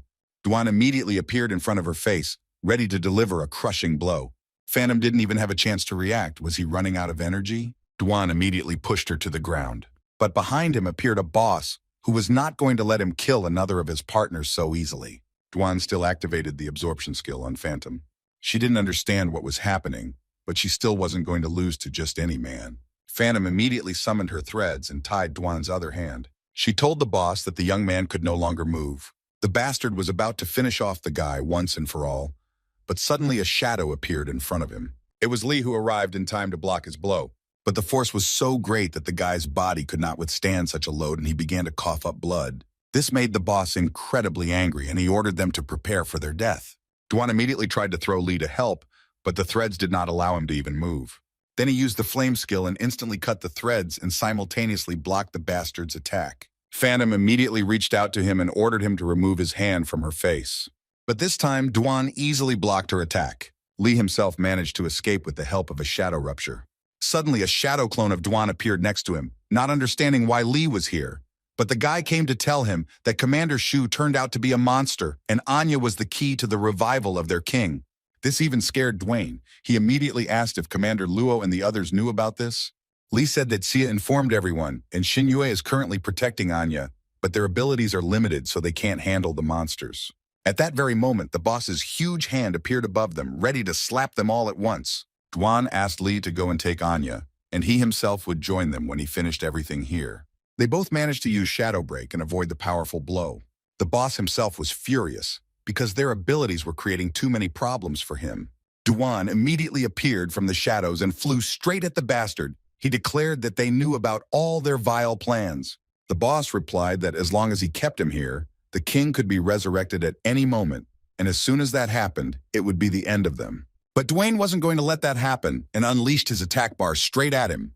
The bastard wasn't going to just stand there either. He immediately began to counterattack. He declared that their fate was already sealed, and their resistance was pointless. They couldn't change what was coming. Duan shouted back at him that the moment he arrived here, everything changed. Only those who do not want to do anything blindly believe in fate. Duan was about to deliver his final blow that would finish off the bastard once and for all. A moment later, the boss went straight into the ground, but Dwayne noticed that he was still alive. It turned out that Phantom managed to save him from falling with her threads. Duan immediately headed straight towards them at high speed. The boss managed to put out his huge hands to stop him. Even he acknowledged the guy's strength. Is he even human? To his surprise, Dwayne easily broke through his defense and headed straight towards him. He was going to destroy this bastard. The boss immediately grabbed Phantom, who did not understand what he was doing. The scoundrel put her in front of him so that she would sacrifice herself to save him. Dwayne's hand immediately passed through her. Phantom didn't understand why they treated her like that, and the boss only replied that he was doing everything for the sake of resurrecting the king. She shouldn't worry. As soon as he returned to life, he would avenge her. Duan was shocked that this bastard actually used his comrade as a human shield. He also took advantage of the guy's hesitation and was about to strike from behind. He succeeded, and Duan crashed straight into the ground at great speed. The boss turned to him and asked him to show himself already. There was no point in pretending, because this attack could not harm him in any way. He, of course, did not know what the young man was planning to do, but he would not rush and give him a chance. In any case, time was passing, which only played to his advantage. At that very moment, blue energy seeped through the smoke. The bastard didn't understand what the hell it was, and Duan himself thanked him for this chance because he had time to absorb the source, but now he was definitely finished. Meanwhile, the youth's strength and agility were increased by 5 levels, and detection by 3 levels. Now he is 1 step away from evolving to B rank. 15 minutes before, the demon in the guise of Commander Shu finally assumed his true form and accused the humans of ruining everything themselves. If they had behaved well, he would have allowed them to live a little longer. Chen knew very well that the monster was too strong. Even though they were in the majority, their attacks were useless. And Milan still couldn't believe that Commander Shu was a zombie. He laughed loudly right in their faces. After all, humans are such stupid creatures. But he also thanked them because it was very funny. The bastard himself was a B rank with the abilities of a rank regeneration and a rank metamorphosis, which allowed him to freely change his appearance. He also had the passive skill of demonic whisper. Malone decided to ask him what he did to Commander Shu. The scoundrel replied with a smile that he had been sacrificed. These words drove the guy crazy, and the bastard continued and said that before his death he screamed and muttered something like he would never get away with it. But he even found it funny to remember it. Did this pathetic old man really think that people had a future? Malone couldn't stand it and immediately rushed at him. The demon laughed again and said that Zhu had the same expression on his face as he had now. People could only grin helplessly. He immediately inflicted a deep wound on Malone, which opened his stomach. Then he threw it far to the side. Malone was caught by Chen, who asked him to cool down a bit, but the guy didn't even want to listen. He promised that he would kill this bastard at any cost. He carried out the orders of this monster, who took the form of a commander. It was because of him that his brothers died, and now he sits here and can do nothing about it. The bastard immediately found himself behind Ani and Xinyue. Since his identity was already exposed anyway, he should end this as soon as possible. Xinyue instantly reacted to this and immediately turned around to attack. But the monster had already managed to grab Anya and end up in another place. He admitted that she really had a great reaction, but her speed still needed some work. He also asked her to wait a little. He would finish his business and return to her to play a little. Xinyue immediately sent ice shards towards him and shouted at him to let go of Anya. But he easily repelled each projectile and admitted that it was amazing that they were putting so much effort into saving one little zombie girl. Shouldn't they hate them, since they took everything from them? Shinue couldn't stand it any longer and immediately rushed towards him with an ice sword. And the bastard only asked her if they were worthy of being called humans after this. Or are they all under this girl's control too? Shinue ordered him to shut his mouth because Anya is not like them. The monster immediately grabbed her by the face. He did not see the difference between the other zombies and Anya because they were all born to kill people. He told her that if she killed the girl now, their king would be impossible to resurrect. Didn't she want to save humanity? Anya shouted at him to let go of Shinue immediately. The bastard just continued. He didn't understand why Shinue was showing mercy towards the zombies. Anyone who is given such an opportunity should not doubt for a second. Right now she is betraying all of humanity. It is she who condemns people to continue living in such chaos. Suddenly something surprised him. It was Shinue, who was completely covered in ice and created a huge sword and attacked him.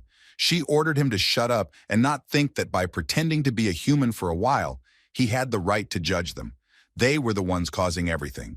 Only their death would resolve everything. They were the ones who had to die. The monster admitted that it was quite dangerous.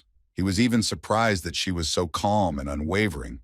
If it had been someone else in her place, he would have already broken.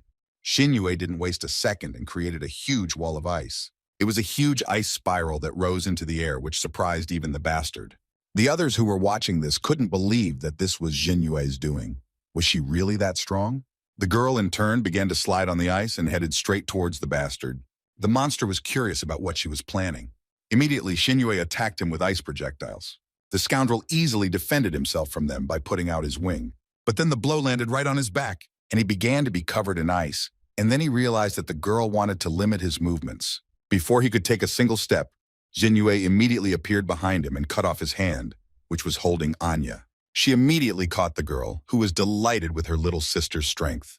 But their happiness did not last long because the monster almost immediately caught up with them, having completely restored his arm. The scumbag immediately dealt a crushing blow to Shinue, sending her straight into the ground. He grabbed Anya again and admitted that it was quite unexpected. For a second, he even became interested.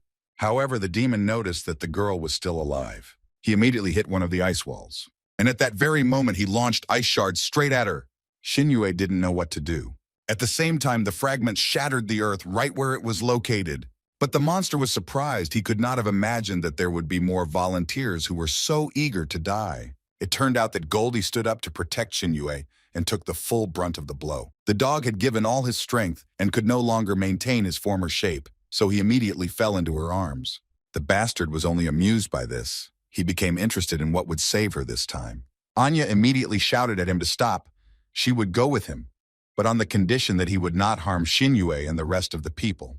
The scoundrel only replied that it was not up to her to decide, but Anya insisted that if he did not promise her that he would never touch her again, then she would commit suicide, and their whole plan would fail. Shinue immediately shouted at her not to do this. They would definitely come up with something. Anya answered her that they would not be able to cope with the monster. This was the only way they could survive. They had to run away from here quickly. The boss immediately contacted the demon and ordered him to stop idling and rather resurrect the king. He also said that the guy he was fighting had been absorbed by Phantom, and if this continued, he would destroy them all. The bastard couldn't believe that 4 people had already been absorbed by this guy. He immediately rushed together with Anya straight towards the altar. Suddenly, a multitude of zombies controlled by Anya appeared in front of him. But he even intended to show them a drop of mercy, and in one moment destroyed each one. To him, they are nothing more than a pile of trash. Shinue was desperate. She realized that she was powerless and could do nothing. She just begged her brother Dwayne to save Anya quickly. At the same time, the monster almost reached the altar, which meant that the great king would soon be reborn. But then something caught his attention. It turned out to be another zombie who tried to attack him from behind, which enraged the bastard. He was going to say something to Anya. But before he could finish speaking, a wolf appeared in front of him and snatched the girl, cutting off his hand. He said that this time it was not her doing, so he should not blame her. The bastard couldn't understand whether his comrade had gone crazy and what he was doing now, and the wolf only replied that he had wounded his brother Goldie, so he needed to avenge him, and if they resurrected the king, then he would definitely not survive. The demon didn't understand if the wolf really thought he could survive if he betrayed them. He immediately rushed towards him And the wolf only replied that since he was going to die anyway, he had simply decided to do what was right in the end. The wolf asked Anya to hold on tighter. They immediately landed on the ground. The demon decided to ask his former comrade one last time to give him the girl. If he did everything right, then he might be able to put in a good word for him. But the wolf asked him not to rant. He was already very familiar with his eloquent skills.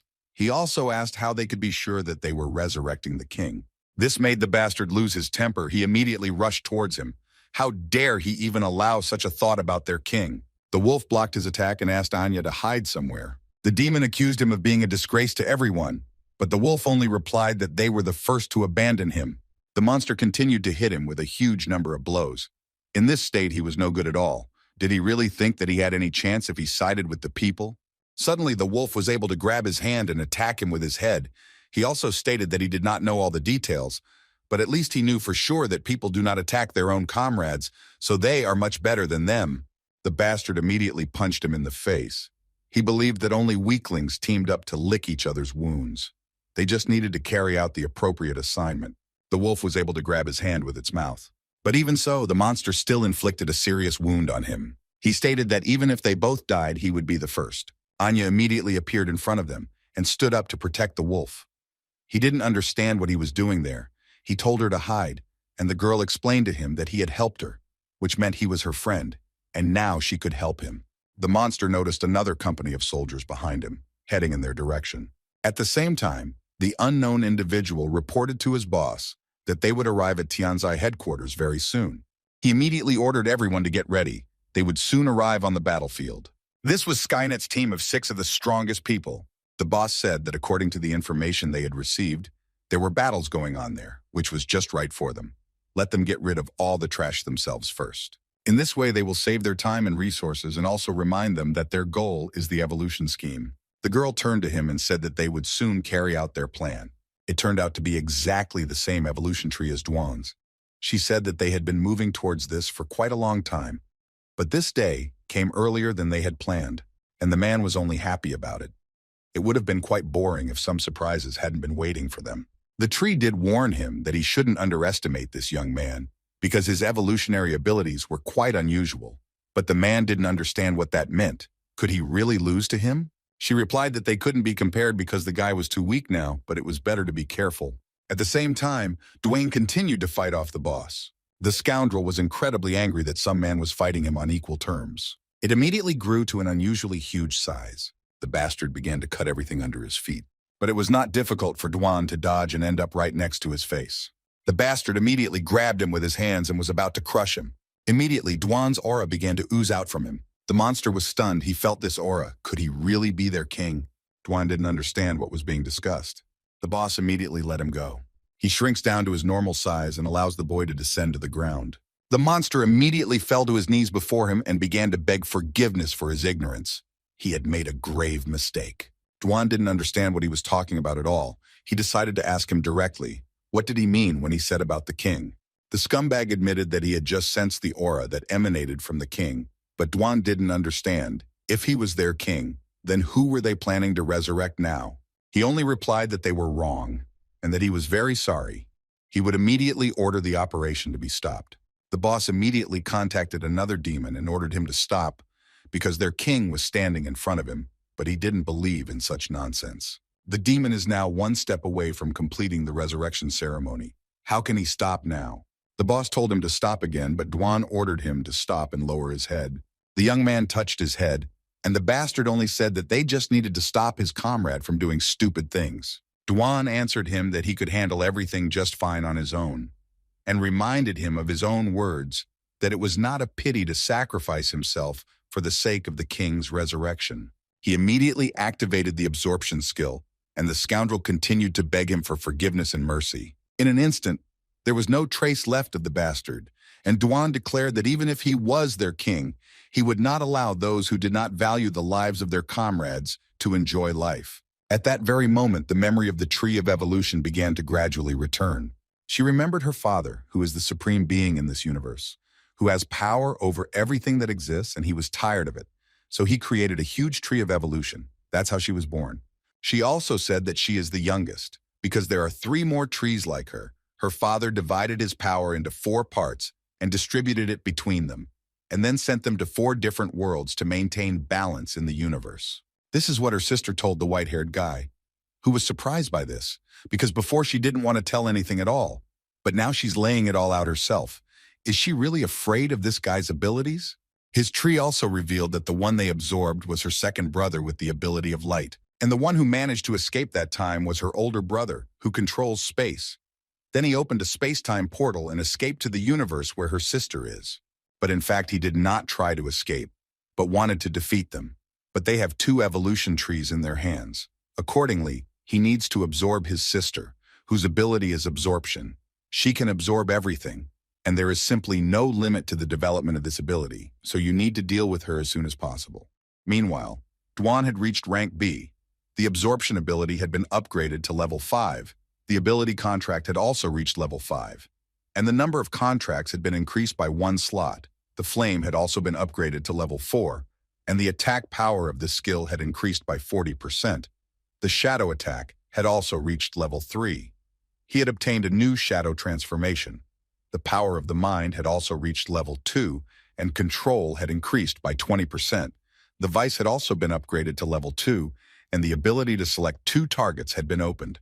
The white-haired man immediately concluded that the darkness did not even feel sorry for its own brothers and sisters. But the tree said that he had no right to say this, because she had chosen him because his heart was full of darkness and greed, and darkness can hide all that exists, and those who live in it will never know the joy of light. He only asked her not to worry, because this young man was just a toy. And Dwayne, meanwhile, realized that the original form was an energy fragment, and it was not surprising that the tree told him that he was perfect for their growth. Dwan immediately used transformation on his clothes and created shadow wings on his back. If so, he was their king. Then they mistakenly believed that there was someone else. He immediately realized that the one who was sealed was the elder brother of the tree, who somehow ended up here just like him. He didn't understand why him. He had too many questions. But now that's not the most important thing. He needs to find Anya. At the same time, the demon who captured Anya could not believe that the boss was dead, but as soon as the king returned, it would be the end of them all. He still had just a little bit left to deliver Anya to the altar. But then Dwayne appeared on his way and ordered him to stop. Anya was incredibly happy to see him. The guy asked her not to worry, it would all end here and now. The monster screamed at him that it would not be afraid of him just because he had swallowed up everyone else. Dwan only said that he was so stupid that he couldn't even recognize his king. But that was a good thing, because if he had just given up, he wouldn't have had the opportunity to test his new ability. The monster denied this because some kid couldn't be their king. He is an ordinary person and all people are vulnerable. The bastard immediately took on the appearance of Zia. Would this guy really dare to attack his comrade? Dwan immediately launched shadow energy straight at him. The demon immediately flew to the side and released Anya from his hands. But the young man managed to catch her so that she wouldn't get hurt too badly. The guy gently lowered her to the ground and Shinue immediately ran up to her. The monster couldn't believe that he dared to attack him. After all, he himself said that he wouldn't attack his comrades. But Dwan only laughed at him. After all, he clearly saw how the bastard took on her appearance. Did he really take him for an idiot? But then the bastard took on the form of Shinue. He wondered if he could attack his dear little sister. Meanwhile, Shinue scolded Anya that she should never risk her life like that again. At that very moment, a powerful explosion sounded behind them, and Dwan immediately appeared in front of them and asked them to leave as far away as possible from here. The monster, meanwhile, could not believe that the guy actually attacked his beloved sister. He won't leave it that easily. Just a little bit more and he could rule this world together with the king. It's all because of him, so he must die. But Dwayne easily stopped his pathetic attempt and dealt a powerful blow. He then immediately used the absorption skill on him. Even before his death, the bastard prayed to the king to save him. But soon the absorption process was completely completed, and the crowd of soldiers immediately began to rejoice. Captain Luo thanked Dwan for saving them again. No, he saved all of humanity. The guy admitted that this was not the best place for conversation, so he suggested that they quickly return to the base. Immediately, someone addressed Dwan as if he were a king. It was the wolf who asked for forgiveness from him, because all this happened because of their ignorance, so he is ready to accept any punishment. The guy admitted that he was really understanding and was going to deal with him right away. But then Anya appeared, stood between them and said that the wolf saved her, so she wants brother Dwan to spare his life. Dwan only ordered her to move away. Then he touched the wolf's head. He had already resigned himself to his fate. but suddenly he felt that all his strength had returned to him. Duan said that he saved Anya by risking his life, so from now on he is one of them and will be responsible for her safety, and can also just call him Duan. The wolf immediately agreed to these conditions. Now Anya will be personally under his protection. Xinyue approached Duan and asked where he got those clothes from, and the guy explained that it was a transformed shadow. Sia admitted that it was quite convenient since you could change outfits every hour, but the young man admitted that he hadn't even thought about it and simply created the first thing that came to mind. At that very moment, the ground beneath them began to shake violently, but no one understood what the hell was going on, and from the altar immediately appeared a dark paw, which headed in their direction. Duan managed to defend himself, but this power impressed him incredibly. But what is this anyway? Suddenly, he realized that the hand was heading towards Anya. A wolf immediately appeared and stood in front of her. He tried with all his might to stop the huge paw. The wolf shouted to Anya to run away faster because he wouldn't last long. But the unknown hand was so strong that it grabbed them both at once. She immediately dragged them to the altar. Duan ordered everyone to leave here immediately, and he himself would deal with everything. The guy immediately rushed at full speed to the altar, realizing that the king had already been resurrected. He continued to pursue the bastard's hand with all his might. Duan also threatened him that if he did not stop, he would suffer. He launched a fireball straight into his paw, but he immediately realized that fire had no effect on him. Then he decided to try to stop him with his shadow. Duan immediately felt the strength of the scoundrel. He was really strong. Then the guy decided that he would simply absorb him. He activated his absorption skill, but immediately a notification from the system popped up that the enemy was too strong, and it would take more time to complete successfully. By this time, Anya was already at the altar, and she immediately felt incredible pain. It felt like her body was being torn apart. The wolf tried to address her, but the girl was unable to even answer him. Duan noticed that her body was increasing in size at an incredible speed. In just a few moments, it grew several times. The young man realized that the resurrection ceremony involved absorbing her life force. Then the wolf turned to him and asked him to swallow him up quickly. Only then could he save Anya. Duan tried to object, but the wolf immediately said that it was okay. His power should already belong to him. He was the last of the native zombies, so he would gain great power after absorbing him. There was no time for doubt now. If this continued, Anya would be consumed, and what was worse, the one who was hiding under the guise of the king would be reborn. The guy was torn apart with anger. He understood that the wolf was right, but he didn't want to do it until the very end. Duan apologized to him by activating the absorption skill, and the wolf finally said that it was an honor for him to become his strength. After the absorption was completed, Duan felt something strange. He immediately found himself in an unknown place where the souls of all the native zombies were, and then they all united into a single aura and entered the guy's body. At the same time, Anya continued to experience enormous pain. But then Duan appeared and broke the barrier around her. He extended his hand to her to pull her out quickly. As soon as they held hands, Anya's body began to be completely covered in dark matter. The guy realized that the bastard was so strong that he was now absorbing his energy too. The girl asked him to leave quickly with Xinyue. He shouldn't risk himself. But Duan didn't even want to listen to this. He declared that he would save her no matter what it cost him. He immediately snatched it from her hand, shouting that he would not allow his family to die in front of him again.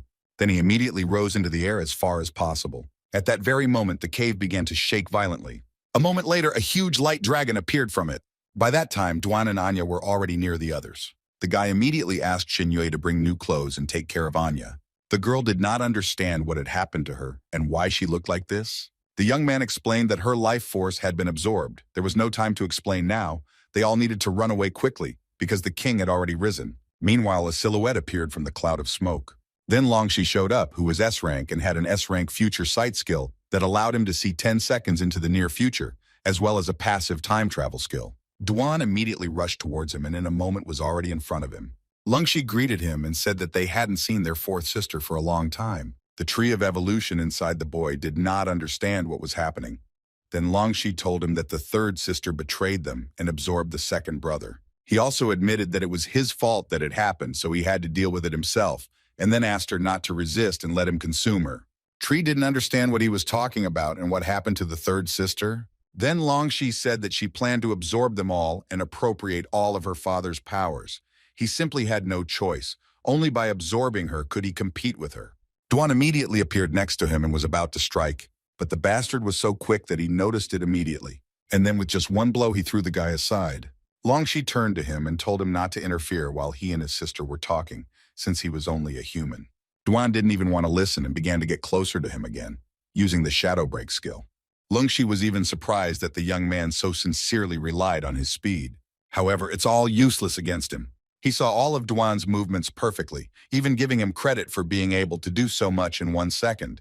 Then Longshi easily dodged the swift strike, which startled Duan.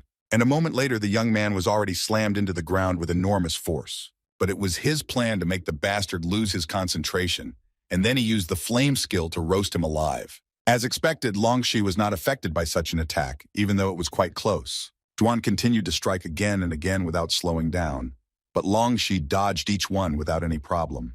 Longshi asked him to stop for a moment so that he could talk to his sister, but Duan didn't even want to listen to him and continued his pressure.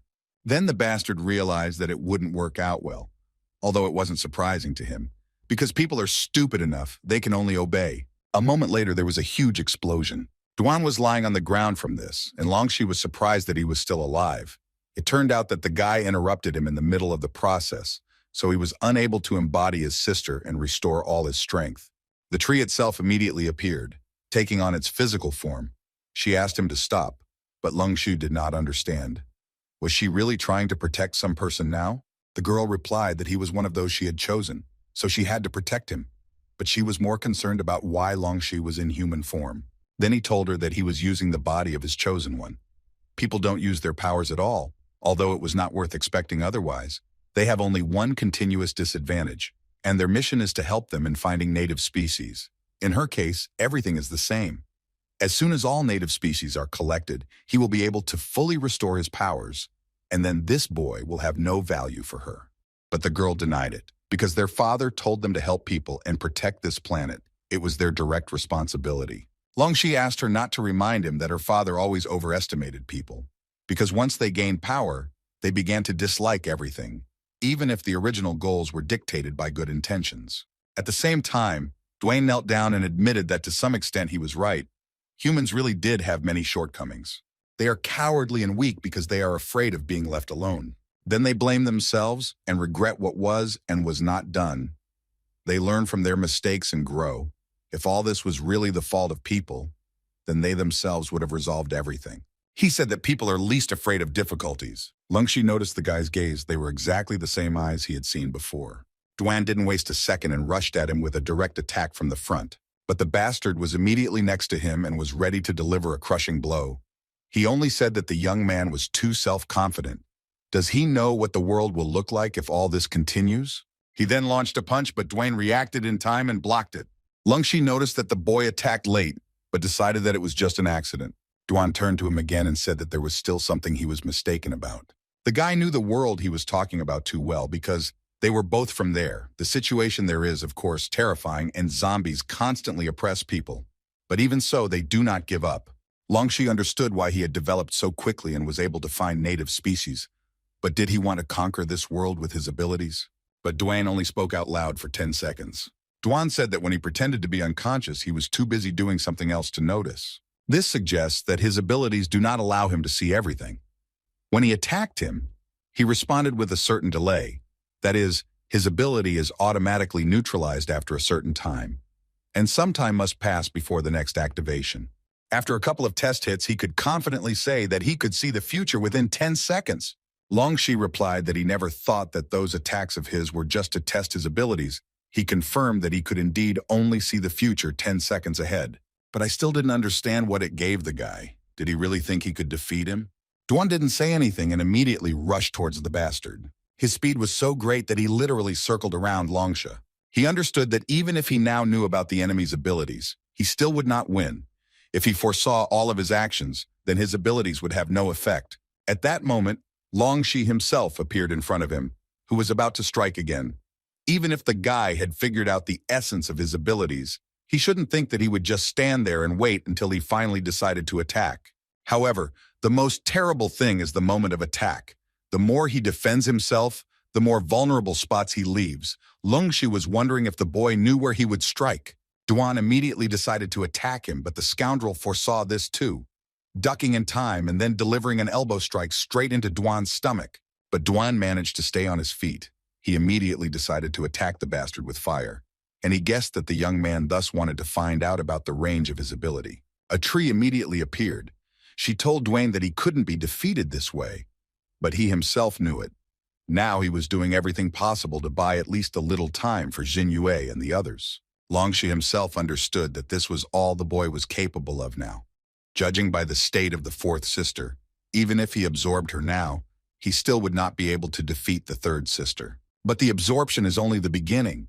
After this, he still has a long way to go, because everyone already knows that he has been reborn. He cannot stay here. At the same time, Sia was worried that they had left Dwan alone, but Jinyue replied that even if they had stayed, they would not have been able to help him in any way, since the enemy was strikingly different from anyone they had met before. Now they had to take care of Anya. Jinyue was sure that her brother would definitely avenge her. Lee approached them with Chen. They wanted to know where Bugu was now because they had a lot of wounded, and his help would not hurt. At this time, Longshi was already in front of Dwan. He grabbed him by the throat and lifted him to the ground, declaring that this was the end for him. But the guy was more interested in whether Anya would be able to return to her original form. Longshi was surprised that the guy was worried about others when he himself was on the verge of death. Anya was just a tool, but since these were his last words, he would probably answer his question. The girl would never be the same again. Dwan clenched his teeth and asked him why. This was something that Lunshi could never have expected. The guy immediately grabbed his hand and shouted that Anya was just a child. Why should she go through such injustice, both in her past life and in this one? The bastard replied that he himself knew perfectly well that in this world only the strongest had the right to complain. Dwan tried to attack with fire again, but Longshi ordered him to stop. His actions were simply useless. In this world, having a kind heart is a death sentence. Even after reincarnation, he remained like that. This could not help but disappoint Longshi. Immediately, something flew into the scoundrel's back at great speed. Because of this, Dwan was able to escape from his hands. It turned out to be the work of Bug, who rushed to help the guy.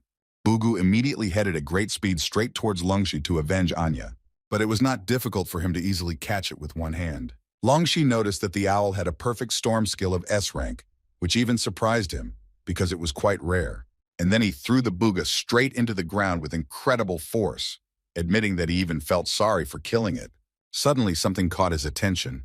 It was Dwan who managed to catch him. He didn't understand why Bugu left Jinyue and the others. Why did he come back here? The owl admitted that he came back here to give the guy something. Dwan only asked him for forgiveness for having had to suffer because of him. He took the golden medallion in his hands and asked Buga to rest and leave the rest to him. Dwan asked the tree if she would mind if he killed her brother. She just remained silent. And Dwan said that Longshi was indeed right. There was no place for compassion in this world because the weak could not do anything. You don't need to convince others of what is right. You just need to become the strongest and protect what you think is right. Instead of following the rules, it was better to set his own. Dwan declared that he would absorb them all. If after that, the tree would hate him, then he would give her a reasonable explanation when the time came. But for now, he only needed his strength. She only replied that her powers already belonged to him, ever since she chose him. He believed that he had grounds for such actions. He would support any decision he made. Dwan thanked her, and Longshi noticed that the guy's aura had changed slightly.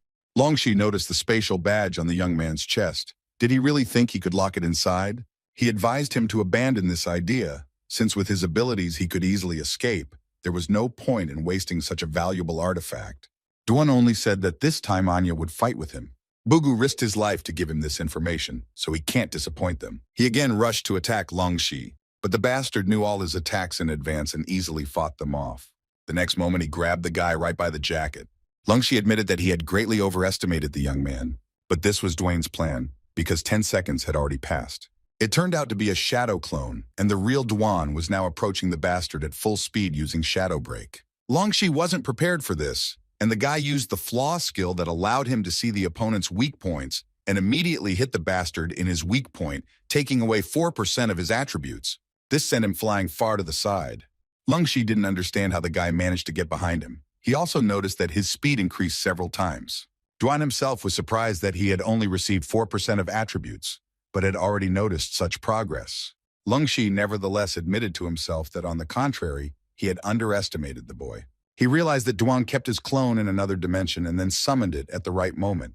This is a rather rational use of his abilities and artifact. Dwan replied that he also found out his weak point, but Longshi didn't want to listen to him. He immediately ran towards him to find out what he had actually learned. Dwan remained in place without taking a step, and Longshi realized that he had decided not to move so that he could not anticipate his actions. The guy managed to block the bastard's blow at the very last moment. Longshi realized that he was planning to react to his attacks at the very last moment. This could really help him. However, he even defends himself with difficulty, so his defeat is only a matter of time. Duan just chuckled and advised him to open his eyes wider, which could lead to the future. Longshi declared that he would not fall for the same trick several times and immediately turned around. But this was Duan's plan. He was going to deal him a crushing blow, and the scoundrel understood that the young man had become even faster, and he simply did not have time to dodge. Duan immediately activated his mind power skill on him. He admitted that Longshi had already lost to the evolutionary tree of darkness when he was attacked by Bugu, who managed to attack in his blind spot. He can conclude that he only predicts the future of the one he looks at, and while he is in his blind spot, he can summon his clone, and even if the bastard notices, it will be too late. The next moment, the guy's blow hit the target, but Dwayne knew very well that the Shadow's powers were quite limited, and this trick could not be used indefinitely. Before the smoke had time to settle, several stone projectiles were already flying at the guy. Duan reacted in time and managed to block each of them. But this was only a distraction that allowed Longshi to get close to Duan. He was surprised that the guy had the power of thought and could also control the clone. He also noticed that the speed of the controlled object could be many times greater than his own speed. He also used the icon to quietly summon it from another dimension. It was quite difficult for him to block such attacks, and what's even more surprising is that this plan came to him during the battle. But Longshi still managed to grab the guy by the leg and throw him into the ground. He stated that the difference between them was too great, and his Shadow's attacks could not cause him any damage. But Duan was able to predict this too, and it turned out that Longshi had only captured a Shadow clone. The guy himself found himself behind him and was about to deliver another crushing blow.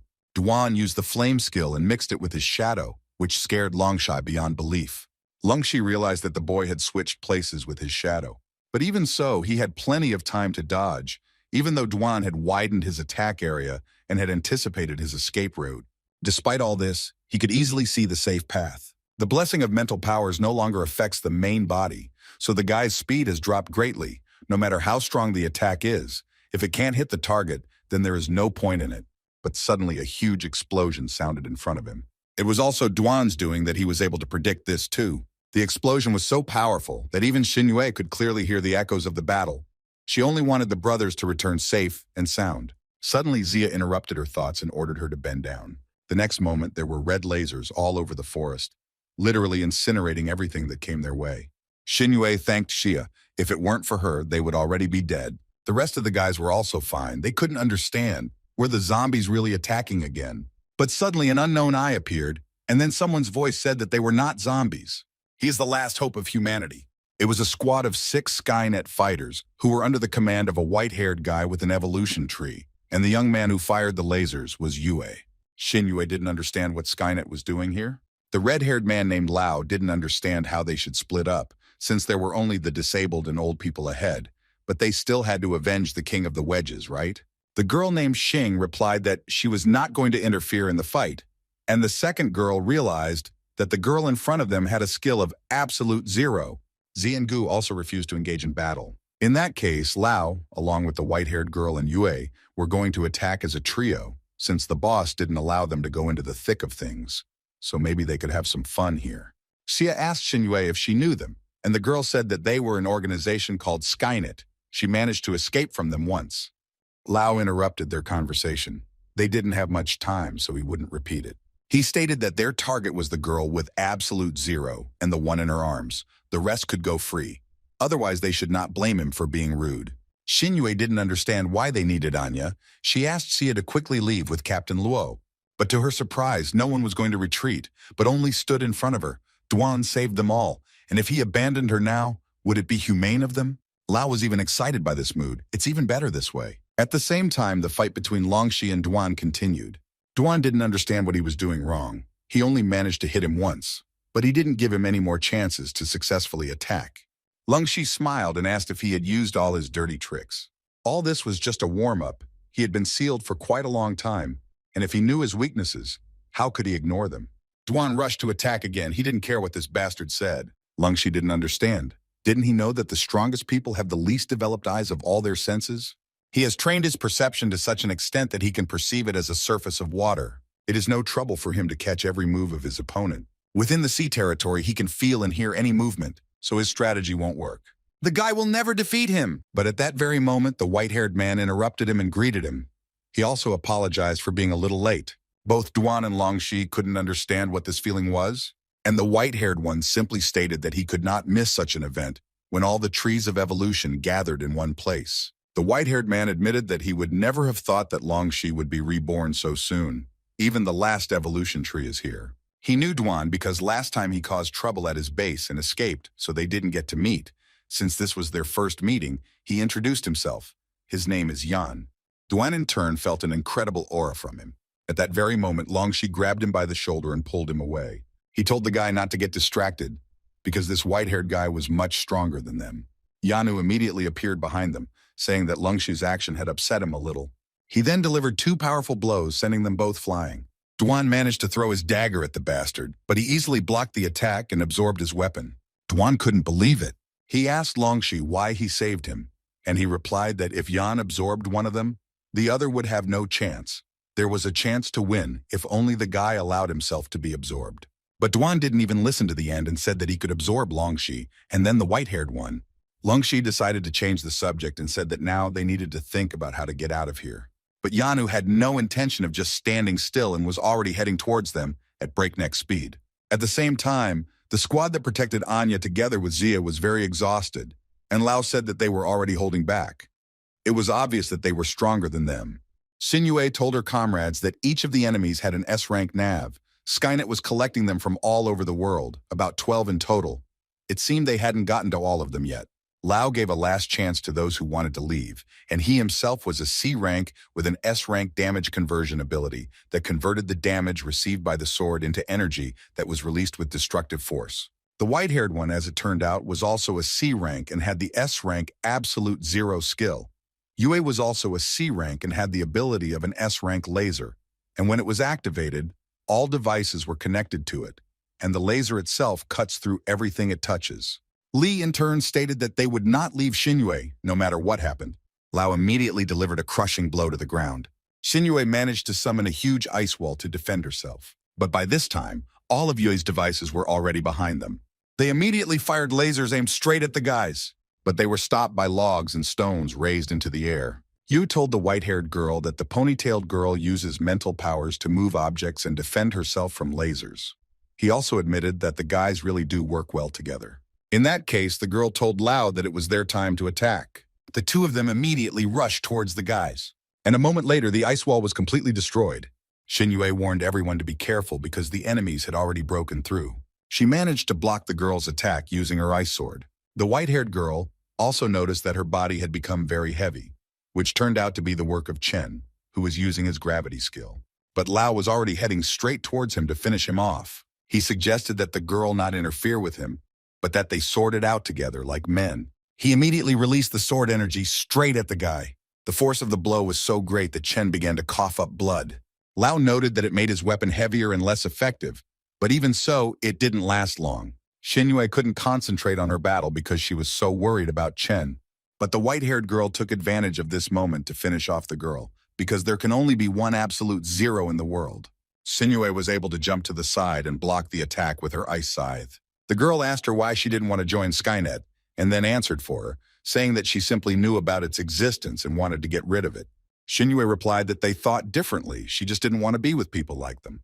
They exchanged a few more blows. Then the white-haired one created an ice bow and was about to shoot it at Xinyu. She would teach her how to properly use this ability. At that very moment, arrows flew straight at the girl, who did not understand what to do. But she still pulled herself together and created a wall that protected her. The white-haired bitch wasn't going to just stand there and launched a few more arrows straight at the wall. The ice itself had already begun to crack, and Xinyu understood perfectly well that she had not yet fully recovered from the previous battle. If this continued, she would not last long. The scoundrel was surprised that this was the girl's limit. It would seem that they had the same abilities, but there was such a difference in strength. At that very moment, the ice wall completely split from another volley of arrows. One of those was heading straight for Xinyue's head, but at that very moment, Alan appeared next to her. He immediately launched a fire projectile and managed to protect the girl. The white-haired girl was only glad of this, because it saved her from having to look for him. Alan himself stood in front of Xinyu, asking if everything was okay with her. Li also noticed him, holding the wounded Chen in his arms. At this moment, Lanqi came up to them and said that his friend was seriously injured. If he didn't get treatment now, he might not have time later. She also asked if they were Duan's friends. Li confirmed this, and then Lanqi introduced herself and said that she was Duan's girlfriend, so his friends were also her friends. Sia heard the girl introduce herself as Duan's girlfriend, which made her very angry. Xinyu also noticed this, but Alan asked her not to take the girl seriously. He also revealed that she had an S-rank ability and agreed to help them if they arranged a meeting between her and Duan. Her ability would be useful to them, and so they gave their consent without Duan's knowledge. Chen himself immediately felt that his entire body had been completely restored. Lanqi turned to Alan. She didn't like that she hadn't met Duan. Alan, in turn, thought that the guy would be with Xinyu, so he relied on her energy when planning the route. Alan also asked Lanzi to examine Anya because she was unconscious from the very beginning. The girl did so. She said that Anya was a zombie, but she was fine. Nothing threatened her. Her body was just too weak, and the development of her mental abilities was approximately at the level of a little girl. Xing turned to Zhe. She recognized Lanqi. After all, she is a fairly famous S-rank healer. Z himself suggested that she watch for a while. She also noticed that the guy with fire is quite good. But Lao was already fed up with this and was going to finish them off quickly, since they wouldn't be able to leave here anyway. Alan asked Lanzi to heal everyone who needed help, so they could deal with the enemies much faster. The girl immediately began to use mass healing, which was the basic ability of a high-ranking healer. She would not only heal them, but also completely restore their energy. At that very moment, a magic circle appeared on the ground, and then everyone who was in it was completely restored. At the same time, Longxi and Duan continued their battle against the bastard. Longxi tried to use his skill, but the bastard said that it was just a waste of his time and his strength. He wouldn't be able to defeat him even in his best form, let alone in the state he was in now. A terrible picture appeared before Longxi.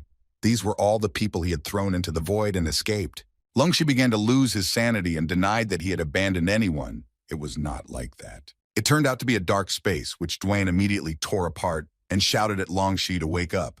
Longxi himself asked the guy for forgiveness for not being focused enough. He also told Dwayne that the bastard could make others face their fears. The white-haired man declared that he had played enough. It was time for them to move on to the main thing. He immediately directed his darkness straight at the boys. Longxi shouted to Duan to run, because if this darkness touched him, it would be the end for him. They kept running, but they didn't even have a chance to escape. Longxi didn't understand. He tried so hard, and this was only to die here. He used his skill again and saw an opening. He immediately ordered the guy to follow him. They should first get out of here and then resolve all issues between them. But at that very moment, Longxi's body was completely pierced by spears of darkness, and the bastard said that none of them would leave here alive. In an instant, Duan and Longxi were completely engulfed in darkness. The bastard immediately launched an attack at Duan, but he successfully repelled it, leaving them with no choice but to continue fighting. Longxi understood that their position was losing and they would not be able to provide him with anything. As Duan continued to fight off the bastard's shadows, Longxi asked him to come over to him. He explained that they wouldn't be able to escape, but he could absorb him and fight alone. Even if the guy absorbed him, he still wouldn't win. But they were immediately interrupted by a bastard who was ready to attack and was heading towards them at full speed. Duan did not understand Longxi's next actions and asked him to speak quickly because the enemy was already close. The white-haired one, in turn, launched a projectile at them. They made the right decision not to resist. There was no need to waste their energy. But Longxi immediately interrupted him. He stated that he failed to absorb its energy last time, so even if he doesn't think he can this time, he will be punished for his crimes very soon. The bastard realized where this was going and asked him to stop. Duan didn't understand what the hell was going on here, and Longxi asked him not to rush. He would find out about everything himself now. A moment later, a barrier appeared around them, preventing any shadows from entering. The white-haired man couldn't believe that Longxi wanted to escape again. Did he really want to go back to that place that had become hell? But even if that was the case, in his current state, he would be finished there. Longxi stated that he's not running away. He's doing this in order to defeat him. Duan understood that Longxi wanted to return them both to the previous world, but he was extremely against it because his precious sister and comrades were here. Longxi replied that he had no place here, and that if he stayed, it would be his death. And in the meantime, the time travel was completely ready. The very next moment, the process itself began, and the bastard shouted that he would swallow them up anyway. They would not escape him. Immediately, the barrier around them was completely restored. The bastard warned them that they wouldn't get away. But at that moment, light began to emerge from the barrier, and the scoundrel was incredibly surprised that his darkness did not swallow them up. Finally, Longshi said goodbye to the scumbag, and the white-haired man said that once the evolution tree leaves its territory, the zombies will enter the growth descendant. He asked Duan. Isn't he worried about his little sister and comrades? Duan asked Longshi if what he was told was true, and Longshi confirmed that his departure would upset the balance. The scoundrel also added that Longshu himself would not last long. In his condition, it would be a one-way street, and the guy would not be able to return on his own. He should not listen to him. Longshi admitted to the young man that if he moved it, it really wouldn't solve any problems. But staying here wasn't a solution either. Duan was only interested in whether they could defeat the scumbag if he listened to him. Then Longshi firmly stated that he truly did not wish harm to this place or the people he loved. At that very moment, the transfer process itself began. Duan turned to the scumbag and asked him to wait a little longer. They would resolve all the issues very soon, but for now he should take care of himself until then. But the white-haired man wasn't going to just watch. He immediately began to use his ability. And a moment later, he sent projectiles of darkness straight at the guys, causing a huge explosion. But they had already disappeared without a trace. Only Duan's spatial metal remained. The scoundrel realized that he didn't have time, and that the couple had already escaped.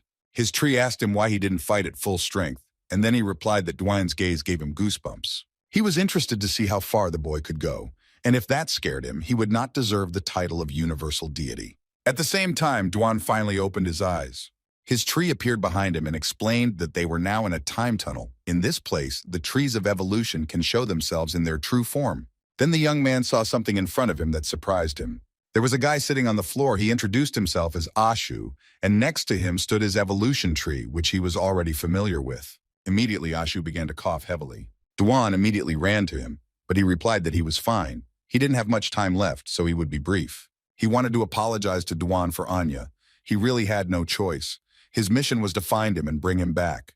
Duan didn't understand. Did he really mean to say that all of this was planned from the very beginning? But who was behind it? Ashu said that this man was his old friend who was always reserved and hid his powers. This was all his plan. Meanwhile, an unknown guy picked up Duan's spatial medallion from the battlefield. Duan was shocked. He apparently already guessed who Ashi was talking about. Is this really Qing? Ashi confirmed this. He tried to get up, but Longshu immediately caught him. Because with such wounds, it is better to move less. And the guy just laughed. After all, his comrade was always like that, always worried about all sorts of little things. Ashi told Duan that when the time came, Qing would tell him everything himself. But for now, he had to complete his mission. He asked the guy to absorb him, which Duan didn't expect at all. Lungshi tried to object, but Ashi interrupted him. He himself knows what he wants to say.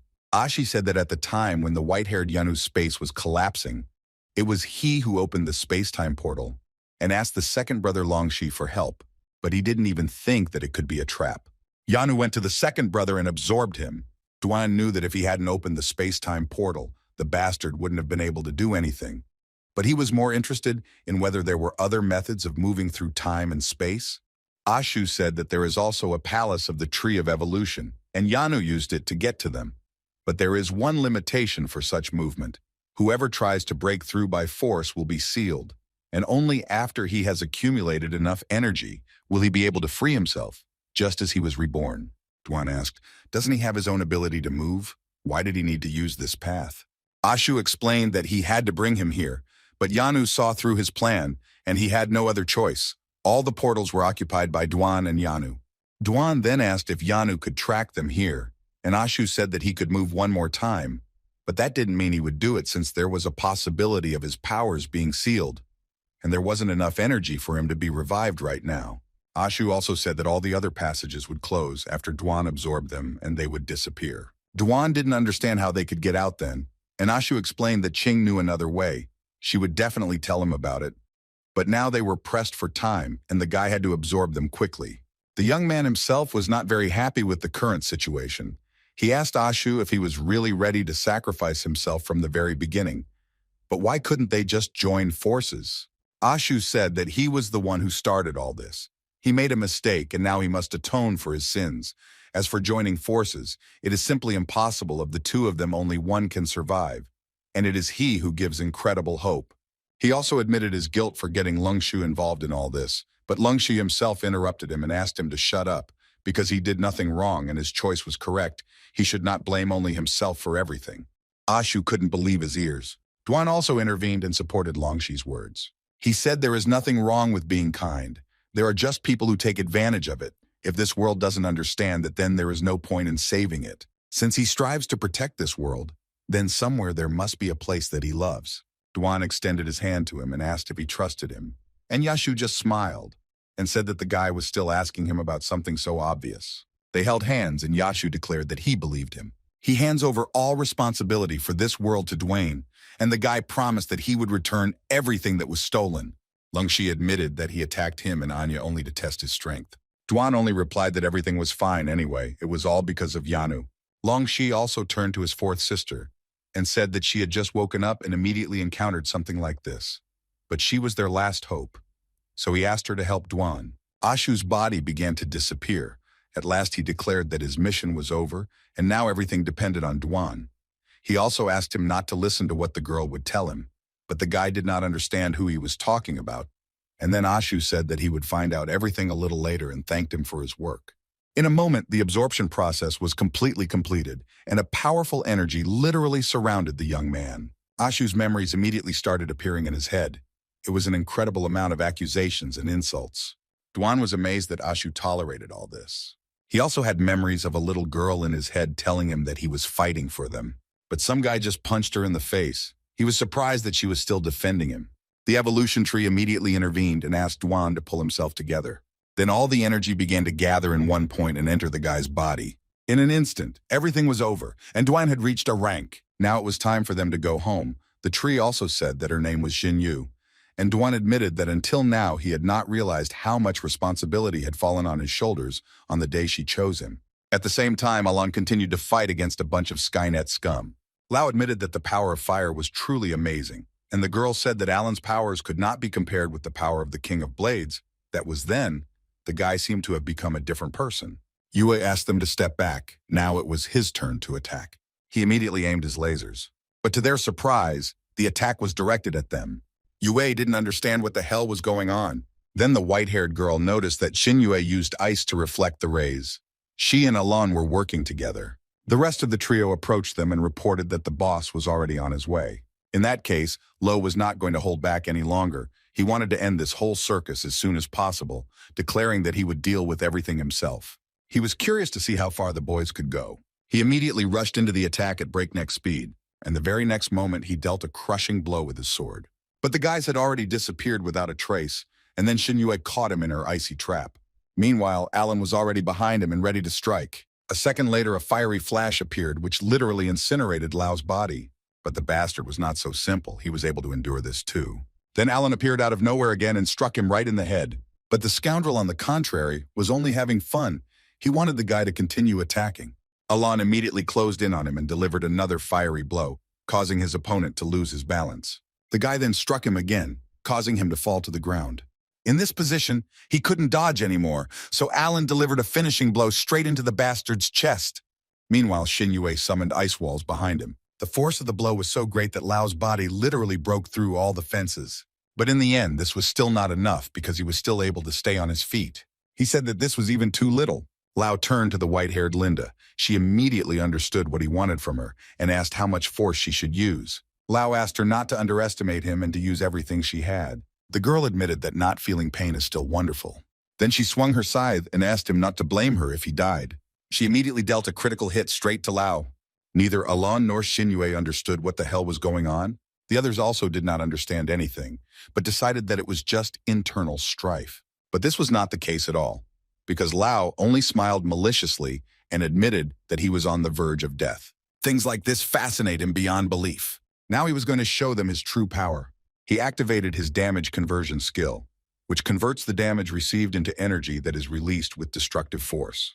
Then he swung his sword. Alan immediately felt incredible strength from the bastard. He even lost the power of speech. And the bastard himself shouted that he would destroy them all. Xie admitted that this was the first time he had seen Lao so animated, and Xing decided that it would be better for them to hide. Alan in turn warned the others. He ordered them to be careful. Lao had already released his energy and directed it straight towards the boys. Xinyu immediately summoned an ice wall to at least somehow defend herself. But this was not enough. The next moment the wall was literally cut into two parts. Alan immediately ran to her to save her. As soon as Xinyu turned around, she couldn't believe her eyes. The forest that was behind them disappeared and all the trees were cut in two. At the same time, in Duan's past world, Qing entered the tent where a smaller version of Duan was waiting for him. Little Duan asked him when they would return, because he needed to submit the documents in time, and Xinyu also had problems with her leg and he needed to help her. Qing replied that he would return soon, however. He must remember what he had told him. It was very important. The guy said that he had remembered everything a long time ago, because that was all he had been talking about since they came here. Qing only said that he was the hope of all mankind. At that very moment, the real Duan appeared and greeted him. Qing admitted that he had changed a lot and asked if everything had gone smoothly. Duan replied that he knew everything himself, since Longxi had told him that it was he who had planned everything, but he was curious about what was going on. Qing asked him not to rush. They were still waiting for someone, a very important person, and then handed him a can of beer to celebrate his return. The guy thought it would be the right decision, and they clinked glasses. Duan said that Qing had hidden a lot from him after all. At that very moment, the ground beneath them began to shake violently. And a moment later, there was an explosion. But the guys managed to leave the tent in time and dodge. These are the same two zombies that killed Duan in his past life. The guy was even happy about this because he would finally be able to take revenge on them. Duan asked Qin to wait here. He didn't have to worry because he would be back soon. He immediately rushed towards the bastards. For him, it was a great opportunity to try out his new abilities. The scoundrels were ready to turn him into dust right there. The impact was so strong that the ground literally cracked into pieces. But Duan was never hit as he easily stopped the giant's huge weapon. Now it was his turn to attack. At that very moment, he released dark energy that literally destroyed the monster. But then Duan felt something behind him. It was the second monster that threw a huge metal disc at him. The guy immediately jumped into the air. And then he easily hit the disc right back at him. Suddenly his attention was drawn to a female voice. It was Anya with some little girl. She was surprised that the guy dealt with two A-rank zombies with such ease. She was right about him after all. Duan immediately recognized her and called her by name, wondering if those were her zombies. The girl immediately screamed that he did not dare to call himself by the name of the Black Queen. At this point, Qing himself had also arrived. It was her he was talking about. They had planned all of this together. Duan immediately realized that when he was attacked by zombies last time, it had all been prepared by her. After some time, the guys gathered around the fire, and Duan told them about Ashu's feelings that appeared in his head after absorbing him. Duan said that Ashu always thought about others compared to him. He still had a lot to learn. He also noticed that his comrades looked like they knew everything in advance. He asked them to tell him about the further plan because he needed to go back and deal with Yanu. Immediately, a magic book appeared in Qing's hands. He confessed that everything was really as he expected, all thanks to his ability to write the Dead Sea. The Dead Sea scriptures contain an incredible amount of information, but the most important is the prophecies. He managed to read that the only way to save the world is to send him for the last tree of evolution. Duan admitted that he never thought that he would be hiding something so powerful after all. To him, he was just a simple person who failed to awaken. But he wondered if he could use this skill to see the outcome of his battle with Yanu. Qing replied that this had not yet been determined. The information presented in the scripture was superficial. Therefore, it did not always correspond to reality 100%. And Anya decided to lay out all her cards. She said that in exchange for reading the scripture, Qing must give his life. Duanya was upset that Ashu and Qing were sacrificing themselves for this world, and he just wanted to correct his mistake. Qing said that everyone in this world has their own mission, and he is very important at the forefront. Duan blamed himself. If he had known about everything earlier, he would have done everything differently. But then he was interrupted by a little girl who was unhappy with the guy's behavior. Anya said that they weren't going to hide it from him, but he was the most important part of this plan, and therefore they didn't want the burden of responsibility to influence his actions, which could change the prophecy. But now that they have reached the climax, they can no longer hide it. He needs to act according to the plan from now on. Duan said that Ashu told him that when he died, the space-time tunnel would close. Do they have other ways to travel? Qing said that they have a way out, although it will take more effort. After Ashu's death, the zombies became much stronger, and the guy needs to kill 3 S-rank zombies, namely a hellish dragon of S-rank, flaming eagle S-rank, And the Void Snake, also S rank. Defeating them will make him much stronger, but more importantly, he will receive artifacts whose energy will open a space-time tunnel, allowing him to return. Dwan understood what he had to do and was about to go into battle immediately. But Anya stopped him because that was not all. Their desire alone was not enough, and those who were on the other side had to help them. There's no rush here. You have to take into account the peculiarities of his evolutionary tree, and places teeming with zombies are the best place to hone his abilities. Even after he absorbed Asha, he's still no match for Ian. Dwan immediately realized that his departure would make the zombies on the other side furious. He was worried about what would happen to Xinyue and the others, because they definitely wouldn't be able to handle it. Qing asked him to calm down a little. He could understand, but he needed to look at the future. He asked him not to worry about them. They weren't going to sacrifice them to save him, even if he didn't care. But Ashu would never agree to such a thing. At the same time, Lao couldn't understand where all the guys had gone. They seemed upset. Yu had already looked around the area a bunch of times, but still couldn't find any traces of them. Sin decided that Lao simply didn't leave even ashes of them. They should quickly leave here because there's nothing to breathe here. But Lao still didn't understand what happened. Something was definitely wrong here. At that very moment, a huge airship appeared above them, and they realized that it was the boss, so they needed to go faster. Qing watched all this. He finally finished his part of the Palin. After all, not having combat abilities is akin to a blessing. Now he needs to take the last one. At the same time, little Dwan found himself in the same place, but he felt a little strange. Qing immediately approached him and greeted him, but the boy did not understand how this could be. And in the other world, Dwan realized that he had switched places with Dwan from this space. Qing also added that each of them had their own tasks. Anya suggested that they end it here, since they needed to figure out the route, and she asked a little girl named Jingle to come to her. Anya told Dwan that Jingle would follow him from now on, because she knew the way well, so she would be his guide. The girl was against it, but Anya asked her to be a good girl and obey. Dwan said that there was no need for that. Moreover, it would be more convenient for him to do it himself. He simply asked to be told where he should go. Anya replied that he had previously been so weak that he had not interacted with the powers that be at all. The zombies whose artifacts he needed were captured by them, and only those whom they personally approved could pass. If he took Jingle with him, she could give him a recommendation, but the girl herself did not want to help him because Ashu's brother was absorbed in him. Dwan immediately recalled Ashu's memories and realized that the girl with the bear was Jingle. Dwan still agreed to take her with him. He would take care of her.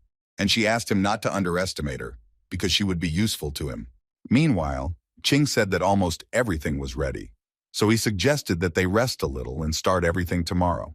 Dwan replied that there was no need for that. He wanted to start now, because there were people dear to him waiting for him on the other side.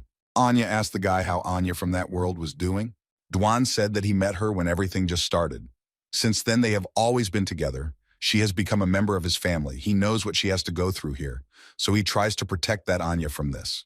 The girl just smiled. She was even a little jealous. After some time, Dwan and Jingle set off, and Qing admitted that he would never have thought that he would see the smile of the Black Queen.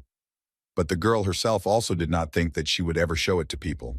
She admitted that she was uncomfortable realizing that there, in another world, she could be happy. Anya's dragon immediately appeared next to her. It was time for her to leave too. If anything, she was in touch, and the rest was up to Dwan. Finally, she asked Qing not to use his ability anymore because it was dangerous. There was no need to watch anymore, because if he knew too much, it would be much more difficult for him to make a choice. Qing only agreed with this and did not argue with her. He asked her to take care of herself. In another world, Dwan from the previous world ran up to Xinyue. She confessed that he was incredibly bored. He didn't understand why she couldn't just listen to him and stay home. Xinyue had absolutely no idea what was going on here. The guy said that in the past, he somehow mysteriously ended up in a world full of zombies, and it took him an incredibly long time to get back. He was worried about her, that he was starving here. An angry Lanki immediately appeared behind him and asked him in a rude voice if he was Dwan. She came closer and said that the real Duan Yen might look like this. Why did he turn into a child in the first place? Alon watched this showdown and thanked Qin for moving them in time, otherwise they would all have ended. Qing only replied that he only did what was required of him, and he also introduced himself to him. Xia approached them and also introduced herself to Qing. The boys didn't understand whether this boy was Dwan, but Qing confirmed it. Lanki immediately approached Alon, who was incredibly angry with him, because he promised her something completely different. The guy immediately tried to justify himself and assured that it was really Dwan, and he was as strong as before. Lanki thought, If that's the case, then he should be able to do it. She called the small version of Dwayne to her. Lan Chi asked him to show his strength. The young man just smiled. Since she asked him herself, he would not apologize. Immediately, an incredibly strong energy was released from the guy's body. The guys couldn't believe it. But the next moment, the surprise disappeared from their faces, and Dwan himself turned out to be an F rank with berserker ability. He was even proud of it. Until I found out that everyone here had abilities above A rank. He immediately remembered Xinyue because she should definitely be weaker. But then he became disappointed in himself because even she had an S-rank skill. Alon asked everyone to calm down a bit. The main thing now is to find out what really happened. Ching said that it was not very convenient here. First, they needed to find a place where they could stay for the night. After some time, they found a suitable cave. Goldie and Bugu never left Anya's side. Meanwhile, Dwan told everyone that he was Dwan from a past life and came here from another dimension. They switched places with the Dwan they know. Alon admitted that it was indeed hard to believe, but if they remembered Dwan's past actions, it would explain a lot. Now his adult self had returned to his own dimension. Ching confirmed his guess. He decided to explain to them how he knew all this. After the apocalypse began, he received the ability of the Dead Sea Scripture, which contains what should happen in the future, so his actions are based on its content. He learned that besides Dwan, there is also the leader of Skynet, who is also a time traveler, so he is now their worst enemy. At the same time, Yanu announced to his team that they all had to reach S-rank as soon as possible. He ordered them to absorb zombies or people. It doesn't matter to him because the slow ones die first. At the same time, Alan didn't understand whether they really had to confront Skynet. Ching said that there was no further information in the scriptures, so Dwan would tell them the rest. The young man said that they should hurry up with rank increase. It will help in the future. Their final goal is to destroy 3 strongest zombies and collect the artifacts dropped by them. Alan didn't understand what these artifacts were and how they would help in the battle against Skynet. Dwan explained that all this was so that they could open the space-time tunnel once again and allow the Dwan they knew to return, thus greatly increasing their chances.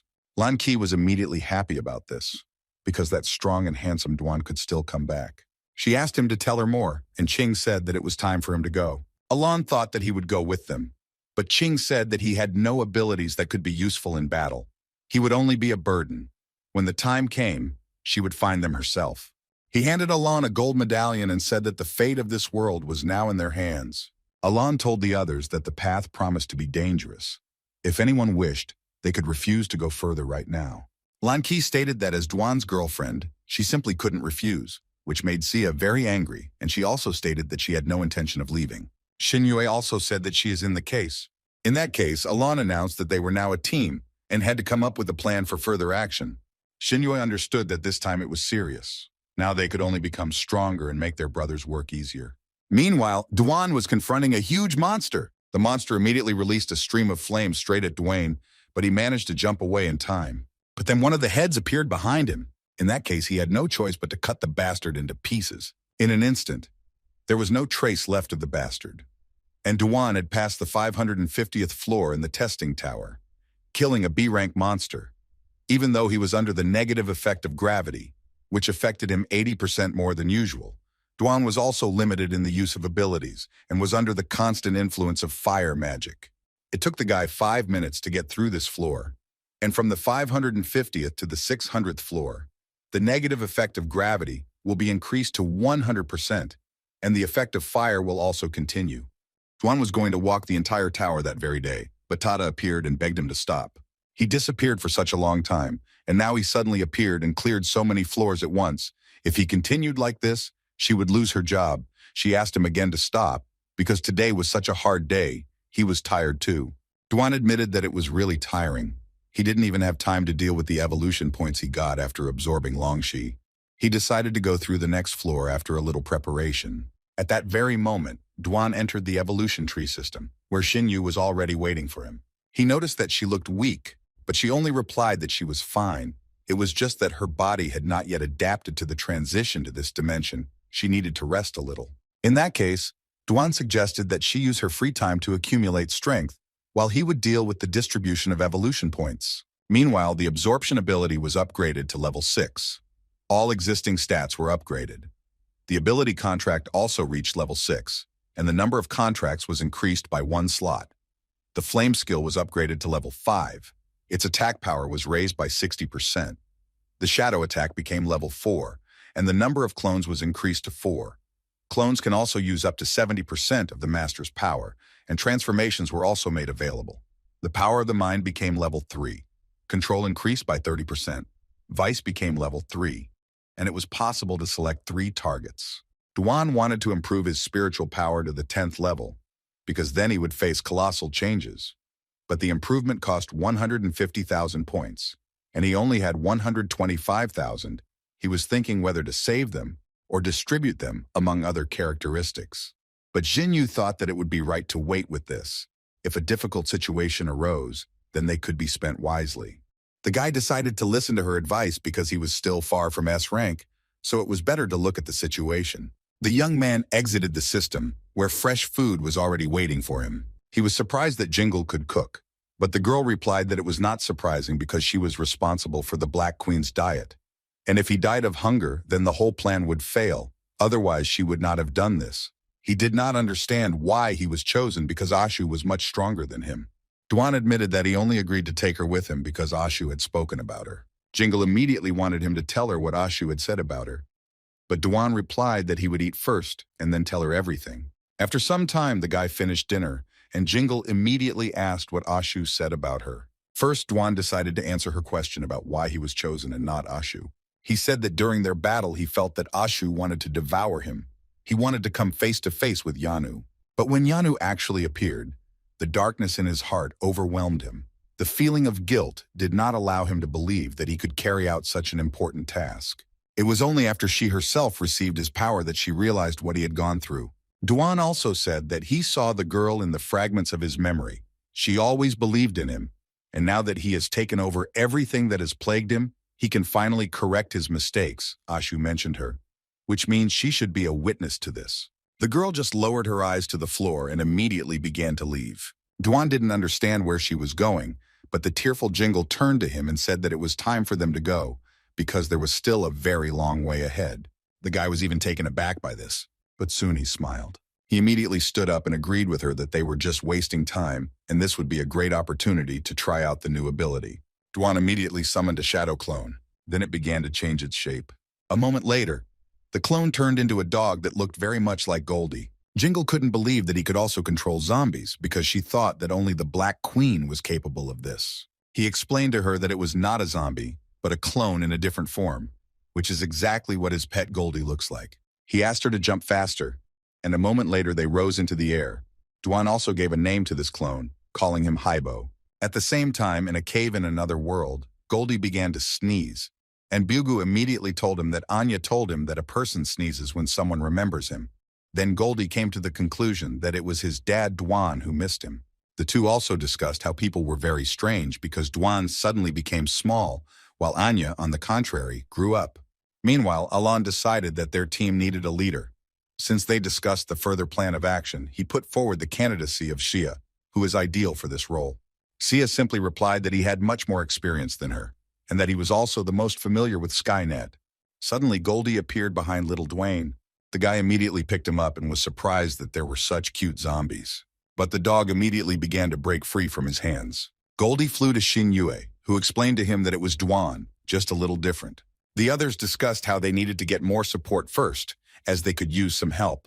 Xin Yue noticed that little Duan had stood up and was starting to walk out of the cave. She followed him and asked him why he left, but Dwayne only replied that he simply felt a bit stuffy, so he decided to get some fresh air. He would never have thought that her legs would fully recover. Now she is even taller than him. And Xin Yue replied that it was because he was too picky about food and also liked to eat all sorts of nonsense, and the guy just laughed. Duan asked his sister to tell him what she had been through during all this time. The boys started telling each other stories from their lives. They even managed to have a good laugh. Xin Yue admitted that she hadn't communicated with her older brother like this for a long time, and Duan said that for as long as he could remember, he spent every day with Qing. Duan also said that they really had to go through a lot. Thanks to Duan from their world, they are now safe. He also learned that she died in his past life, and he did not dare to take her with him because of the injury and lived with regret for all 20 years. Xinyu immediately recalled the day before the apocalypse began and understood Duan's strange reaction and words. Still, a lot has happened during this time. she was distracted by Duan. He wanted to ask her something, but at that very moment, Alon came out of the cave and told them that Anya had woken up and they could get ready and set off. Xinyue asked him what he just wanted to say, but the young man only replied that it was nothing special. They could discuss it later. The young man stood up and said to himself that they still had much to do, and he himself was thinking that he still didn't have the courage to ask her about it. Xinyue immediately ran up to him and took his hand. She noticed that he was muttering something under his breath. Did he really not know who to choose, Sia or Lanki? The guy immediately became embarrassed and said that he didn't know any of them, especially since he was only considering romantic relationships after university, which made the girl laugh, in which case they needed to hurry up and sort this out, otherwise they would soon be in trouble. Duan admitted that he was surprised that she still had the mood for such jokes, and in his mind he thought that he didn't even need to ask her about it, because he already knew that he wasn't strong enough to protect her, that Duan could do it. Meanwhile, Dwayne in the other world approached the Hell Dragon's abode. There was even a small island here, to which many ships were approaching. Only people who possessed A-rank strength could go to the island, or accompanied by someone who possessed S-rank strength. The guy asked Jingle if all these people were acting together, but the girl said that this was not the case. They were here to pass the preliminary test. Only after that, they could join the attack team. She said that it was time for them to go downstairs. Soon they landed, and Duan immediately noticed a huge number of people. Jingle asked the guy to wait here, and she would go and register him, and Duan himself thanked Haibo. It turns out that it takes a lot of energy to maintain the life of a shadow clone. Suddenly, Dwayne heard several idiots start talking about him. They thought he was stupid for thinking that any idiot could come here. It seemed like he came here to have fun, but he didn't realize that he wouldn't even pass the qualifiers. But it can be understood after all. There was an official announcement that this was the last selection, and therefore everyone who is not lazy will cling to such an opportunity, because we are talking about S-rank zombies, and the rewards that fall from them are incredibly valuable. But there were also quite a lot of deaths. There were about 20 unsuccessful attempts, of course.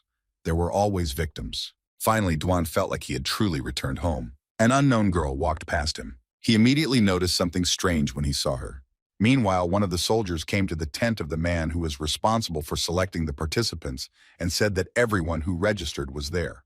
He also gave him 2 letters of recommendation. The man saw that the first was from Commander Lowe's hideout, but the second letter interested him much more. Who would have thought that the Black Queen herself would recommend someone? He realized that he had to help these 2, but they still had to pass the test. There was a letter of recommendation for Duan and Zia on the table. He wanted to see these 2 in action in person. At the same time, Duan turned to the girl who passed by him and asked if she was Miss Xia. The girl turned around and confirmed this, but she did not remember the meeting. Duan immediately hesitated and said that they had met in the shelter. Perhaps she simply did not remember him, and he himself thought that he had expected that Zia would look different due to her age, but the girl had hardly changed. Zia replied that those who dared to come here had above-average strength. If that was the case, then she wouldn't have been able to not notice him in the shelter. Then who was he? Duan immediately began to make excuses and said that he just wanted to say hello, but the girl admitted that he was too suspicious. At that very moment, that same man appeared and asked everyone to be silent. He is the head of the guild responsible for catching the Hell Dragon. They can call him Wei. He is very happy to see so many people willing to hunt. He decided to skip all the pleasantries and say it straight. They had already failed this mission 23 times with huge losses, and this was the last time they were recruiting people for the squad. If this time they failed, they would declare this territory a restricted area for the safety of ordinary people. Wei announced that they would now all undergo a test, based on the results of which 8 people would be selected. He also said that those who came here for easy prey had better turn around right now, because they had no idea what they would face. He asked everyone to line up and enter the tent one by one. Duan was standing right behind Xia. She admitted that she wasn't sure if she could pass because there were so many people here. Duan asked her if Wei had participated in the selection every time. She said that Wei always participated in every selection. No one doubts his strength. He is in the top 10 strongest S rank, but even so, they have failed more than 20 times. This dragon is really terrible. Xia asked Duan if he really wanted to participate since he looked like he didn't understand what was going on, and the guy replied that it was indeed his first time. But anyway, it was a great opportunity to gain experience. Soon it was Xia's turn. Wei noticed that the 2 were already familiar with each other and said that they could go in together so they could save time for the others. They went inside and Wei asked one of the workers to go and rest for a bit. He would take care of these two himself. Wei said that he had letters of recommendation for both of them, so this test was just a formality. They just needed to go up to this thing and put their hand on it. Sia said she wanted to take the test on an equal footing with other participants. If she is not strong enough, she will only be a burden. Soon the test results showed that the girl was at the peak of A rank and would soon move up to S rank. Duan was even surprised because the Sia from this world turned out to be so strong. Sia asked if she passed the test. Wei said that her indicators are within the standards and she can go to the rest area.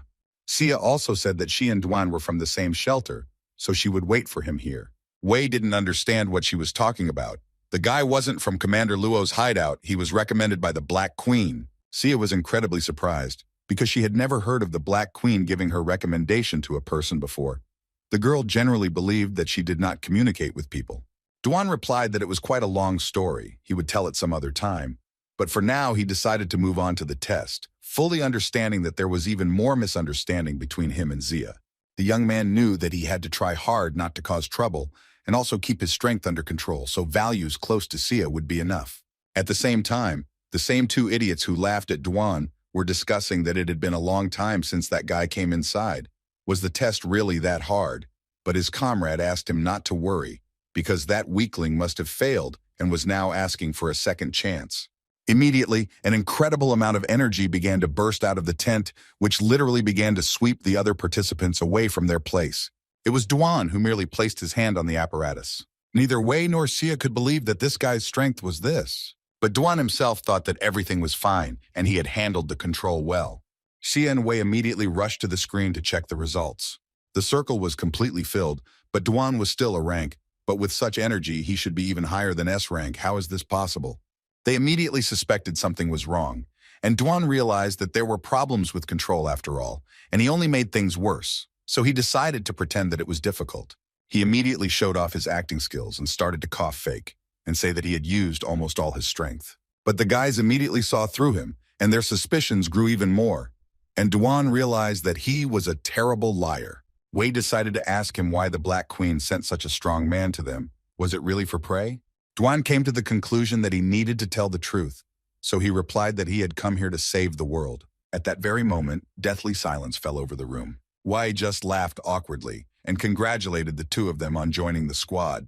They could settle in the tent behind him, and the general assembly would be a little later. The guys went to the tent, and Zia admitted that she still believed him. They walked inside and saw 4 people there, which surprised Dwayne, as he didn't expect that so many participants had already passed the test. The two of them immediately recognized Xia. She's the best fighter in Captain Luo's hideout. The white-haired man with scars on his face just remained silent and did not pay any attention to the couple. Meanwhile, 2 idiots asked to take the test together and were allowed to. In the end, they both got through, even though they didn't expect it. It's just that many people ran away after that explosion and they seized the opportunity. They noticed that they didn't really match the people inside, but they still decided that it wasn't a problem for them, because people like them always work alone. One of them immediately noticed Dwayne and thought that the explosion was caused by his power, but his comrade replied that this was impossible. It was most likely the work of that girl next to him. Wei entered the tent and congratulated everyone on joining the squad, but warned that the worst was yet to come. First, they had to introduce themselves and split into teams. The team itself could have no more than 4 people, one of whom was a person from the guild. He would act as the leader. He advised them to split into teams when they knew each other's abilities well, so they could find the best balance. If they couldn't do that, they would adjust everything later. He also gave them the materials, and the operation itself would start tomorrow morning, so they should get a good rest. Someone immediately called out to Duan. It was a girl named Fan. She is an A-rank fighter with an A-rank blessing ability that allows her to heal allies and give them positive effects. She told the guy that she won't let anyone hurt him and asked if he would like to take her into the team. Duan apologized to her and said that he and Xia decided to form a team, just the two of them, which surprised Xia herself. Fan was very angry that the guy dared to refuse her and express such ingratitude. Wei approached Xia. He was an A-rank fighter with the ability of an eccentric bat. He told the guy that Xia didn't look like she was going to form a group with this guy. He also asked if she wanted to form a group with him and he would take care of her safety, but the girl immediately refused. Wire wasn't going to back down that easily and tried to put his hand on her shoulder. But he was immediately grabbed by Duan, who asked him if he really didn't understand human language. The two idiots couldn't believe that this young man dared to object to Wire. She was a person who was on the threshold of S rank. Wire himself ordered Duan to remove his dirty hand from him, otherwise he would immediately turn him into a corpse. Duan only told him that he could try, then they would see who would die first. The guy immediately began to release incredible energy, the power of which literally began to destroy the ground beneath them. Sia noticed that his aura this time was much stronger than when they did the test. Who is he really? The others couldn't believe it either. Wire was infuriated by the guy's impudence, and he was immediately going to finish off Duan once and for all. But then Wei appeared and immediately stopped them. He said that the fight was over and asked Weir to show him respect. The scoundrel immediately became nervous and said that he would do as he wanted. Wei also asked Duan if he was going to show even a little bit of respect, but the guy just remained silent. Then Wei asked for an answer. Duan said he understood everything. Wei's expression immediately changed and he thanked him. He suggested ending it there because no one wants any conflicts between them. If this happens again, he will immediately strip them of their qualifications. Wei asked Sia if she would mind forming a team with Duan, and the girl agreed. He also asked Duan if he needed more people for the team, and he only replied that the two of them would be enough. Chuan immediately introduced himself. He is a rank A battle tank with a rank B damage sharing ability that shares a teammate's damage with himself, receiving 50% of the damage itself. He approached Fan and said that he would be responsible for her protection, and Wire would deal with damage. Such a composition would suit their group better, and the guys did not mind. Two idiots approached a white-haired man named Ren and offered him to form a team with them.